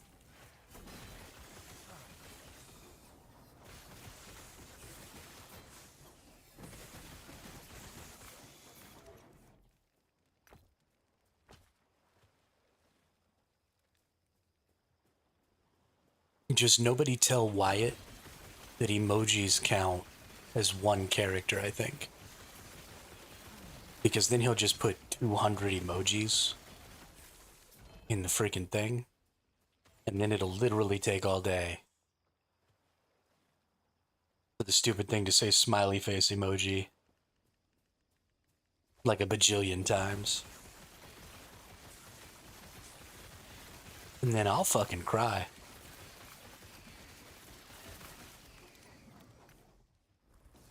I don't know if you've ever seen a grown man cry. It'll happen.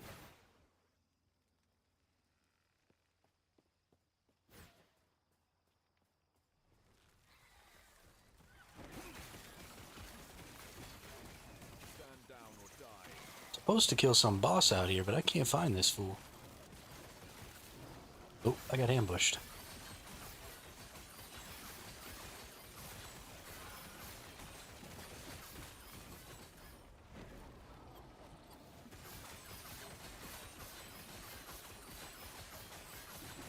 I was gonna, but that's just mean. I would switch it off. I wouldn't switch it off. I might make it... so it is possible to set it up so that certain people can't use it. Like I have the bot set up where it doesn't count. Because the bot repeats what you all say to the other chats. So...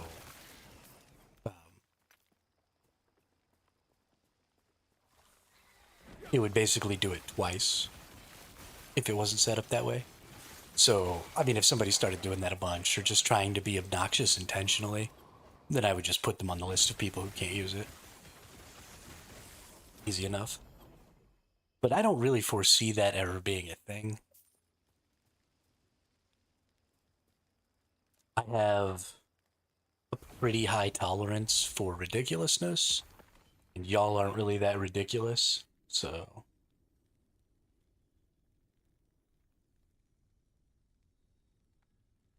don't really think it's that big of an issue.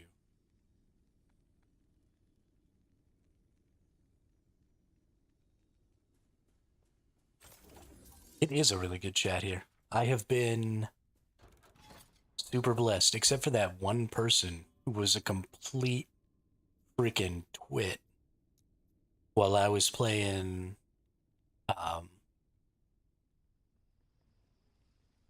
Ark. I don't even know. But other than that one person who just like made it their mission to ruin my time on Ark and to try and like ruin my channel. while I was playing Ark.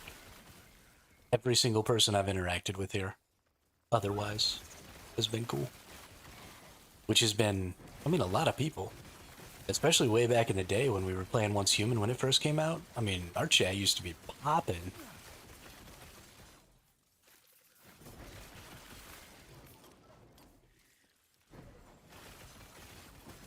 We'd have 25 people in here at a time. Not a single one of them was anything but kind and courteous. Oh.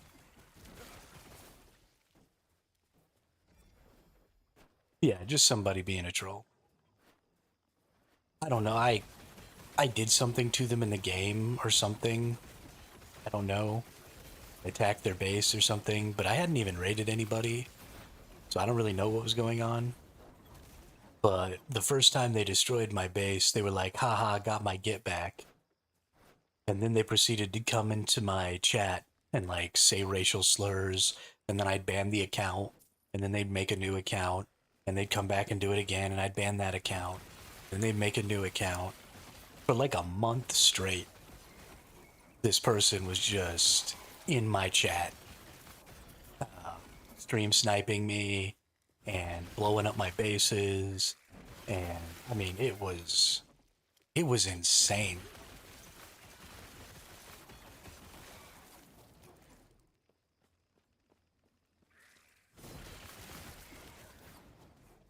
I cannot do that. I have never experienced that level of crazy before.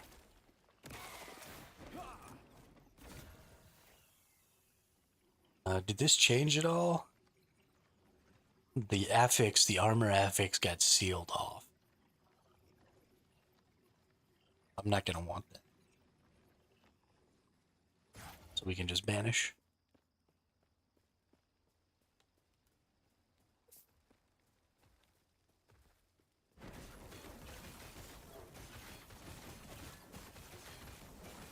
Like, I get angry sometimes playing Ark, and, you know, getting your get back, I think, is part of survival games like that. Right? If somebody comes and raids you, then you try and scrape together some stuff and you try and go raid them. And that's totally reasonable. That's drives PvP and stuff. That drives conflict. But, I mean, for a month? Like, holy shit, dude.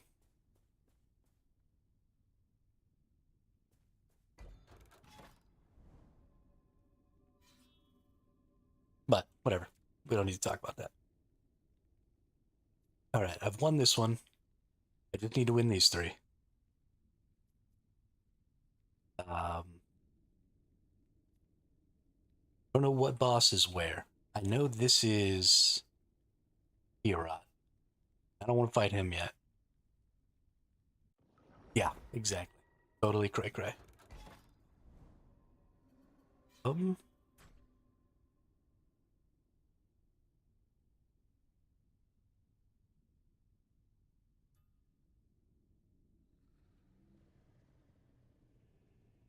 Last Ruin. Okay, I don't know who these bosses are. I don't remember. Let's fucking wing it. We've been doing good with the winging it so far. This build is pretty strong. I haven't had too many issues.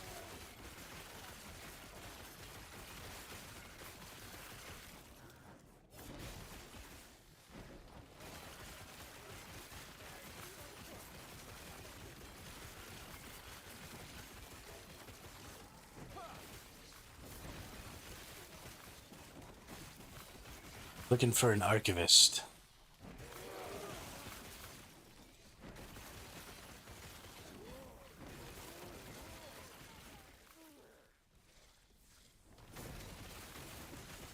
Stand down. Die. Who are you?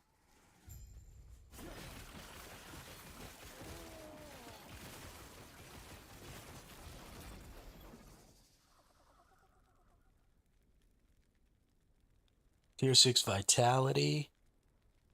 Movement speed. Hey. Hey, hey, hey. If we can get that necro resistance and that armor to be something else, might have something good there. How many forging potential do we got? 46? Yeah, boy. I cannot do that.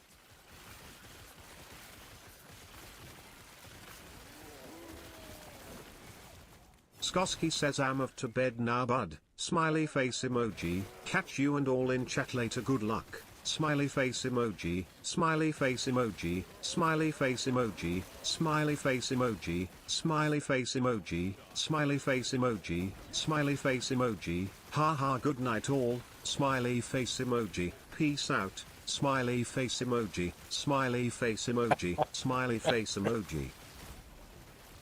Oh, you're such a prick. Have a good night, Ski.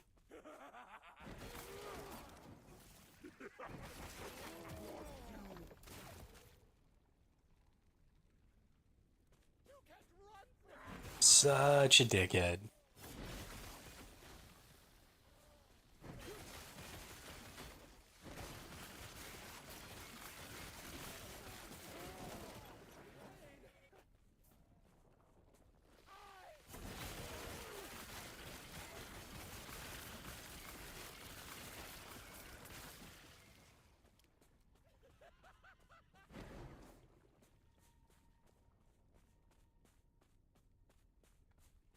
Who are you?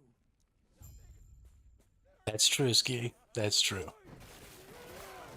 I have never claimed to be anything else.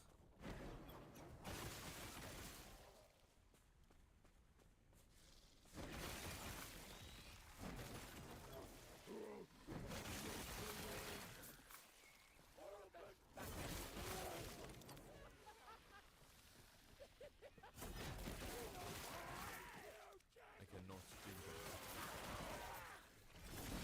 Stand down or die. I cannot do that.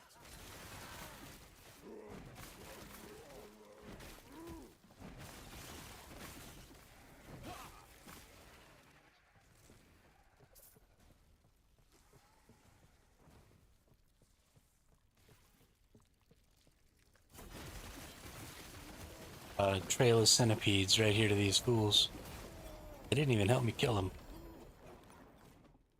What a bunch of buttheads. Ooh. What a 50% chance to bleed on hit. What's up? What does that mean? Health? Nah, I don't need new. Actually, we might keep that for legendary potential.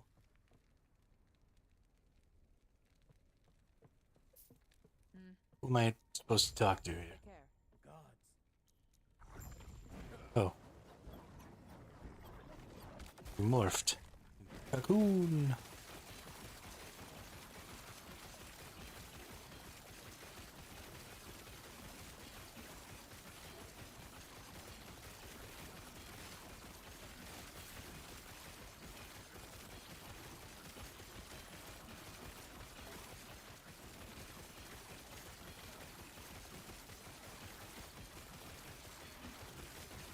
I need to find a way to block spells.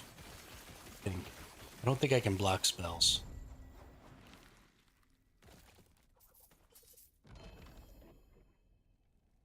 Let's see. Ooh, never seen this one before.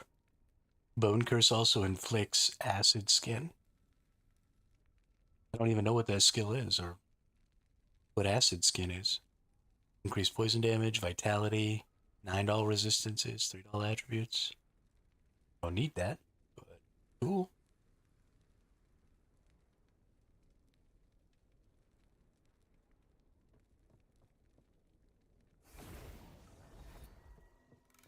One. Alright, quest one down. One more quest and then the boss to go. Council Chambers. I think this is just the big void amalgamation boss.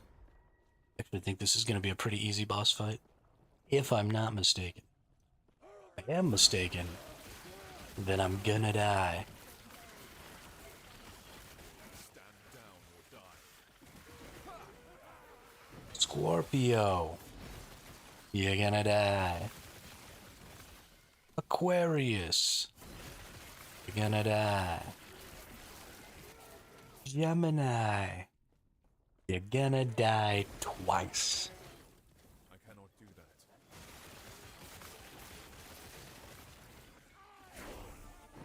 that. Ooh. Level 83.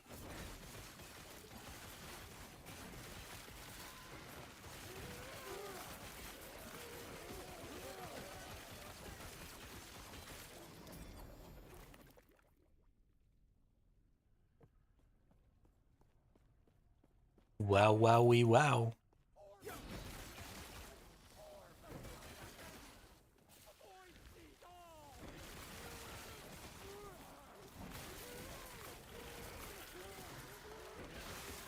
These enemies are making the weirdest noises.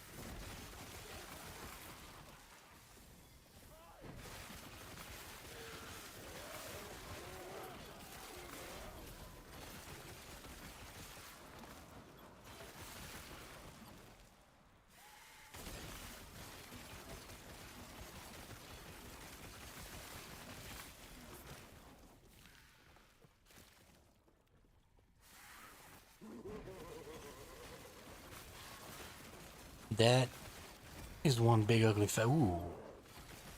Took too many of those little void explosions. Almost melted. Hey, Glyph of Despair.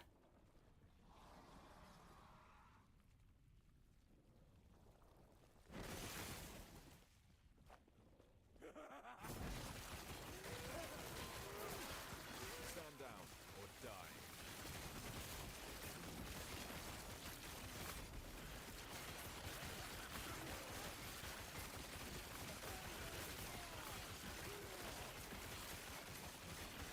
Why is there just an endless number of spiders raining down from the sky?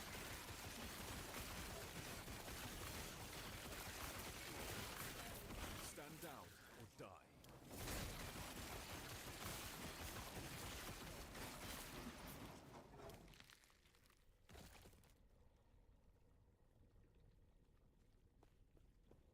Apocalypse plate. Not what I want.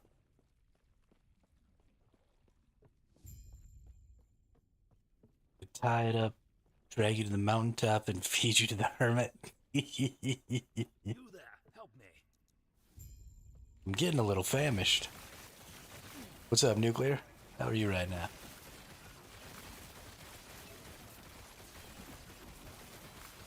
Stand down or die.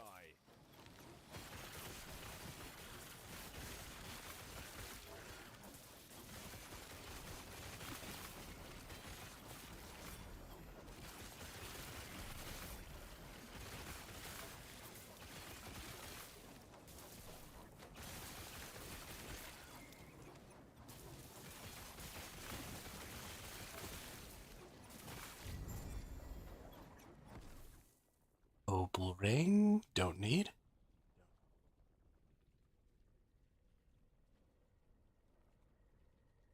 Vitality, health, dodge rating.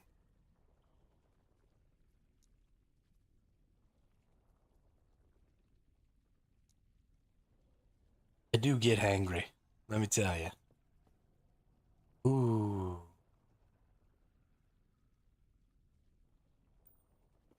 Maybe we can do something with that.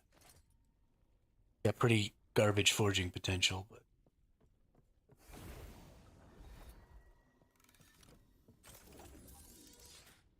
maybe. Let's just take a look.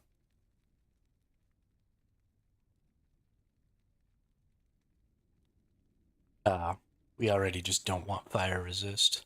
Yeah, no. Not worth keeping. Just shatter it. Alright, here we go. Another boss. Onto the Void Elder Gaspar has lost hope. A husk of despair. Okay. Let's go see who the boss is. Pretty sure it's this Void dude. I think I can do this fight.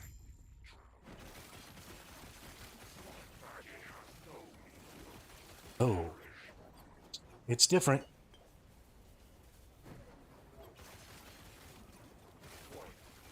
Okay, that happens a little too quickly. I can just eat the rest of this. Another health potion.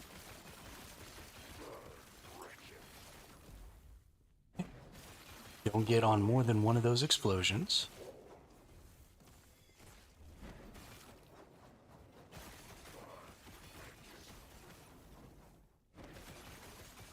I need to take these out.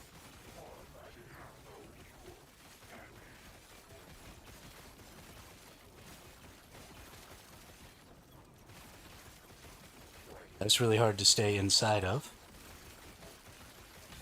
Ooh.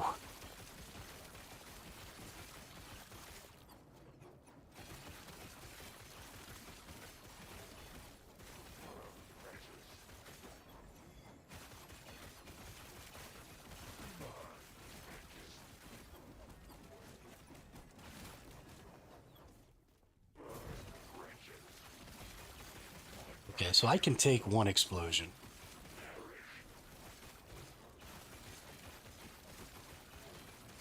I heal up pretty quick from that. As long as I'm hitting him, I'm healing. And I can just stay on these and try and take them out. So like, me on this one, yeah, I can take those explosions. Let's just clear the area here. Take that too.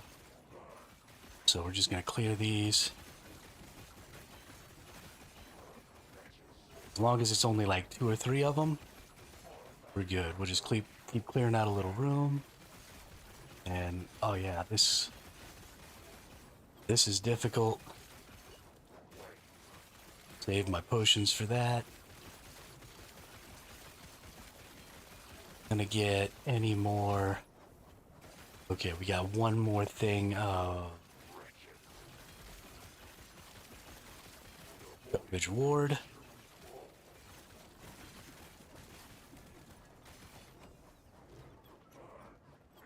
But we've mostly kept this middle area clear, so we feel good here.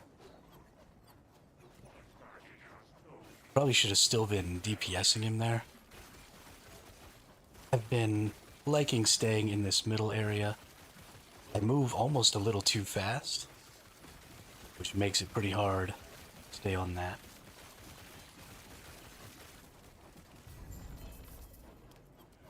Okay. We got it, boys and girls.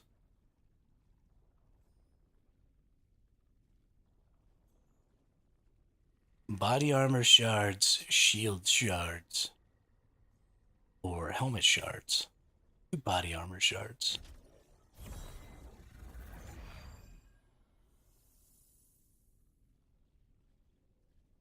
And we got his entire set here.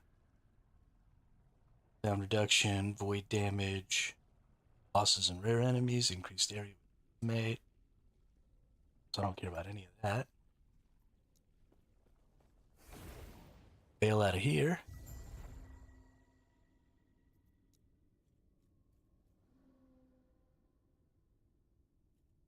Okay.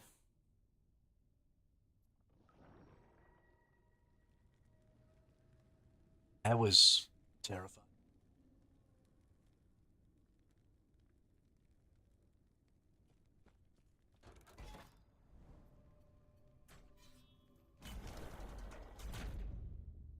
Ooh, Majelka. I hope this isn't the Majelka boss. I don't typically go all the way to the end of the storyline because you don't have to. So I'm not very good at that boss because I've never really played it. I mean, I have had empowered. I've had empowered things before. So I have gotten through all of this before, but gosh, it's been so long and I really don't remember who this boss is. And I'm pretty terrified. It's coming.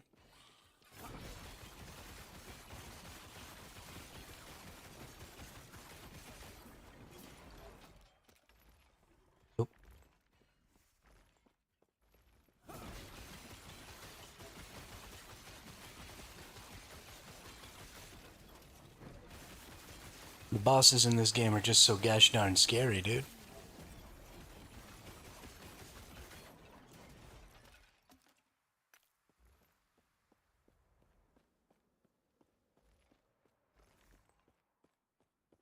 So gosh darn scary.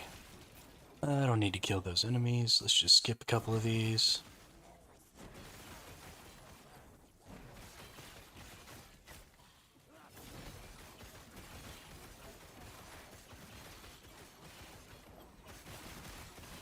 I think that even I underestimated how much I'm healing.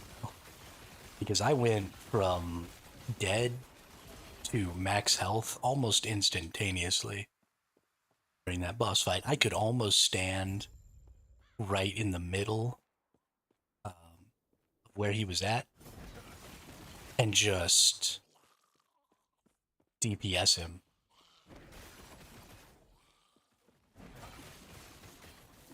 I think I actually need to go this way. We'll go through the center here.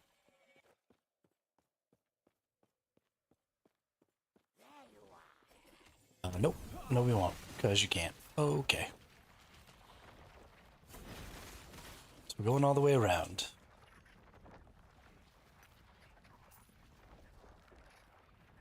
Change. We're going to be playing Once Human again, Mustang. There's just a race going on for Last Epoch right now to kill the new Pinacle boss in hardcore solo self-found.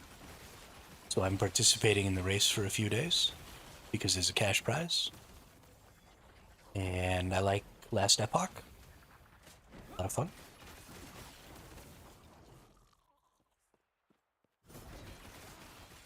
I cannot do that.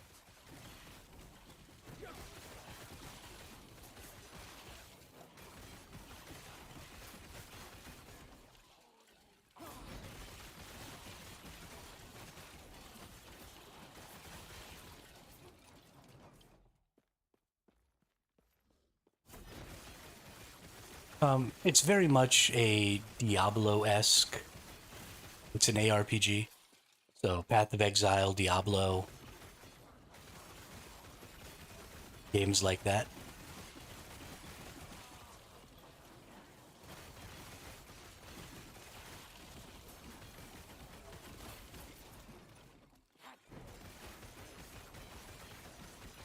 Thimptwas says gotta go now TC Ruby yay too cute dance Ruby yay too cute dance Ruby yay too cute dance Ruby yay too cute dance Ruby yay too cute dance Ruby yay too cute dance Ruby yay too cute dance Ruby yay too cute dance Ruby yay too jam in grim Ruby yay too jam in grim Ruby yay too jam in grim Ruby yay too jam in grim Ruby yay too jam in grim Ruby yay too spin Ruby yay 2 spin Ruby yay 2 spin Ruby yay 2 DS way Ruby yay 2 DS way Ruby yay 2 DS way Ruby yay 2 DS way Ruby yay 2 DS way Ruby yay 2 panic Ruby yay 2 panic Ruby yay 2 panic Ruby yay 2 exit Ruby yay 2 exit Ruby yay 2 exit.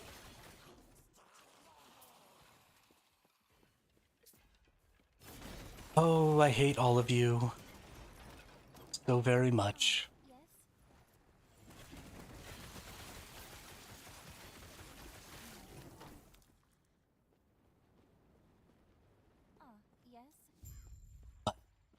We'll see you, Vin. Thanks for stopping by, chit-chatting, being an obnoxious pain in the ass.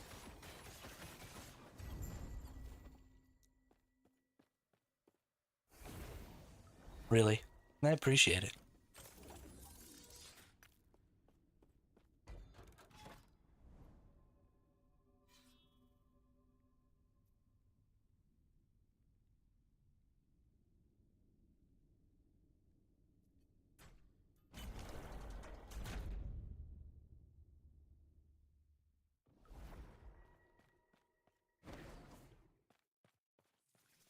Destroy infernal flesh, destroy the soul of furnaces. Okay. So this is going to be a fire boss. Which boss is this going to be?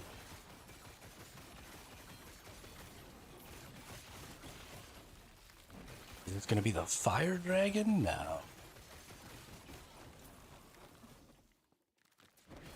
Y'all don't have any choice but to love me. Who else would put up with you?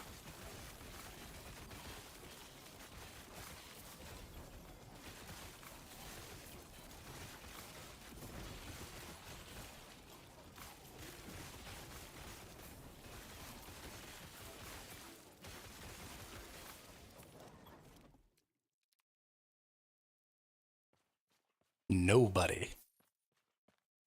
Nobody at all.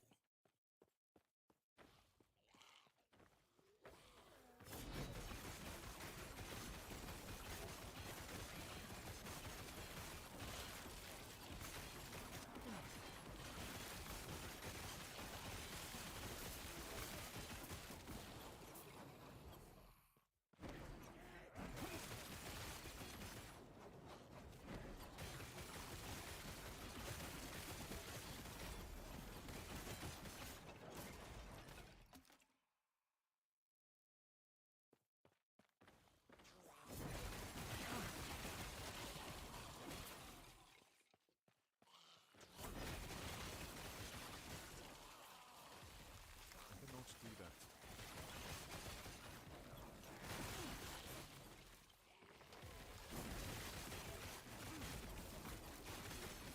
Bow, bow, bow, bow.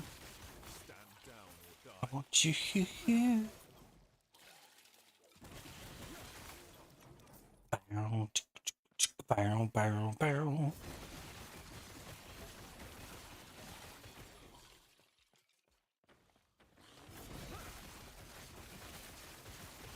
Oop, gotta kill this infernal flesh dude.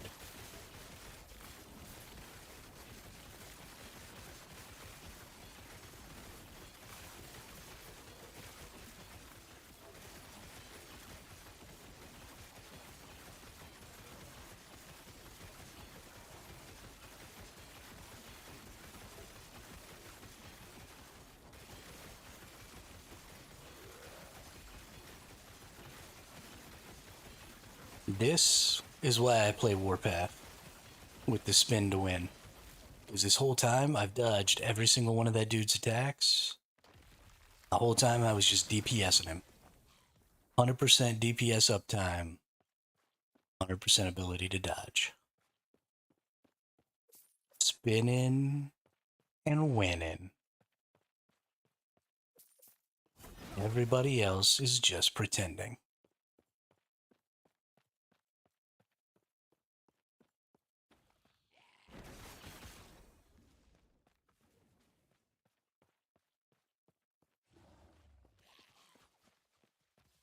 Gotta kill one more furnace and 2 more of them big dudes.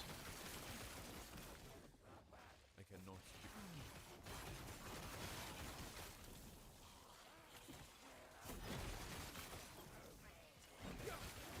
Furnace.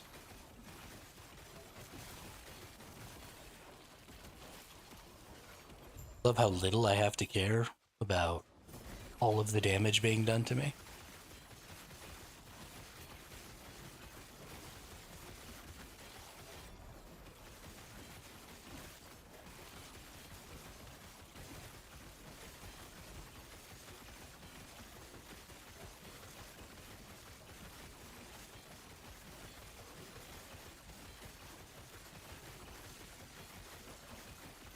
Does it take a while? Absolutely. There are definitely builds clearing this stuff faster than those people are definitely paying attention to whether or not they get hit. I am very frequently surprised to remember that I have a health bar. And that's a thing I should look at. Ooh. Champion furnace. That's actually almost scary.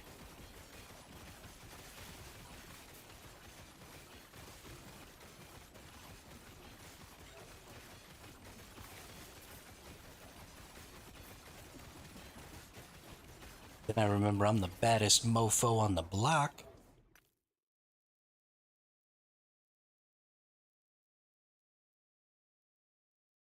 And then it ain't scary at all.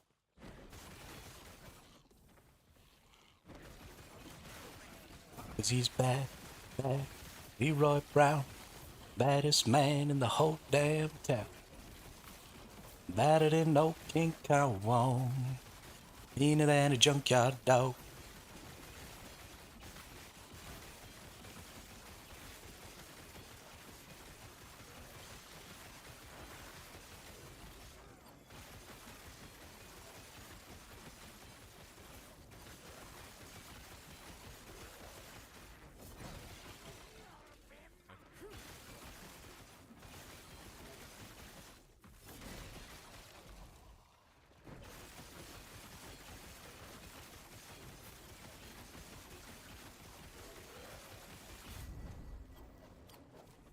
Alrighty.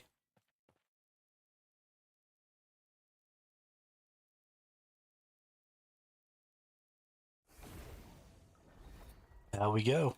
That's the last mission. Now it's boss time, but I gotta take a leak. Definitely never ever play with a full bladder.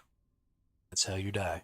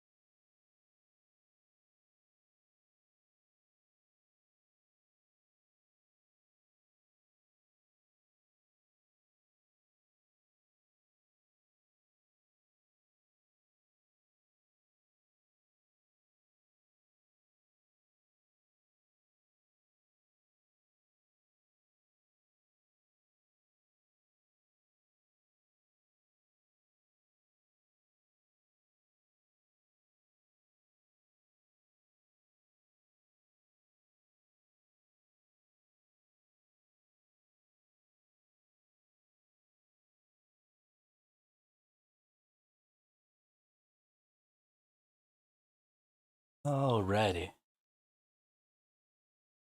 Hmm?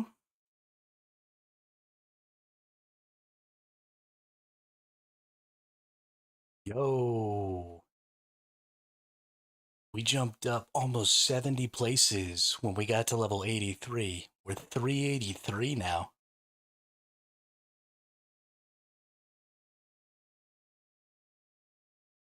Tearing it up. So, based on the number of people who've gotten to 100, there's 3 people that have gotten to 100. So if I beat everybody else to level 100, then I could technically be 4th place permanently. I gotta beat all these fools in order to do that. We're 383, dude. Freaking cruising. Caldera of Souls. I don't know what fight this. Oh, this is the ghost. Okay, I think this is actually a pretty easy fight for me. I think. I hope.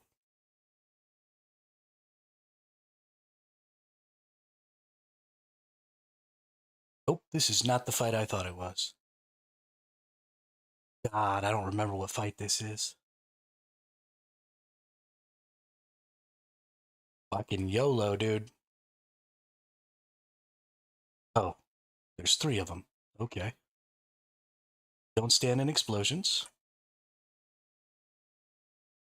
Definitely one of them. Probably want to try and group them. group them at all?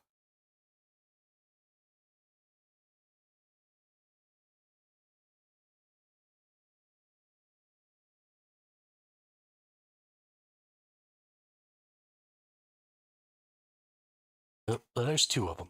Let's fight these two.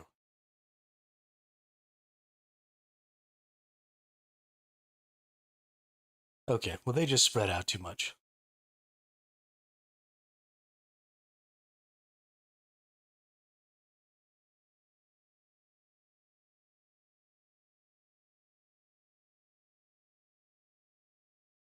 We just fight one at a time. Is that, ooh, got pretty close in there on each other.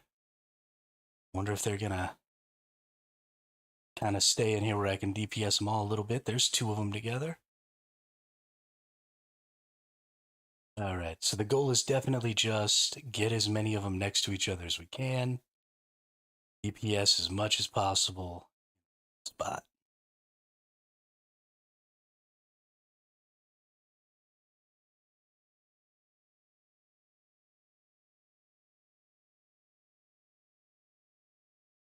A lot of their attacks don't seem to be super high DPS or super high damage. I think the goal here is just that you're going to get overwhelmed by the amount of hits you're taking because there's three of them and there's lots of stuff to dodge. Thankfully, that's sort of where my build thrives.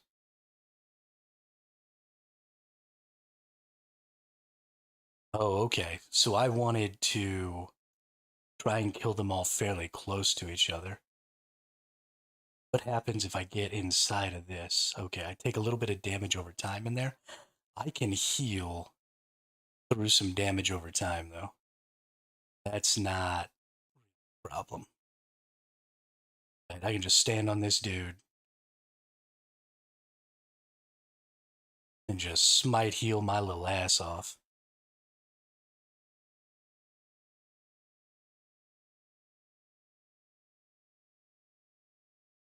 Yeah.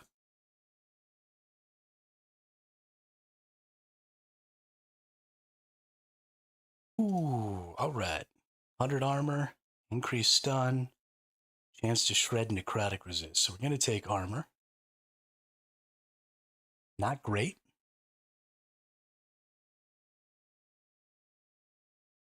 But it's fine. 2 legendary potential, increased fire damage. Health gained on potion use. Spell fire damage for 4 seconds when you use a potion. Chance to cast fire aura on potion use. Increased fire aura area. What is fire aura?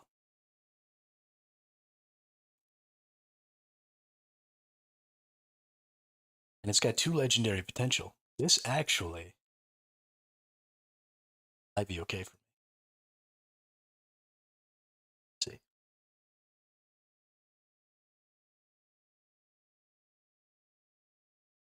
Okay. We have one final boss.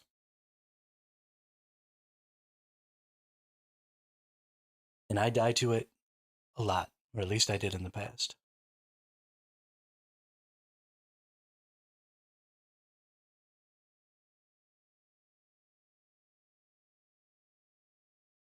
Once we kill this boss, we are in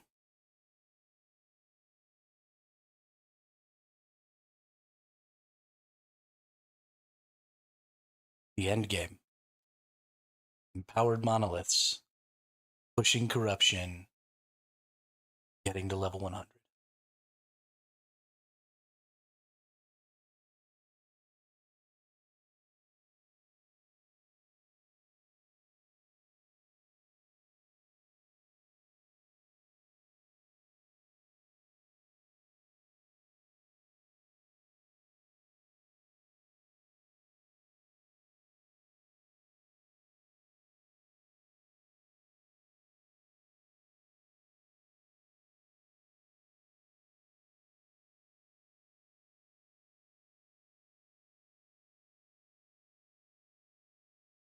It's going to take us about 22 hours to get to empowered monoliths,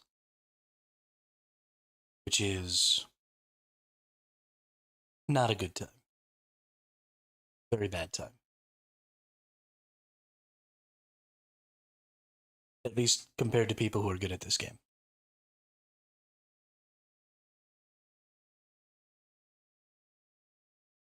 But I guess 22 hours for having to remember how to do all the boss fights and getting stuck for about 9 hours trying to get my freaking sword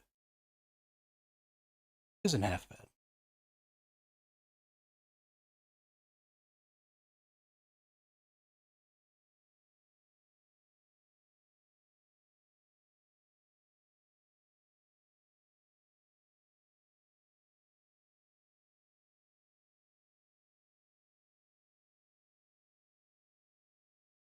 I guess I shouldn't complain. I'm in the top 400 of people getting to this level.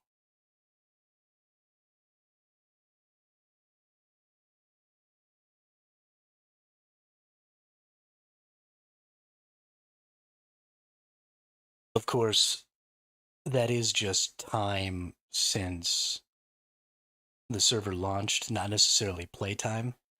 And they might want to go that route. That would probably be a better indicator. So, how much playtime did it take you to get to that level instead of how much time since season started? Because, I've put in a huge amount of playtime on this character. So, we're looking at 22 hours to get where I'm at. Close. So, if somebody else got to this same stage and say, 12 hours, that person should probably be a higher rank than me.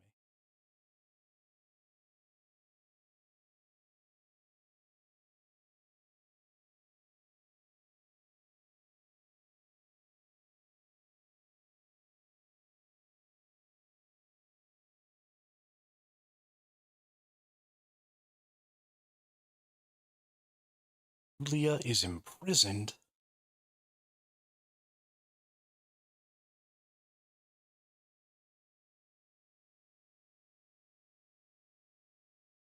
We got her out. Done with that one.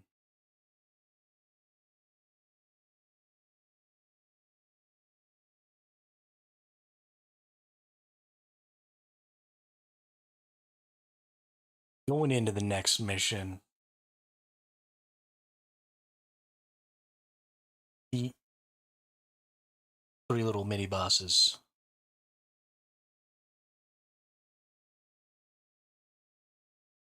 Hopefully they're not hard.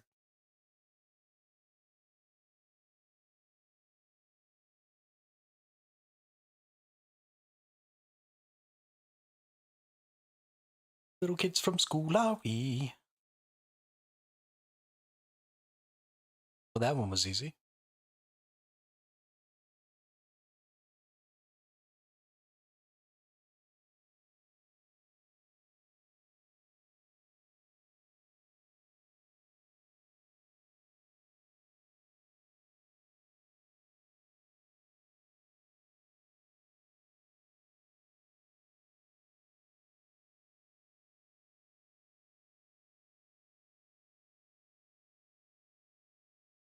That one was easy. Even had a champion with it. Bursted him down. Like it's my job, dude. Like it's my job.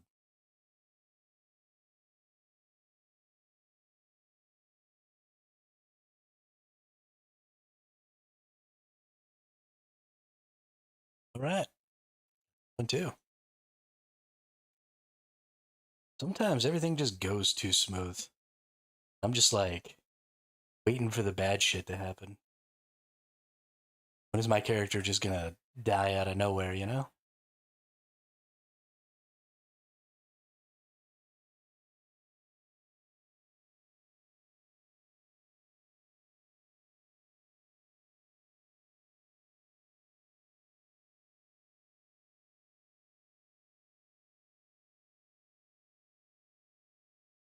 I was not prepared for this dude to fight me.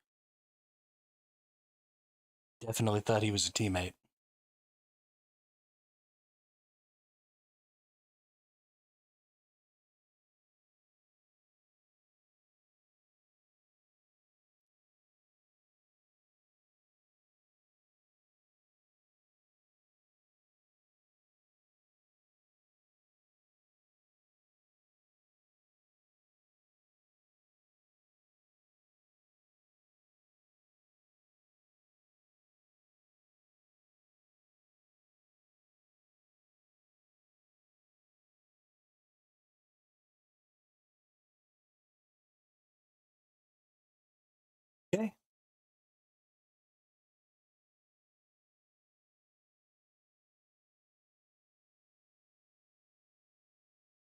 This is it.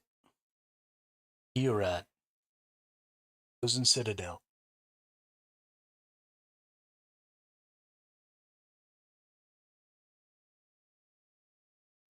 I have my dash. Whenever he dashes, I need to dash.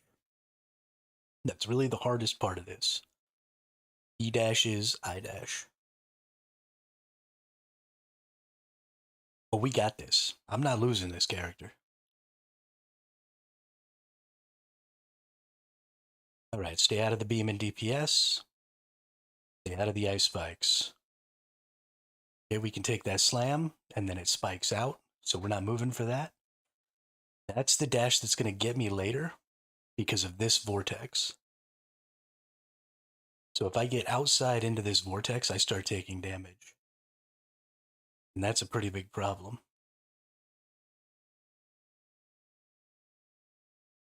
He dashes, and then I dash.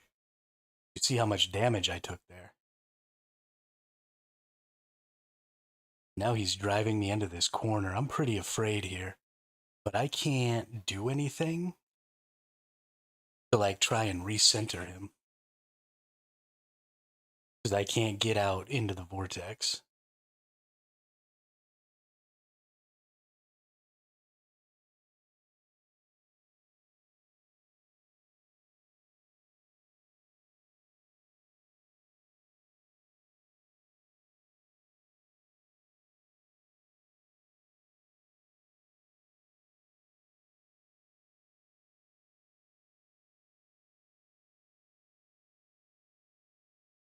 Everything else that he does, I just heal right through.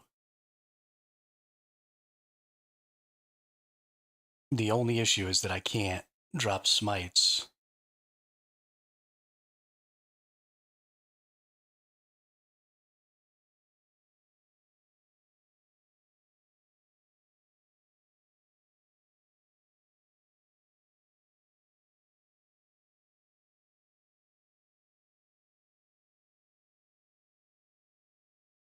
Yeah, I literally don't care about any of his other mechanics. I just eat everything.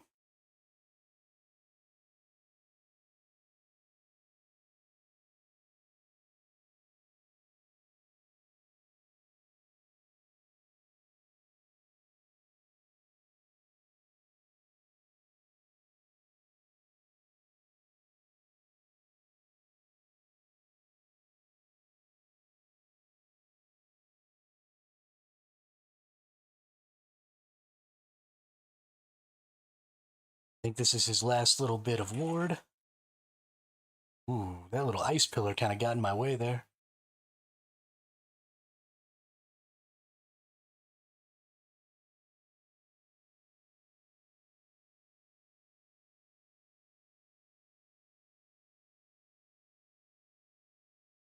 Yeah, boy.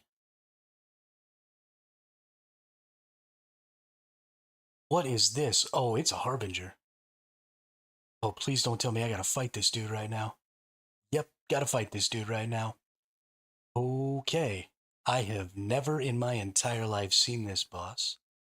I have zero clue what's going on. I can eat that. That's nice.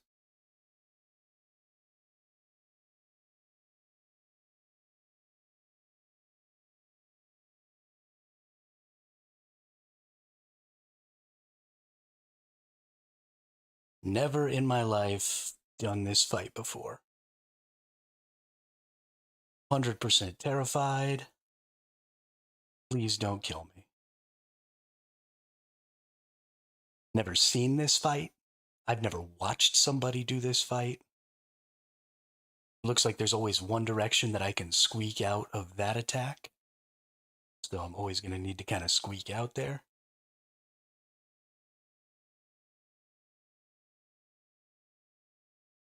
Did not realize this was going to happen.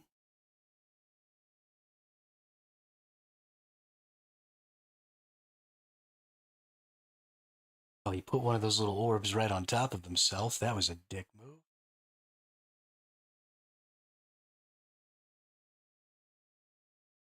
Okay. Okay. This fight is really, really tuned, like, for me. my build really shines here. Because I can just stand on this dude and just keep healing and keep going. Because he's not hitting me hard enough to actually take out my full health bar, as long as I'm here, we're just healing away. Weak out a little bit over here. Nice.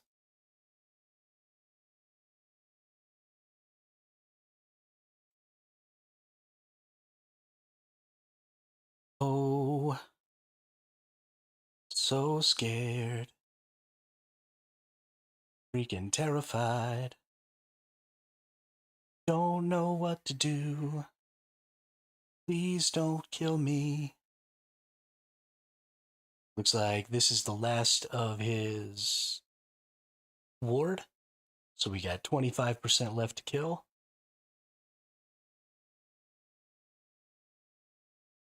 Ooh, took a bit of that beam there. That kind of hurt. Okay. Ooh, took something there too. Almost died.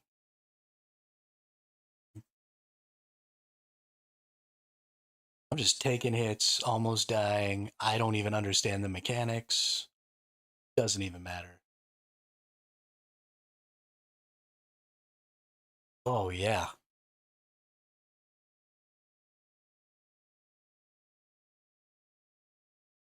Ooh, 4% block chance. Yes, please. Give me that.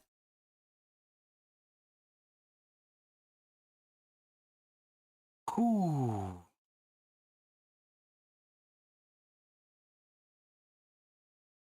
Hey, that feels good. So,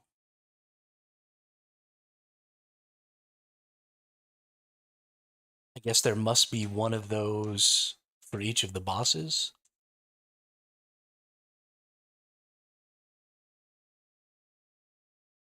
Goodness. I don't even want to know. All right, how are you still alive? No one has ever walked away from a harbinger, let alone killed one. What is a harbinger? A warrior handpicked by Aberroth. They hunt travelers, recruit them, or execute them. I've never seen any other outcome until now. Not sure this is something new. I've nearly forgotten what new even feels like. I need to retrace my steps and yours. I need to understand what is happening and what could happen next.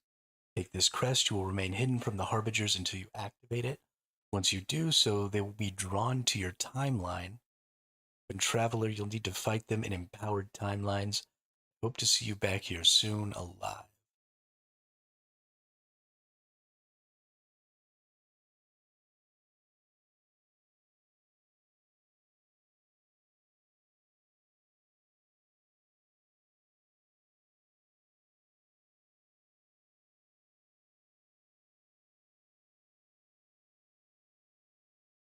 The Altar of Oblivion is too well guarded to attack.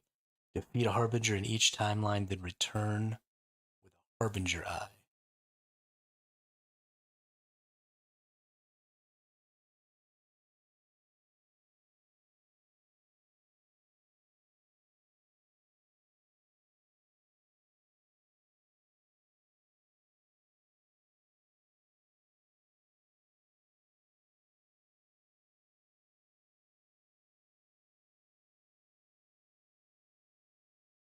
Okay, so opens the gate at the Shattered Road. To reach the Shattered Road, one must prove their strength against a Harbinger.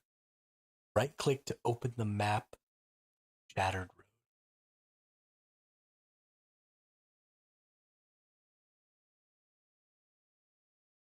I'm slightly afraid to right click this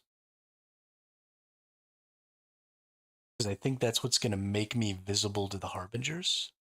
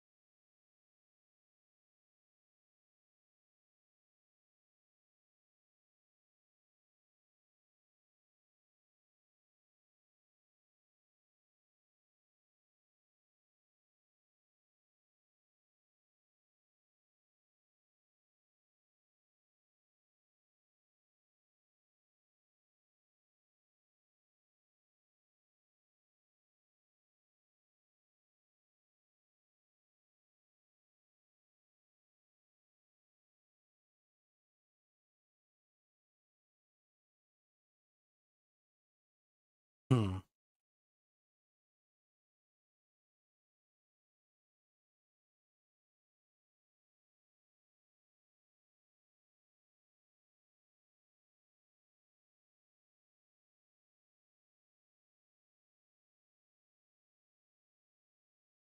Feel like there must be something I'm supposed to do here.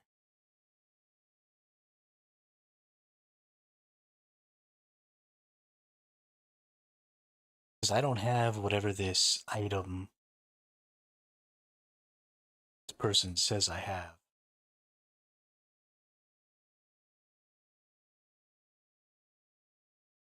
Rest. Remain hidden from the Harbingers until you activate it. Once you do so, they will be drawn to your timeline. Maybe I have to do it at each of the timelines.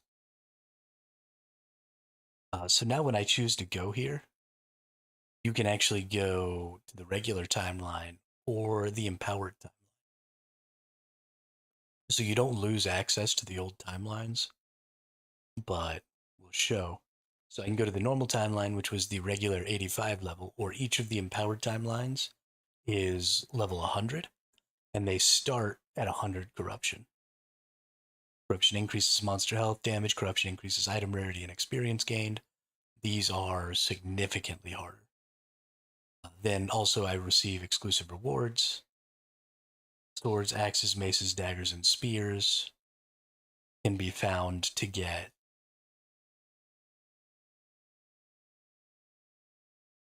that. And now I see my timeline. You see my corruption counter up here. So I can push that corruption even higher by, I kill some of these, and then I'll get that special node that allows me to fight that boss. That boss is a huge pain in the dick.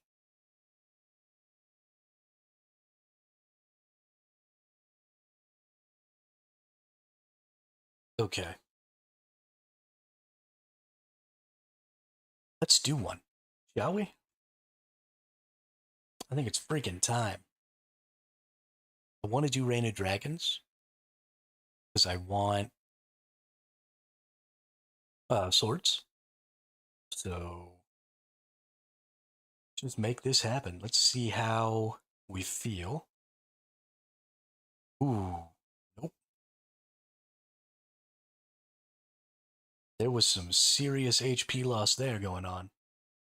We healed right through it just fine. Yeah, health is bouncing.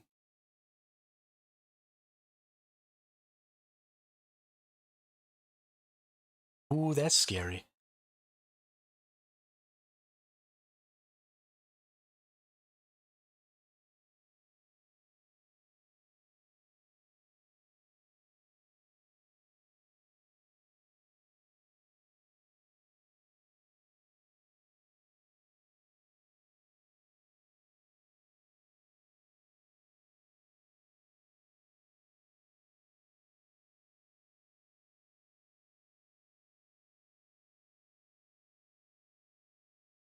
Champion up here.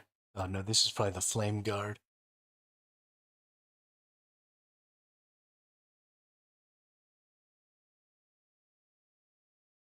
Yeah, yeah, this is just trash.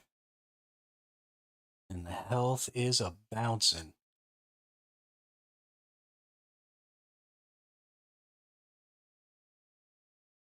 Ooh. Ooh, I took that fire beam right in the face. No fire beams in the face. Oh, I got a little too close and I just grazed it. Wow, okay. Being more careful. I have gotten spoiled.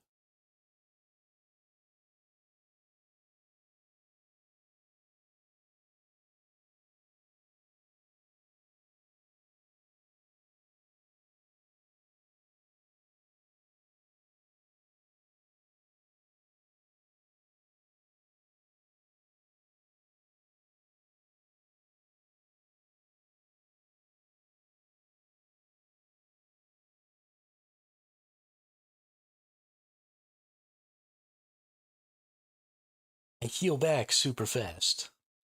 I mean, literally, the moment any damage happens, Smite comes down, heals me all the way. So, like, I'm good, but also kind of not good.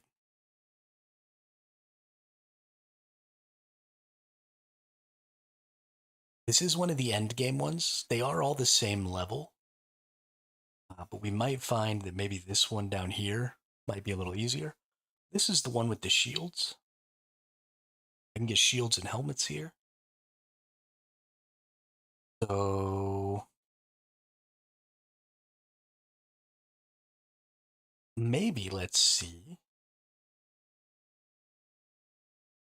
if this doesn't make me die. We've got a nemesis right here. Ooh, I bet nemesis are scary. Health bounce super hard there too.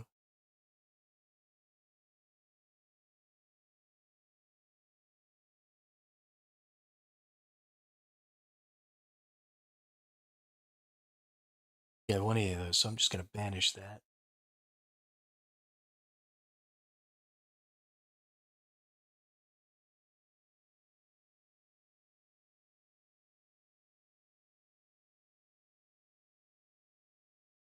They die fast enough. I need more armor. A lot of my pieces have really low tier armor. Um, so I definitely need a chest piece. Needs to be that 700. This belt can have a really good armor. This can have quite a bit more armor. My helmet can have way more armor. So we are going to need those.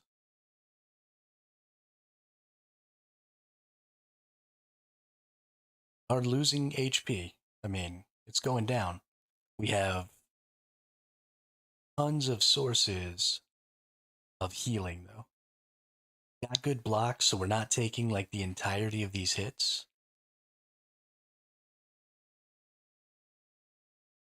Really can't be complacent at all. And that's just going to be the way it is for a little while. Probably not going to be pushing corruption for a bit. I need to pass a couple more levels so that I can even use like the best gear and craft up the best gear. Then I need to go ahead and do some crafting and make that happen. All right, so we're just looking for slams. Okay, it's one of these guys. This is going to be bad because he's going to belch at me. Yep. And I was just like on a bridge in the open there. That almost went super poorly. Kind of in the same bad position here. We don't have the ability to really circle him right now.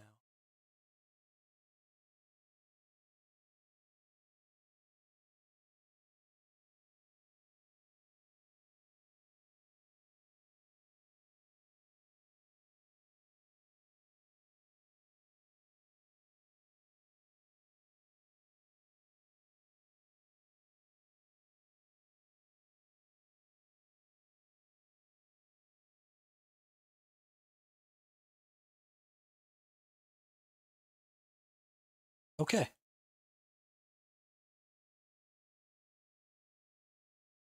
This takes a little smarts, right? Takes knowing some of the creature mechanics.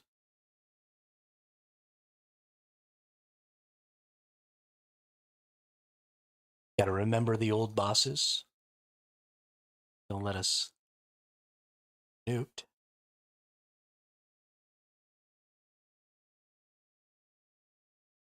Boy, is that stressful, though.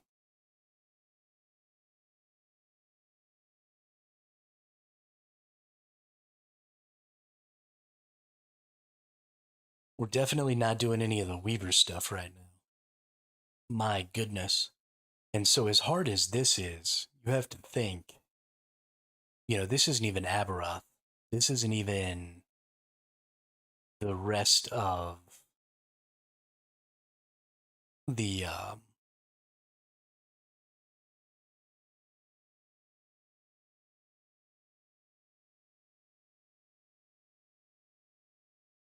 those harbingers.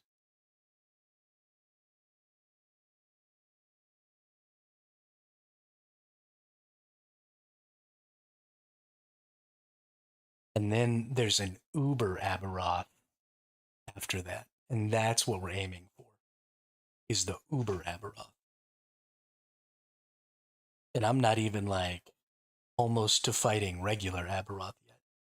Now, granted, there are some people, the people who are like level 100 already, who are quite a bit further along than me. But honestly, I'll be surprised if somebody gets Uber Aberroth tomorrow. I don't know if they're going to give us a spam that says, somebody was the first person to kill Aberroth, like regular Aberroth, but I don't even think regular Aberroth has been killed yet.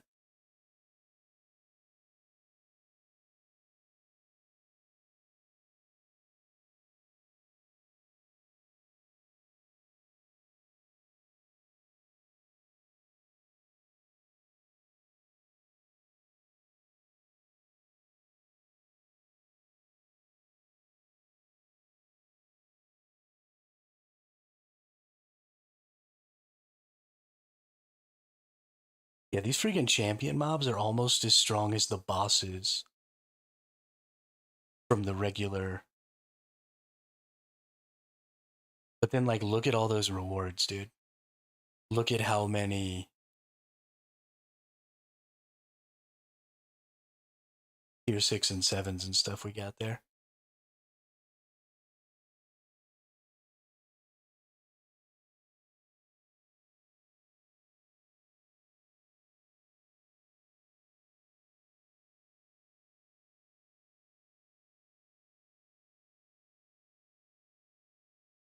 This is going to get hard.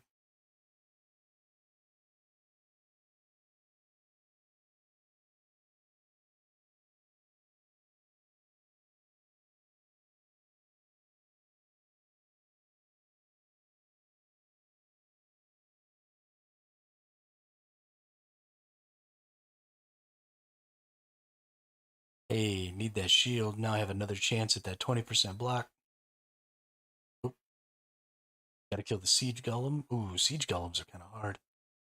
I'm actually a little afraid here. And it's possessed.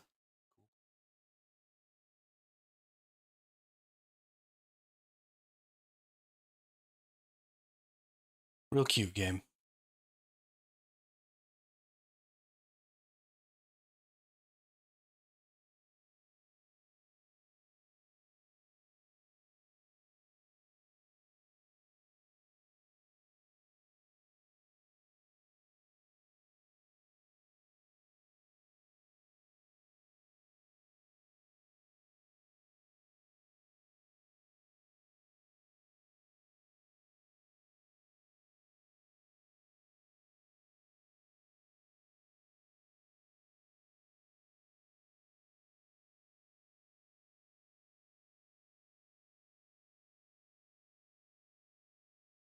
But here we are. Tier 6 vitality, percent health, cold resist, increased mana. Yeah.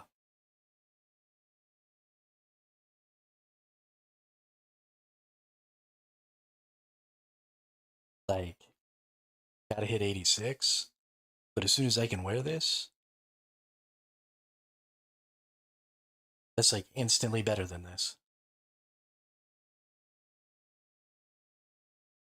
Steal off that cold resist, put flat health on it, and then, that increased mana is max tier.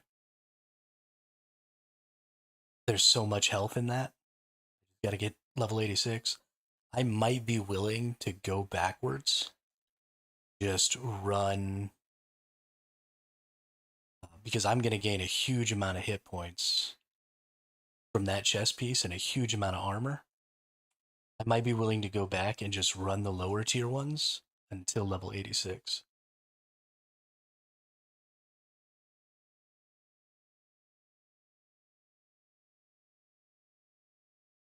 In fact, it's going to take hours that way to get to level 86. Yeah, Gravy, there definitely are. Definitely are.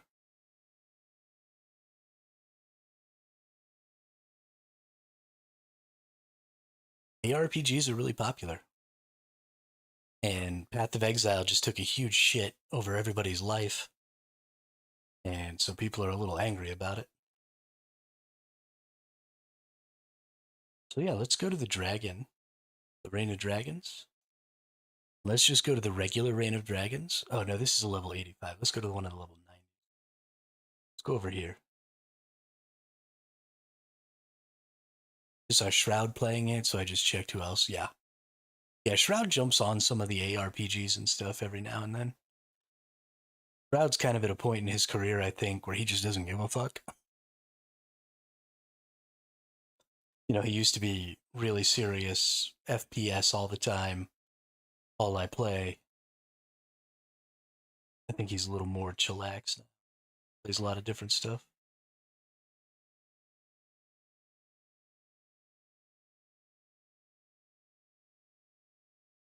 Yeah, I mean, that's fair. Doesn't really need to make a lot of money off it anymore. So let's hurry up and try and get these levels. We're just going to bangarang through some of these. Not going to pay too much attention to loot, because I now have access to way better loot way faster. Really boost up our armor and our hit points here by getting level 86, being able to equip this chest piece. And if you're going to play hardcore, sometimes you just got to go backwards and suck it up and grind it the hard way.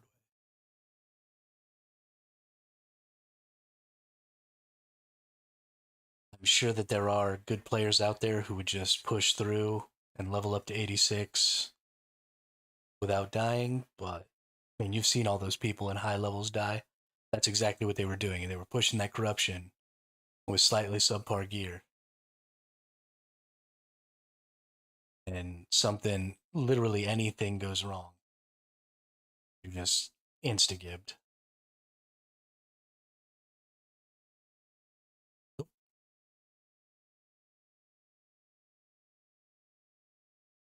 I'm not going to play hardcore that way.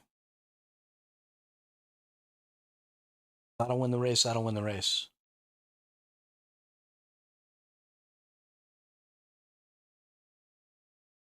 I'd like to at least finish the race.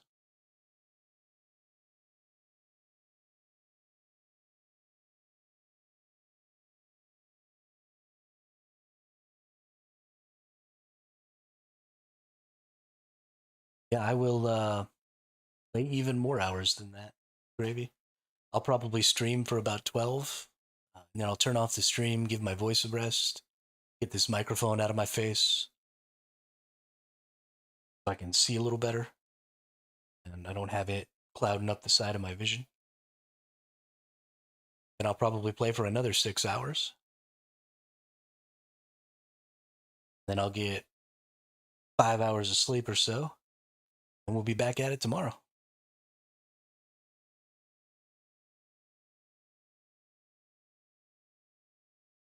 You know, we don't have any peanut butter and jelly or tortillas right now. I ate all the peanut butter and jelly tacos.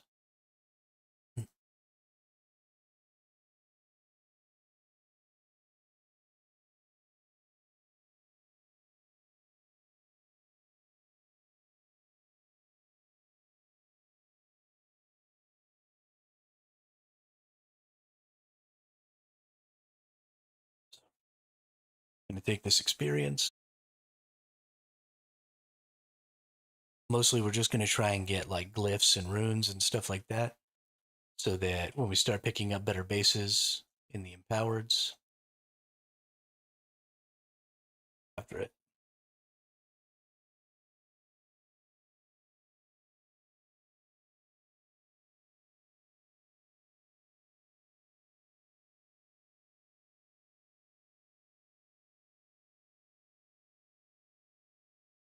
Yeah, have a good one, Gravy. Thanks for stopping by. Chit chat. Really appreciate it.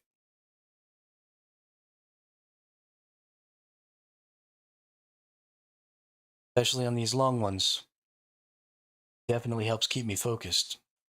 Normally, I don't do this good on hardcore. I owe it all to you all. Keeping me zeroed in.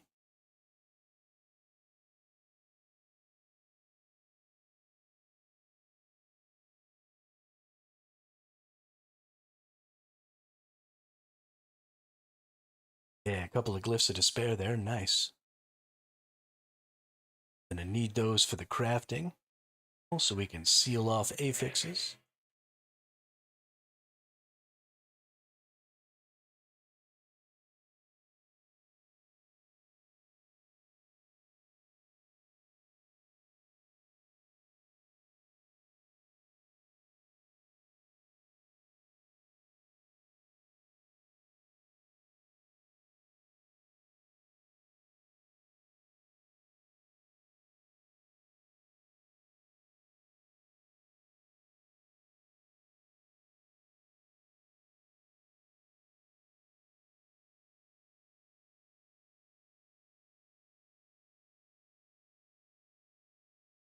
Oh shit, did I just ding 84?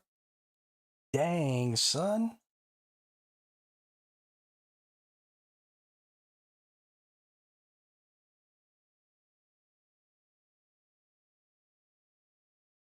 Two more levels. We got this.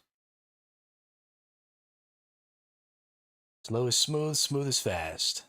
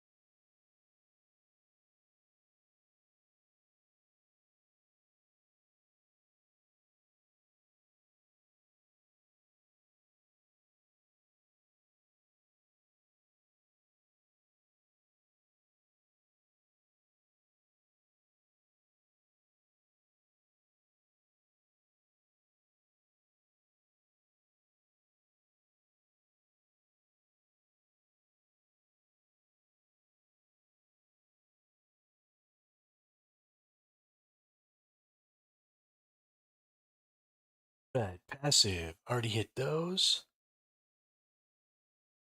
12 health plus health regen. What do we got in here? Health 6 points, 6 per point.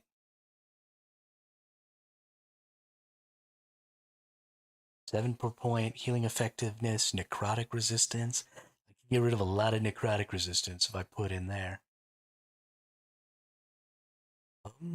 This is 15 per point. Ooh, 2% health per point. Ooh.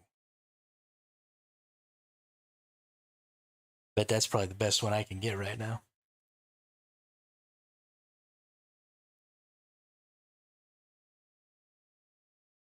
Yeah, thanks a lot, Dret. Thanks for being here for so long and keeping me talking and hanging out. I really appreciate it. You're the freaking MVP of this stream, dude.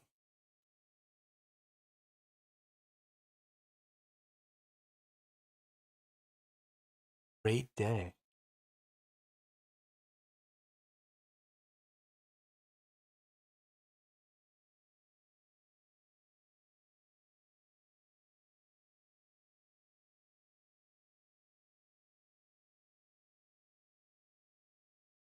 Quick. What did getting to 84 bump me up to? 359, baby.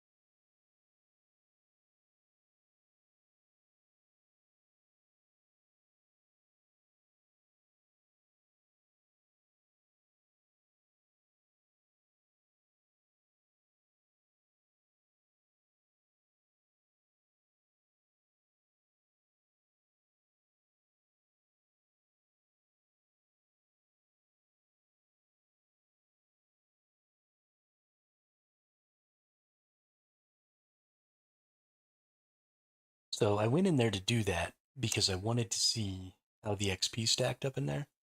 And honestly, for as difficult as the enemies and stuff are in there, they don't really seem to add all that much XP.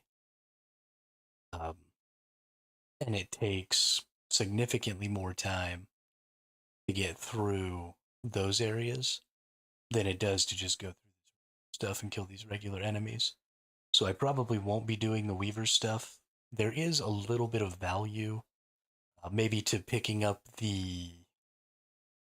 um, the actual Weaver nodes on the monolith and doing those because they give me points for the Weaver tree, and that's pretty valuable. I definitely want to get some more points for my Weaver tree and really focus in and hone in on what I'm going to be able to get. The big deal is I'm going to have to do some work on my loot filter.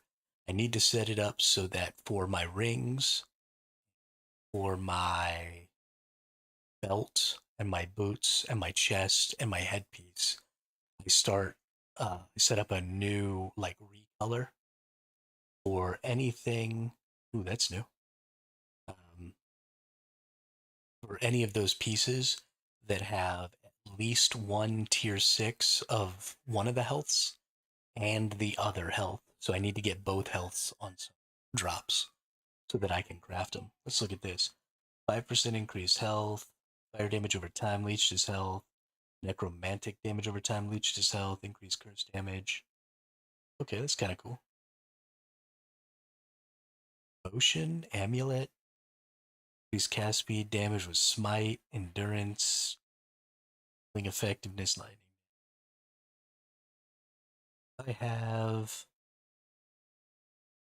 I don't have anything without legendary potential on it.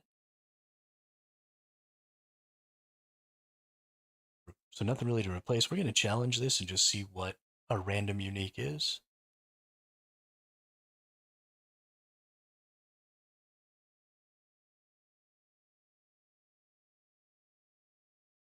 Like a one-handed axe. Doesn't matter. Don't need it. Um, we'll set up a good recolor for that. Start just grabbing some bases.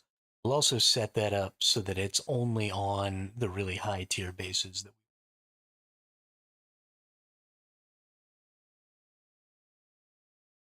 at this point, we need the extra armor. It was pretty obvious when we went in there to fight in those level 100 monoliths that we just don't have the armor value and the HP value. There's a little bit of time between when I get hit and when I heal, and that's kind of where I can die. And so I just have to have enough hit points to survive that.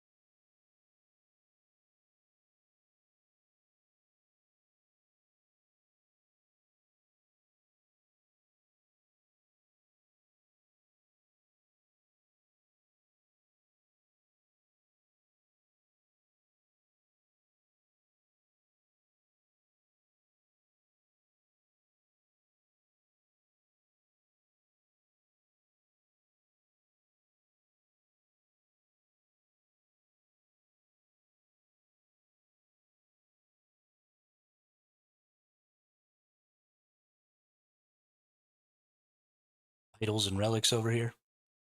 Mostly focused on glyphs and runes and stuff, but my relic is shitty. So I need a new relic anyway. And I need some new idols. I need some health idols.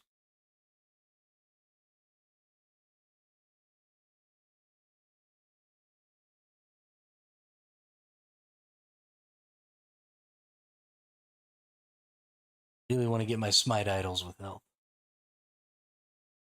About to be over 2k.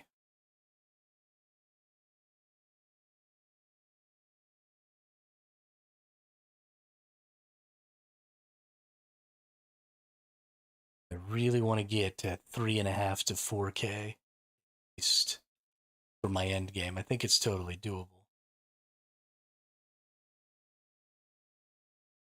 The points that I'm going to get from now on, right? I've got 12 more points that are going to be able to go into 2%. So 12 times 2, I'm going to get another 24% of whatever my base health is, which is huge. Plus, I think you get 10 points of base health every level, which, based on all of the percentages that I have, I actually probably get like 20 or 25. But that'll add another little bit of health.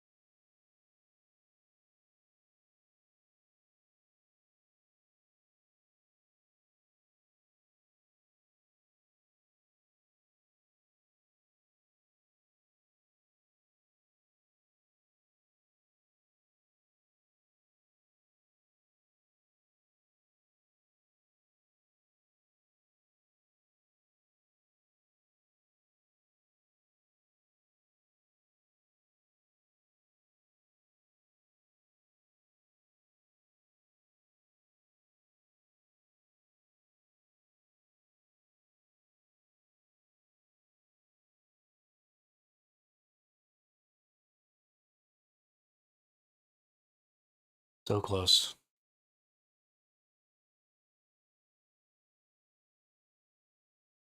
Almost a real good ring. Really unlucky on the health rolls, though, and then not being able to take that fire resist off. Pretty unlucky.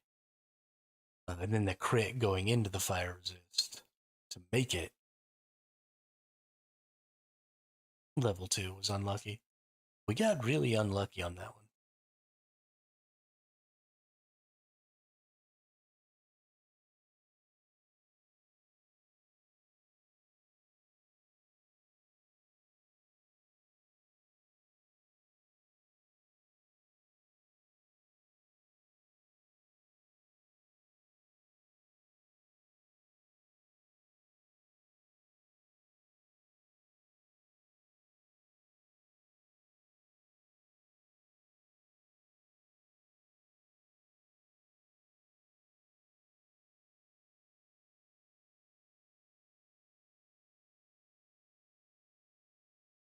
much bright light.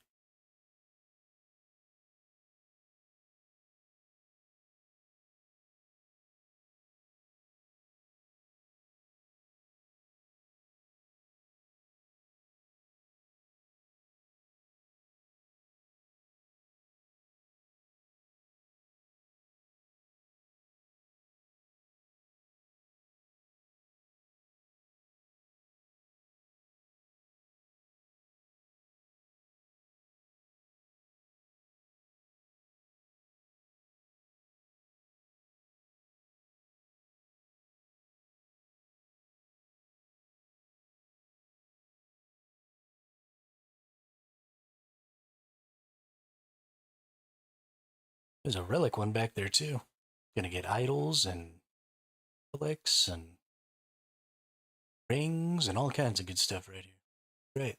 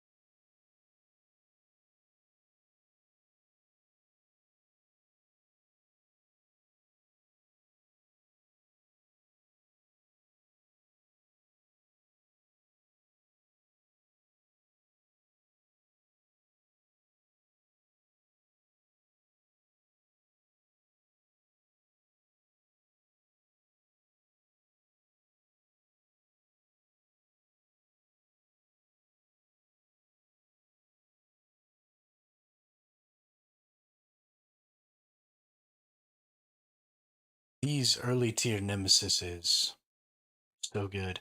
But I'm really excited to see some really good late tier nemesis from the empowereds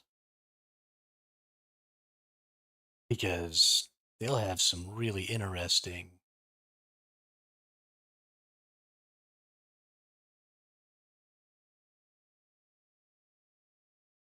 Brain fart. They're gonna have a block effectiveness with a block chance. I could maybe tier up that block chance and put it on a level 2. See if I can't get both that block effect. But they're gonna have some really interesting exalted items, tier 6s and 7s. Might even be able to get like a double exalted with a sealed affix. I wonder if they'll be able to have sealed affixes of higher than tier 5.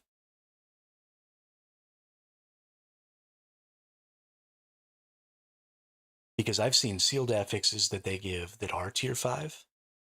I don't think you can seal a tier 5 affix. I think it either upgrades or seals. So when you seal it, the highest tier it could be. So I don't think normally you can get a level 5, and I have seen level 5 sealed affixes. So I wonder if you'll be able to get like a level 7 sealed affix. Oh, shit. I was standing in the middle of that guy just taking all of his necro damage.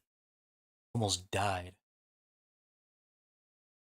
Oh, that would have been terrible. Such an easy fight. I've already done it a bunch of times. But it'd be super cool.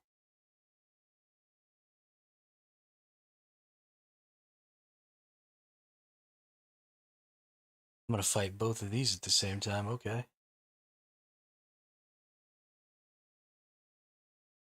Let's get the Immortal Eye out first.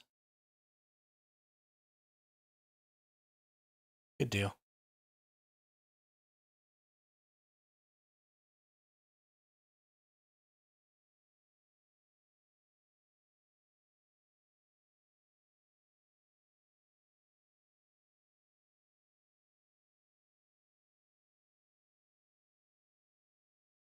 Reaper Shrine.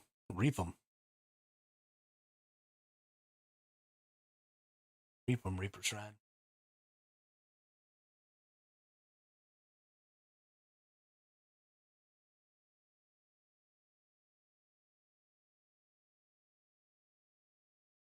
Nope.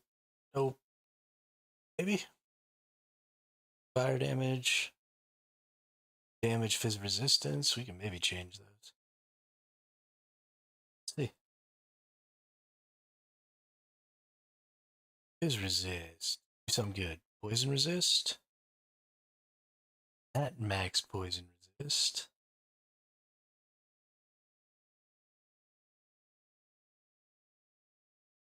But I might lose it off of my belt.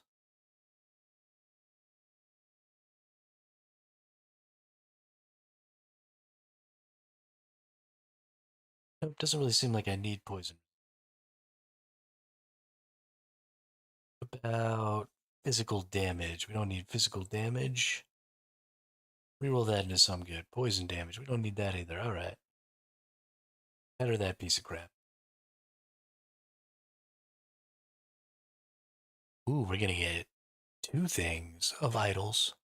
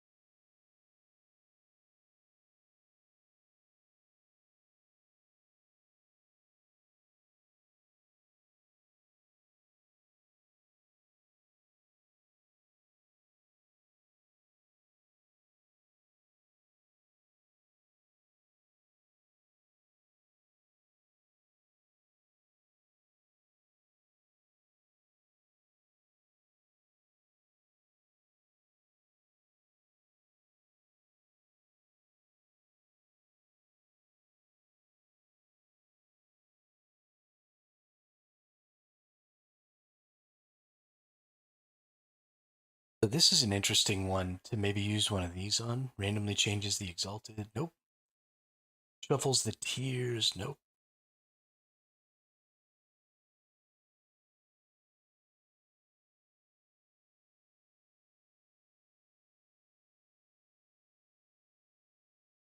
Or is it the glyph? He stabilizes an item unpredictably, changing all properties other than the affix being upgraded. Could have sworn there was something that says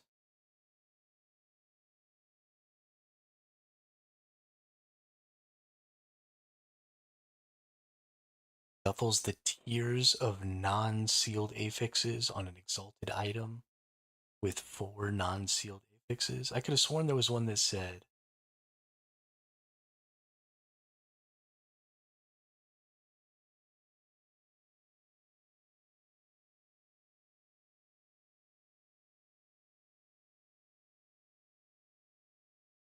stabilizes an item unpredictably, changing all properties other than the affix being upgraded. This stability is siphoned. Monolith time. Well, maybe this is one that's kind of interesting. Let's do that. Then let's click. Elemental resist is fine, I guess. I want to see if it's going to change this. Destabilizes an item unpredictably, changing all the properties other than the affix being upgraded.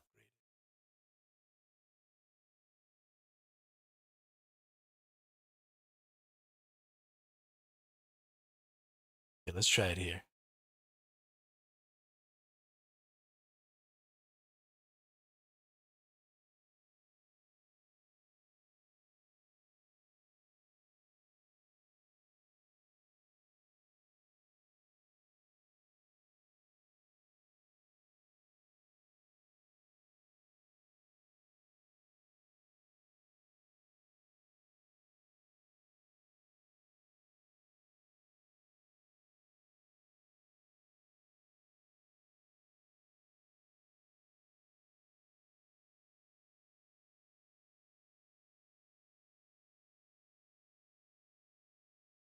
Okay, so it did take away. Oh no, it's sealed. Wow. So it took away my movement speed. It did give me a sealed movement speed. This is crazy. It only lost 3 forging potential, so it just takes away a random forging potential. Then it just gave me all the affixes. That's bonkers. So if you have just like a really bad, like this is kind of bad. It can't give you anything over tier 5. Like I could roll this. I don't want any of these. So if you've got something maybe that just has one thing you like, maybe roll it. That's really interesting. I don't think that I quite understand fully how to make use of that. Especially because it'll give you a sealed affix or a sealed affix. That's kind of wild. I wonder if it always will give you a sealed affix. I mean, tier 3 movement speed was kind of crazy.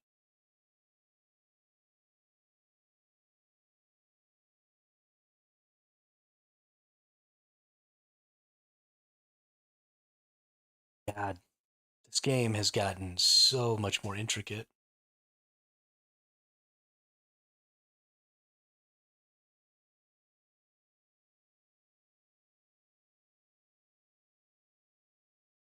And also, I can't believe how strong this Uber boss must be.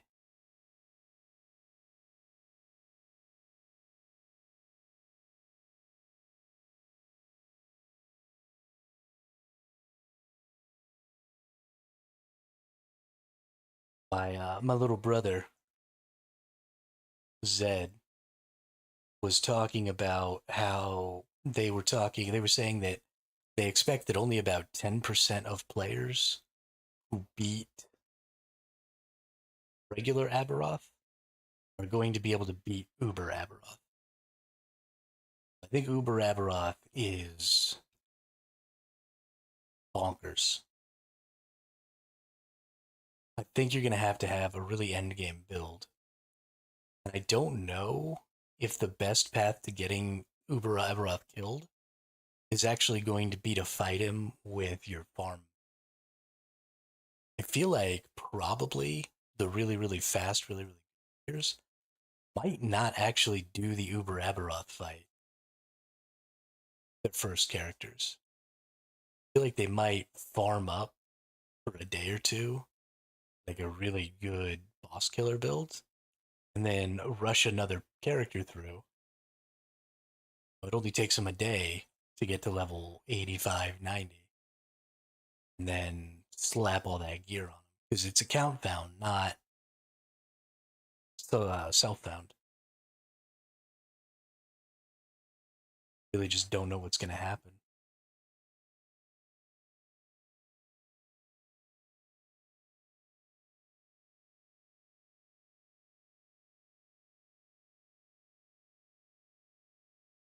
I think we might be in for even a couple more days, though.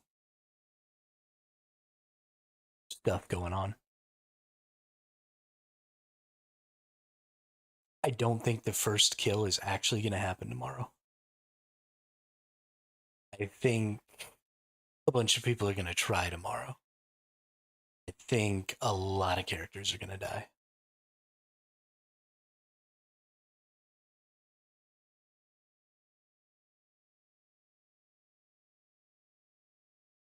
Uh, Maybe we'll get a kill, but it probably won't be from somebody eligible to participate in the race. Looks like we got a patch coming at 9:45. I have to reset for. I think that's in like 30 minutes. It's 9:45 my time. Let's see what time it is my time. 9. So yeah.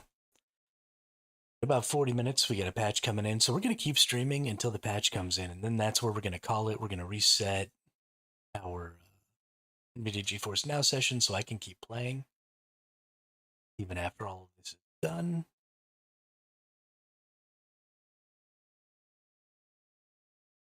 Yo, what up, Party Wizard?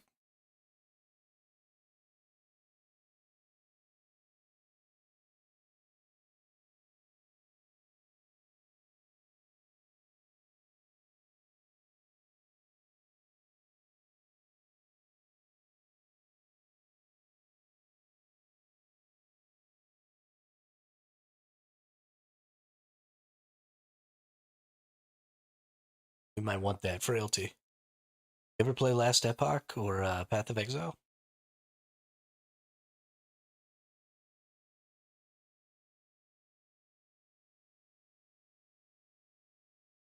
We're getting down and dirty right now. Level 84 hardcore. We lose our character. I am most decidedly not winning, but I'm not nearly as far behind as I thought I was going to be. Check this out. This is the level ladder. So this keeps track of who has reached the level that they're currently at first. So if somebody else was level 84 before me, even if their character has died, they would be higher on the ladder than I am. So I was the 338th person to reach level 84 worldwide on hardcore. And I'm doing it self-found.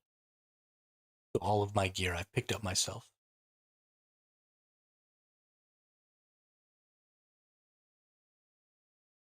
And honestly, I think there are a bunch of people who have like quit.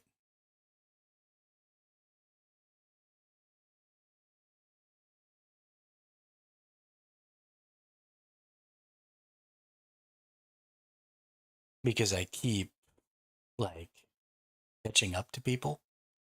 They're not getting further ahead of me. So I don't know really what's going on. Or if they all died or what, or if they all just gave up.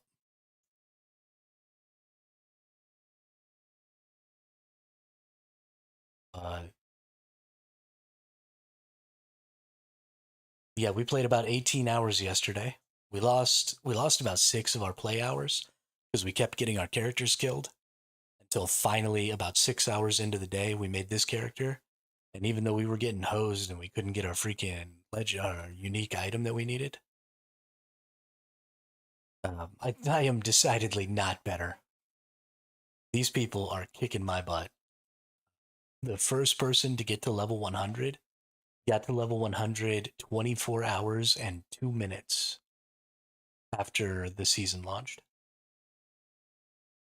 And it's now been 24 hours plus another 10. So it's now been 34 hours, and I'm only level 84. I still got 16 levels to go, which is like hours for me. At least an hour a level. So I got like 16 more hours to go. I'm sure they did. I'm sure you're right.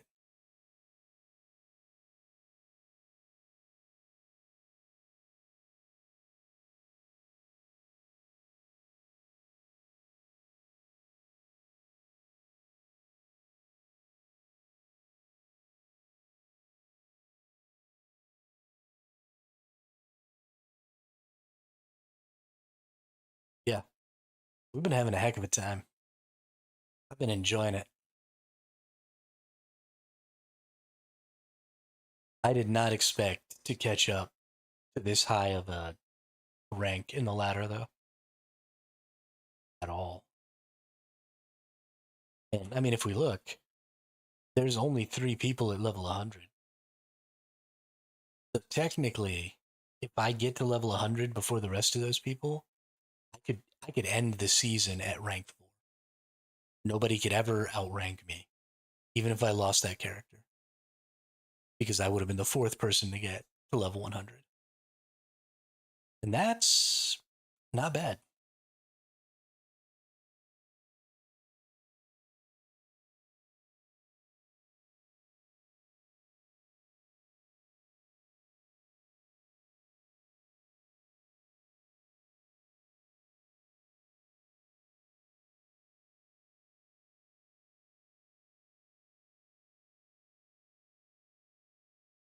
Now, granted, those people aren't going to be sitting there at level 99 for very long, I don't think.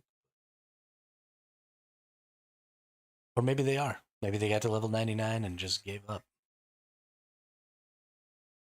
Maybe everybody's already beaten the Uber and the race is over, and I just didn't get the memo. I don't think that's the case, but I guess it's possible.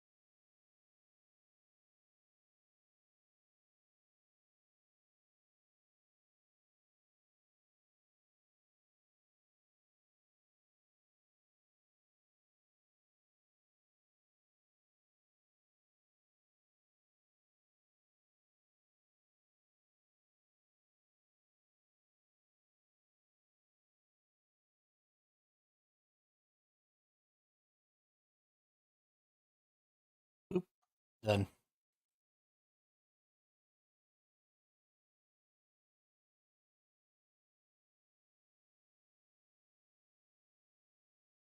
Nice, more idols.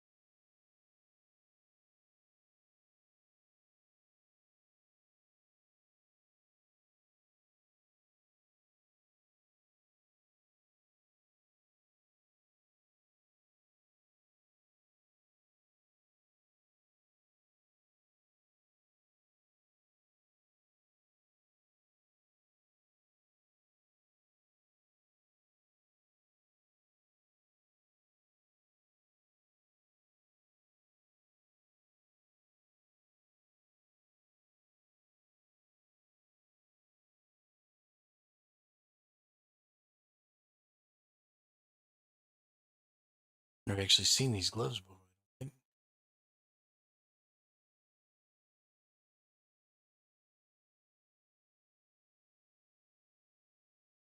Meh. Meh.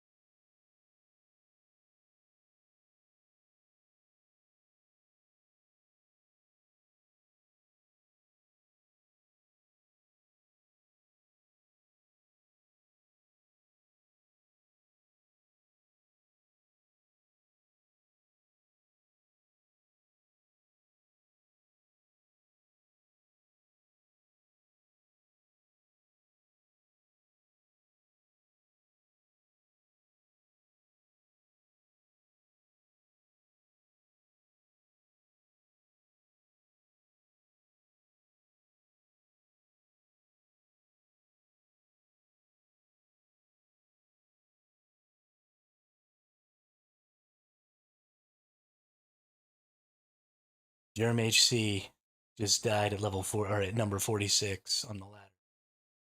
Level 94. Thought I said that out loud, but I think I was talking. Rest in pepperonis, Jerem. So sad. So sad to see another paladin cut down in their prime.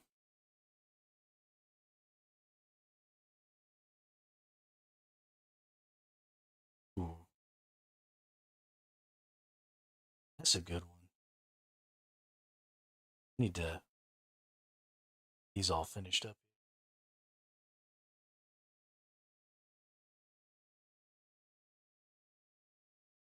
I need to put that one in there. 20% ignite chance, 39% fire damage over time. Hey, hey, hey.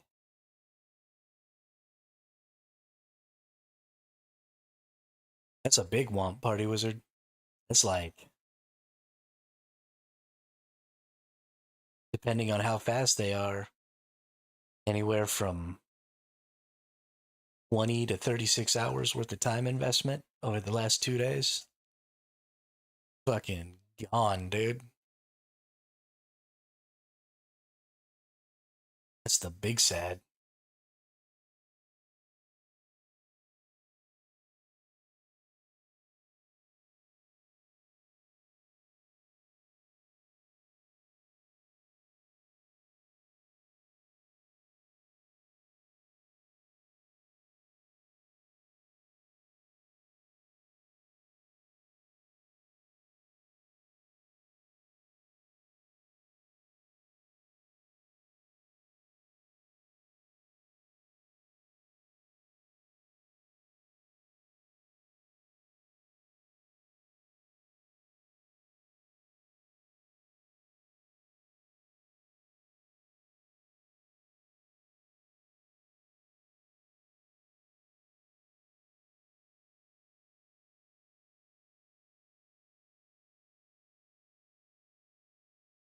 The Wingari Matriarch.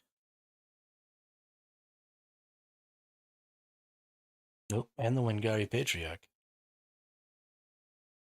I am getting pretty close to 2k HP. I'm very excited. I don't know. Thank you. That's gracious.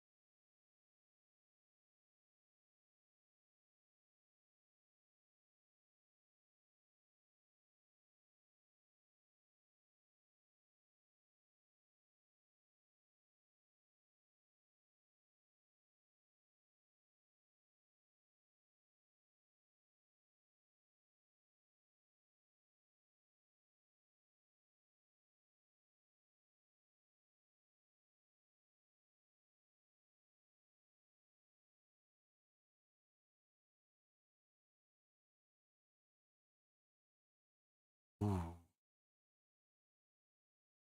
That sword is getting crafted to get slammed onto another item.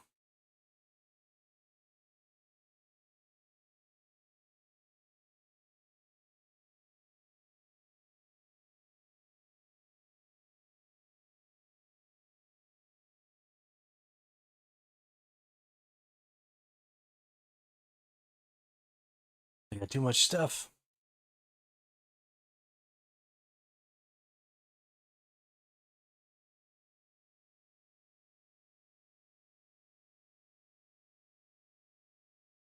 More champion mobs to kill.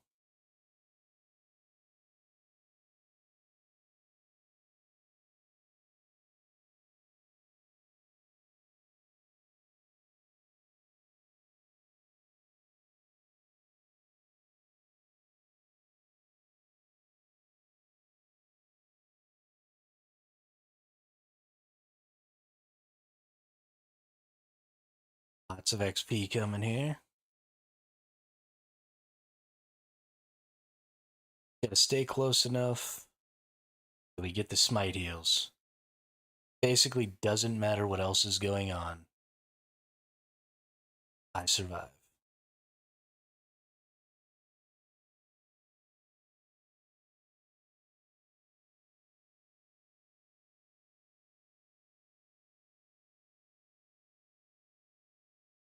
I'm a true paladin. All the heals. Sword and board. Smacking them up with the holy fire. Just like a paladin should do.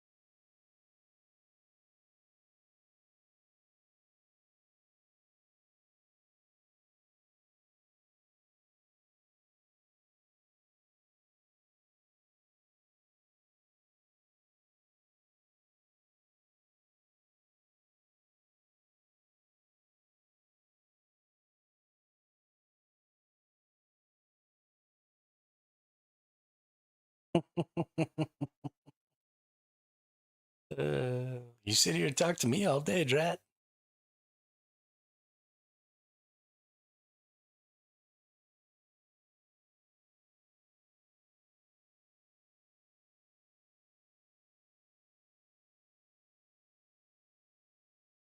That's fair.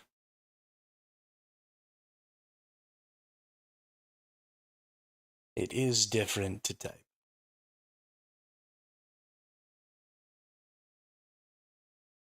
it's also like this really accepted and common thing to just stop talking when you're typing or like, having just a casual conversation with somebody who's streaming or something like that. Like you don't have to say bye. You don't have to, try and get the other person to agree that the conversation is over. There's no, you hang up first. No, you hang up first.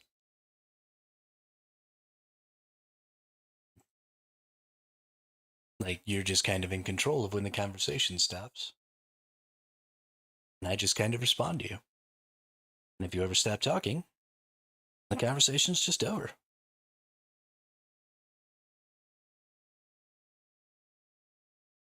Yeah.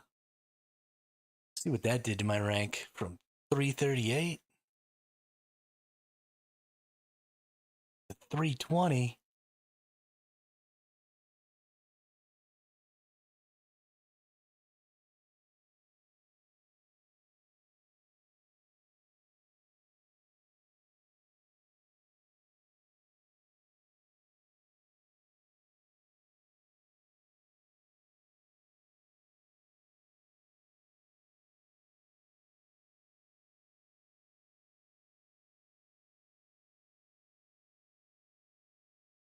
One more level.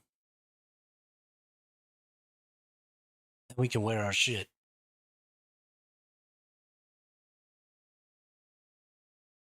Hopefully craft that shit.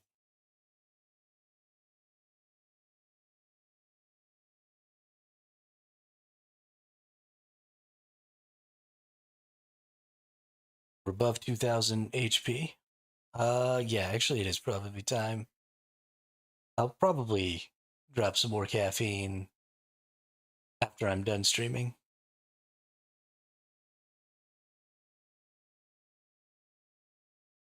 Because here in about 15 minutes, we have to get off the game briefly.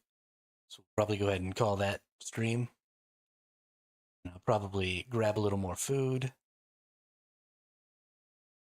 grab a little more caffeine, slug some water, take a pee. And by the time y'all get on here tomorrow, I'll either be dead or way stronger. Be uber strong.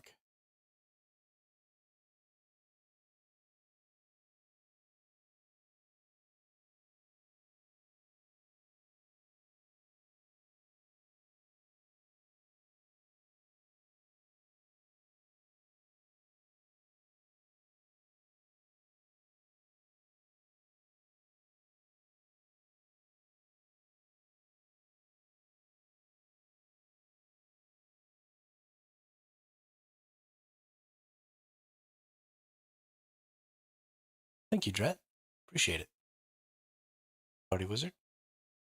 I didn't feel good yesterday. I feel good about today's gameplay sessions so far. We got so much done today. Yeah, so I actually do take vitamins every day. It's one of the few things I do that's nice for my body.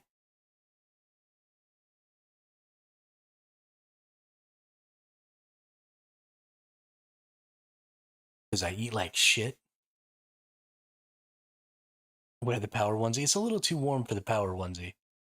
Onesie's fleece. We're well into spring.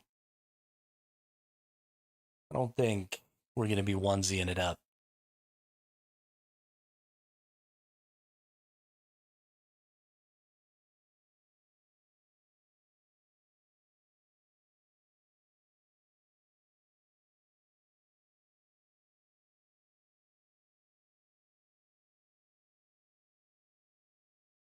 I don't drink enough water to be dehydrating myself like that.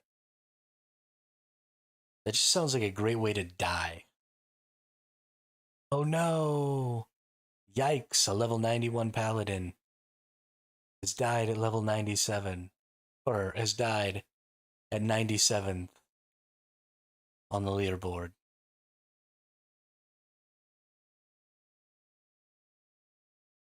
I hear you on that one. Yeah. Yeah, that's pretty much where I'm at. I just abuse and ignore everything about my body, then wake up just expecting everything to be okay. Yeah, so that's why we're getting off here in a couple of minutes, Drat. They dropped a patch at like 12:15 last night too. I'm sure it's just some bug fixes or something like that. But this release has been outstanding. There have been virtually no problems. I don't know what exactly it is they're having to patch, but I mean, like way back at the beginning of the league, I had a little bit of issue with getting disconnected sometimes when I would transfer regions, but it never affected my gameplay and like made me die or anything. I wasn't catching lag like that. Every now and then I get a little stutter, especially when those uh, Nagas are on the screen, the little snake dudes that make the little vortex. Okay, where's this storm gate at? I've literally full cleared this zone.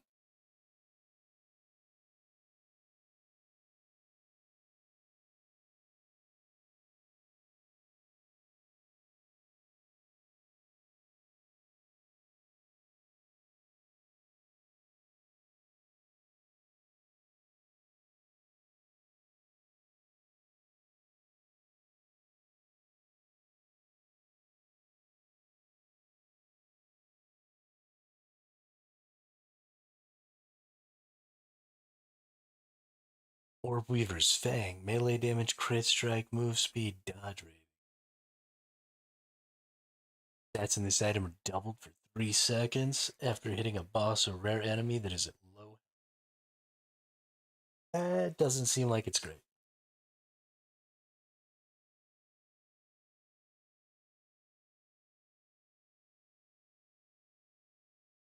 Literally full cleared.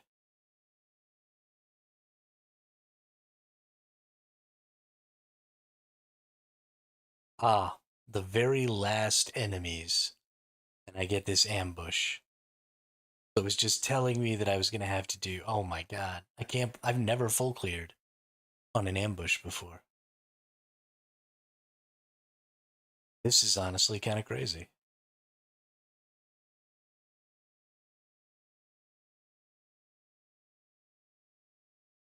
Normally the ambush happens like not even a third of the way through.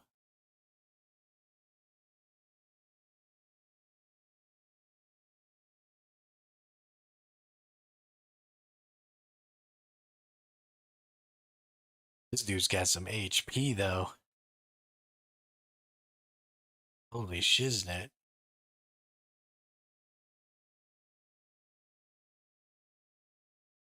Fucking thick.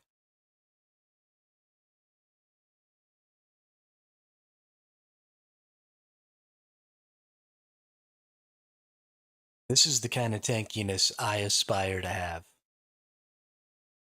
If I've got to become a misshapen abomination to be this tanky, I'm into it. Sign me up, dude. Turn me into a hellspawn. Just give me the HPs.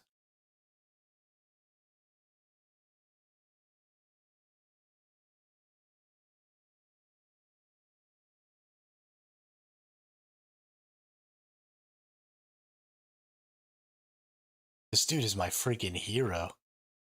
Like, I don't even want to kill him. I've got too much respect for him.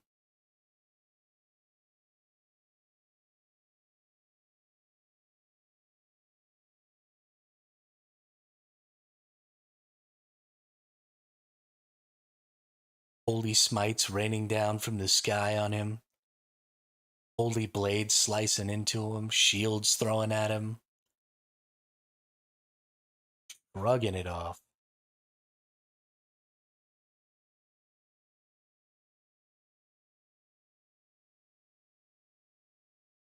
Goodness gracious, brother.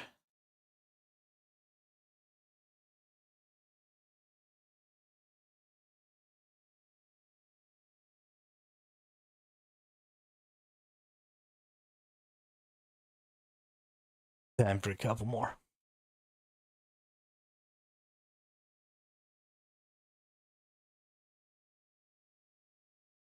Hey, Nemesis is right here. Nice. Ooh. That bleeding heart is what I use. I might get rid of the bleeding heart. I don't know how much that leech does for me.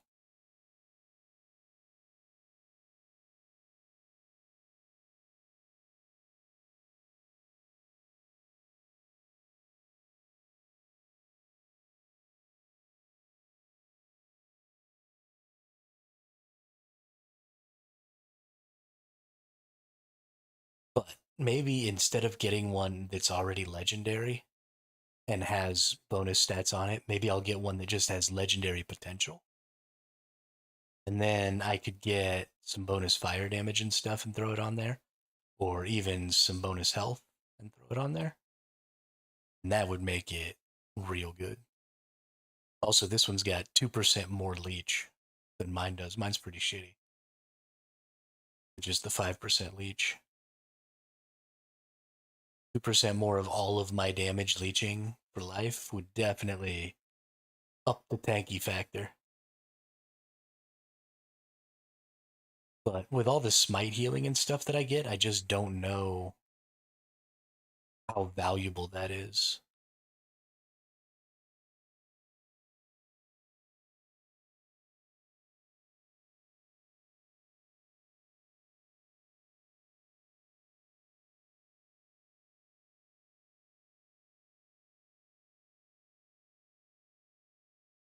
I would hate to be wasting a whole slot, you know?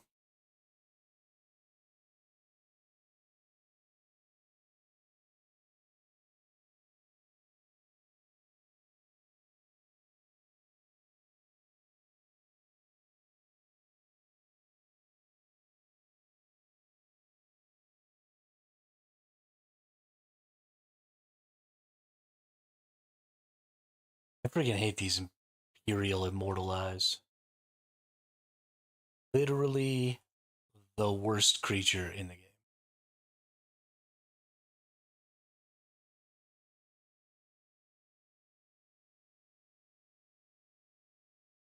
Just get it out of here.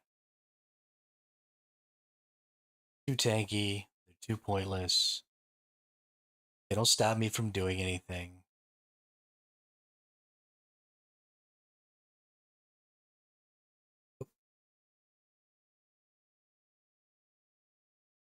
Got a loot lizard. Look at him run on his hind legs.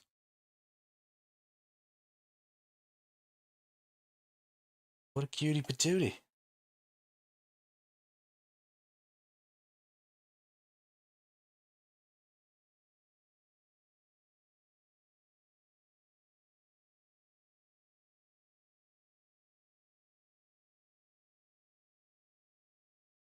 Rolling guy over here. Come here.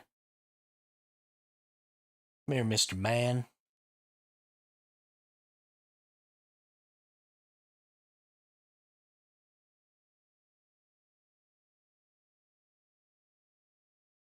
Ooh.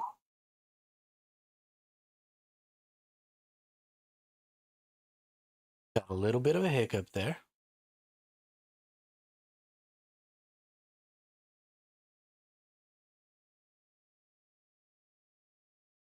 Isn't this guy dying?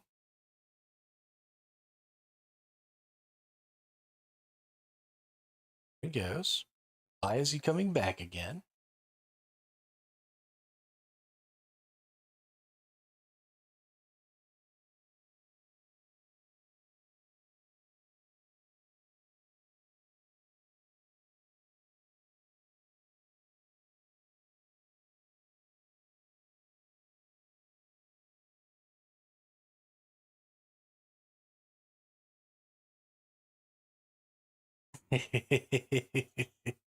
Yeah, that's how my first level 33 got wasted.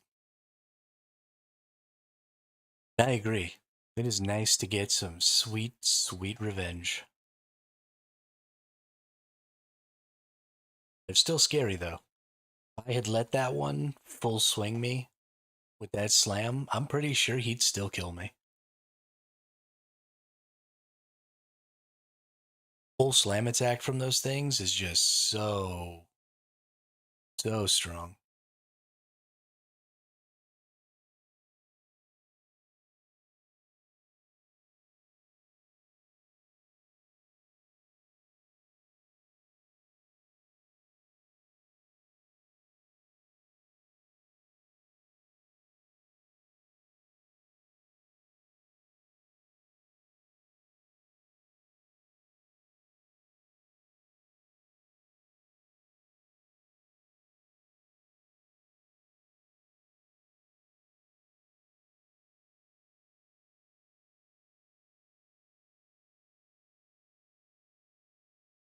All right, before anything bad happens, let's get the flock out of there.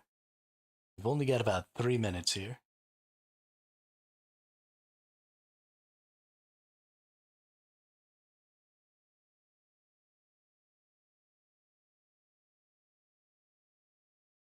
So I think that's going to be all she wrote. So thanks everybody for coming out and being involved. Saying what's up, keeping me interested, reminding me to not suck at video games and to take care of myself, drink water, do stuff like that. All of that stuff really helps. I mean, it's a really fun, interesting part to me of the relationship of being a streamer. So I really appreciate really everything that you all as consistent and active viewers do to make my enjoyment of this much, much more fun. I've been having a ton of fun with Last Epoch. I am still excited to get back to Once Human. Um, but being in this sort of competitive race environment has been really interesting. Gotten me back to that like full tilt play video games all day, every day kind of attitude. I don't really feel with Once Human, so it's nice to kind of get into that again. Um, but yeah, so thanks a lot, everybody. I really appreciate it. I hope everybody has a great day, and I will see you all again tomorrow for more Last Epoch.